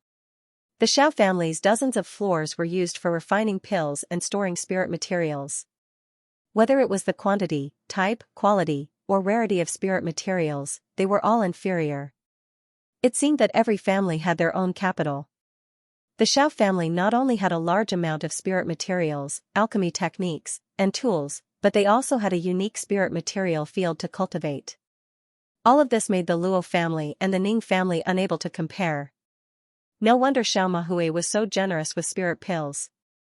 It seemed that the Luo family really needed spirit pills. Even if Yangqing plundered the Azure Emperor's Pagoda, the Xiao family could probably use a few years to recover. The Xiao family wouldn't really be hurt. At this moment, there were only 2 alchemy elders concentrating on mixing the Samadhi true fire to refine spirit pills. There were also a few servants of the Luo family organizing the spirit materials. When these people saw Yangqing, they all showed flattering expressions and bowed respectfully to Yangqing. It was clear that Luo Lei, who was favored by the family head, had a lot of power in the family. Yangqing was in a hurry to see Xiao Qiqing, so he didn't waste time talking to them. He walked to the innermost staircase. At this time, a cold and beautiful woman in a blue cloud-sleeved dress and an old man in a brocade robe with a solemn expression came down from upstairs. "Madam, please forgive me. It's not that I'm being mean, it's just that I've only managed to refine 1 batch of high-grade spirit pills this year. According to the patriarch's instructions, they've already been distributed to a few important members of the clan. If the next batch is successful, Madam will definitely get one." This old man will not go back on his word. Elder Luo Chen's words are too serious. "Actually, I just want to get one for my hanger. I don't know what my husband is thinking, but hanger is at the critical moment of breaking through to the final phase of the Kuei water stage, yet he refuses to give hanger a high-grade spirit pill." The beautiful woman had a melancholic expression. "Madam is truly devoted to young master, it's admirable. But I'm afraid the family head wants the young master to rely on his own strength to break through. Young master has already consumed a lot of spirit pills, and if he continues to rely on spirit pills to improve, it will eventually leave behind a disaster. His cultivation base will not be stable, and it will be harder for him to break through in the future." As the two of them talked, they came to the first floor and saw Luo Lei standing there with a smile. "Oh? The butler is here. Does the patriarch have any instructions?" Luo Chen asked. Yangqing's heart was thumping. Fortunately, the two of them had mentioned their names when they were chatting. Otherwise, he wouldn't have known this man and woman at all. This man should be called Luo Chen. He was probably the manager of the alchemy room. With the cultivation of the late stage of the dark water stage, he should be the strongest in the Luo clan below the weak water stage. If nothing went wrong, this woman should be Luo Qianqiu's wife, Leng Qingqiu. Su Xian had also mentioned this woman before. She was at the late stage of the Kuei water stage, so she didn't have much lethality. Yangqing didn't want to give himself away, so he cupped his hands and said, "Elder Luo Chen, I'm here to take some pills and send them to the patriarch." Luo Chen nodded, "So that's how it is. It just so happens that this old man is about to send madam away. After that, I'll go upstairs with the butler to get it." Yangqing hurriedly nodded. He couldn't wait for them to leave, but Luo Chen told him to wait. If he were to rush up, something might happen. When Leng Qingqiu passed by, Yangqing smelled a faint woman's fragrance, like an orchid. Yangqing quivered, wondering if he had seen wrongly. This cold and beautiful woman actually gave him a bewitching smile in that instant and winked meaningfully. She was clearly teasing him. Although it was only for a moment and others couldn't detect it, Yangqing wouldn't think that his eyes were playing tricks on him. He also didn't forget that he was disguised as Luo Lei. How could Luo Qianqiu's wife flirt with this old man Luo Lei? A burst of cold sweat broke out on his back. Yangqing had his previous experience in the Xiao family. He secretly guessed, could it be that Luo Qianqiu had been cuckolded by the butler? Yangqing frowned, he didn't dare to think too much about it. In any case, he had to think of a way to go to the third floor to find Xiao Qiqing and slip away. After Luo Chen sent Leng Qingqiu out, he came in front of Yangqing and politely apologized for making him wait, then led Yangqing upstairs. When they came to the second floor, it was filled with refined elixirs, and every corner was guarded by an elder of the dark water stage. Yangqing secretly frowned. Didn't Luo Lei say that there were no guards? Damn it, could it be that there were no alchemy rooms on the first floor? The security here was very tight. If he really wanted to leave with Xiao Qiqing, he was afraid that it would be difficult not to fight. This was difficult. With so many dark water stage experts, how could they delay him for a while? It would definitely attract the 3 weak water stage experts in the family. "Butler, may I ask what elixir the patriarch wants to take this time?" Luo Chen asked with a smile. In terms of cultivation, he completely suppressed Luo Lei, but he knew that Luo Lei was Luo Qianqiu's confidant, a person who accompanied Luo Qianqiu's daily life. He couldn't offend him. Yangqing had already made up a lie and said, "Oh, the patriarch asked this old man to take 10 octagonal dan." Octagonal dan? Luo Chen was a little puzzled. This is elixir for use in battle. Could it be that the patriarch is giving it to those disciples who go out? The patriarch didn't say it clearly, but there must be some use for it, Yangqing said calmly. Luo Chen also asked casually and wouldn't care much about it. He brought Yangqing to a square stone table in the center, noted down the type and number of elixirs to be taken, and let Yangqing sign it. Yangqing didn't think that there would be such a thing. It was to prevent anyone from taking elixirs at will, so that they could be handed over to the elders and the patriarch regularly for review. Fortunately, Yangqing's eyes were sharp. He saw the handwriting that Luo Lei had written before on the booklet, and he imitated and signed one. Elder Luo Chen didn't look much. In his eyes, this had long become a formality. As long as the person was right, it was fine. He didn't care whether the signature was smooth or not. When Yangqing finished signing, Luo Chen took out a green jade bottle with 10 octagonal dan inside and handed it to Yangqing. "All right, head steward, please." Luo Chen indicated that Yangqing could leave. Yangqing hurriedly said, "Elder Luo Chen, there's one more thing. It's about the woman on the third floor." Luo Chen was stunned. "The woman on the third floor? Head steward, are you talking about Xiao Qiqing?" "That's right." Yangqing made up a lie with a straight face. "The patriarch wants this old man to bring that woman over.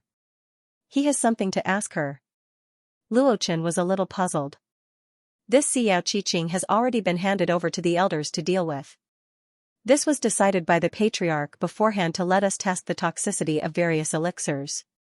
Why does he suddenly want to bring her over to see him? Didn't he already ask her before? When Yangqing heard this, his heart was filled with anger. As expected, they did not let Xiao Qiqing off. He did not know how the woman was doing. Although his heart was burning with anxiety, Yangqing endured it and tried his best to calm down. The patriarch's way of doing things has always been unpredictable. "I am only responsible for bringing her over." Luo Chen was suspicious. He was not an idiot and felt that Luo Lei's tone was a little strange today, but he could not see what was wrong with Luo Lei. "Head steward, you can take her away, but you must have the Patriarch's order or the approval of our Elders Guild's Great Elder Luo Feng. I, Luo Chen, have never made a mistake in guarding this alchemy room, so I do not want any problems in the details. After all, Xiao Qiqing is of great use to our Luo family. Recently, we have to rely on her to complete the toxicity tests of many elixirs. We cannot treat her lightly and take her away just like that.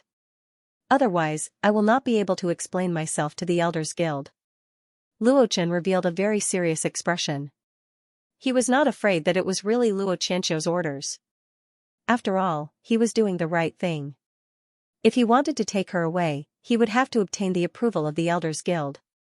Yangqing felt a burst of anger in his heart, but he was very clear that he still did not know what kind of environment Xiao Qiqing was in. If he rashly charged in, he might alert the enemy and put Xiao Qiqing in danger. Helpless, Yangqing could only pretend to be hesitant and said, "How about this, I won't take her away for now. Elder Luo Chen, let me meet her first. Actually, I just need to ask a few questions." As soon as he asked, Yangqing regretted it. Sure enough, Luo Chen's eyes were already filled with doubt. "Butler, Xiao Qiqing is a felon and is under the control of our Elders' Council. The Patriarch knows about this, and you were also very clear about it. Is it really the Patriarch's intention to see her today?" Yang Chen's heart trembled, but his expression didn't change. "Elder Luo Chen, what do you mean by this? I just don't wish to trouble the clan master. Since you insist on not agreeing, I'll just ask the clan master for instructions." Luo Chen stared straight into Yang Chen's eyes, trying to find out something else. However, Yang Chen's mental fortitude was extremely good. He stared back at Luo Chen without any hesitation, and didn't give himself away. In the end, Luo Chen was also a little helpless. He did not think that the person in front of him was a fake. He was afraid of angering the person in front of the Patriarch, so he said, "In that case, Butler, please go back. Bring the Patriarch's order, and I will give her to you. Otherwise, even young Master Luo Hang, Madam and other members of the royal family can't take her away." Luo Chen wouldn't relent no matter what. After all, Luo Lei was still a servant, not a direct descendant of the Luo family, nor a person in power like Luo Feng, so he couldn't do anything to him. Yangqing was driven out of the alchemy room. He was very depressed and uncomfortable. He wanted to destroy the alchemy room directly, but he was afraid that Xiao Qiqing would be hurt by them. Fortunately, Xiao Qiqing was still alive. "Qinger, I promise I will find a way to save you soon." Yangqing looked back at the alchemy room and left. Yangqing did not intend to act as Luo Lei for too long, because he would inevitably be seen through.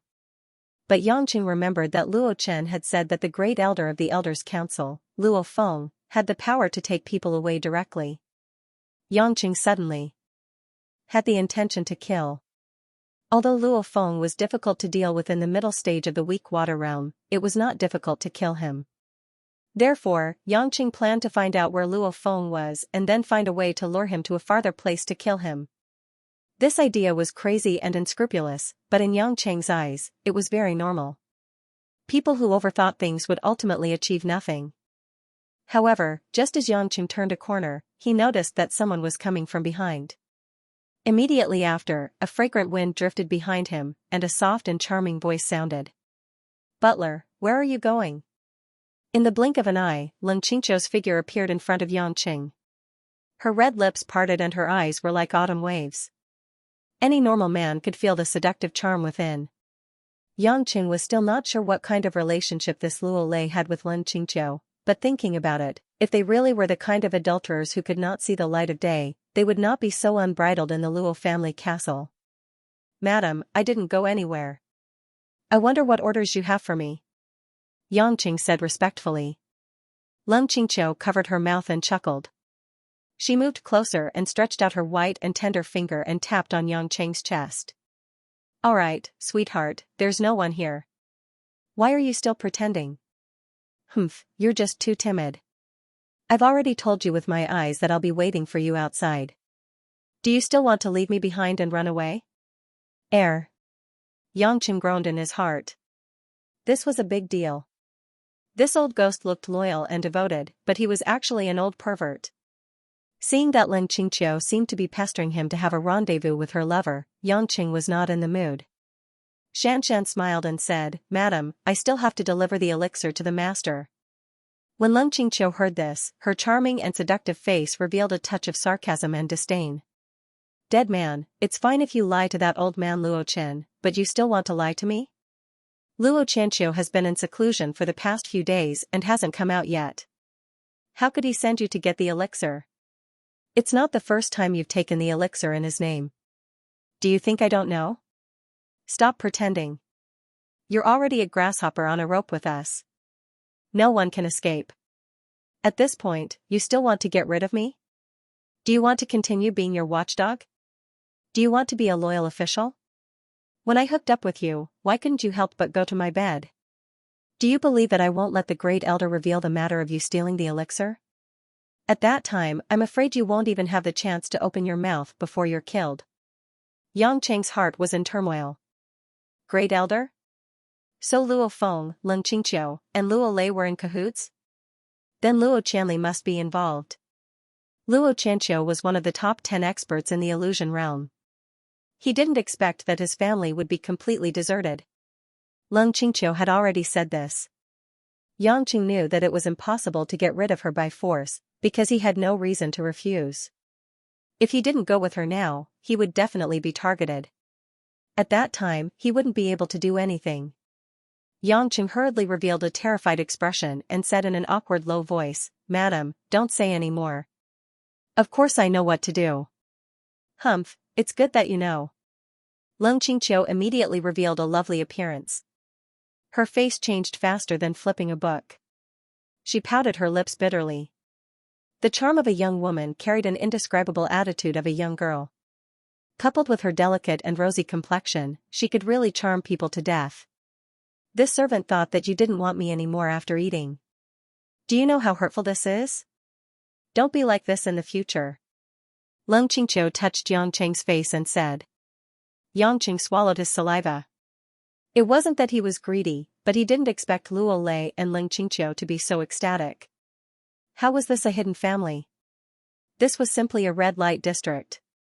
However, Yang Chen was still very cooperative. After confirming that there was no one around, he reached out a hand and gently stroked Leng Qingqiu's waist. Separated by the thin cloud and water muslin dress, he could feel the tender and smooth skin inside. It was warm. Hee hee. Our head butler is finally being dishonest again. Leng Qingqiu slapped Yang Cheng's hand away and winked at him. Damn it, this place isn't safe. Let's go to the Court Cloud Pavilion. Court Cloud Pavilion? What kind of place was that? Yang Qing was confused, but he couldn't reveal himself. He guessed that it was some small residence near the Luo family, so he could only say, "All right, I'll listen to Madam. Madam will walk in front, I'll follow behind." You're quite meticulous.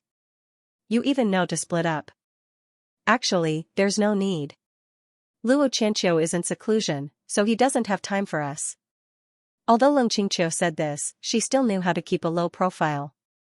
She took the lead and flew towards the east. Yang Qing followed from afar at a leisurely pace. Because it was night time, it was not very eye-catching. In less than half a minute, they arrived at the Court Cloud Pavilion. It was a bamboo house built in the center of a small lake. The design was simple and practical, and there were many strange flowers and plants planted around it. It was like spring all year round. Just as Yang Chen had guessed, it was a small building near the Luo residence. The land was vast and the population was sparse. It was normal for the big shots of the hidden clans to have a few small resting places for themselves. They just wanted some peace and quiet. Of course, there were also people like Leng Qingqiu, who were secretly looking for a man to have fun here. As soon as they entered the small building, Leng Qingqiu threw herself into Yang Cheng's embrace. She took the initiative to open her pink lips and kiss Yang Cheng infatuatedly. This Luo family's madam's kissing skills were very good. It was obvious that she had interacted with many men on a daily basis. Furthermore, she did not seem to care about the beard on Luo Lei's mouth. After that, she took the initiative to roll her tongue into her mouth and twirled it with her own tongue. She even let out an alluring nging sound. Yang Qing laughed bitterly in his heart. The last time he had sex with Xiao Manyan in the Xiao family, he had no choice but to vent his anger. This time, he was forcefully brought here by Luo Qianqiu's wife, and even had to fight with her as an old man who was over 200 years old.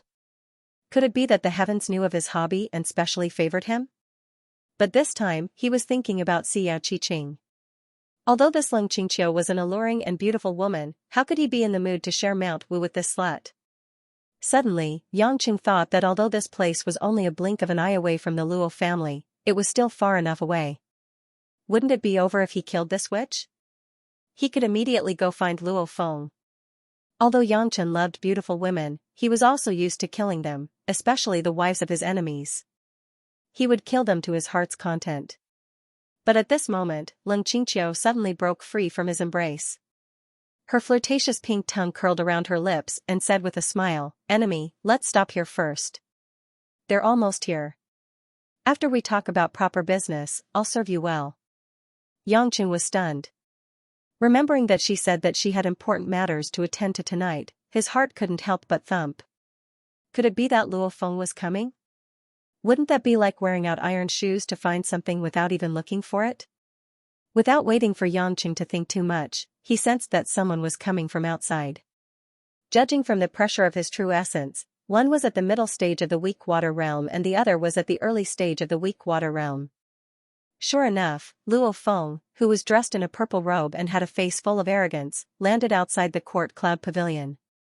Following him was Luo Qianli, who was dressed in a white robe.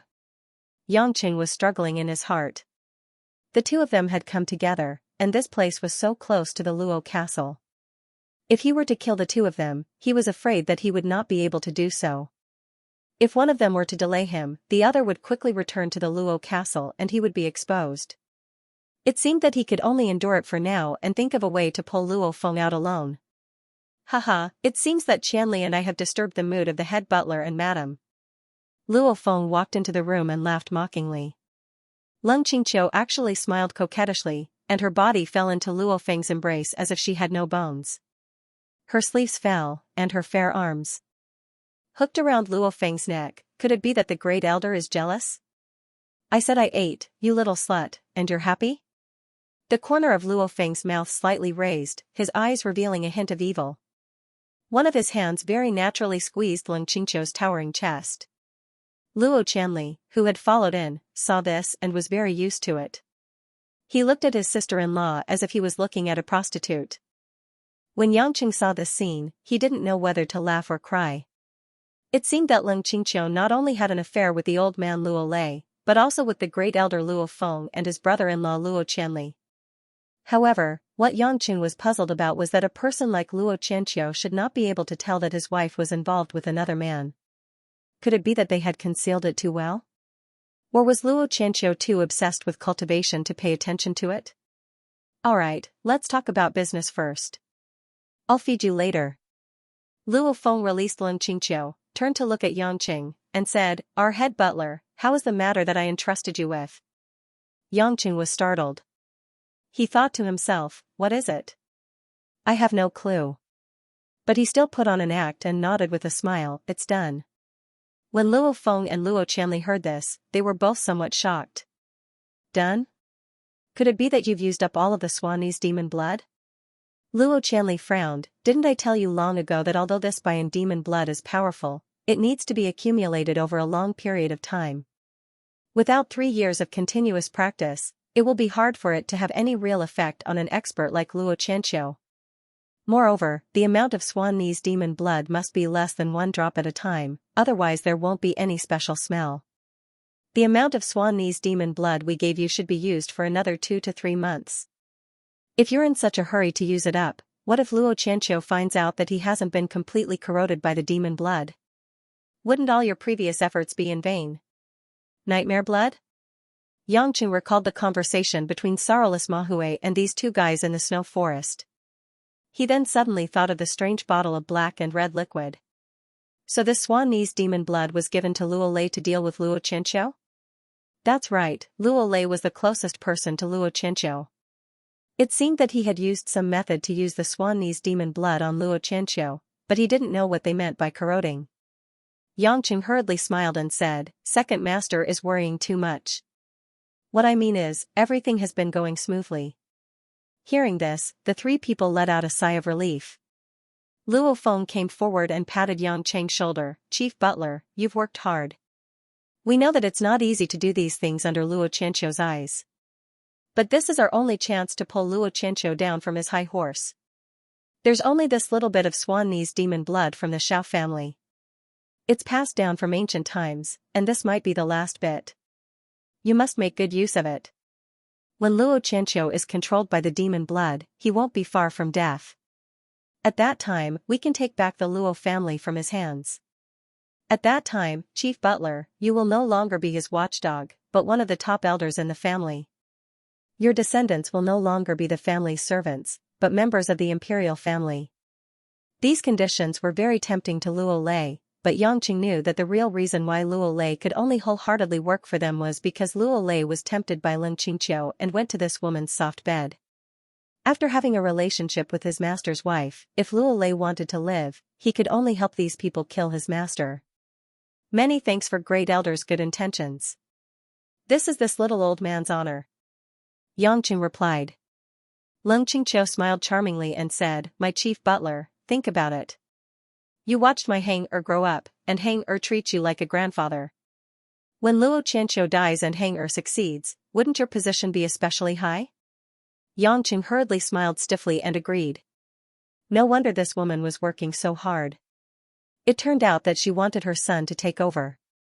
However, if Luo Hang really took over, he would probably be a puppet.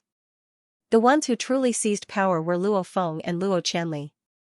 "Actually, there's one more thing that I wanted the chief butler to inquire about." Luo Feng finally began to talk about business. "There's no harm in speaking, great elder," Yangqing said.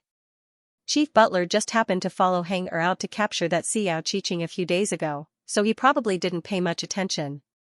Luo Qianqiu once summoned the Wang family's patriarch, Wang Mian, and his youngest daughter, Wang Shu, to his house. Later on, Wang Mian brought his daughter out of the illusion and seemed to have gone to the secular world's Tuan province. However, we don't know what exactly they did," Luo Feng said. Yangqing pretended to be puzzled, but in his heart, he understood. Indeed, it was Luo Qianqiu's plan to deceive him of the endless resolve restoration scripture. Wang Shu had disappeared from the Tang sect and left Tang Lui. Could it be that she had returned to the illusion? Was she really Tang Lui's daughter? If not, why would she have that pear blossom jade pendant? But if that was the case, why would she disappear for no reason? And why did she leave without saying goodbye? Yang Chen was full of questions. He felt that there was something fishy about this. At this time, Luo Qianli took over the conversation. "We are worried that this matter has something to do with Luo Xiaoxiao, that wild girl from the secular world. This is because the only connection Luo Qianqiu has with the secular world is that he has a daughter from the secular world. Although she came from a lowly background, she was still Luo Qianqiu's biological daughter. In terms of inheritance, as long as her mother wasn't some lowly woman and had a clean background, she had the qualifications to inherit the position of patriarch. Furthermore, ever since her return, she seemed to have gained a lot of enlightenment from the secular world. Her cultivation base has skyrocketed, and her talent is astonishing. In less than a month, she has already entered the soul-forming stage without the aid of elixirs. This has already attracted the attention of some of the elders. If she were to achieve another breakthrough, I'm afraid that even the Grand Elder would notice her. When that time comes, even if Luo Qianqiu were to die, we might not be able to go against the majority's wishes and allow Hang-Er to ascend to the position of patriarch." Yangqing furrowed his brows. At the mention of Luo Xiaoxiao, his heart was filled with mixed emotions. Initially, he felt a little guilty towards the girl, but when he recalled that she might have revealed information about Xiao Qiqing, he could not bring himself to treat her kindly. Luo Xiaoxiao's foundation was indeed very good. With enough enlightenment, it was not surprising that her cultivation base would advance by leaps and bounds. "Then, what do the Grand Elder and Second Master wish for me to do?" Yangqing asked. Luo Feng sneered. "It's actually very simple. Help us investigate what Luo Qianqiu has sent the Wang father and daughter to do. You're the closest person to him, so you should be able to find some clues. At most, you can use your identity as the head butler and borrow Luo Qianqiu's name to talk to the Wang father and daughter." As long as we can find Luo Xiaoxiao's birth mother in the secular world, we'll have a way to deal with her. If it's a lowly woman, then we can ignore her. If it's a woman with a powerful background, then we'll have to do something about it. When Yang Chen heard this, a thought that he had never thought of before flashed across his mind. Luo Xiaoxiao was the daughter of Luo Qianqiu and a secular woman. Could she be Tang Lui's daughter? But that's not right. What about Wang Shu of the Wang family? Yang Cheng's mind was in a mess. On the surface, he could only agree. This old man understands. When I return, I'll immediately investigate if there are any clues. Sweetheart, don't be in such a hurry to leave. You have to do your best. How can that little bastard compare to my hanger, don't you think?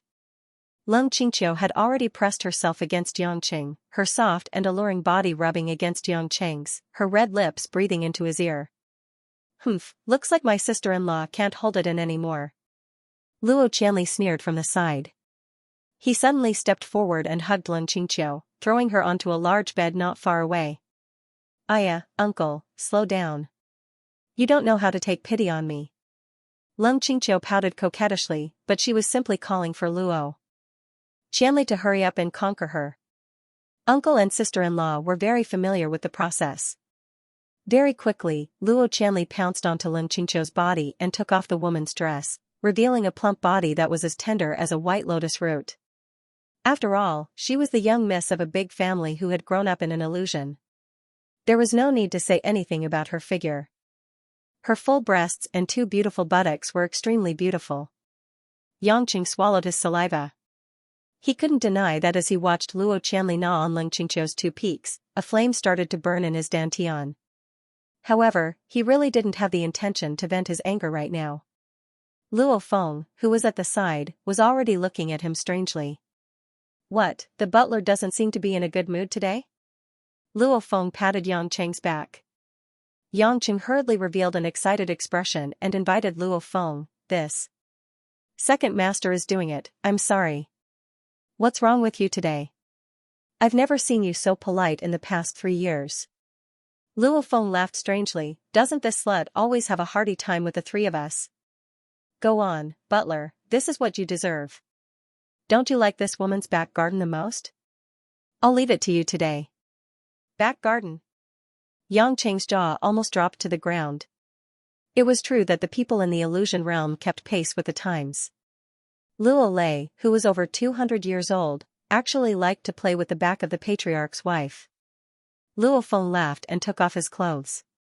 Together with Luo Qianli, he began to torment Leng Qingqiu on the bed.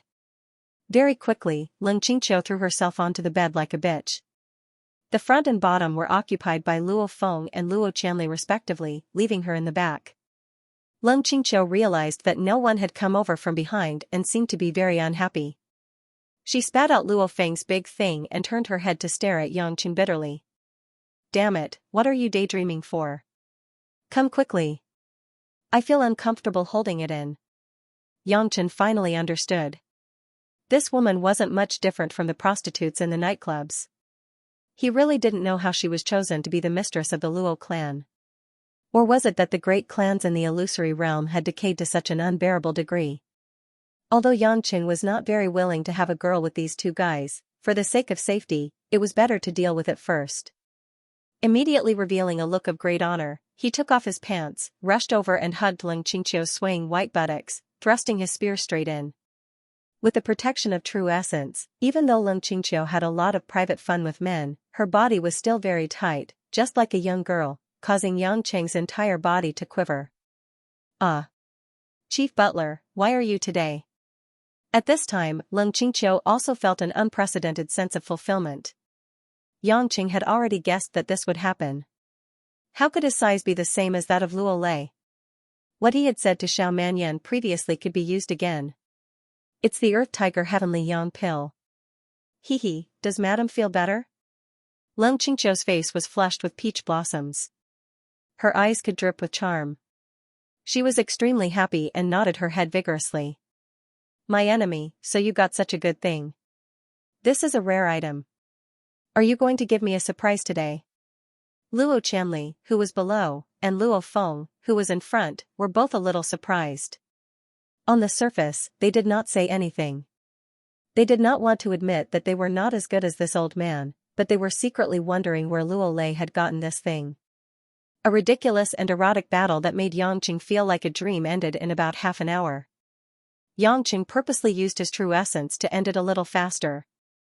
Although Lung Qingqiu was indeed very good at serving men, making Yangqing feel very comfortable and ashamed, it was easy to reveal the truth after a long time. After she was done, Lung Qingqiu directly jumped into the lake outside the court cloud pavilion. She planned to wash up and spend the night in the court cloud pavilion. Luo Qianli and Luo Feng both planned to return to the Luo family. Although they were no different from the adulterous couple in the secular world, cultivators were still cultivators. After venting, he became dignified again. The man was dignified and solemn, and the woman was dignified and noble, without the slightest bit of lowly appearance from before. Yangqing silently followed behind Luo Feng until they returned to the Luo family. Luo Feng and Luo Qianli separated, and Yangqing quietly circled around and arrived at Luo Feng's residence. Before Luo Feng could enter the white jade courtyard where he lived, he saw Luo Lei following him with a mysterious smile. "Why are you following me? Didn't I tell you not to meet in private in the clan to avoid arousing suspicion? Before the Swanee demon blood is used up, Luo Qianqiu could pose a huge threat to us," Luo Feng said unhappily. Yangqing hurriedly cupped his hands and whispered, "Great Elder, this little old man has seized the opportunity to invite you to see something." Luo Feng was stunned. "What is it? Why didn't you say it in the lake just now?" "Just now, with Madam and Second Master here, it was inconvenient. To be honest, this little old man trusts you the most, Great Elder," Yangqing said ambiguously. When Luo Feng heard this, he felt that it was reasonable. After all, although Luo Qianli and Lung Qingqiu both wanted to kill Luo Qianqiu, they had a close relationship, unlike himself, who hated Luo Qianqiu to the extreme. It was Luo Qianqiu and his father who had taken away the Luo family that originally belonged to him and his father. "Speak, what is it?" Luo Feng asked with lowered eyebrows. Yangqing quietly took out a high-grade vitality pill from his spatial ring. The light golden-colored vitality pill was something that Yangqing had just refined not long ago after returning to the Mediterranean Sea. It was recorded in the Tushan Jindan record. It was a type of spirit pill that was even more powerful than the cloud pill. It could instantly convert a large amount of spiritual energy into true essence and help break through to the next realm. "This is..." Luo Feng was so excited that he snatched it from Yangqing's hand and looked at it carefully. "Vitality pill. Where did you get it?" "The method of refining this vitality pill has long been lost, and there are only a few of them in the entire illusion realm. Moreover, the purity of this vitality pill can be said to be perfect. It is definitely not something that our Luo family's alchemy elder can refine." He couldn't help but be excited, because the vitality pill was one of the few high-grade spirit pills that could even work on a tribulation stage cultivator, not to mention some soul formation stage cultivators who were trying to break through to the tribulation stage. Yangqing's heart didn't palpitate as he spoke nonsense. When this old man went out to handle some matters 2 days ago, he found that the spiritual qi in a snowy area in the northwest was exceptionally abundant, so he went down to take a look. In the end, he found that there were actually several boxes of spirit pills exposed outside. It seemed that after some kind of restriction had failed, these spirit pills were revealed. "I'm afraid that they were treasures left behind by those powerful people from the ancient times. This old man didn't dare to take them all for himself, so he hid those spirit pills in the depths, so that when they were discovered, he wouldn't rush back and think about telling the great elder about this matter." "What?" Luo Feng seemed to have heard shocking news, his teeth trembling in excitement.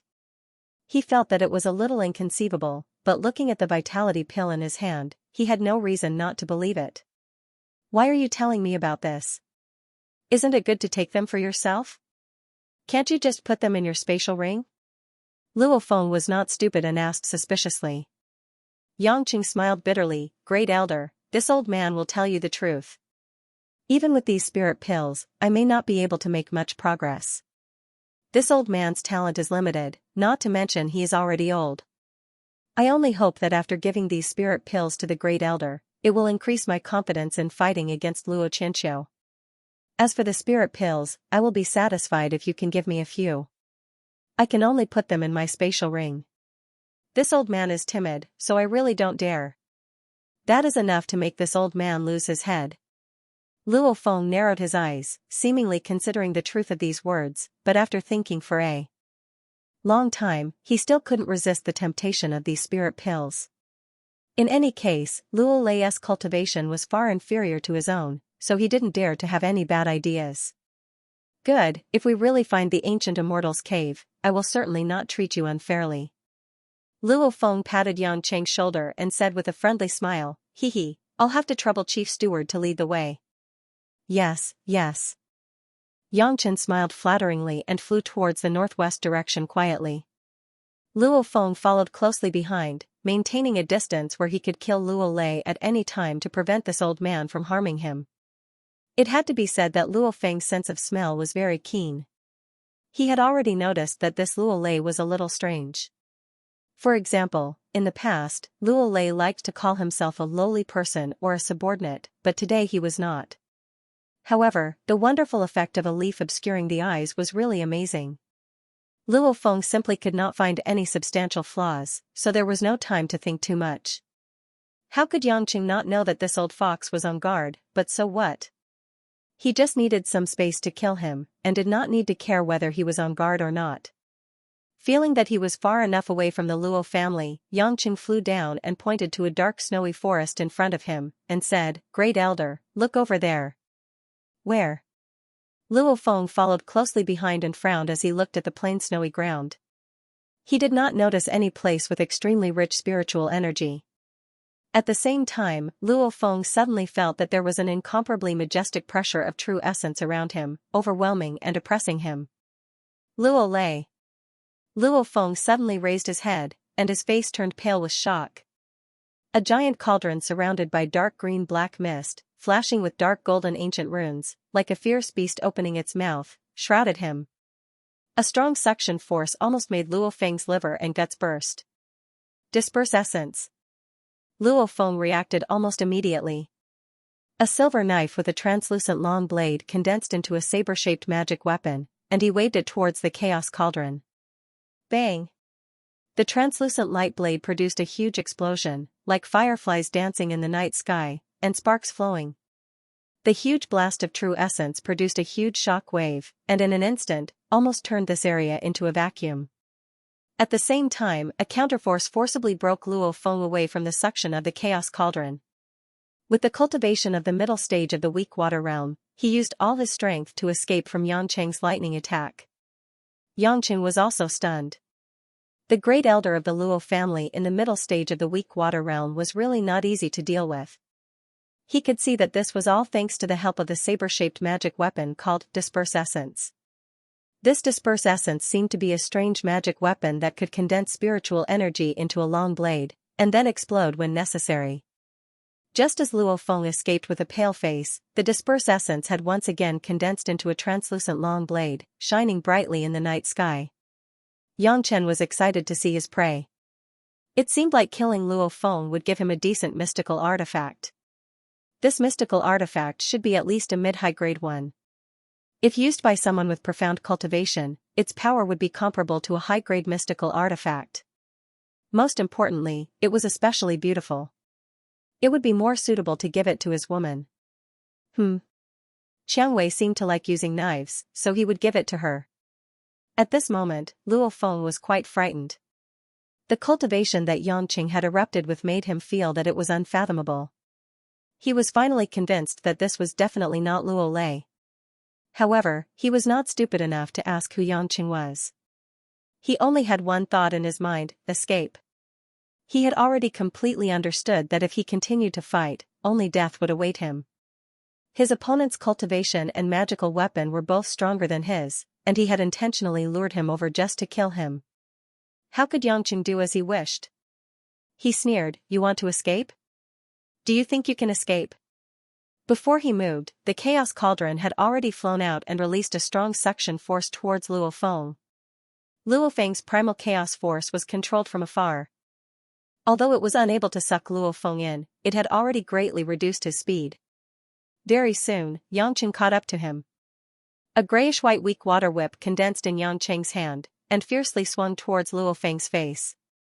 The scattered essence long blade in Luo Feng's hand spilled out blade shadows.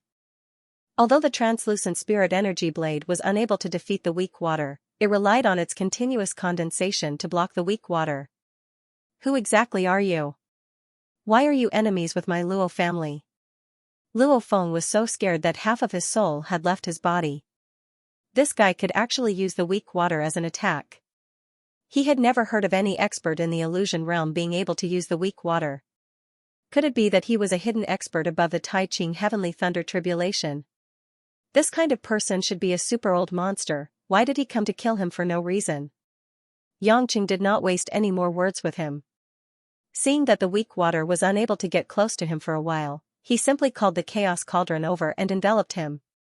The Chaos Beast shadow appeared.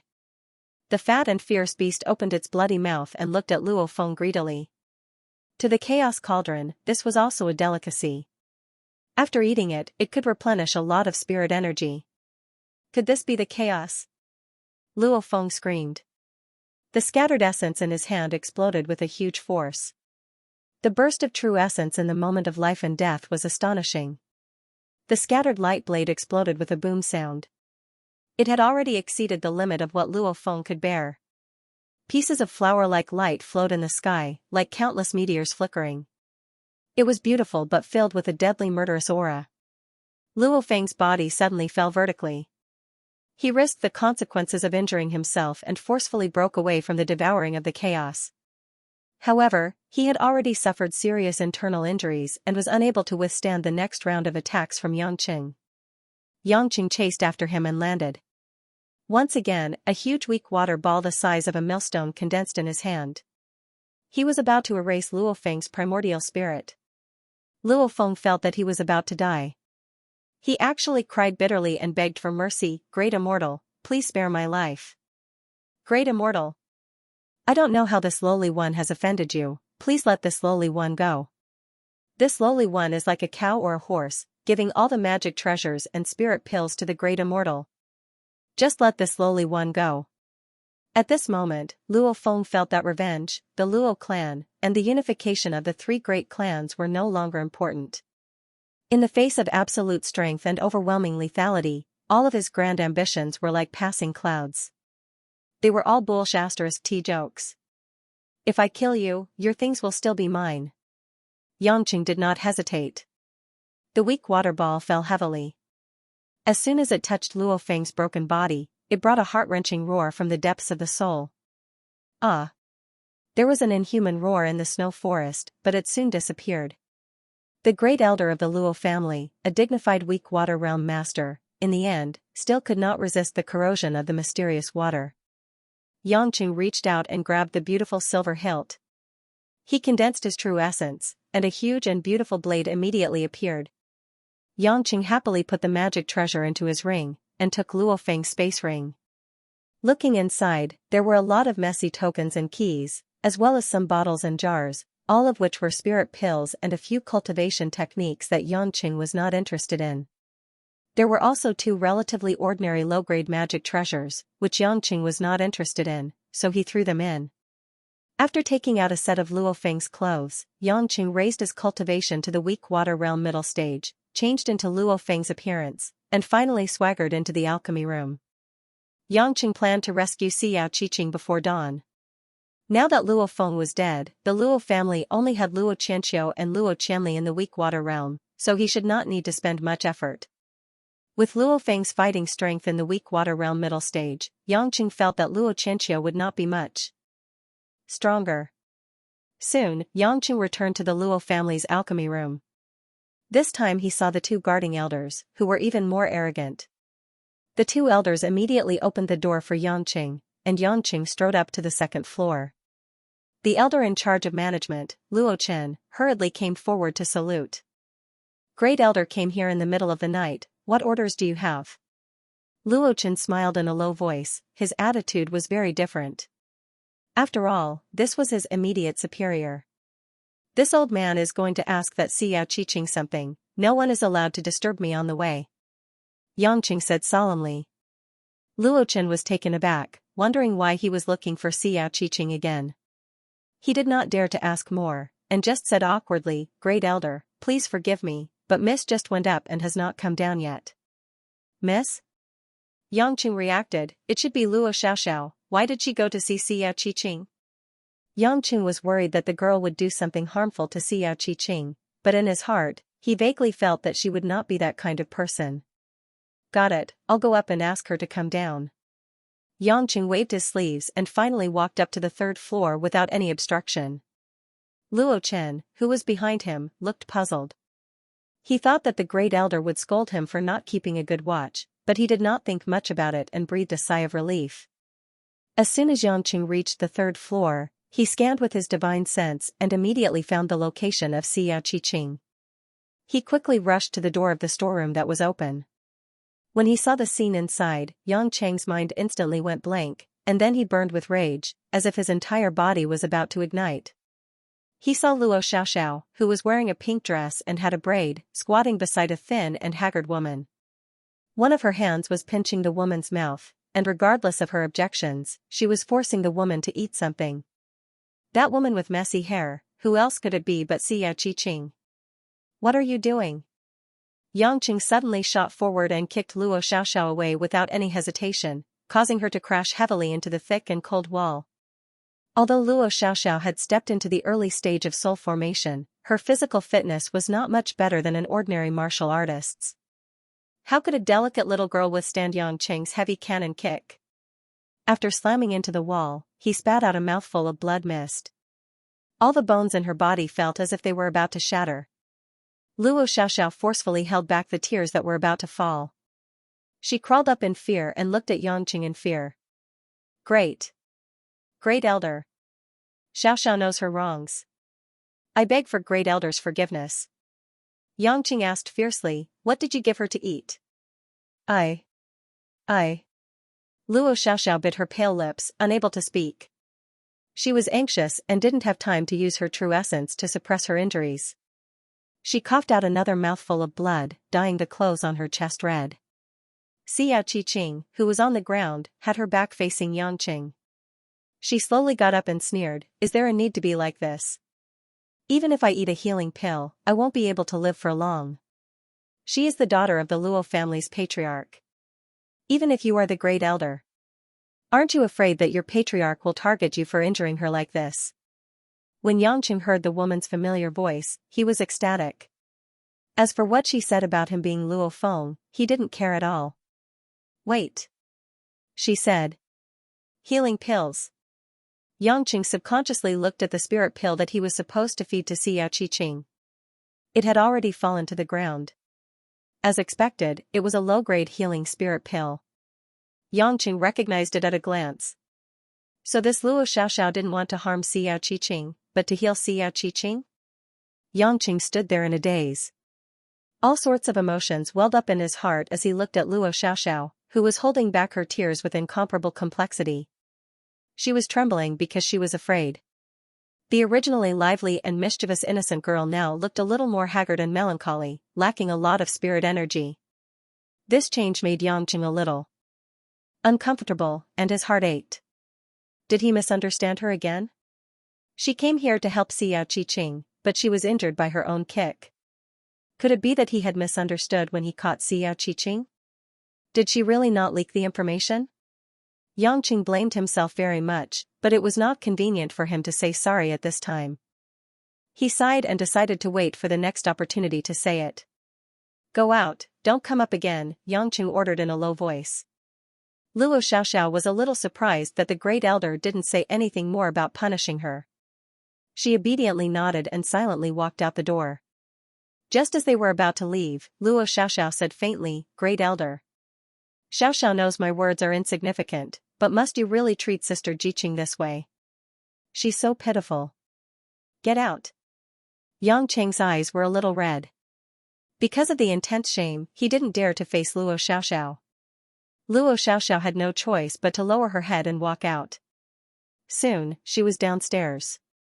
After confirming that the third floor was safe, Yangqing took a deep breath and changed back to his original appearance and voice. He walked towards Xiao Qiqing, who had her back to him. Why are you here so late at night? Could it be that you want to feed me some special elixir? Humph, why are you so impatient? Are you afraid that I'll die tomorrow? Xiao Qiqing smiled sarcastically, without the slightest fear, only endless mockery and carefreeness. Living in darkness and suffering in every way had made her heart as hard as a rock, and she had long disregarded life and death. Her life should have ended long ago. If she hadn't met Yangqing, she might have died in a foreign land, quietly passing away in a dark corner that no one would notice. Heaven had given her a trace of warmth that she had never imagined, and she was easily contented. But her casual words made Yangqing's heart feel like it was about to be crushed. His legs felt like they were tied down by thousands of lead stones, and he couldn't move or walk. Qing'er! Yangqing called out in a low voice. His eyes were red, and the flesh on his face kept trembling. His body was stiff, and with a plop sound, he knelt down behind Xiao Qiqing. Yangqing suddenly felt that his arrival was so powerless, so useless. Regret, pain, these were all indescribable feelings at this moment. The torture that this woman had suffered was so cruel that she could actually face life and death so indifferently. Xiao Qiqing's delicate body trembled as she sucked in a breath of cold air. When she came back to her senses, her tears immediately flowed down, and she couldn't stop them. She thought that the tears she had shed these days had dried up, but she discovered that there were endless tears at this moment. Grievance, pain, bitterness, unwillingness, anger, longing. Countless unknown emotions made her go crazy, and she was so happy that she almost fainted. Suddenly, Xiao Qiqing thought of something, and her crying suddenly stopped. Her hands covered her face that was covered by her hair in panic, and her body tightened in fear. Yangqing knelt down and hugged the woman from behind. Her dirty and tattered clothes already had a moldy smell, but Yangqing didn't care at all. I'm sorry. I'm sorry. It's my fault. I know that it's useless for me to say anything, but I promise that I won't do it again. Qing'er. If you want to hate me, then hate me. It's my fault. Boo-hoo. Xiao Qiqing couldn't help but cry, and shook her head hard. Hubby. Go away. Go away, don't touch me. Yangqing hugged her tightly. I won't let you go, you can scold me or hit me, but I won't let you go. Let me go. Go away. Xiao Qiqing cried even louder. Yangqing vaguely felt that something was wrong. Xiao Qiqing seemed to be deliberately hiding something, so he frowned, and wanted to turn Xiao Qiqing around. But Xiao Qiqing refused, and buried her head like an ostrich, and refused to face Yangqing. Qing'er, what's wrong? Don't you want to see me? Yangqing was incomparably disappointed, and used all his strength to lift Xiao Qiqing's head, and pushed aside Xiao Qiqing's hair. Xiao Qiqing tried her best to cover it, but the scar on her face was too long, and Yangqing quickly realized that something was wrong. This is... Yangqing sucked in a breath of cold air, and without thinking too much, he forcefully flipped Xiao Qiqing to the ground, pinched her face, and stared angrily at Xiao Qiqing's pale face. Two intertwined curls of flesh were shocking to the eye. Ah! Hubby, don't look. Don't look at me. Woo-woo. Xiao Qiqing cried bitterly, and hugged her head, like a pitiful worm in the abyss, and felt as if the last trace of her dignity had been stripped away. Yangqing felt that his internal organs were about to explode. This kind of humiliation was deep in his bones, his self-esteem was stabbed, his heart was taken away, and even his family jewels were cut bloody scars. It made him want to roar crazily. The ferocious true core force surged uncontrollably around Yangqing's body, and the chaos in his dantian began to become restless, and the stubborn disease in Yangqing's brain, which had been suppressed, also began to show signs of recovery. Yangqing's eyes alternated between scarlet and black, as if he would lose control at any time. Yangqing's breathing was incomparably heavy and rapid, and it made people worry that he would suddenly suffocate. The strong muscles and tendons on his body were knotted, bulging, and constantly contracting and expanding. Who? Qing'er. Who did this? Yangqing used all his strength to suppress the violent surge. He knew that he couldn't lose control, and Xiao Qiqing still needed him to save her. Immediately, he used his already stiff hands to gently hold Xiao Qiqing into his arms. Xiao Qiqing trembled, and her tears flowed like a fountain. She cried so hard that she couldn't say a word. Xianxia looked deeply at that already broken face, and held back the tears in his eyes, revealing a silly smile. Silly, do you think that you're not beautiful like this? Didn't I tell you before, even if one day, everyone doesn't grow old, and only my Qing'er becomes an old woman, I will still love you. Why would I lie to you? As he spoke, Xianxia lowered his head, and used his lips to kiss Xiao Qiqing's hideous scar, inch by inch, as if he wanted to kiss it all over. Xiao Qiqing choked, and couldn't open her mouth to speak. Her whole body seemed to be melting. At this moment, she suddenly understood a feeling, that even if she died, she would have no regrets. Xiao Qiqing didn't realize that she was smiling sweetly. Her smile was so relaxed, so gentle, and so confident. Hubby. You're even more silly. You can obviously cure me, but why are you in a daze, and even crying? Xianxia was in a daze, and his eyes gradually brightened up. Yeah, what am I thinking? Xianxia giggled and said, Qing, wait for a moment. I'll heal you and make you beautiful again. When people are greatly stimulated, they tend to neglect some things that they usually don't forget and fall into an emotional blind spot. When Xianxia saw Xiao Qiqing's disfigurement, he was in so much pain that he instantly forgot that he could bring her back to life. To put it bluntly, no matter how strong one's psychological quality was, there would be times when he panicked. It just depended on whether the situation was shocking enough for a man. Although Xiao Qiqing had 9 meridians, it wasn't like she couldn't be cured by the endless resolve restoration scripture. When she was shot in Australia, Xianxia couldn't do anything about it because the woman's internal organs were damaged and the 9 meridians invaded her body.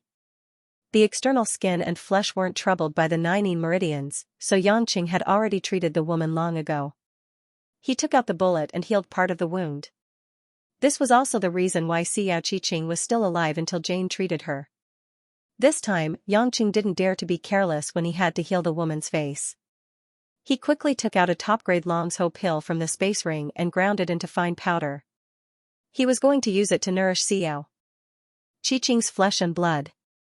Xiao Qiqing felt sorry for him. Honey, you're too wasteful. This Longzhou pill is a top-grade panacea made from dragon bones.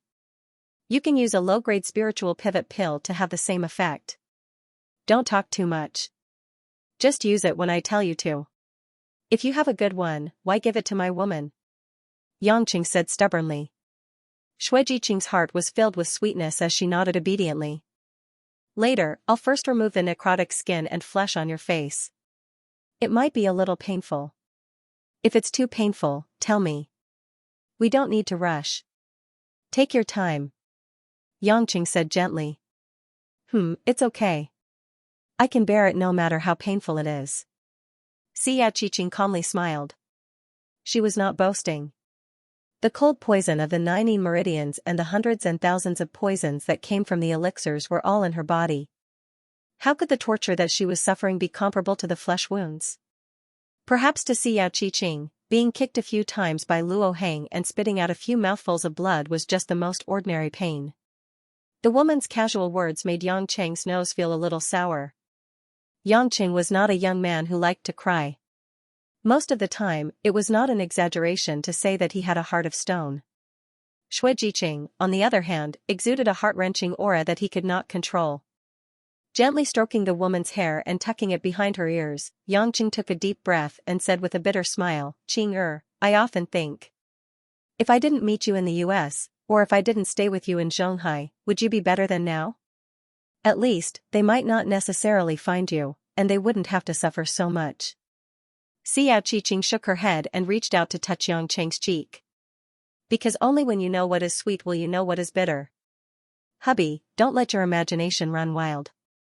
If you don't treat the wounds on my face, I'll really cry.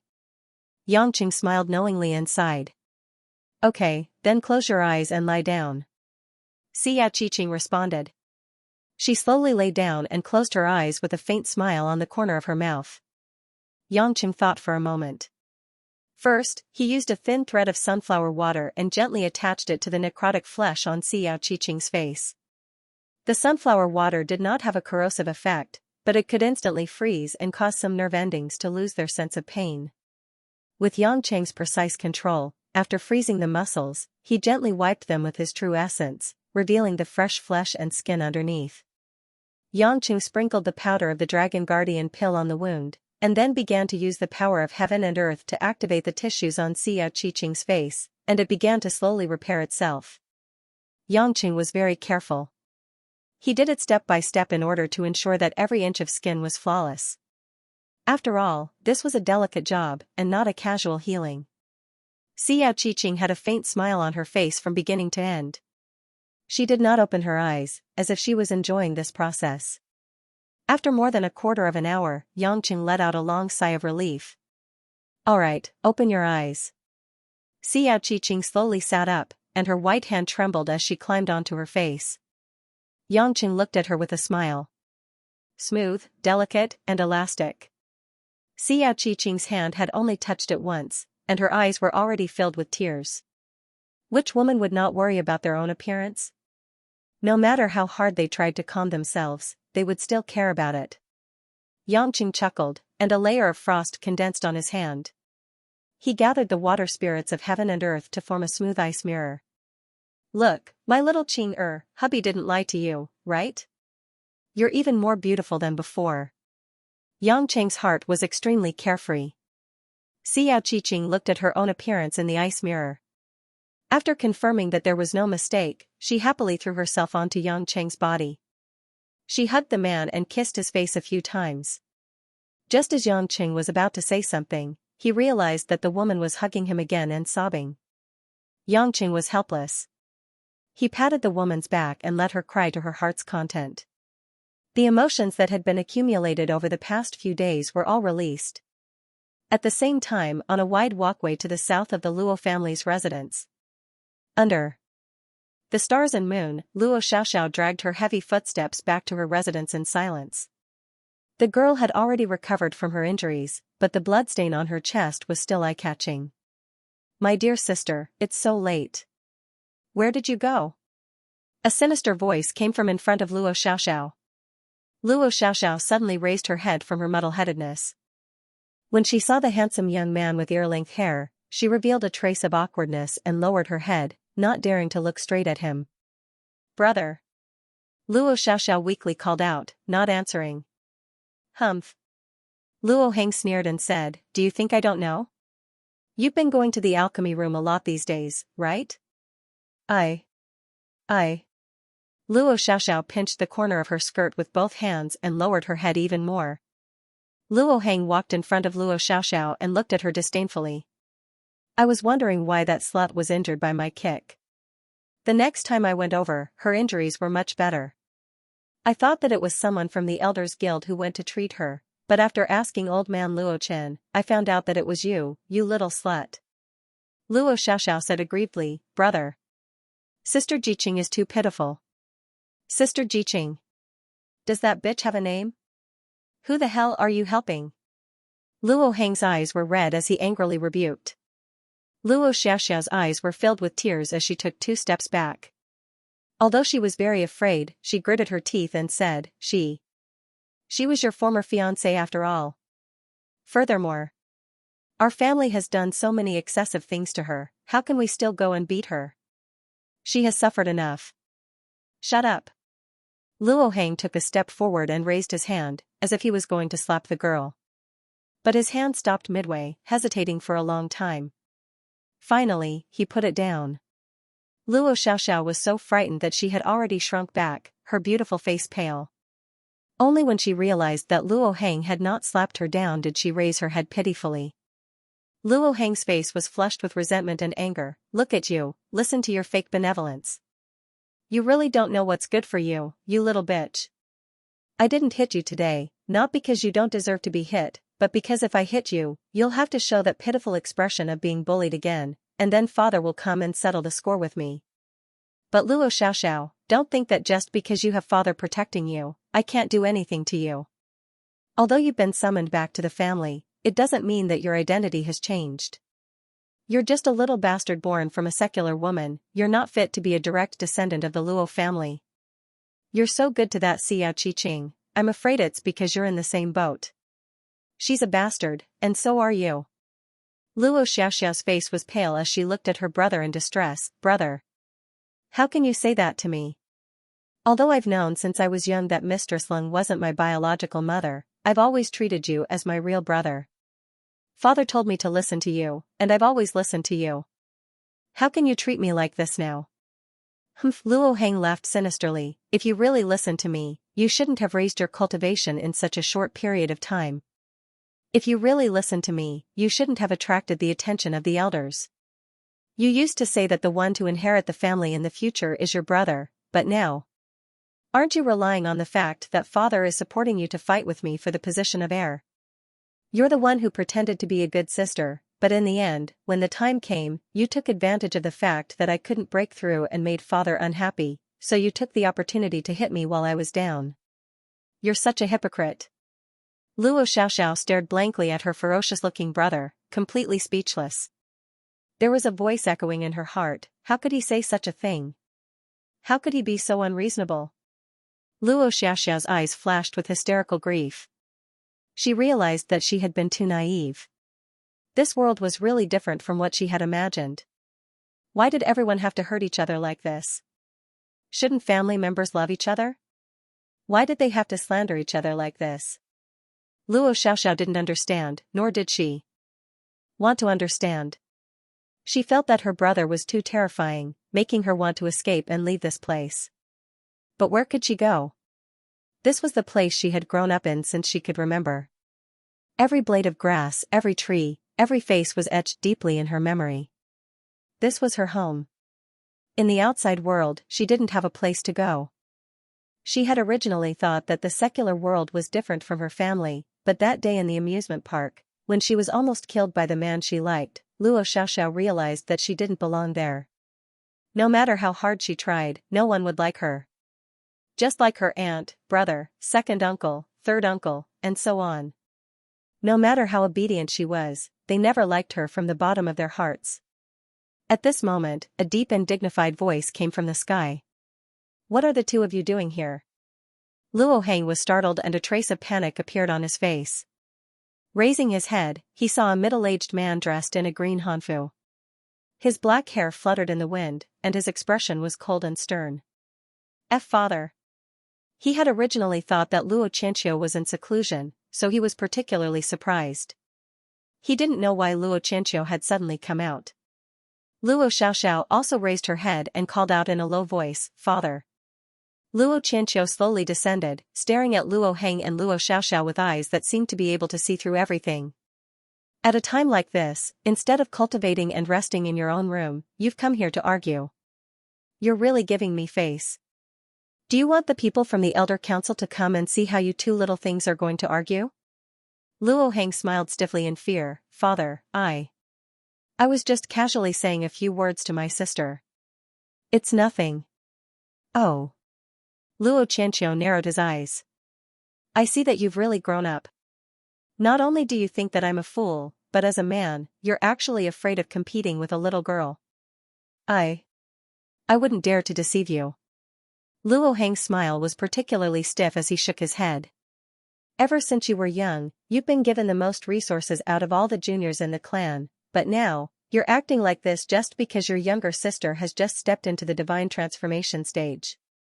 You really make me feel gratified. Luo Qianqiu's expression was somewhat gloomy. Luo Heng shuddered. Gritting his teeth, he stood up straight and said, Father. This child knows his mistake, and this child will not disappoint father's expectations. He knew that he couldn't hide it, so he decided to come clean with a tough attitude. Since that's the case, then scram back to your own place. I can tell you that the Xiao family and the Ning family have long since had young geniuses of the same age as you who have stepped into the dark water tier. If you can't reach the dark water tier before the martial competition of the three families next year, see how I'll take care of you. Luo Qianqiu glared at him. Luo Heng hurriedly responded loudly with a solemn expression. Intentionally or unintentionally, he turned his head back and shot a warning glance at Luo Xiaoxiao before flying away. After Luo Heng left, Luo Qianqiu looked at Luo Xiaoxiao for a while with a twinkle in his eyes.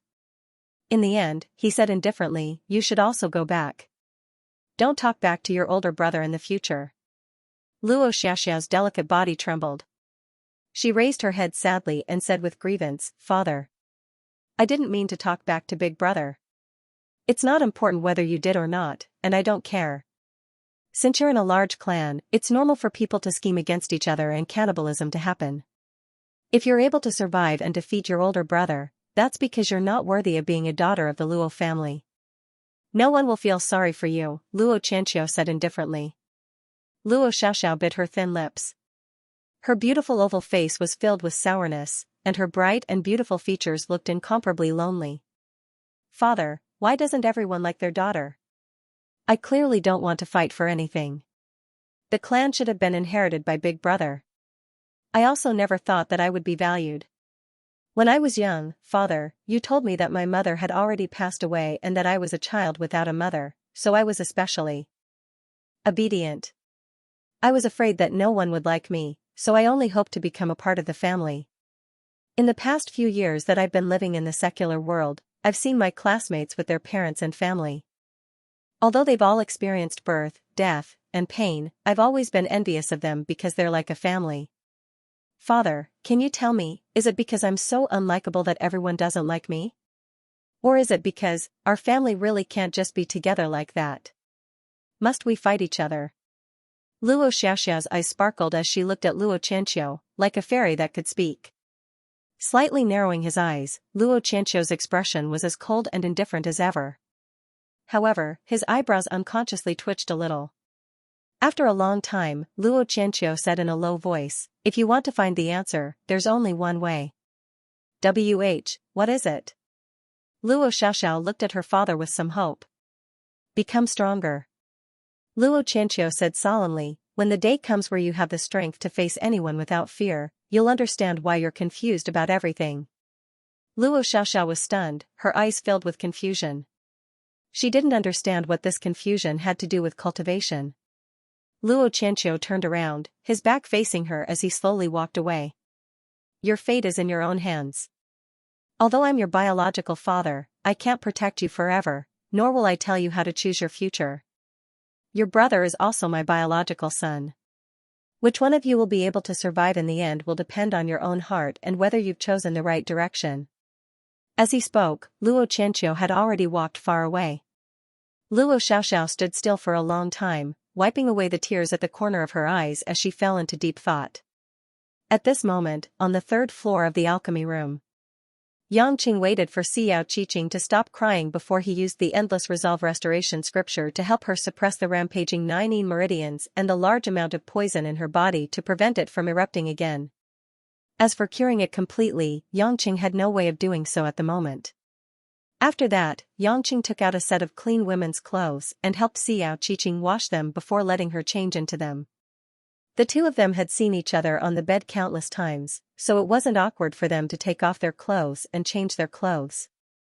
Yangqing looked at Xiao Qiqing's exquisite and alluring figure after washing herself, but he didn't feel the slightest bit of lust because he knew that this wasn't the time to be lovey-dovey. Xiao Qiqing combed her hair, her neck was slender, and her skin was fair. She had finally returned to her usual delicate and charming appearance, radiant and radiant. At this moment, Xiao Qiqing remembered that she asked Yangqing how he managed to disguise himself as Luo Feng and how he found this place. Yangqing briefly told her what had happened recently, and Xiao Qiqing was surprised by the magical effect of the blind leaf. After knowing that Su Xin had been rescued by Yangqing and that Yangqing had killed a Shao family's grand elder, Xiao Qiqing was overjoyed.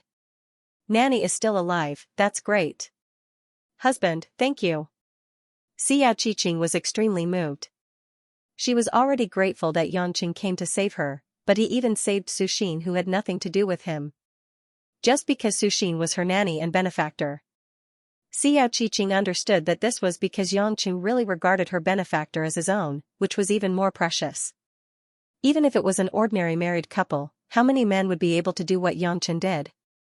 Although people had different experiences, statuses, and strengths, risking life and death to save someone who shouldn't have been saved wasn't a joke. Xiao Qiqing felt that her heart was about to melt. This was why her sisters couldn't resist this man's charm. If it wasn't for the fact that they were not suitable for each other, she couldn't wait to immediately get entangled with Yangqing. After Yangqing finished explaining, his expression turned serious and he asked, "Qing'er, now it's time to talk about your matter. I heard from Mother Wang that it was Luo Xiaoxiao, Luo Hang, and an old man who caught you together, right?" N. Xia Qiqing nodded and said, "It was Luo Hang and that housekeeper called Luo Lei."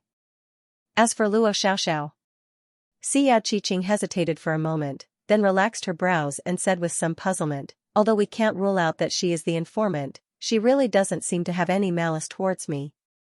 "Oh? What do you mean?" Yangqing also wanted to understand this matter. That rash girl had unknowingly become a little concerned in his heart. He didn't really want to believe that she had malicious intentions. Xiao Qiqing recalled, "When they captured me, it was Luo Xiaoxiao who spoke up for me in front of Luo Hang and was even scolded by Luo Hang. These days, when I was injured, she would always come over and force me to eat healing medicine. Once, Luo Feng saw it and reprimanded me. Thinking about it carefully, I'm a little sorry for not having a good temper towards her. It's really her brother, Luo Hang, and those elders of the Luo family made it difficult for me to treat the Luo family calmly, and even took my anger out on her." Yangqing thought about it carefully for a moment and sighed softly. Perhaps he had indeed blamed her wrongly. Actually, for someone like him who was being watched by all sides, the women around him must have received a lot of attention. The information of these women would more or less be seen by people with intentions. Thinking of this, Yangqing's mind suddenly lit up. That's right. In terms of the most powerful family in the secular world of Huaxia, there was no doubt that the Ning family was a great overlord, and Ning Guanyao definitely had all kinds of information about him, and the hidden Ning family had ulterior motives towards his cultivation technique. Yangqing was secretly annoyed. Why didn't he think of this before? But then he thought about it, this was also a guess, and there was no evidence.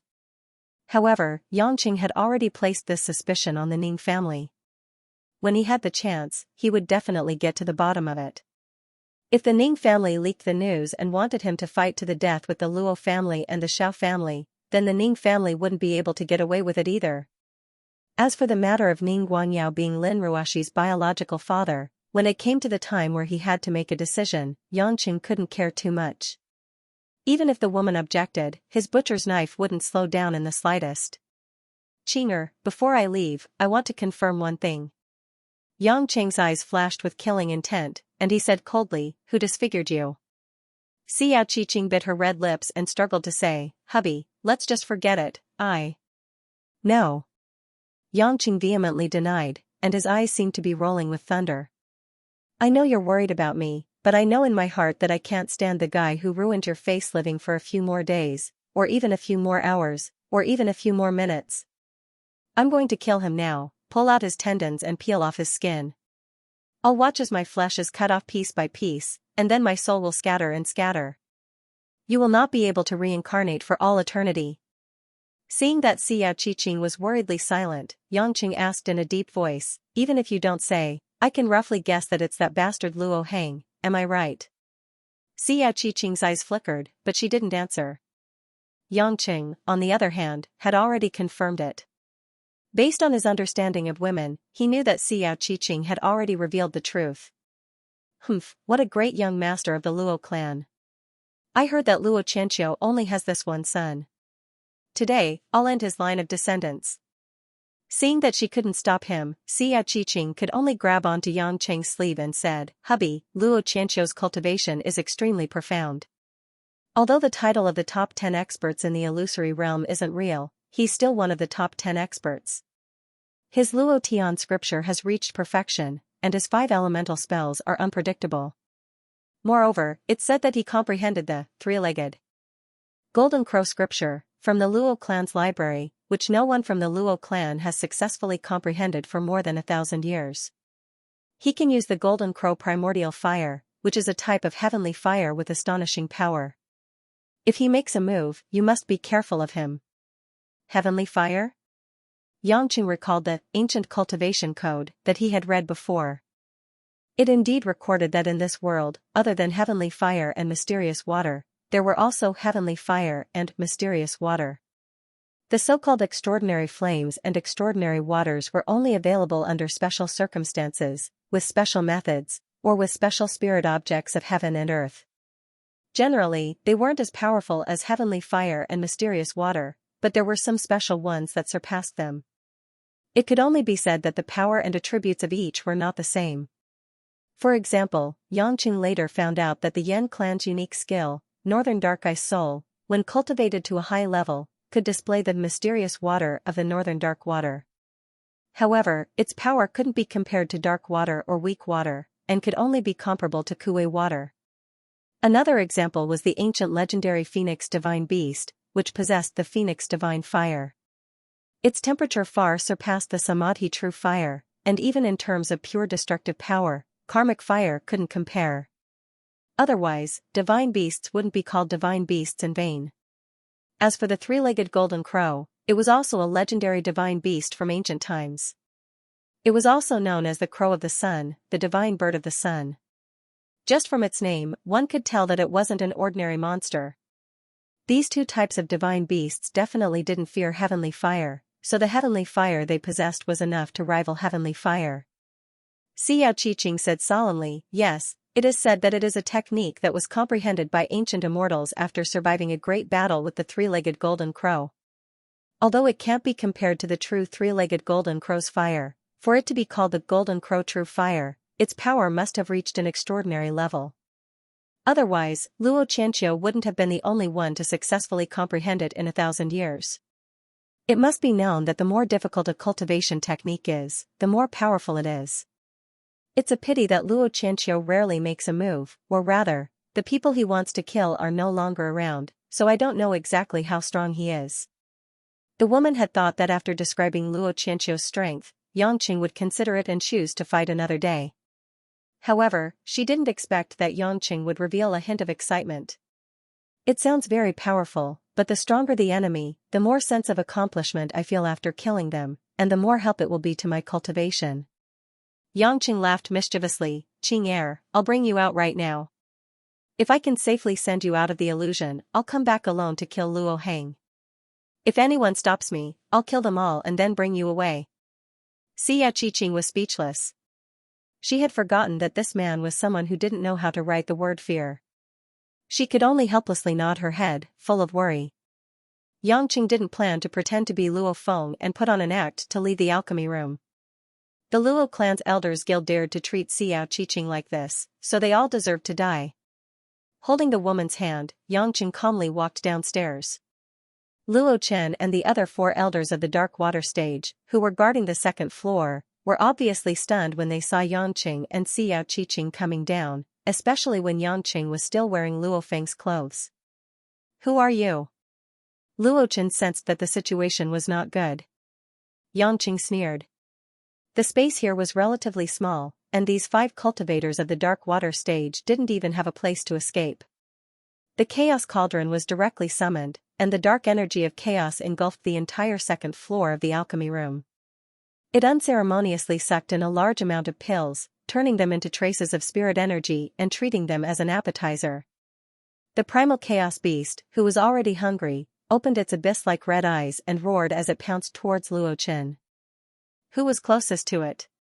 When Luo Chen and the other 5 elders of the Dark Water Stage reacted, they already felt a huge pulling force coming from the Chaos Cauldron, causing their movements to become extremely sluggish. They had nowhere to retreat. "What kind of monster is this?" An elder let out a scream and exclaimed.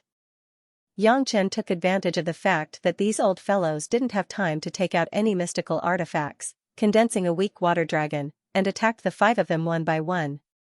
How could these elders resist the power of the weak water? After the true elemental shield was instantly corroded and broken, they all struggled and screamed as their souls were corroded. They died miserably and did not make any effective resistance at all. After the Chaos Cauldron absorbed the 5 elders, it revealed a fierce light and let out a deep roar that came from ancient times. It still looked like it had not eaten enough. At this moment, Xianxia was also like the Chaos Cauldron, full of murderous intent. Then he quickly brought Xianxia to the first floor. On the first floor, there were only a few clan elders and servants with lower cultivation. The two elders who were still concocting pills did not have the ability to resist. The chaos beast shadow rushed up like a wolf and swallowed all of them in one gulp, disintegrating them into threads of spiritual qi. These servants were all smashed by the purple fire dragon released by Yanqing. Even a large number of medicinal materials were put into the space ring by Yanqing. The rest were all incinerated. The horrible true elemental pressure and the raging evil power of chaos from the alchemy room made the two elders outside the door hurriedly open the door, wanting to rush in to see what was going on. As soon as they entered the hall on the first floor, they saw Yanqing walking towards the door with Xia Qiqing. One of the man's hands was burning with a raging purple flame, reflecting a strange and indifferent face, like a devil coming out of hell, showing a cruel smile to them. And a dark green giant cauldron, faintly exuding a bloody and turbid light, rushed towards the two like a pioneer. "Quick, run! Report to the elders and the master." One of the elders finally realized that the situation was not good. Their cultivation was as small and pitiful as a drop in the ocean. "Humph, do you think you can escape?"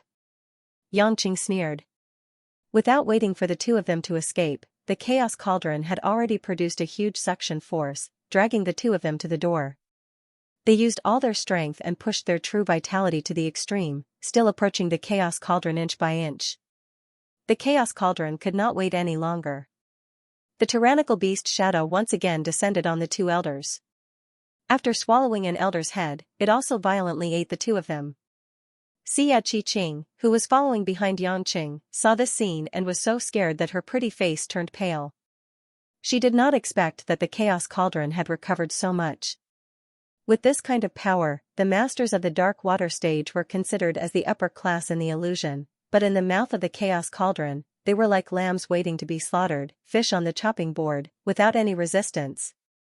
It was not that the masters of the dark water stage were too weak, but the pressure of the chaos cauldron really made them unable to think of any way to resist in a short period of time.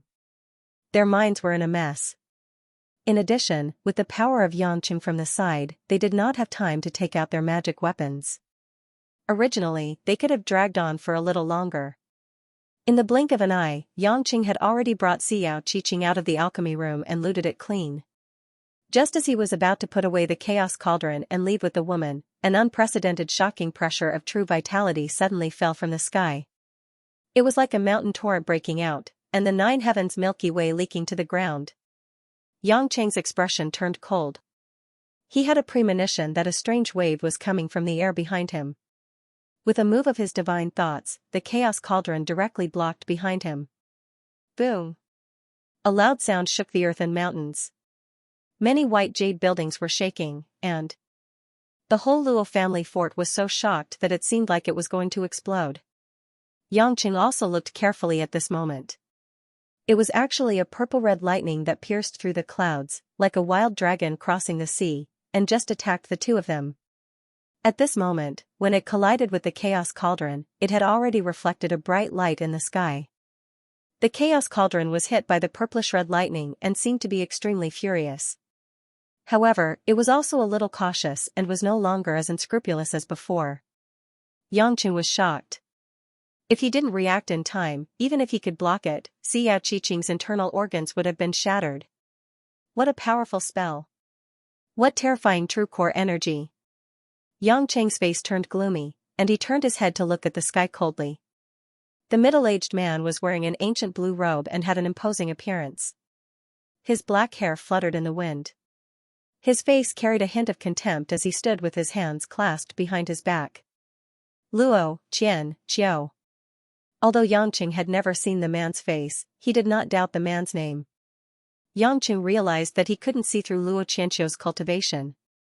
Although he could judge that he should be in the weak water stage, the depth of his cultivation and the density of his true core were far beyond his imagination. If the previous Xiao Tingsu was compared to Luo Qianqiu, it would be like Xiao Tingsu had already carried half of the upper limit of her cultivation in the weak water stage, while Luo Qianqiu, he was probably full to the point of overflowing. If there was really someone in the weak water stage who could advance to the 9 heavenly lightning tribulation, Yanqing felt that a cultivator of Luo Qianqiu's level would not give up. In an instant, Yanqing felt that the pressure on him had increased. He seemed to have underestimated this man. what a daring brat. Looks like Luo Feng has already been killed by you. Luo Qianqiu looked at the clothes on Yangqing's body with a strange smile in his eyes, as if he was mocking him. Yangqing was shocked and felt that something was wrong. You already knew. Luo Qianqiu threw his head back and laughed. Brat, you look down on me too much. Did you think that I wouldn't pay attention to you after you turned the Xiao family upside down? This is the Luo family, right under my nose, do you think I can't guard it? At this time, from all directions, hundreds of cultivators rushed out from the Luo family fort. If they couldn't even sense this kind of true core fluctuation, then there was no need for them to continue staying here. In an instant, more than 100 elders from the Elders' Council with varying levels of cultivation came to stand behind Luo Qianqiu, while the guards of the Luo clan, the collateral clansmen, and the cultivators who sought refuge with them surrounded Yang Chen and Luo Qianqiu. This included Luo Qianli, Luo Heng, and Luo Xiaoxiao. When Luo Heng saw Yangqing and Xiao Qiqing, his eyes flashed with anger, shame, and killing intent. As for Luo Xiaoxiao, she covered her small mouth in shock, unable to wrap her head around what was going on. Luo Qianqiu waved his hand and his true core spread out into sound waves, his voice spreading throughout the Luo family fort. Everyone in the Luo family fort, listen up. This boy is the traitor who killed Grand Elder Xiao Tingsu in the Xiao family. His name is Yangqing, and he is also Xiao Qiqing's cleaner. Today, this boy used a crafty plot to kill our Luo family's chief steward Luo Lei, and he even plotted to kill Grand Elder Luo Feng. Just now, he ransacked our Luo family's pill refining room, killing more than 10 Luo family elders and cultivators, and even tried to take away Xiao Qiqing. As soon as these words came out, the thousands of Luo family fort people gasped in shock. Luo Feng was dead. The weak water realm Luo Feng, a dignified grand elder, was killed just like that. Hearing this, Luo Qianli stood at the back, his face as white as paper. Looking at the clothes Yangqing was wearing, he suddenly realized something. Luo Qianqiu loudly said, "This boy's cultivation is high, and he is cunning. He also has the ancient magic treasure, the Chaos Cauldron. There is no need for you to come forward and die, this patriarch will personally punish him." After this order was shouted, all the Luo family cultivators present looked at Luo Qianqiu with admiration. None of them could see through Yangqing's cultivation, but they could all feel the pressure that Yangqing brought to them. At this time, as the patriarch, Luo Qianqiu stepped forward and deliberately told them to stay away. Naturally, he won the hearts of the people. Yangqing gnashed his teeth in anger. He had actually been played by him. Luo Feng was originally his enemy, and as the patriarch, it was not convenient for him to get rid of him. It just so happened that there was a chance, and he did not stop him, allowing him to get rid of him. Now, after he had wreaked havoc in the pill refining room, he ran out. It could be said that the evidence was conclusive, causing the entire Luo family to unite against a common enemy. Then, as the patriarch, not only did he win over the hearts of the people, he also eliminated his opponent. Heh, haha. Yangqing laughed as he looked straight at Luo Qianqiu, "You really can endure. Since you already knew that I had acted against Luo Lei and Luo Feng, then you must also know about the shady dealings between your wife Lin Qingqiu and your younger brother Luo Qianli with Luo Feng and Luo Lei. You've already been cuckolded for so many years, yet you openly confront me today, don't you think it's shameful?" Hua. From all directions, the Luo family clansmen cried out in alarm. This news was too shocking. But Luo Qianqiu's expression did not change, grinning maliciously as he said, "You're struggling on your deathbed, you really can say anything you want. Steward Luo Lei and Grand Elder Luo Feng have already been killed by you, and now you're slandering my wife and my younger brother's innocence. Do you think you can leave here alive like this?" As Luo Qianqiu said this, everyone from the Luo family fort understood that it was Yangqing who was full of tricks. They glared at Yangqing with even more hatred than before. Behind them, Luo Qianli was dripping with a cold sweat. Now that things had come to this, how could he still believe that his elder brother didn't know? He was clearly playing dumb. Because in this matter, there was no evidence to back it up. Luo Heng and Luo Xiaoxiao both had complex expressions. One was their birth mother and the other was a family matter, they were both somewhat distracted. Yangqing didn't think that Luo Qianqiu would so easily evade all responsibility. For a time, he was left speechless. Did this fellow have a big heart, or did he like to be cuckolded? Suddenly, a true essence sound transmission entered Xianxia's ears. Boy, you look down on me too much. Do you think that woman Ling Qingqiu can affect me in the slightest? Let me tell you, I recognize her as my wife, and she is my wife. I don't even consider her as my woman, so why should I care who she is with? If you know what's good for you, then hand over your genuine endless resolve restoration scripture and I'll spare your life. Now that you've entered my Luo family fort, it is already impossible for you to escape. No one present had a higher cultivation than Luo Qianqiu and Yangqing, so no one could hear their secret sound transmission. Yangqing froze for a moment, then discovered that he had been defeated once again. That's right, if Luo Qianqiu didn't consider Ling Qingqiu as his woman, then he certainly didn't care who she was with. After all, they were only husband and wife in name. He was really stupid. A master of this level really did have his own unique bigotry. Yangqing calmed himself down and transmitted his voice back. Didn't I already give you the cultivation method? Can't you tell if it's real or fake? Luo Qianqiu coldly snorted and transmitted his voice back. My Luo family's collection of cultivation methods is the best in the entire illusion realm. What you gave me is clearly the 9-stage void refining art that my Luo family already has. Do you think I'm a fool? 9-stage void refining art? What is that? Yangqing was startled. Could it be that, just like how the Xiao family has a Heaven's Fate remnant scroll, the Luo family also has one, just with a different name? Damn it, why does the endless resolve restoration scripture sound like something that can be found on the streets? Or does it have a special meaning in it? Yangqing knew that no matter how he explained, the other party would not believe such a strange thing. Moreover, he had no interest in explaining it to him. His gaze swept behind Luo Qianqiu and immediately locked onto Luo Heng. Although Yangqing had never seen Luo Heng before, just from the position he was standing and the expression on his face that seemed as if he wanted to swallow him and see Yao Qiqing alive, Yangqing could already tell. At this moment, in Yangqing's eyes, Luo Heng was already a dead man. Luo Qianqiu's senses were sharp and immediately discovered where Yangqing's gaze was focused. His expression immediately turned cold as he said in a low voice, Luo Heng, stand down. Luo Heng stood behind him in a daze, not understanding what his father meant. Humph, do you think he can escape? As soon as Yangqing's voice fell, his figure had already risen from the ground and he charged towards Luo Heng at lightning speed. Only then did Luo Heng react. He did not expect Yangqing to be surrounded by so many people and Luo Qianqiu was present. Instead of retreating, he actually wanted to kill him. Was this guy a madman who was not afraid of death? But Yangqing's terrifying true essence pressure was clearly far beyond his imagination. He was secretly angry. Why did Yao Qiqing have to deal with such a freak? This guy should not be as old as him. Could it be that he was already at the tribulation stage in his mother's womb? Being locked on by Yangqing's spiritual sense, Luo Heng felt a chill run down his spine. He was so scared that he couldn't move. However, Luo Qianqiu was already prepared for this. An abundant amount of true yuan condensed into a shield, allowing Luo Heng to heave a sigh of relief. You refuse a toast only to be forced to drink a forfeit.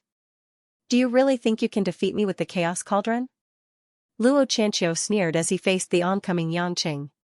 Opening his palm, a purplish-red ball of light rapidly condensed into a sphere in his palm and a bolt of purplish-red lightning shot towards Yangqing like an agile snake. Who said anything about using the chaos cauldron? Yangqing had already seen the power of this lightning, so he didn't dare to use his body to resist it. He had long since prepared himself. A purple flame that was like the roar of an earth dragon brazenly collided with the lightning. Boom! The purple flame was after all a combination of Li fire and Kuei water, so its power was a notch higher. Before the purplish-red lightning could even touch Yangqing, it was already smashed into smithereens. A large amount of purple and red lightning flashed across the sky, and the true yuan shockwave caused the surrounding Luo family fort cultivators to tremble in fear. Many of the elder-level cultivators subconsciously retreated more than 100 meters away, so as not to be caught in the crossfire. Yangqing could have used the Chaos Cauldron to fight, but at this moment, the Chaos Cauldron was shrouding Yao Qiqing, acting as a protective umbrella. Yangqing didn't want to take advantage of his battle with Luo Qianxiu to sneak attack Xiao Qiqing. Women didn't have the ability to protect themselves, so Yangqing didn't dare to slack off in the slightest. At this time, Luo Heng was right in front of him. Yangqing didn't want to miss this opportunity, because if he didn't kill him today, it would be difficult to find him the next time. The dreamland was so vast, if he really didn't come out, then Yangqing might not be able to find him. In just one round, Yangqing discovered that Luo Qianxiu's cultivation was extremely astonishing. Logically speaking, with his Tai Ching heavenly lightning at the great perfection stage, Luo Qianxiu at the weak water stage shouldn't be his opponent. But the strength of Luo Qianxiu's true yuan was not within the scope of ordinary weak water stage. Although his purple flame was much stronger than the purplish-red lightning, it didn't gain much of an advantage and was intercepted. Behind him, Luo Heng saw this scene and already knew the danger of staying, so he turned around to escape. Don't even think of running. How could Yangqing give him the chance? His figure turned sharply, and he waved an even more terrifying blue flame dragon towards Luo Heng. Yangqing's speed was far faster than Luo Heng's. When he felt the aura of death shuttling behind him, he was so scared that he nearly peed his pants. But Luo Qianxiu's speed wasn't slow either. Another bolt of purple lightning chased after him, intercepting the blue flame halfway. Bang! Bang! A series of explosions rang out, causing the blue flame dragon's momentum to greatly decrease, as if it was constantly being nibbled away by the purple lightning. Finally, the flame's speed was very slow. Yangqing was annoyed. Although this purple lightning wasn't too strong, it had a strange true yuan frequency that was able to shatter his own purple flame and blue flame, making it impossible for him to deal any significant damage. But Yangqing didn't expect this to hit Luo Heng. Taking advantage of this moment, Yangqing had already caught up to Luo Heng, grabbing at the back of this fellow's neck. Your opponent is me. Luo Qianxiu wasn't any slower. At this time, he appeared in front of Yangqing, his entire body covered in purple and red lightning. He was like a man made of lightning, condensing his true yuan into a fist that smashed towards Yangqing's head.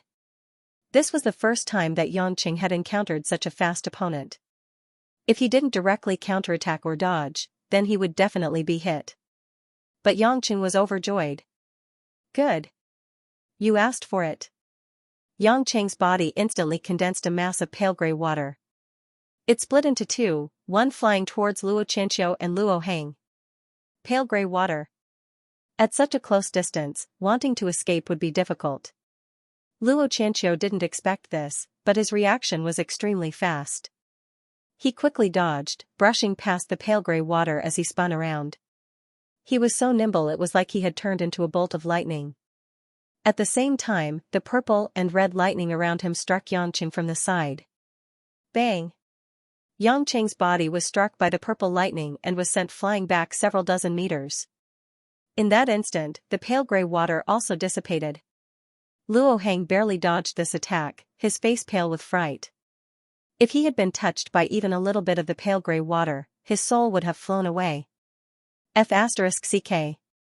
Yangqing was infuriated. He didn't expect Luo Qianxiu's purplish red lightning to not only have a strange vibration frequency, but also an acceleration effect. Furthermore, the purplish red lightning was faster than Ruoshui by a notch. Not only did he fail to attack from both sides, he even got hit. He felt all his muscles and skin aching, and his clothes were torn to shreds. Luckily, his physique was abnormal, so he didn't suffer any injuries. Looking back, Luo Heng had already taken this opportunity to escape far away. It would be difficult to chase after him. He actually let that animal Luo Heng escape. Yangqing's eyes burned with rage, his murderous intent reaching its peak. The Luo family fortress cultivators watching from afar were shaken to the core, but seeing their patriarch strike Yangqing first, they cheered and cheered.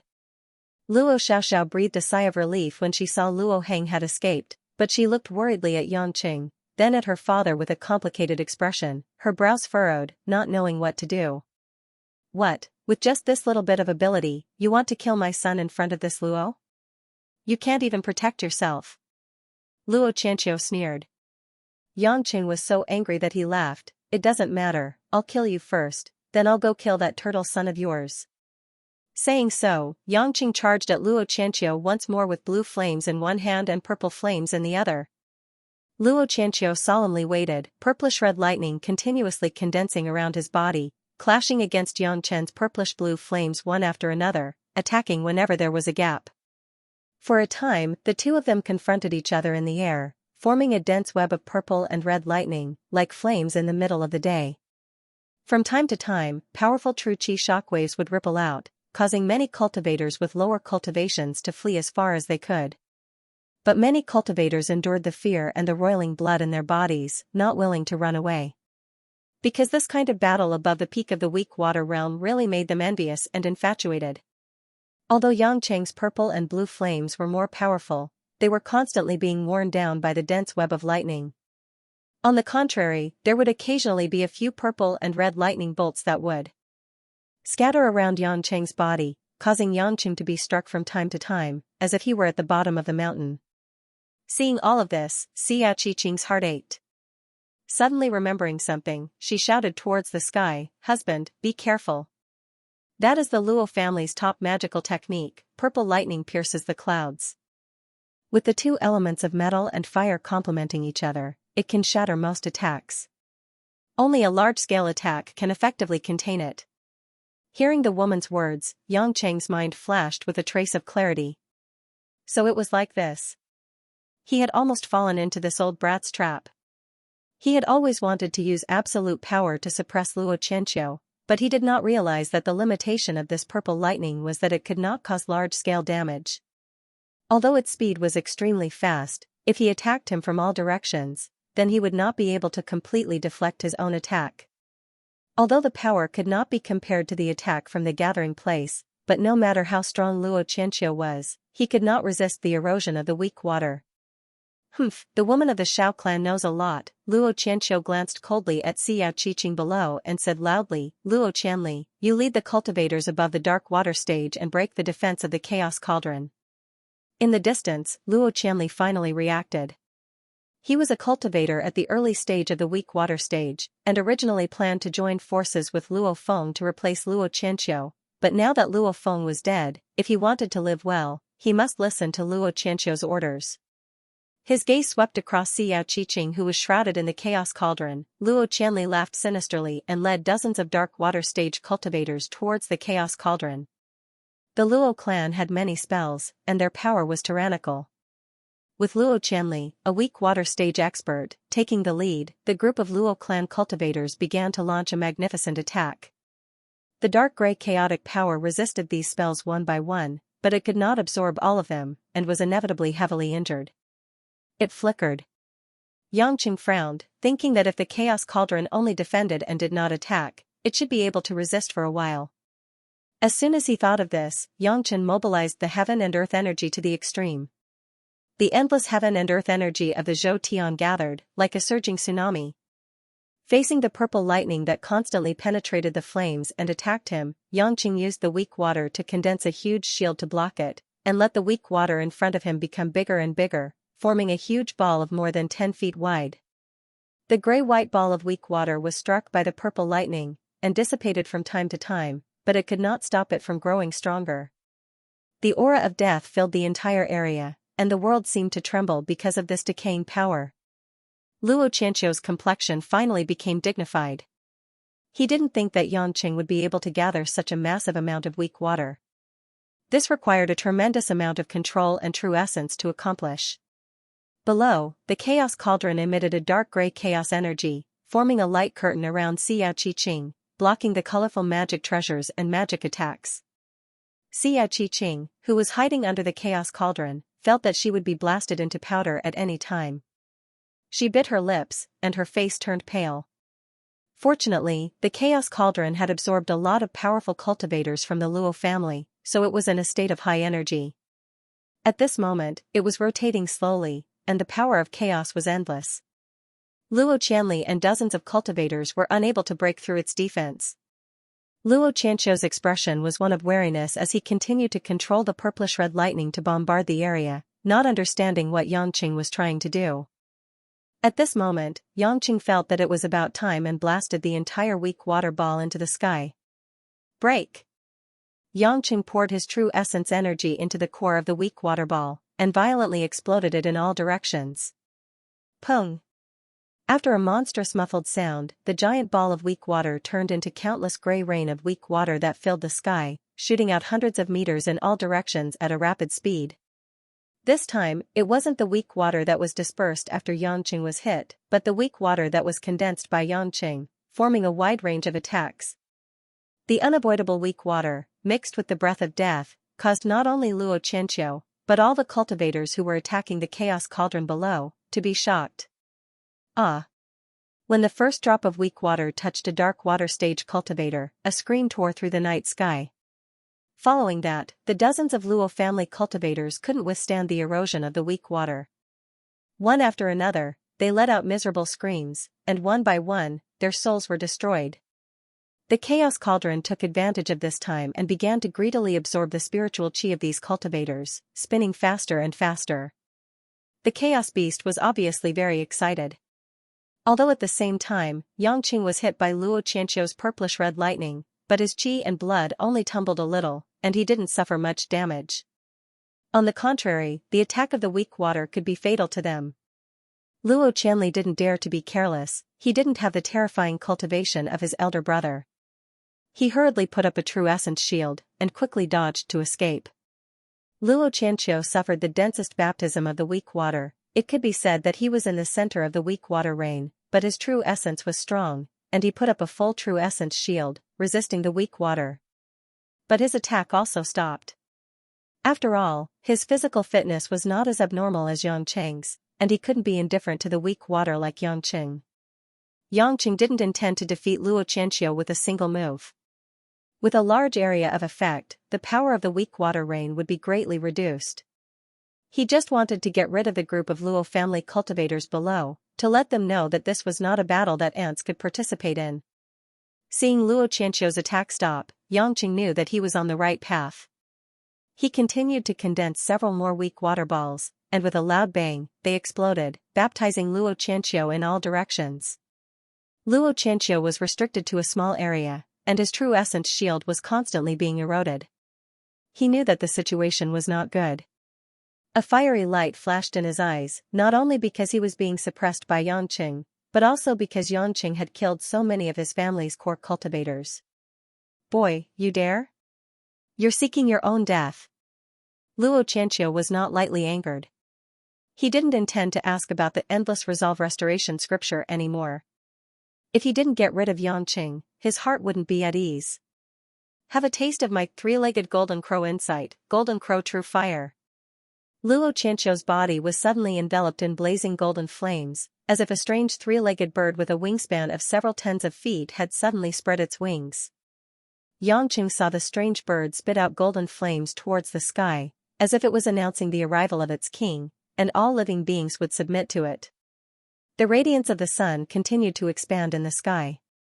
Surrounding Luo Qianqiu, the golden flames were like raging waves, dispersing the weak water balls one by one. At this moment, Luo Qianqiu seemed to have become the core of a small sun, and there wasn't a single part of his body that wasn't shining brightly. When Yangqing had heard Xiao Qiqing mention this cultivation technique, he knew that it was the golden crow heavenly fire, but he didn't think that its power would reach such a terrifying degree. This kind of arrogant and untamed heavenly fire was not inferior to any kind of heavenly fire. No wonder in the last 1,000 years, only Luo Qianqiu had managed to comprehend it. This was definitely a heaven-defying technique. Of course, the reliance on one's true essence cultivation was also enormous. If not for Luo Qianqiu's cultivation, a normal weak water cultivator would not be able to display such power. Ga. A golden three-legged bird the size of a human flashed out from Luo Qianqiu's sun-like radiance, flapping its flaming wings and letting out a sharp cry as it tore through the air. Although it was only a flame, its speed was too fast, causing a sound similar to the cry of a bird as it cut through the air. Such a fast speed was completely unexpected to Yangqing. Although he tried his best to avoid it, one of the bird's wings still managed to burn his arm. Ah! Yangqing couldn't help but let out a muffled groan. His arm felt as if it had been doused with kerosene, the flesh on his arm turned red, bleeding, and rupturing. Logically speaking, even if it was really kerosene, it shouldn't be able to cause any damage to his body. He hadn't felt this kind of heart-wrenching pain for many years. Fortunately, the endless resolve restoration scripture was able to quickly repair his skin, removing the necrotic flesh and regenerating fresh red flesh. But this was only for a moment. If he were to be baptized like this again, he might not be able to withstand it. As expected of the mystical flame of an ancient divine beast, Xianxia once again experienced the feeling of there being mountains beyond mountains. Because he had comprehended the heavenly fire, he did not fear the leaf fire, true samadhi fire, or karmic fire, but this mystical flame was completely foreign to him. This was equivalent to an unfamiliar Tao that he was unable to fully comprehend, so he would naturally be injured by it. Luo Qianqiu saw that Xianxia's body was recovering so quickly and revealed a trace of surprise. But he did not slow down in the slightest and continued to attack. Golden Crow Insight, 10,000 birds facing the ancestor. Vigorous true essence spread out, and from the dazzling golden crow sun, a continuous stream of three-legged golden crows flew out, as if they had come out in full force. At a glance, there were more than 100 of them, and they flew towards Xianxia with sharp caws. The Luo family fort members in the distance, including Luo Qianli and the others, were incomparably terrified. Luo Xiaoxiao's face was filled with worry. The scene of golden flames filling the sky was simply too terrifying. Because it was difficult to meet a worthy opponent, they had never had the chance to see Luo Qianqiu reveal his true strength. They had never imagined that the patriarch's cultivation had reached such a shocking level. Xianxia did not have the time to think too much. After knowing that he could not fight these golden crows head-on, he tried to condense a huge black ice shield. The thick azure ice shield was easily shattered the moment it came into contact with the golden crows. Although it blocked one or two golden crows, it could not eliminate the danger in front of him. Xianxia was shocked and hurriedly escaped. However, the golden crows were extremely fast and had the advantage in numbers. He could not last long as he shuttled through them. Instead, he was controlled by them. Xia Qiqing, who was below the chaos cauldron, was so frightened that her face turned pale. She shouted with all her might, "Hubby, keep the chaos cauldron. Don't care about me." She knew that if Xianxia had the chaos cauldron, he would be able to reduce the pressure by at least 30%. That was because the chaos cauldron could withstand a large number of attacks. However, Xianxia did not keep the chaos cauldron just in case. In reality, Xianxia was holding back his energy. It was not that he did not know that if he had the chaos cauldron, he would have a great chance of turning the situation around. However, Xianxia did not want to. That was because Luo Qianqiu had not used a single Dharma treasure. He was purely using his cultivation and Dharma arts to fight against him. If he relied on the chaos cauldron to fight against him, wouldn't that mean that he was at a disadvantage? He used the chaos cauldron to fight with other cultivators casually because Xianxia knew that the other party was not his match. There was no need to fight for anything. However, Luo Qianqiu was definitely an expert on par with him. Xianxia's desire to win made him not wish to rely on external objects to obtain victory. If he kept relying on the chaos cauldron to fight against experts, he would definitely not be able to make any breakthroughs in his cultivation. What Xianxia desired was to enter the Shangqing state one day. He needed an opportunity to reach the Grand Qing state full cycle, and battles with experts were valuable experience. The three-legged golden crows brushed past Xianxia's body. Occasionally, a few of them would collide with each other, causing an intense explosion. This caused Xianxia's body to roll uncontrollably. From time to time, his body would be burned by the golden crow true fire, causing Xianxia to be in extreme pain. However, Xianxia did not give up. He continued to use his purple and blue flames to fight against the golden crow primordial fire. At the very least, Luo Qianqiu would not be able to deal any fatal damage to him, so Xianxia felt that there was still room for him to fight. In the end, the power of the golden crow could not surpass that of the heavenly fire. Therefore, it was still destroyed by Xianxia and turned into countless golden fireworks. But what made Xianxia depressed was that he couldn't break free from these hundreds of golden crows. Since he couldn't attack Luo Qianqiu's main body, all his struggles would be futile. On the contrary, even if he managed to destroy the golden crow, he would still be attacked by the other golden crows. Moreover, Luo Qianqiu's golden crow primordial fire seemed to be endless, the depth of his cultivation was truly unfathomable. This brat still hasn't used his treasures. He's too arrogant and conceited. The patriarch will definitely win. As expected of the number one person in our Luo family for thousands of years. To think that the three-legged golden crow scripture could have such power. It's a pity that we're not fated to comprehend it. Haha, this brat has killed so many of our family's experts. We should make sure he never reincarnate. The people of the Luo family fort already regarded Xianxia as a dead man. Everything he did was a dying struggle, a desperate struggle of a cornered beast. Meanwhile, Luo Xiaoxiao's hand was already at the side of her mouth, subconsciously biting down on her finger. Her heart was tense to the extreme. This scoundrel had clearly tried to hurt her time and time again, so why was she still so worried? At the same time, in this perilous situation, Xianxia's heart was surprisingly calm as he tried to think of a countermeasure. There's no other way. I can only try that move. Although it's not stable yet, it might work. With a thought, Xianxia gathered a ball of blood-red karmic fire and a ball of grayish-white weak water in his hands. Then, he fiercely slammed them together. Pung! Water and fire fused, and in an instant, a powerful corrosive force spread out from the inside out. It was as if two ferocious beasts were fighting and biting each other, neither giving way to the other. Xianxia's face twisted. He had tried to fuse the weak water and karmic fire before, but found that the fusion of the two would produce an extremely strong backlash. The corrosive force would pass through his yuan shen, causing him to suffer terrible pain, as if his soul was about to be torn apart. However, this did not mean that these two kinds of heavenly fire and mysterious water could not be fused. It was just that Xianxia felt it was not mature enough. But at this critical moment, seeing that the blue and purple flames were unable to cause any substantial damage to the golden crows, and the weak water could only corrode a small area, it was impossible to change the overall situation. So, he had no choice but to take the risk. All of this happened in the blink of an eye. After Xianxia had fused the two balls of energy, he roared to the sky. A dark gray flame suddenly sprang up in front of Xianxia, as if it wanted to connect the heavens and the earth, like a pillar of fire that reached the heavens. Standing in the middle of the ball of fire that was like the sun, Luo Qianqiu felt a deathly and decaying force coming at him. His yuanshan trembled and a look of shock flashed in his eyes.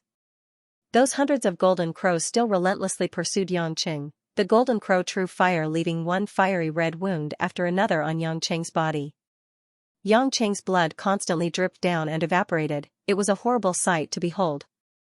It was also at this moment when his body and yuanshan were suffering pain that Xianxia suddenly had a strange kind of enlightenment. It was similar to the concept of putting one's life on the line in a hopeless situation, allowing Xianxia to endure the torture brought about by the dark flames. Finally, under Xianxia's control, a dark gray flame formed into several dark dragons that began to circle around Xianxia. Ga. The golden crows collided with these dark flames, still unruly and unruly. It seemed as if they did not suffer much obstruction, but in reality, this was not the case. In the distance, Luo Qianqiu, who was controlling these golden crows, began to show a pained expression. How can this be? Luo Qianqiu clenched his fists tightly, his facial features twisted together and his eyes bloodshot. He discovered that every time the golden crows collided with the dark flames, a powerful corrosive force would be transmitted to him, tormenting his yuanshan. If this continued, before he could even kill Xianxia, he would first be corroded by this force and his soul would be destroyed.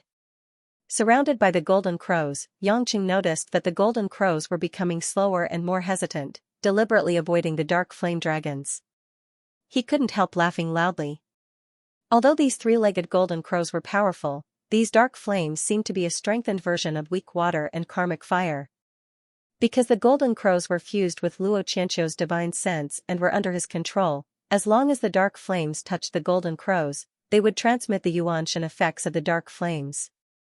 If Luo Qianqiu wanted to continue using the golden crows to deal with Yangkai, he would have to stop controlling them and use them purely like the purple lightning from before. But if he did that, the three-legged golden crows would lose control and it would be impossible for them to attack him from all sides like they did at the beginning. Sure enough, the number of golden crows dwindled and they gradually dissipated in the air, turning into specks of golden light. The pressure on Yangqing abruptly lessened, and when he looked back at Luo Qianqiu, he saw that the golden crow primordial fire around him was gradually being extinguished, no longer as glaring. The 1,000 Luo castle cultivators were shocked and frightened at this scene. That strange dark gray flame could actually defeat the golden crow primordial fire. Seeing Luo Qianqiu's situation seemingly reversed in the blink of an eye, none of them dared to step forward to help him. In a battle of this level, they would die the moment they stepped forward, so they could only watch helplessly. Yangqing quickly used the Endless Resolve Restoration scripture to repair his body. With the dark flames in hand, he was in a good mood. Sure enough, he could make breakthroughs in battle that he normally couldn't. After confirming that Xiao Qiqing was safe and sound, Yangqing's killing intent soared and he prepared to use the dark flames to kill Luo Qianqiu before searching for Luo Hang.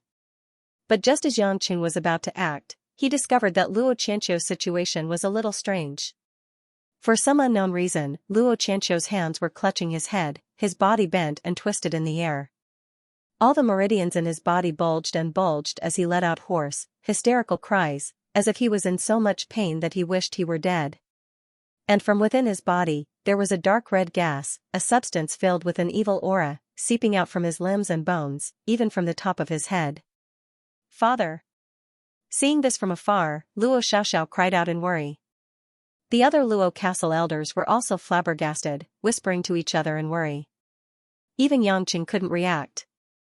Logically speaking, he hadn't dealt any heavy blows to Luo Qianqiu, and it was Luo Qianqiu who took the initiative to stop, so why would he suddenly reveal such an expression? Moreover, the dark red evil aura that was seeping out from Luo Qianqiu's body, he seemed to have felt it somewhere before. Swan and I, devil blood. Yangqing suddenly remembered what this aura was, and remembered that when he was pretending to be Luo Lei, he had overheard that Luo Lei had secretly poisoned Luo Qianqiu with his devil blood for 3 years. Now it seemed that the 3 years of devil blood had indeed taken effect. But didn't Luo Feng and the others say that it would take another 2 to 3 months? Yangqing's gaze subconsciously looked towards Luo Qianli in the distance. At this moment, this Luo family second master had a strange expression on his face. He did not seem very worried, but more puzzled. He had a complicated expression, as if he was looking forward to something, but also worried about something. Could it be that Luo Qianli also did not know why, but the toxicity of the Swanese devil blood had taken effect prematurely? Yangqing's guess was not wrong. In reality, the Swanese devil blood that the Xiao family and Xiao Mahui had obtained was left behind by the ancient vicious beast Swan and I after it was injured. Although he did not know where the Xiao family's ancestors had obtained it, it had been passed down for tens of thousands of years, so it could not be fake. This Swanese devil blood was not completely the blood essence of the Swan and I, but an extremely mysterious and powerful poison that the Xiao family's ancestors had refined and fused with other poisons. For the majority of cultivators, especially experts like Luo Qianqiu, it was impossible for them to poison him, because he could easily detect all kinds of abnormal spiritual energy fluctuations in the surroundings. But the Swanese devil blood, which had been modified by the Xiao family's ancestors, could not be detected by someone like Luo Qianqiu. As Luo Qianqiu's closest servant, Luo Lei served Luo Qianqiu all year round, and could enter and exit Luo Qianqiu's cultivation and living quarters. In these 3 years, Luo Lei had drip drop after drop of Swanese devil blood into the incense burner where Luo Qianqiu lived and cultivated. When the amount of Swanese devil blood was controlled to a certain extent, it could not be detected when mixed into the incense, unless the amount was too much. Luo Qianqiu had continuously inhaled the incense mixed with Swanese devil blood for 3 years, and when it reached a certain amount, the toxicity of the devil blood would appear. This devil blood could not kill him immediately, but its greatest effect was to corrode his soul, causing him to be infected by the vicious nature of the Swanese devil blood, causing him to lose control of his reason and finally fall into cultivation deviation. It had to be said that this plan was originally perfect. Originally, it would have been impossible for Luo Feng and Luo Qianli to kill Luo Qianqiu. Making Luo Qianqiu's cultivation go berserk would undoubtedly save them the effort. Moreover, at that time, in order to prevent Luo Qianqiu from going berserk and recklessly killing people, everyone in the Luo family, including the grand elders of the Luo family, would kill him. It was even possible that Luo Qianqiu's primordial spirit would be damaged while he was cultivating, causing his mind to go into a state of confusion, and even causing his true essence to explode from within his body. There were two reasons why sorrowless Mahui had been willing to trade the Swanee demon blood. First, the requirements to use it were too harsh. It would take too long to use it on a strong opponent, and it would be a waste to use it on a weak opponent. Apart from killing people, it had almost no other use. Secondly, the Xiao family also hoped that Luo Qianqiu would die. This way, the Luo family's strength would be greatly reduced. Of course, Luo Qianli and Luo Feng also knew this, but they did not care about it. As long as they could successfully seize power, it was not a big deal for the Luo family to be weak for a short period of time. With the Luo family's foundation, the other two families could not do anything to them. As the saying goes, the affairs of the world are hard to predict. It should have been a smooth sailing plan, but first Luo Lei had died, and now Luo Feng had also died. The Swanee demon blood had not even been able to use the last bit. And as it happened, during the battle, Yangqing had used his dark flame to stimulate Luo Qianqiu's primordial spirit, suddenly activating the power of the Swanee demon blood that was supposed to erupt 3 months later. Yangqing did not understand any of this, but he could confirm that the aura coming from Luo Qianqiu's body was definitely the aura of the Swanee demon blood. Luo Qianqiu's golden crow primordial fire had already been extinguished. His entire body twisted and writhed as he held in the air, as if he had lost the ability to continue fighting. But Yangqing would not show any mercy to him just because he saw him like this. Not to mention what the Luo family had done to Xiao Qiqing. If he were to be affected by any poison during the battle, Luo Qianqiu would definitely not kindly let him off, saying something like "we'll fight again another day." In a battle of life and death, any kind of mercy would be cruel to oneself. Yangqing deeply understood this principle, so he did not hesitate. He condensed a dark flame in his hand and prepared to rush towards Luo Qianqiu. "Don't hurt my father." Suddenly, a beautiful pink figure rushed over from the distance, blocking Luo Qianqiu's path. She glared angrily at Yangqing with her almond-shaped eyes. It was Luo Xiaoxiao. Of the more than 1,000 cultivators present, including Luo Qianli and the other members of the imperial family, no one dared to step forward to stop Yangqing and help Luo Qianqiu. Instead, it was the early divine transformation stage Luo Xiaoxiao who stepped forward. Yangqing's figure abruptly came to a halt. He stared blankly at the tearful little girl, at a loss for what to do. At a time like this, he would have killed anyone who tried to stop him, but Luo Xiaoxiao was different. Yangqing felt guilty towards her. Firstly, it was because he had misunderstood and hurt her, and secondly, it was because he owed Xiao Qiqing a debt of gratitude. Sure enough, he looked down at Xiao Qiqing, who was desperately shaking her head at him, hoping that he would not hurt Luo Xiaoxiao. "Move aside, I don't want to hurt you." Yangqing frowned. Luo Xiaoxiao sobbed and said bitterly, "Hurt? Haven't you already hurt me a few times? Now you want to kill my father, you big scoundrel. If you want to kill my father, I'll fight it out with you. I'm not afraid of you." The little girl's words were filled with the naivety and fearlessness of youth, but they were filled with the determination to die. Yangqing opened his mouth, wanting to say something, but it was as if a fishbone was stuck in his throat. He was actually not someone who could not put down his pride. It was not impossible for him to apologize to the girl, but right now, he was in a life-and-death situation with Luo Qianqiu. Although Luo Qianqiu seemed to be on the verge of collapse, if he did not kill him, he would not be able to make Anxin. Suddenly, Luo Qianqiu, who had been bent over all this while, straightened his back with difficulty. Traces of black and red constantly flashed in his eyes, his killing intent surging to the heavens. However, Luo Qianqiu's willpower was incomparably terrifying. Perhaps it was because, as Luo Feng had said before he died, the Swanee's demonic blood still needed another 3 months or so to completely corrode Luo Qianqiu's primordial spirit. At this moment, Luo Qianqiu was still fighting against the demonic nature of the Swanee, but because his cultivation was deep and he had not been corroded to the final step, he still retained a trace of clarity. Raising his head, he looked at the little girl who was standing in front of him without fear. She was like a delicate flower blooming alone in the cold night, elegant but not lacking in pride. Even someone as arrogant as Luo Qianqiu felt a trace of emotion in his eyes. So this was his daughter. How could she be so foolish? With such a weak cultivation, what was the point of helping him block it? However, this kind of heartwarming feeling made him feel a little intoxicated. He did not know when it started, but he believed that the great Tao was heartless, that the strong were respected, and that everything in the world was determined by one's strength. The so-called familial love, friendship, and love were nothing more than erroneous thoughts that could not be controlled by reason. The bond between people was actually very fragile. A high-grade spirit pill could cause fellow Taoists to turn against each other. A family's wealth and power could cause blood brothers to hate each other to the bone. As one's cultivation grew higher and higher, these things were like fleeting clouds, losing all meaning. He pursued the supreme heavenly Tao, indifferent to everything that he thought was a restraint. In order to successfully break through his shackles, he fought openly and covertly.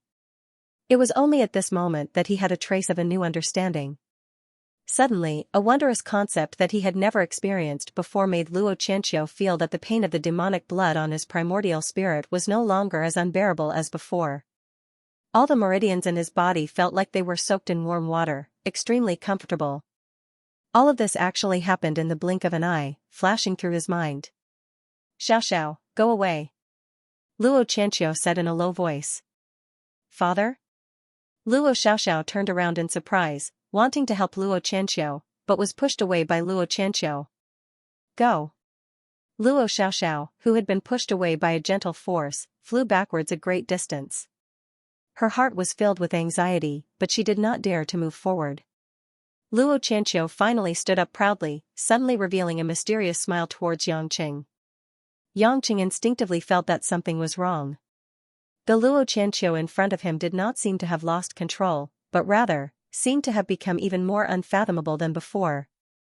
"So that's how it is. I've finally understood." A faint satisfied smile hung on Luo Qianqiu's face, unexpectedly not attacking Yangqing.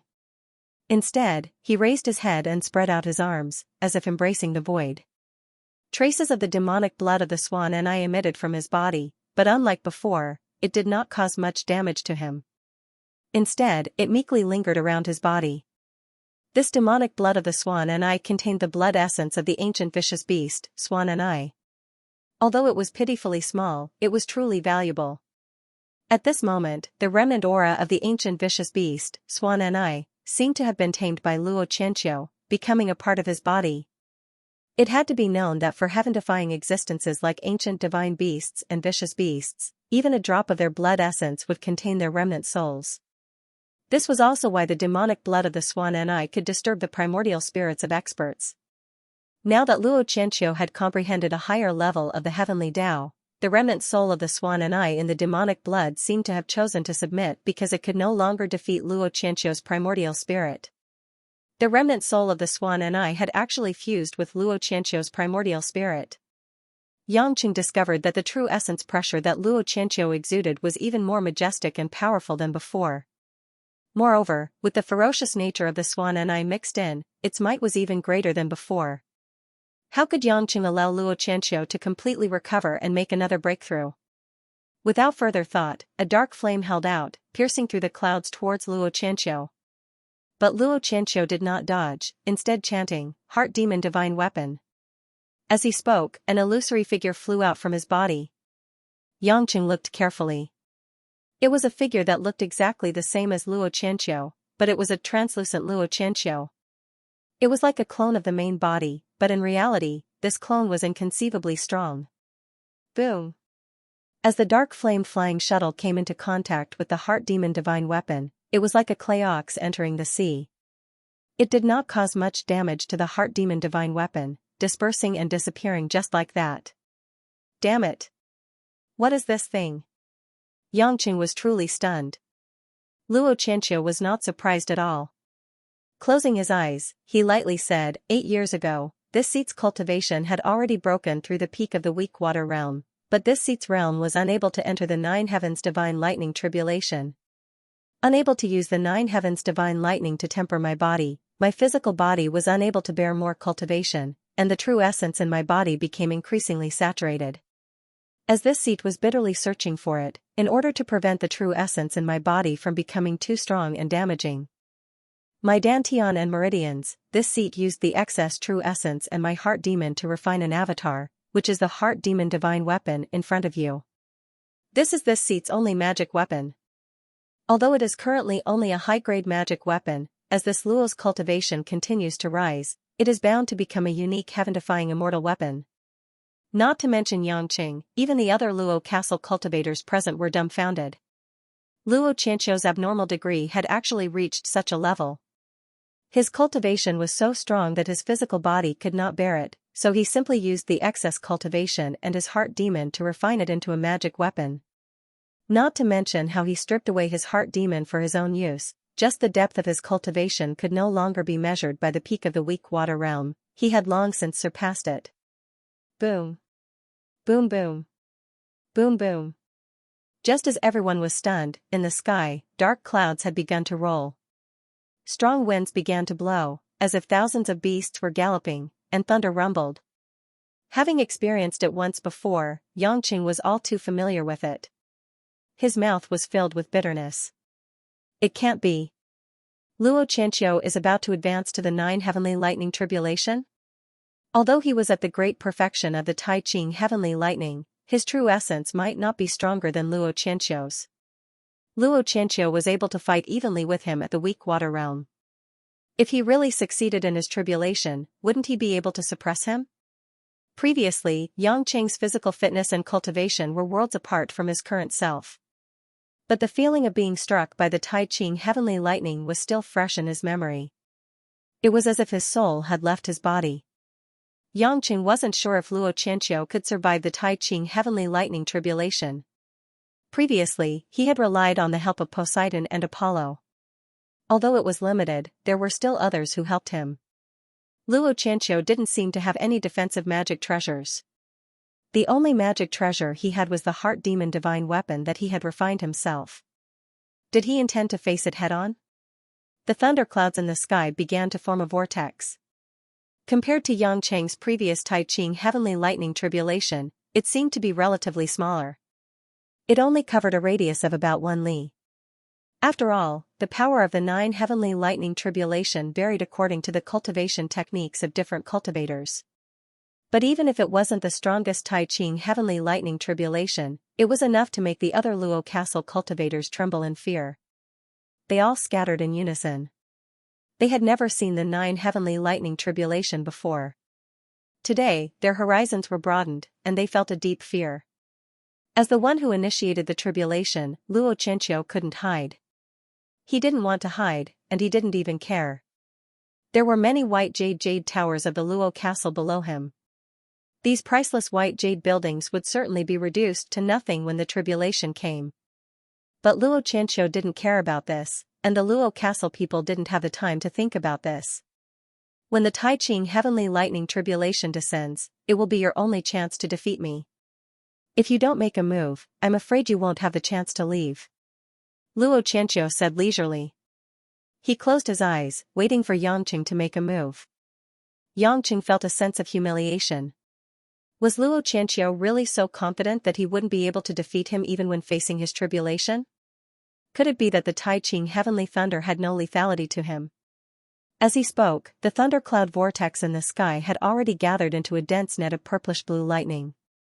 With a rumbling sound, it condensed into a ball of violent lightning power. Suddenly, at this moment, Xianxia's mind was shaken. The chaos cauldron below actually transmitted a sense of excitement to him. Chaos cauldron. Xianxia suddenly remembered that when he came out of the Tower of Babel, it was the chaos cauldron that ate the 99 bolts of purple and blue heavenly lightning and turned them into his nourishment. What about the Tai Ching heavenly thunder? As an ancient ferocious beast, chaos was immortal and indestructible. Even the 9th heaven's divine thunder might not be able to harm him. Maybe he could even eat the divine thunder? Xianxia couldn't help but have a strange thought. If he used the primal chaos cauldron to eat the Tai Ching heavenly lightning, would Luo Xianxia's tribulation fail? And he himself needed to comprehend the Tai Ching heavenly lightning. Perhaps this was an opportunity. Fight. Xianxia knew that this was the moment. Without giving him much time to think, he summoned the chaos cauldron and Xiao Qiqing into the sky. Yangqing hugged Xiao tightly so that he could protect her. Then, he pushed the chaos cauldron into the sky. Luo Qianxiu and the spectators in the distance revealed looks of surprise. What was Yangqing trying to do? You want to spoil my plans? Luo Qianxiu didn't expect that Yangqing would not attack him. Instead, he wanted to stop the tribulation. Yangqing chuckled. You want to advance, but I won't let you. This Tai Ching heavenly lightning, just treat it as nourishment for my chaos cauldron. Don't even think about it. Demonic heart weapon, go. Luo Qianxiu was furious. The chaos cauldron was following him. It kept moving and it had to stay above him. Helpless, he could only command the demonic heart weapon to rush towards Yangqing, hoping to force Yangqing to retreat. Golden Crow True Fire. The demonic heart weapon's illusory body ignited with golden flames, dyeing the entire weapon golden. Following which, several three-legged golden crows flew out from the demonic heart weapon and chased after Yangqing. Yangqing was astonished. This demonic heart weapon actually had the same ability as the main body. Hubby, be careful. Because the demonic heart weapon is separated from the main body's primordial spirit, it can only be controlled by spiritual energy. That's why Dark Flame's direct attack was ineffective. You can only use pure strength to defeat it. Xiao Qing, who was being carried, wasn't scared out of her wits. Instead, she quickly analyzed the reason for Yangqing's failure. Yangqing suddenly understood. Although it was a little inconvenient to carry a woman, the demonic heart weapon was not as powerful as the main body. It was a pity that his law of space was too weak and could be easily defeated. Otherwise, if he had half of Athena's ability, he could directly use tens of thousands of layers of space barriers to cut off space, and this demonic heart weapon would be uncontrollable. While thinking about this, Yangqing didn't stay idle. With a thought, he commanded 3 enormous purple fire dragons that seemed to ignite the sky. The dragons whizzed around his body and smashed the golden crows into pieces. For a time, sparks flew everywhere, and the purplish-blue thunderclouds in the sky were already at their peak. Finally, the first strike of the 3 rounds of Tai Ching heavenly lightning arrived.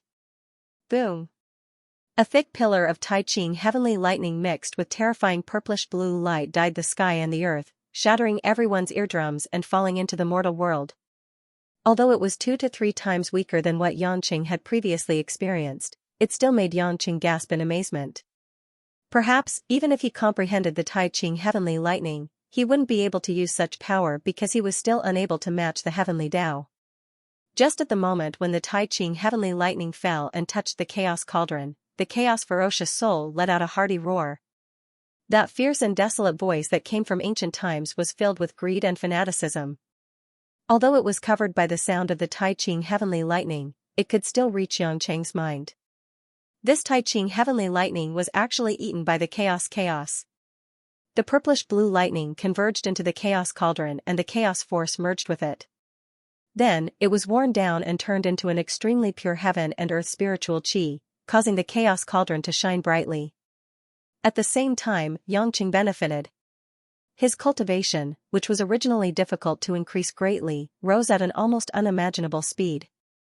The dual cultivation with Anshin only increased his cultivation by 1%. But this Tai Ching heavenly lightning that fell from the heavenly tribulation increased Yangqing's cultivation by 6 to 7%, and the density of his true essence was greatly increased. As for Luo Qianxiu, the chaos cauldron blocked the heavenly tribulation. Only a small amount of the Tai Ching heavenly lightning fell on his body. With his cultivation, this bit of Tai Ching heavenly lightning was like a light breeze brushing against a mountain. In his anger, the Xian Mo divine weapon began to shoot out purplish-red lightning bolts. But to Yangqing, this attack was nothing and he easily neutralized it.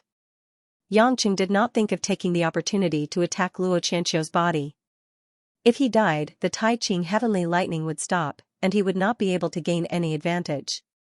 Subsequently, another even thicker and more powerful Tai Ching heavenly lightning descended amidst the rolling thunderclouds. Boom! The purplish-blue lightning enveloped the chaos cauldron once again, and more lightning fell on Luo Qianxiu's body. The chaos ferocious soul ate heartily. More spiritual qi than before flowed into it, nourishing the chaos ferocious soul and making it look even more lifelike and larger than before. Xianxia could feel that his cultivation had increased by 8 to 9%. This was another increase on his previous foundation. Before he fought with Luo Qianqiu, his cultivation was still halfway to the Shangqing heavenly lightning. But now, he was only left with less than half of it. Xianxia was overjoyed. With the Chaos Cauldron and the Taiqing heavenly lightning, he did not have to worry about the slow growth of his cultivation. Others would need more than 10 years, but he only needed the opportunity to cultivate for a day. But at this moment, the angry Luo Qianqiu suddenly laughed hysterically.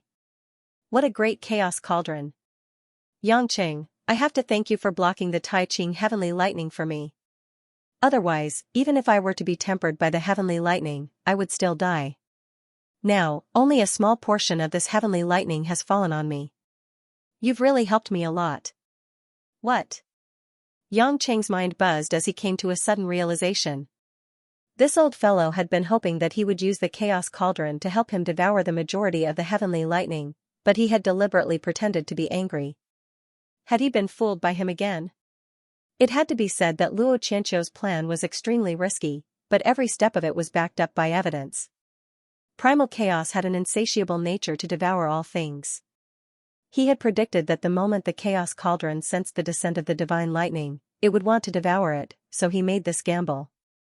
And he pretended to be very angry just to let Xianxia feel proud, so that Xianxia would not think that he might not be able to withstand the divine lightning and obediently lend the Chaos Cauldron to him.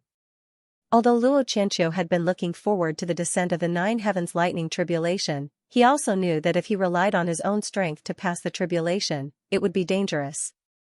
He was not like Xianxia, who could use the power of the divine lightning for his own use. He only needed the divine lightning to temper his body and comprehend the heavenly Tao, allowing him to step into a higher realm, so he did not need to consume all the divine lightning to pass the tribulation successfully. This was also why ancient cultivators needed magic treasures to pass the tribulation. For someone like Xianxia, who had the Chaos Cauldron and could use the divine lightning as a supplement, it was probably hard to find a second person like him. But in general, if Xianxia did not follow the will of the chaos, stubbornly not devouring the divine lightning, and instead attacked Luo Qianqiu, or let Luo Qianqiu fend for himself, the result would be very different. Xianxia's choice was calculated by Luo Qianqiu. Not only did he not kill him, he even helped him block the divine lightning. Of course, Xianxia also gained some benefits, but he also lost the best opportunity to kill him. This was inseparable from Xianxia's personality. Subconsciously, Xianxia still didn't like to take advantage of others when they were down.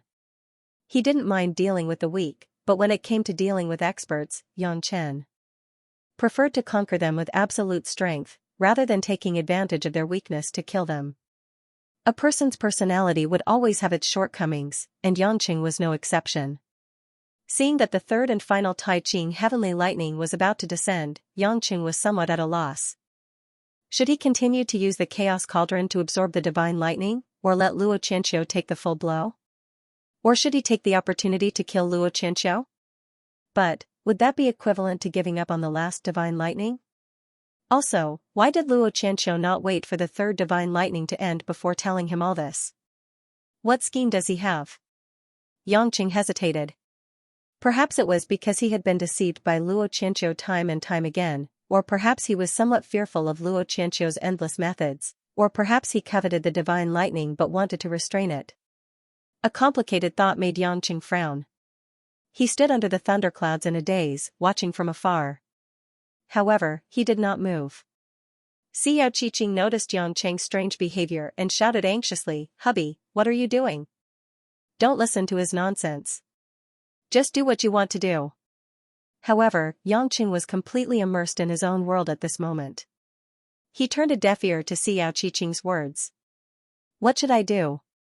What is Luo Qianqiu thinking? Xianxia was at a loss. He subconsciously controlled the purple flames to surround his body, but he did not attack, nor did he retreat. In the middle of the thunderclouds, Luo Qianqiu's lips curled into a strange smile. It seemed to be disdain, but there was also a trace of inexplicable arrogance. Xianxia's hesitation did not affect the Chaos Cauldron's desire for the Taiqing heavenly lightning. It also did not slow down the descent of the Tai Ching heavenly lightning. Finally, the third and most majestic bolt of divine lightning fell. Boom! The purple and blue light once again illuminated the world, as if it was daytime. In the blink of an eye, the place where the Chaos Cauldron and Luo Xianxia stood was filled with light. The lightning beam had razed the entire Luo family fort to the ground. The jade stones were smashed into powder and gravel. There was even a huge pit left, as if it had been hit by a meteorite. Yangqing felt a wave of pure spiritual energy enter his body and transform into his own cultivation. It was almost equivalent to the previous 2 bolts of divine lightning combined. Under the Chaos Cauldron, Luo Qianqiu, who had endured more Tai Ching heavenly lightning than before, did not seem to be too tired. Instead, there was a trace of ecstasy on his face. Luo Qianqiu's physical body had undergone a qualitative leap. A brand new realm had allowed his true essence to become more profound. Haha, haha. I did it. Luo Qianqiu raised his hands in disbelief and clenched them into fists. A copious and powerful true essence surged out like an enormous shockwave, causing the surrounding sand and dust that flew into the air and even the stones on the ground to be blasted away for a radius of 500 m. The Luo family fort cultivators in the distance could still feel the terrifying pressure of the true essence, and all of them revealed looks of horror. Luo Qianli's eyes revealed a trace of despair. It seemed that he would never be able to defeat his elder brother.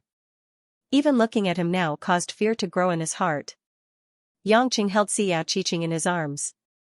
He raised his head and looked at the brand new Luo Qianqiu, not saying a word. In the end, he did not make a choice. But without a doubt, he had helped Luo Qianqiu effortlessly pass the Tai Ching heavenly lightning tribulation. Although his cultivation had grown by leaps and bounds, the Luo Qianqiu in front of him was also in the Tai Ching heavenly lightning tribulation. Moreover, the other party's true essence was not inferior to his own. At this moment, after calming down, Yangqing knew that he had been tricked. Before the third bolt of lightning, Luo Qianqiu had said those words in order to make him fall into a dilemma, to make him think more, so that he would not suddenly remove the Chaos Cauldron or attack him. Thinking about it carefully, even a bystander like Xianxia could see that something was fishy. But because he was struggling to improve his cultivation, or to choose to gamble and kill Luo Qianqiu, he was hesitating. His thoughts had been seen through by Luo Qianqiu. From this point, he had been utterly defeated. Luo Qianqiu arrogantly looked at Yangqing, his hands clasped behind his back. You've lost. Yangqing, you're still too young. In a battle between experts, victory and defeat is decided in a single thought. Because I disturbed your Dao heart, you've been defeated prematurely. Originally, your cultivation level was higher than mine, and you had the heavenly fire and mysterious water to fight with me. But now, your cultivation level is almost the same as mine, and my true essence is stronger than yours. You can't possibly win against me. Yangqing knew that this was a verbal attack, because no matter what, his cultivation had grown by a lot and he had not completely lost. But as long as he thought about how he had been played in the palm of his hand, he couldn't help but be enraged. Humph, lose? That's not necessarily true. Although you've successfully passed the tribulation, I've also tasted great benefits. My true essence cultivation might not necessarily lose to yours, and even if you enter the Tai Ching heavenly lightning tribulation, what can you do? Can you control the heavenly fire and mysterious water? Your golden crow true fire and cloud-piercing purple lightning can only cause superficial wounds to me, but do you dare have a taste of my dark fire? Luo Qianqiu's eyes darkened, a little flabbergasted. Yangqing hadn't fallen for his trap, and his momentum hadn't weakened at all. Although he was a deep schemer and incomparably cunning, thinking that Yangqing was only in his 20s and no matter how unparalleled his cultivation talent was, he would still have the weaknesses of a youth, such as carelessness, hesitation, insatiable greed, and so on. But he had underestimated one thing, and that was that due to his unique experiences growing up, in Yangqing's eyes, there was no way he would take the initiative to admit defeat. Even if he had been played around with by Athena, Yangqing had only thought that as long as there was life, there would be hope. He hadn't really admitted defeat. Now that he was facing Luo Qianqiu, he wasn't like Athena who didn't have the strength to resist at all, so how could Yangqing be easily thrown into confusion by a few words? In terms of battle experience, Luo Qianqiu couldn't compare with high official Yang. Seeing this scene, Xianxia also let out a sigh of relief. Luckily, Yangqing had adjusted himself in time. Otherwise, if he had been defeated twice in a row and his will had sunk, that would have been far from good. Luo Xianxia was so angry that he laughed. Good. Seeing that you're so confident, then this king will show you the disparity between us. Heart Demon Divine Weapon, combine. With Luo Qianxiu's order, the Heart Demon Divine Weapon instantly retracted and combined with Luo Qianxiu's body. Suddenly, Luo Qianxiu's true essence pressure began to rise again, becoming more than 3 times stronger than before. Even though Yangqing had already stabilized his state of mind, he couldn't help but be surprised. This abnormal Luo Qianxiu actually had such a trick up his sleeves. The demonic heart divine weapon was originally a part of my true essence storage. Now that I've entered the Tai Ching Heavenly Thunder realm, my true essence can once again be greatly expanded. The demonic heart divine weapon has become one with me, and that is my true cultivation. What can you do to me? Luo Qianxiu arrogantly laughed. Yangqing coldly snorted. Without another word, with a thought, he controlled the chaos cauldron that was spinning in the air and sent it flying towards Luo Qianxiu's body. No matter how strong your true essence cultivation is, the stronger you are after crossing your tribulation, the better. I'll eat you up and you'll continue to be my great tonic. Luo Qianxiu was indeed shocked. He thought that after he merged with the heart demon weapon, his power would be able to make Yangqing apprehensive. He did not expect that this kid did not even consider it. In fact, he did not know that Yangqing had already seen the power of the heart demon weapon in the 10,000 demon realm. Although Luo Qianxiu's ability to separate the heart demon weapon was mysterious, devil cultivators cultivated the heart demon weapon together with their body. There were all kinds of heart demon techniques that could instantly increase their strength. In a sense, Luo Qianxiu's method of using the heart demon weapon as a magical weapon and true essence storage device could only be considered as a type of technique. Because to put it bluntly, the true essence that the heart demon weapon possessed was also a part of his body and not an additional boost. Devil cultivators treated the heart demon weapon as a part of their cultivation. When they fought with their lives on the line, they could suddenly burst forth with greater strength and were obviously more skilled. It should have been this strong, but it was just that they had merged into one. It was not like devil cultivators could increase their cultivation in an instant, so how could Yangqing take it seriously? The Chaos Cauldron had expanded by more than 2 times compared to before it had eaten the 3 bolts of lightning. At this time, it had grown to its limit and was as large as a house. The Chaos Cauldron seemed to have smelled that Luo Qianxiu was a delicious glutton. It opened its bloody mouth and struggled out of the cauldron, biting towards Luo Qianxiu. Luo Qianxiu felt a strong suction force coming from the Chaos Cauldron. He wanted to fly out of the Chaos Cauldron's range but found it difficult. Great overarching heavenly hand seal. Luo Qianxiu raised one hand towards the sky and a mysterious rune shone with 5 colors. In an instant, it condensed into a huge hand seal that was several tens of feet wide. The 5 fingers glowed with the power of the 5 elements and true essence surged out like a flood. The Chaos Cauldron slammed into the center of the hand seal. The vile soul paused for a moment and tried to break through. But at the same time, Luo Qianxiu escaped the huge suction force and attacked Yangqing. Yangqing did not dare to get too close to him because he was carrying Xianxia in one hand. He controlled the 2 purple fire dragons to attack Luo Qianxiu from afar. As the long dragon moved back and forth, the destructive purple flames it brought with it gradually grew thicker and thicker, condensing and becoming more and more vigorous and blazing. Luo Qianxiu was enraged, but he did not dare to rashly touch it.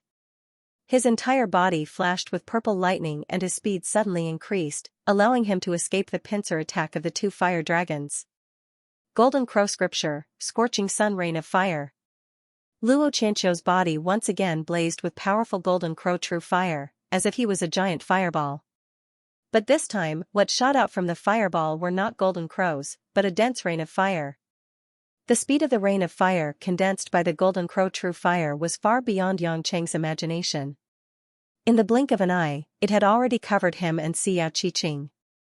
The fiery rain with astonishing penetrative power also smashed the 2 purple fire dragons into pieces, and they unwillingly dissipated in the air.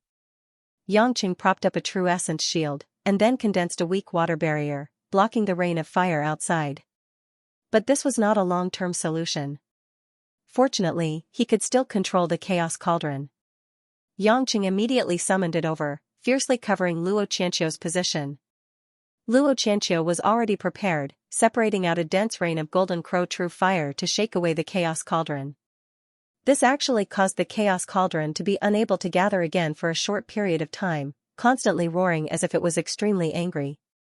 After advancing to the Tai Ching heavenly lightning tribulation, Luo Qianqiu's golden crow scripture had also greatly improved, its power even more astonishing. Xianxia was a bit depressed. If he had already comprehended the Tai Ching heavenly lightning, then he would definitely be able to strike this Luo Qianqiu to the point that his parents wouldn't be able to recognize him. But he had just absorbed 3 bolts of divine lightning, and although he had some insights, he still had not fully comprehended it. Moreover, he still needed to protect Xiao. If this battle continued, it would not be easy to determine victory or defeat in a short period of time, and it might even attract other troubles. Great Overarching Heaven 5 Elements Array. Suddenly, Luo Qianqiu summoned 5 brilliant lights, forming 5 dots of light from 5 different directions. Each dot of light expanded in an instant, forming a 5 stars array, enveloping Xianxia within it. Xianxia was stunned. What kind of mystic art is this? Why does this guy have so many moves? Without waiting for him to think carefully, this 5 stars array had already flashed with a 5-colored fatal light, spinning at high speed, forming a tornado that was rapidly contracting. Only then did Xianxia understand the power of this mystic art. For a moment, his vision was filled with the 5-colored light blades of the storm, and he couldn't see what was happening outside. He definitely couldn't let himself be surrounded by this storm. Xianxia summoned the chaos cauldron, and started to frantically absorb the energy from the tornado. As expected, the speed of the tornado slowed down, and Xianxia took the opportunity to condense a ball of purple flames. He fiercely bombarded the tornado in front of him, and broke through it. Just as he broke through the encirclement, the golden crow fire rain outside came sweeping over again. After Xianxia blocked all of them, he suddenly saw a blazing golden spear flying towards him. Golden Crow Insight, Golden Crow Divine Spear. Obviously, Luo Qianqiu had already calculated the position where Xianxia would come out, and was waiting for this moment. Condensing a large amount of Golden Crow true fire into this blazing spear, its power could be imagined. Xianxia's weak water barrier was not prepared to receive such a powerful single-target attack. Unable to dodge in time, Xianxia subconsciously moved his back in front of the woman. Boom! At the same time that the Golden Crow Divine Spear destroyed the weak water barrier, the remaining half of it broke through Xianxia's true chi barrier, and a full half of its power landed on Xianxia's body. If Xianxia's body was not heaven-defying, this attack would have turned him into ashes. Hubby! Xiao felt a piercing golden light in front of her, and cried out in alarm. Pooh! Xianxia's response was to spit out a mouthful of blood, splashing it on the woman's face. Xianxia felt as if his internal organs were on fire. From his back to his spine, all the way to the back of his head, Xianxia felt numb from the heat. His mind even went blank for a short period of time. It had been too long since someone had been able to give Xianxia a true killing blow like this. Xianxia was not used to it, and did not even dare to believe it. Someone that could do this definitely had the chance to kill him. Wu, you didn't die even after this. The Endless Resolve Restoration scripture is truly marvelous. Luo Qianqiu revealed a greedy expression, sneering, if you left that woman behind, you might have the strength to fight me, but if you bring her along, you have no chance of winning. Xianxia angrily turned around, and with a wave of his hand, a dark flame roared towards Luo Qianqiu like a lion. Luo Qianqiu instantly sprinkled down a rain of golden crow fire, scattering the dark flames. The dark flames were unable to touch him and posed no threat to him. Even if you absorbed a portion of the divine lightning, your true essence is still not as strong as mine. Even if you have heavenly fire and profound water, I have golden crow true fire. Even if I am slightly weaker, your attacks will not be able to pose a threat to me. I still have a myriad of wondrous methods that can beat you until you are helpless. Although your chaos cauldron is powerful, it has not recovered to its peak and your cultivation is limited, so you cannot use it to catch me. When I crossed the 9 heavens divine lightning tribulation just now, the entire dreamland will shake. Once those people find out the reason, it won't be long before our Luo family's grand elder arrives. At that time, you will have nowhere to run. I advise you to hand over the endless resolve restoration scripture, and as the patriarch, I will leave you and your woman a way out. I, Luo Xianxia, will swear in front of the entire Luo family that I will keep my word. How about it? Yang Qing's internal injuries were rapidly healing, but he had also suffered some damage to his vitality. When he heard Luo Xianxia's words, he grinned, revealing a few blood-red teeth. You've already advanced to the Tai Ching Heavenly Lightning, so why are you still staring at my cultivation technique? A good cultivation technique is naturally the more the better. This seed is very interested in how you cultivated your body to such a state. Luo Qianxiu narrowed his eyes. Yang Qing calculated in his heart. If this continued, his chances of winning would become smaller and smaller. He had failed miserably today. He had not expected Luo Qianxiu to have one trump card after another.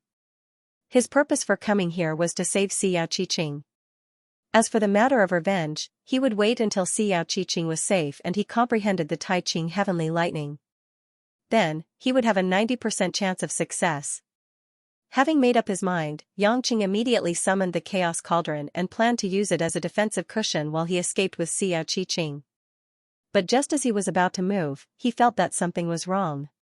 There were 6 unfamiliar and powerful true essence pressuring towards him from all directions, and all of them had at least a cultivation of the weak water realm or above. Luo Qianxiu revealed a trace of pride. What, you want to leave? 6 of my Luo family's grand elders have come down, how can you escape? Yang Cheng's face instantly darkened, and Xiao Qiqing, who was in his arms, also looked at him worriedly. Her eyes flashed with self-blame, feeling that she had dragged the man down. However, Yang Qing lowered his head and smiled brightly at the woman, stroking her hair. Don't think too much, I will definitely protect you, I promised you. Oh, you still have the mood to flirt with me. Luo Qianxiu sneered. As they spoke, the 6 experts at the middle stage of the weak water realm and above had already appeared in 6 directions around Yang Qing, maintaining a distance of several hundred meters. However, for experts of this level, a few hundred meters was practically no distance. Yang Qing swept his gaze across them. There were 3 middle-aged men, 2 old men, and a middle-aged woman. Among them, the woman with light makeup but a cold expression, and the other old man in a dark blue robe with gray hair draped over his shoulders, had the highest cultivation.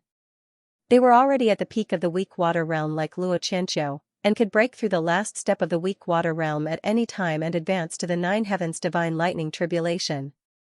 The other 4 were all in the middle stage of the weak water realm, and could reach the late stage at any time. They were about the same as Xiao Tingsu.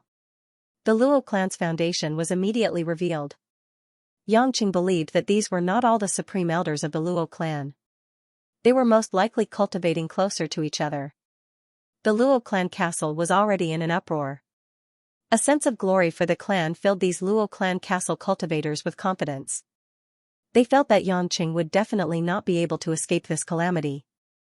The 6 supreme elders looked at Yang Qing with a strange expression for a while, then looked at the spiraling primal chaos cauldron in surprise, and then swept their gazes towards Luo Qianxiu. Qianxiu, you advance to the Tai Ching divine lightning. The old man at the peak of the weak water realm asked.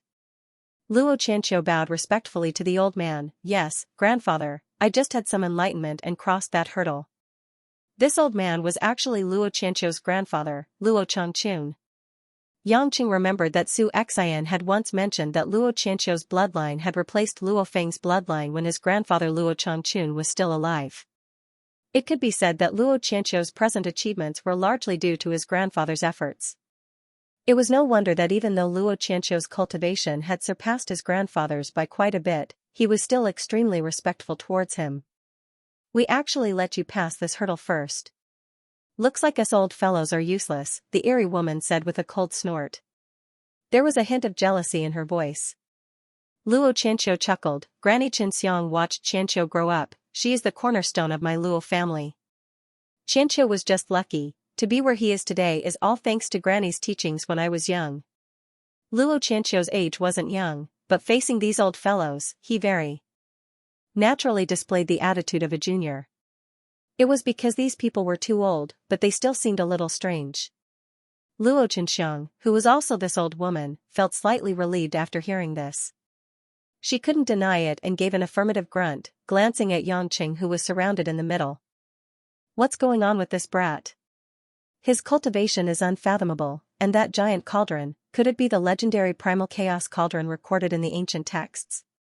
It should be the primal chaos cauldron. This brat doesn't look that old, but he actually has this level of cultivation. Also, that woman in his embrace should have the 9 meridians, a good vessel for testing pills. Xianxia, why aren't you giving us an explanation? Luo Changchun said. These old fellows were all shrewd people and could see through the clues at a glance. However, they had lived outside for a long time and had no idea what was going on in the family, so they had to ask Luo Qianqiu. Of course, everyone's nerves were stretched taut, guarding against Yang Cheng's sudden escape and attack. Luo Qianqiu gave a simple explanation of the matter, pointing out that Yang Cheng had killed Luo Feng and Luo Lei, killed a large number of Luo family experts, and robbed the alchemy room. As soon as he said this, the Grand Elder's eyes became dark and fierce, wishing that they could skin Yang Cheng and tear his bones apart. Humph, the Ning family and the Xiao family don't dare to become enemies with my Luo family. How come this old man, who has been in seclusion for more than 50 years, was bullied by a junior the moment I came back? Qianqiu, how are you the head of the family? Luo Changchun reprimanded. Luo Qianqiu lowered his head and said, this brat's cultivation technique is very mysterious. He can use the heavenly fire profound water, and its power surpasses our Luo family's spells. He's not easy to deal with. Hearing this, the elders were even more surprised, and greed appeared on their faces. No need to talk nonsense. Capture this brat, cripple his cultivation, and force him to reveal his cultivation technique. Then, capture the woman with the 9 meridians and use her to test the pills. The key is the Chaos Cauldron. According to the ancient records, it has a complete chaos evil spirit sealed inside. It is an ancient treasure that surpasses immortal weapons. If we bring it to our Luo family, and with Qianqiu stepping into the 9 heavenly lightning tribulation, it won't be difficult to unify the illusory realm. An elder said. That's right. This time, I've seen something good that is worthy of us making a move. Luo Qianxiang smiled sinisterly. This brat's cultivation is not inferior to ours, and the Chaos Cauldron is troublesome. Why don't we make a move together and make him unable to fight back? The other elders looked at each other and nodded their heads bluntly, feeling that this was how it should be. Yangqing listened to these people's conversation from the center, and sparks flew in his head. This group of old farts simply didn't care about face at all. Added together, they could be more than 2,000 years old, and they still planned to surround him. In fact, it was precisely because these supreme elders were all old and experienced that they didn't care about the views of the secular world. To them, bullying the weak and wanting to save face was already meaningless. Their goal was to fight for all the time, obtain the greatest resources, and pursue longevity and strength. This old man and Xianxiang will attack him. The 4 of you surround and restrict the Chaos Cauldron. Qianqiu will attack with us and finish the battle quickly. Luo Changchun commanded. There's no need for you to say more. Grandma Luo Qianxiang had already flown towards Yangqing. Her entire body surged with the true essence of the peak of the weak water realm. Her Luo Tian scripture was even more profound than Luo Qianqiu's. Ink Dragon Secret Art, Twin Dragon Dance. A black whirlpool erupted from Luo Qianxiang's body. It was actually a kind of strange black water. It carried a strong cold power, which was extremely similar to her own aura. The 2 black water dragons opened their huge jaws and attacked Yangqing. Yangqing opened his weak water shield, condensed 2 blue fire dragons, and met them head-on without showing any weakness. After the blue fire corroded the black water dragons in an instant, it attacked Luo Qianxiang with its remaining power. But Luo Qianxiang had already dodged. She took out a 3 feet flying sword with a burst of cold light. There was even a red crack in the middle of the sword body. Eat my ghost weeping sword. Luo Qianxiang leaped up and waved the ghost weeping sword. An invisible sword blade wave shot out, forming a violent shock wave. After Yang Cheng's weak water shield blocked the shock wave, he heard an ear-piercing wave. Buzz buzz buzz. Ah. Xiao Qiqing apparently also heard this sound wave. She screamed and a trace of blood seeped out of the corner of her mouth. Yangqing was furious. This ghost weeping flying sword actually not only emitted sword chi but also a sound wave attack. It really lived up to its name. In this way, he couldn't even defend. He had to avoid it. Otherwise, Xiao Qiqing wouldn't be able to withstand so many attacks. But before Yangqing could think further, a large number of magnificent and heavy true essence bodies suddenly condensed in the air. At first glance, there seemed to be more than 100 of them. They were more than 2 feet wide and hung high in the air. Sinking star, falling thunder. Luo Changchun had already cast his spell. His eyes emitted a dazzling light.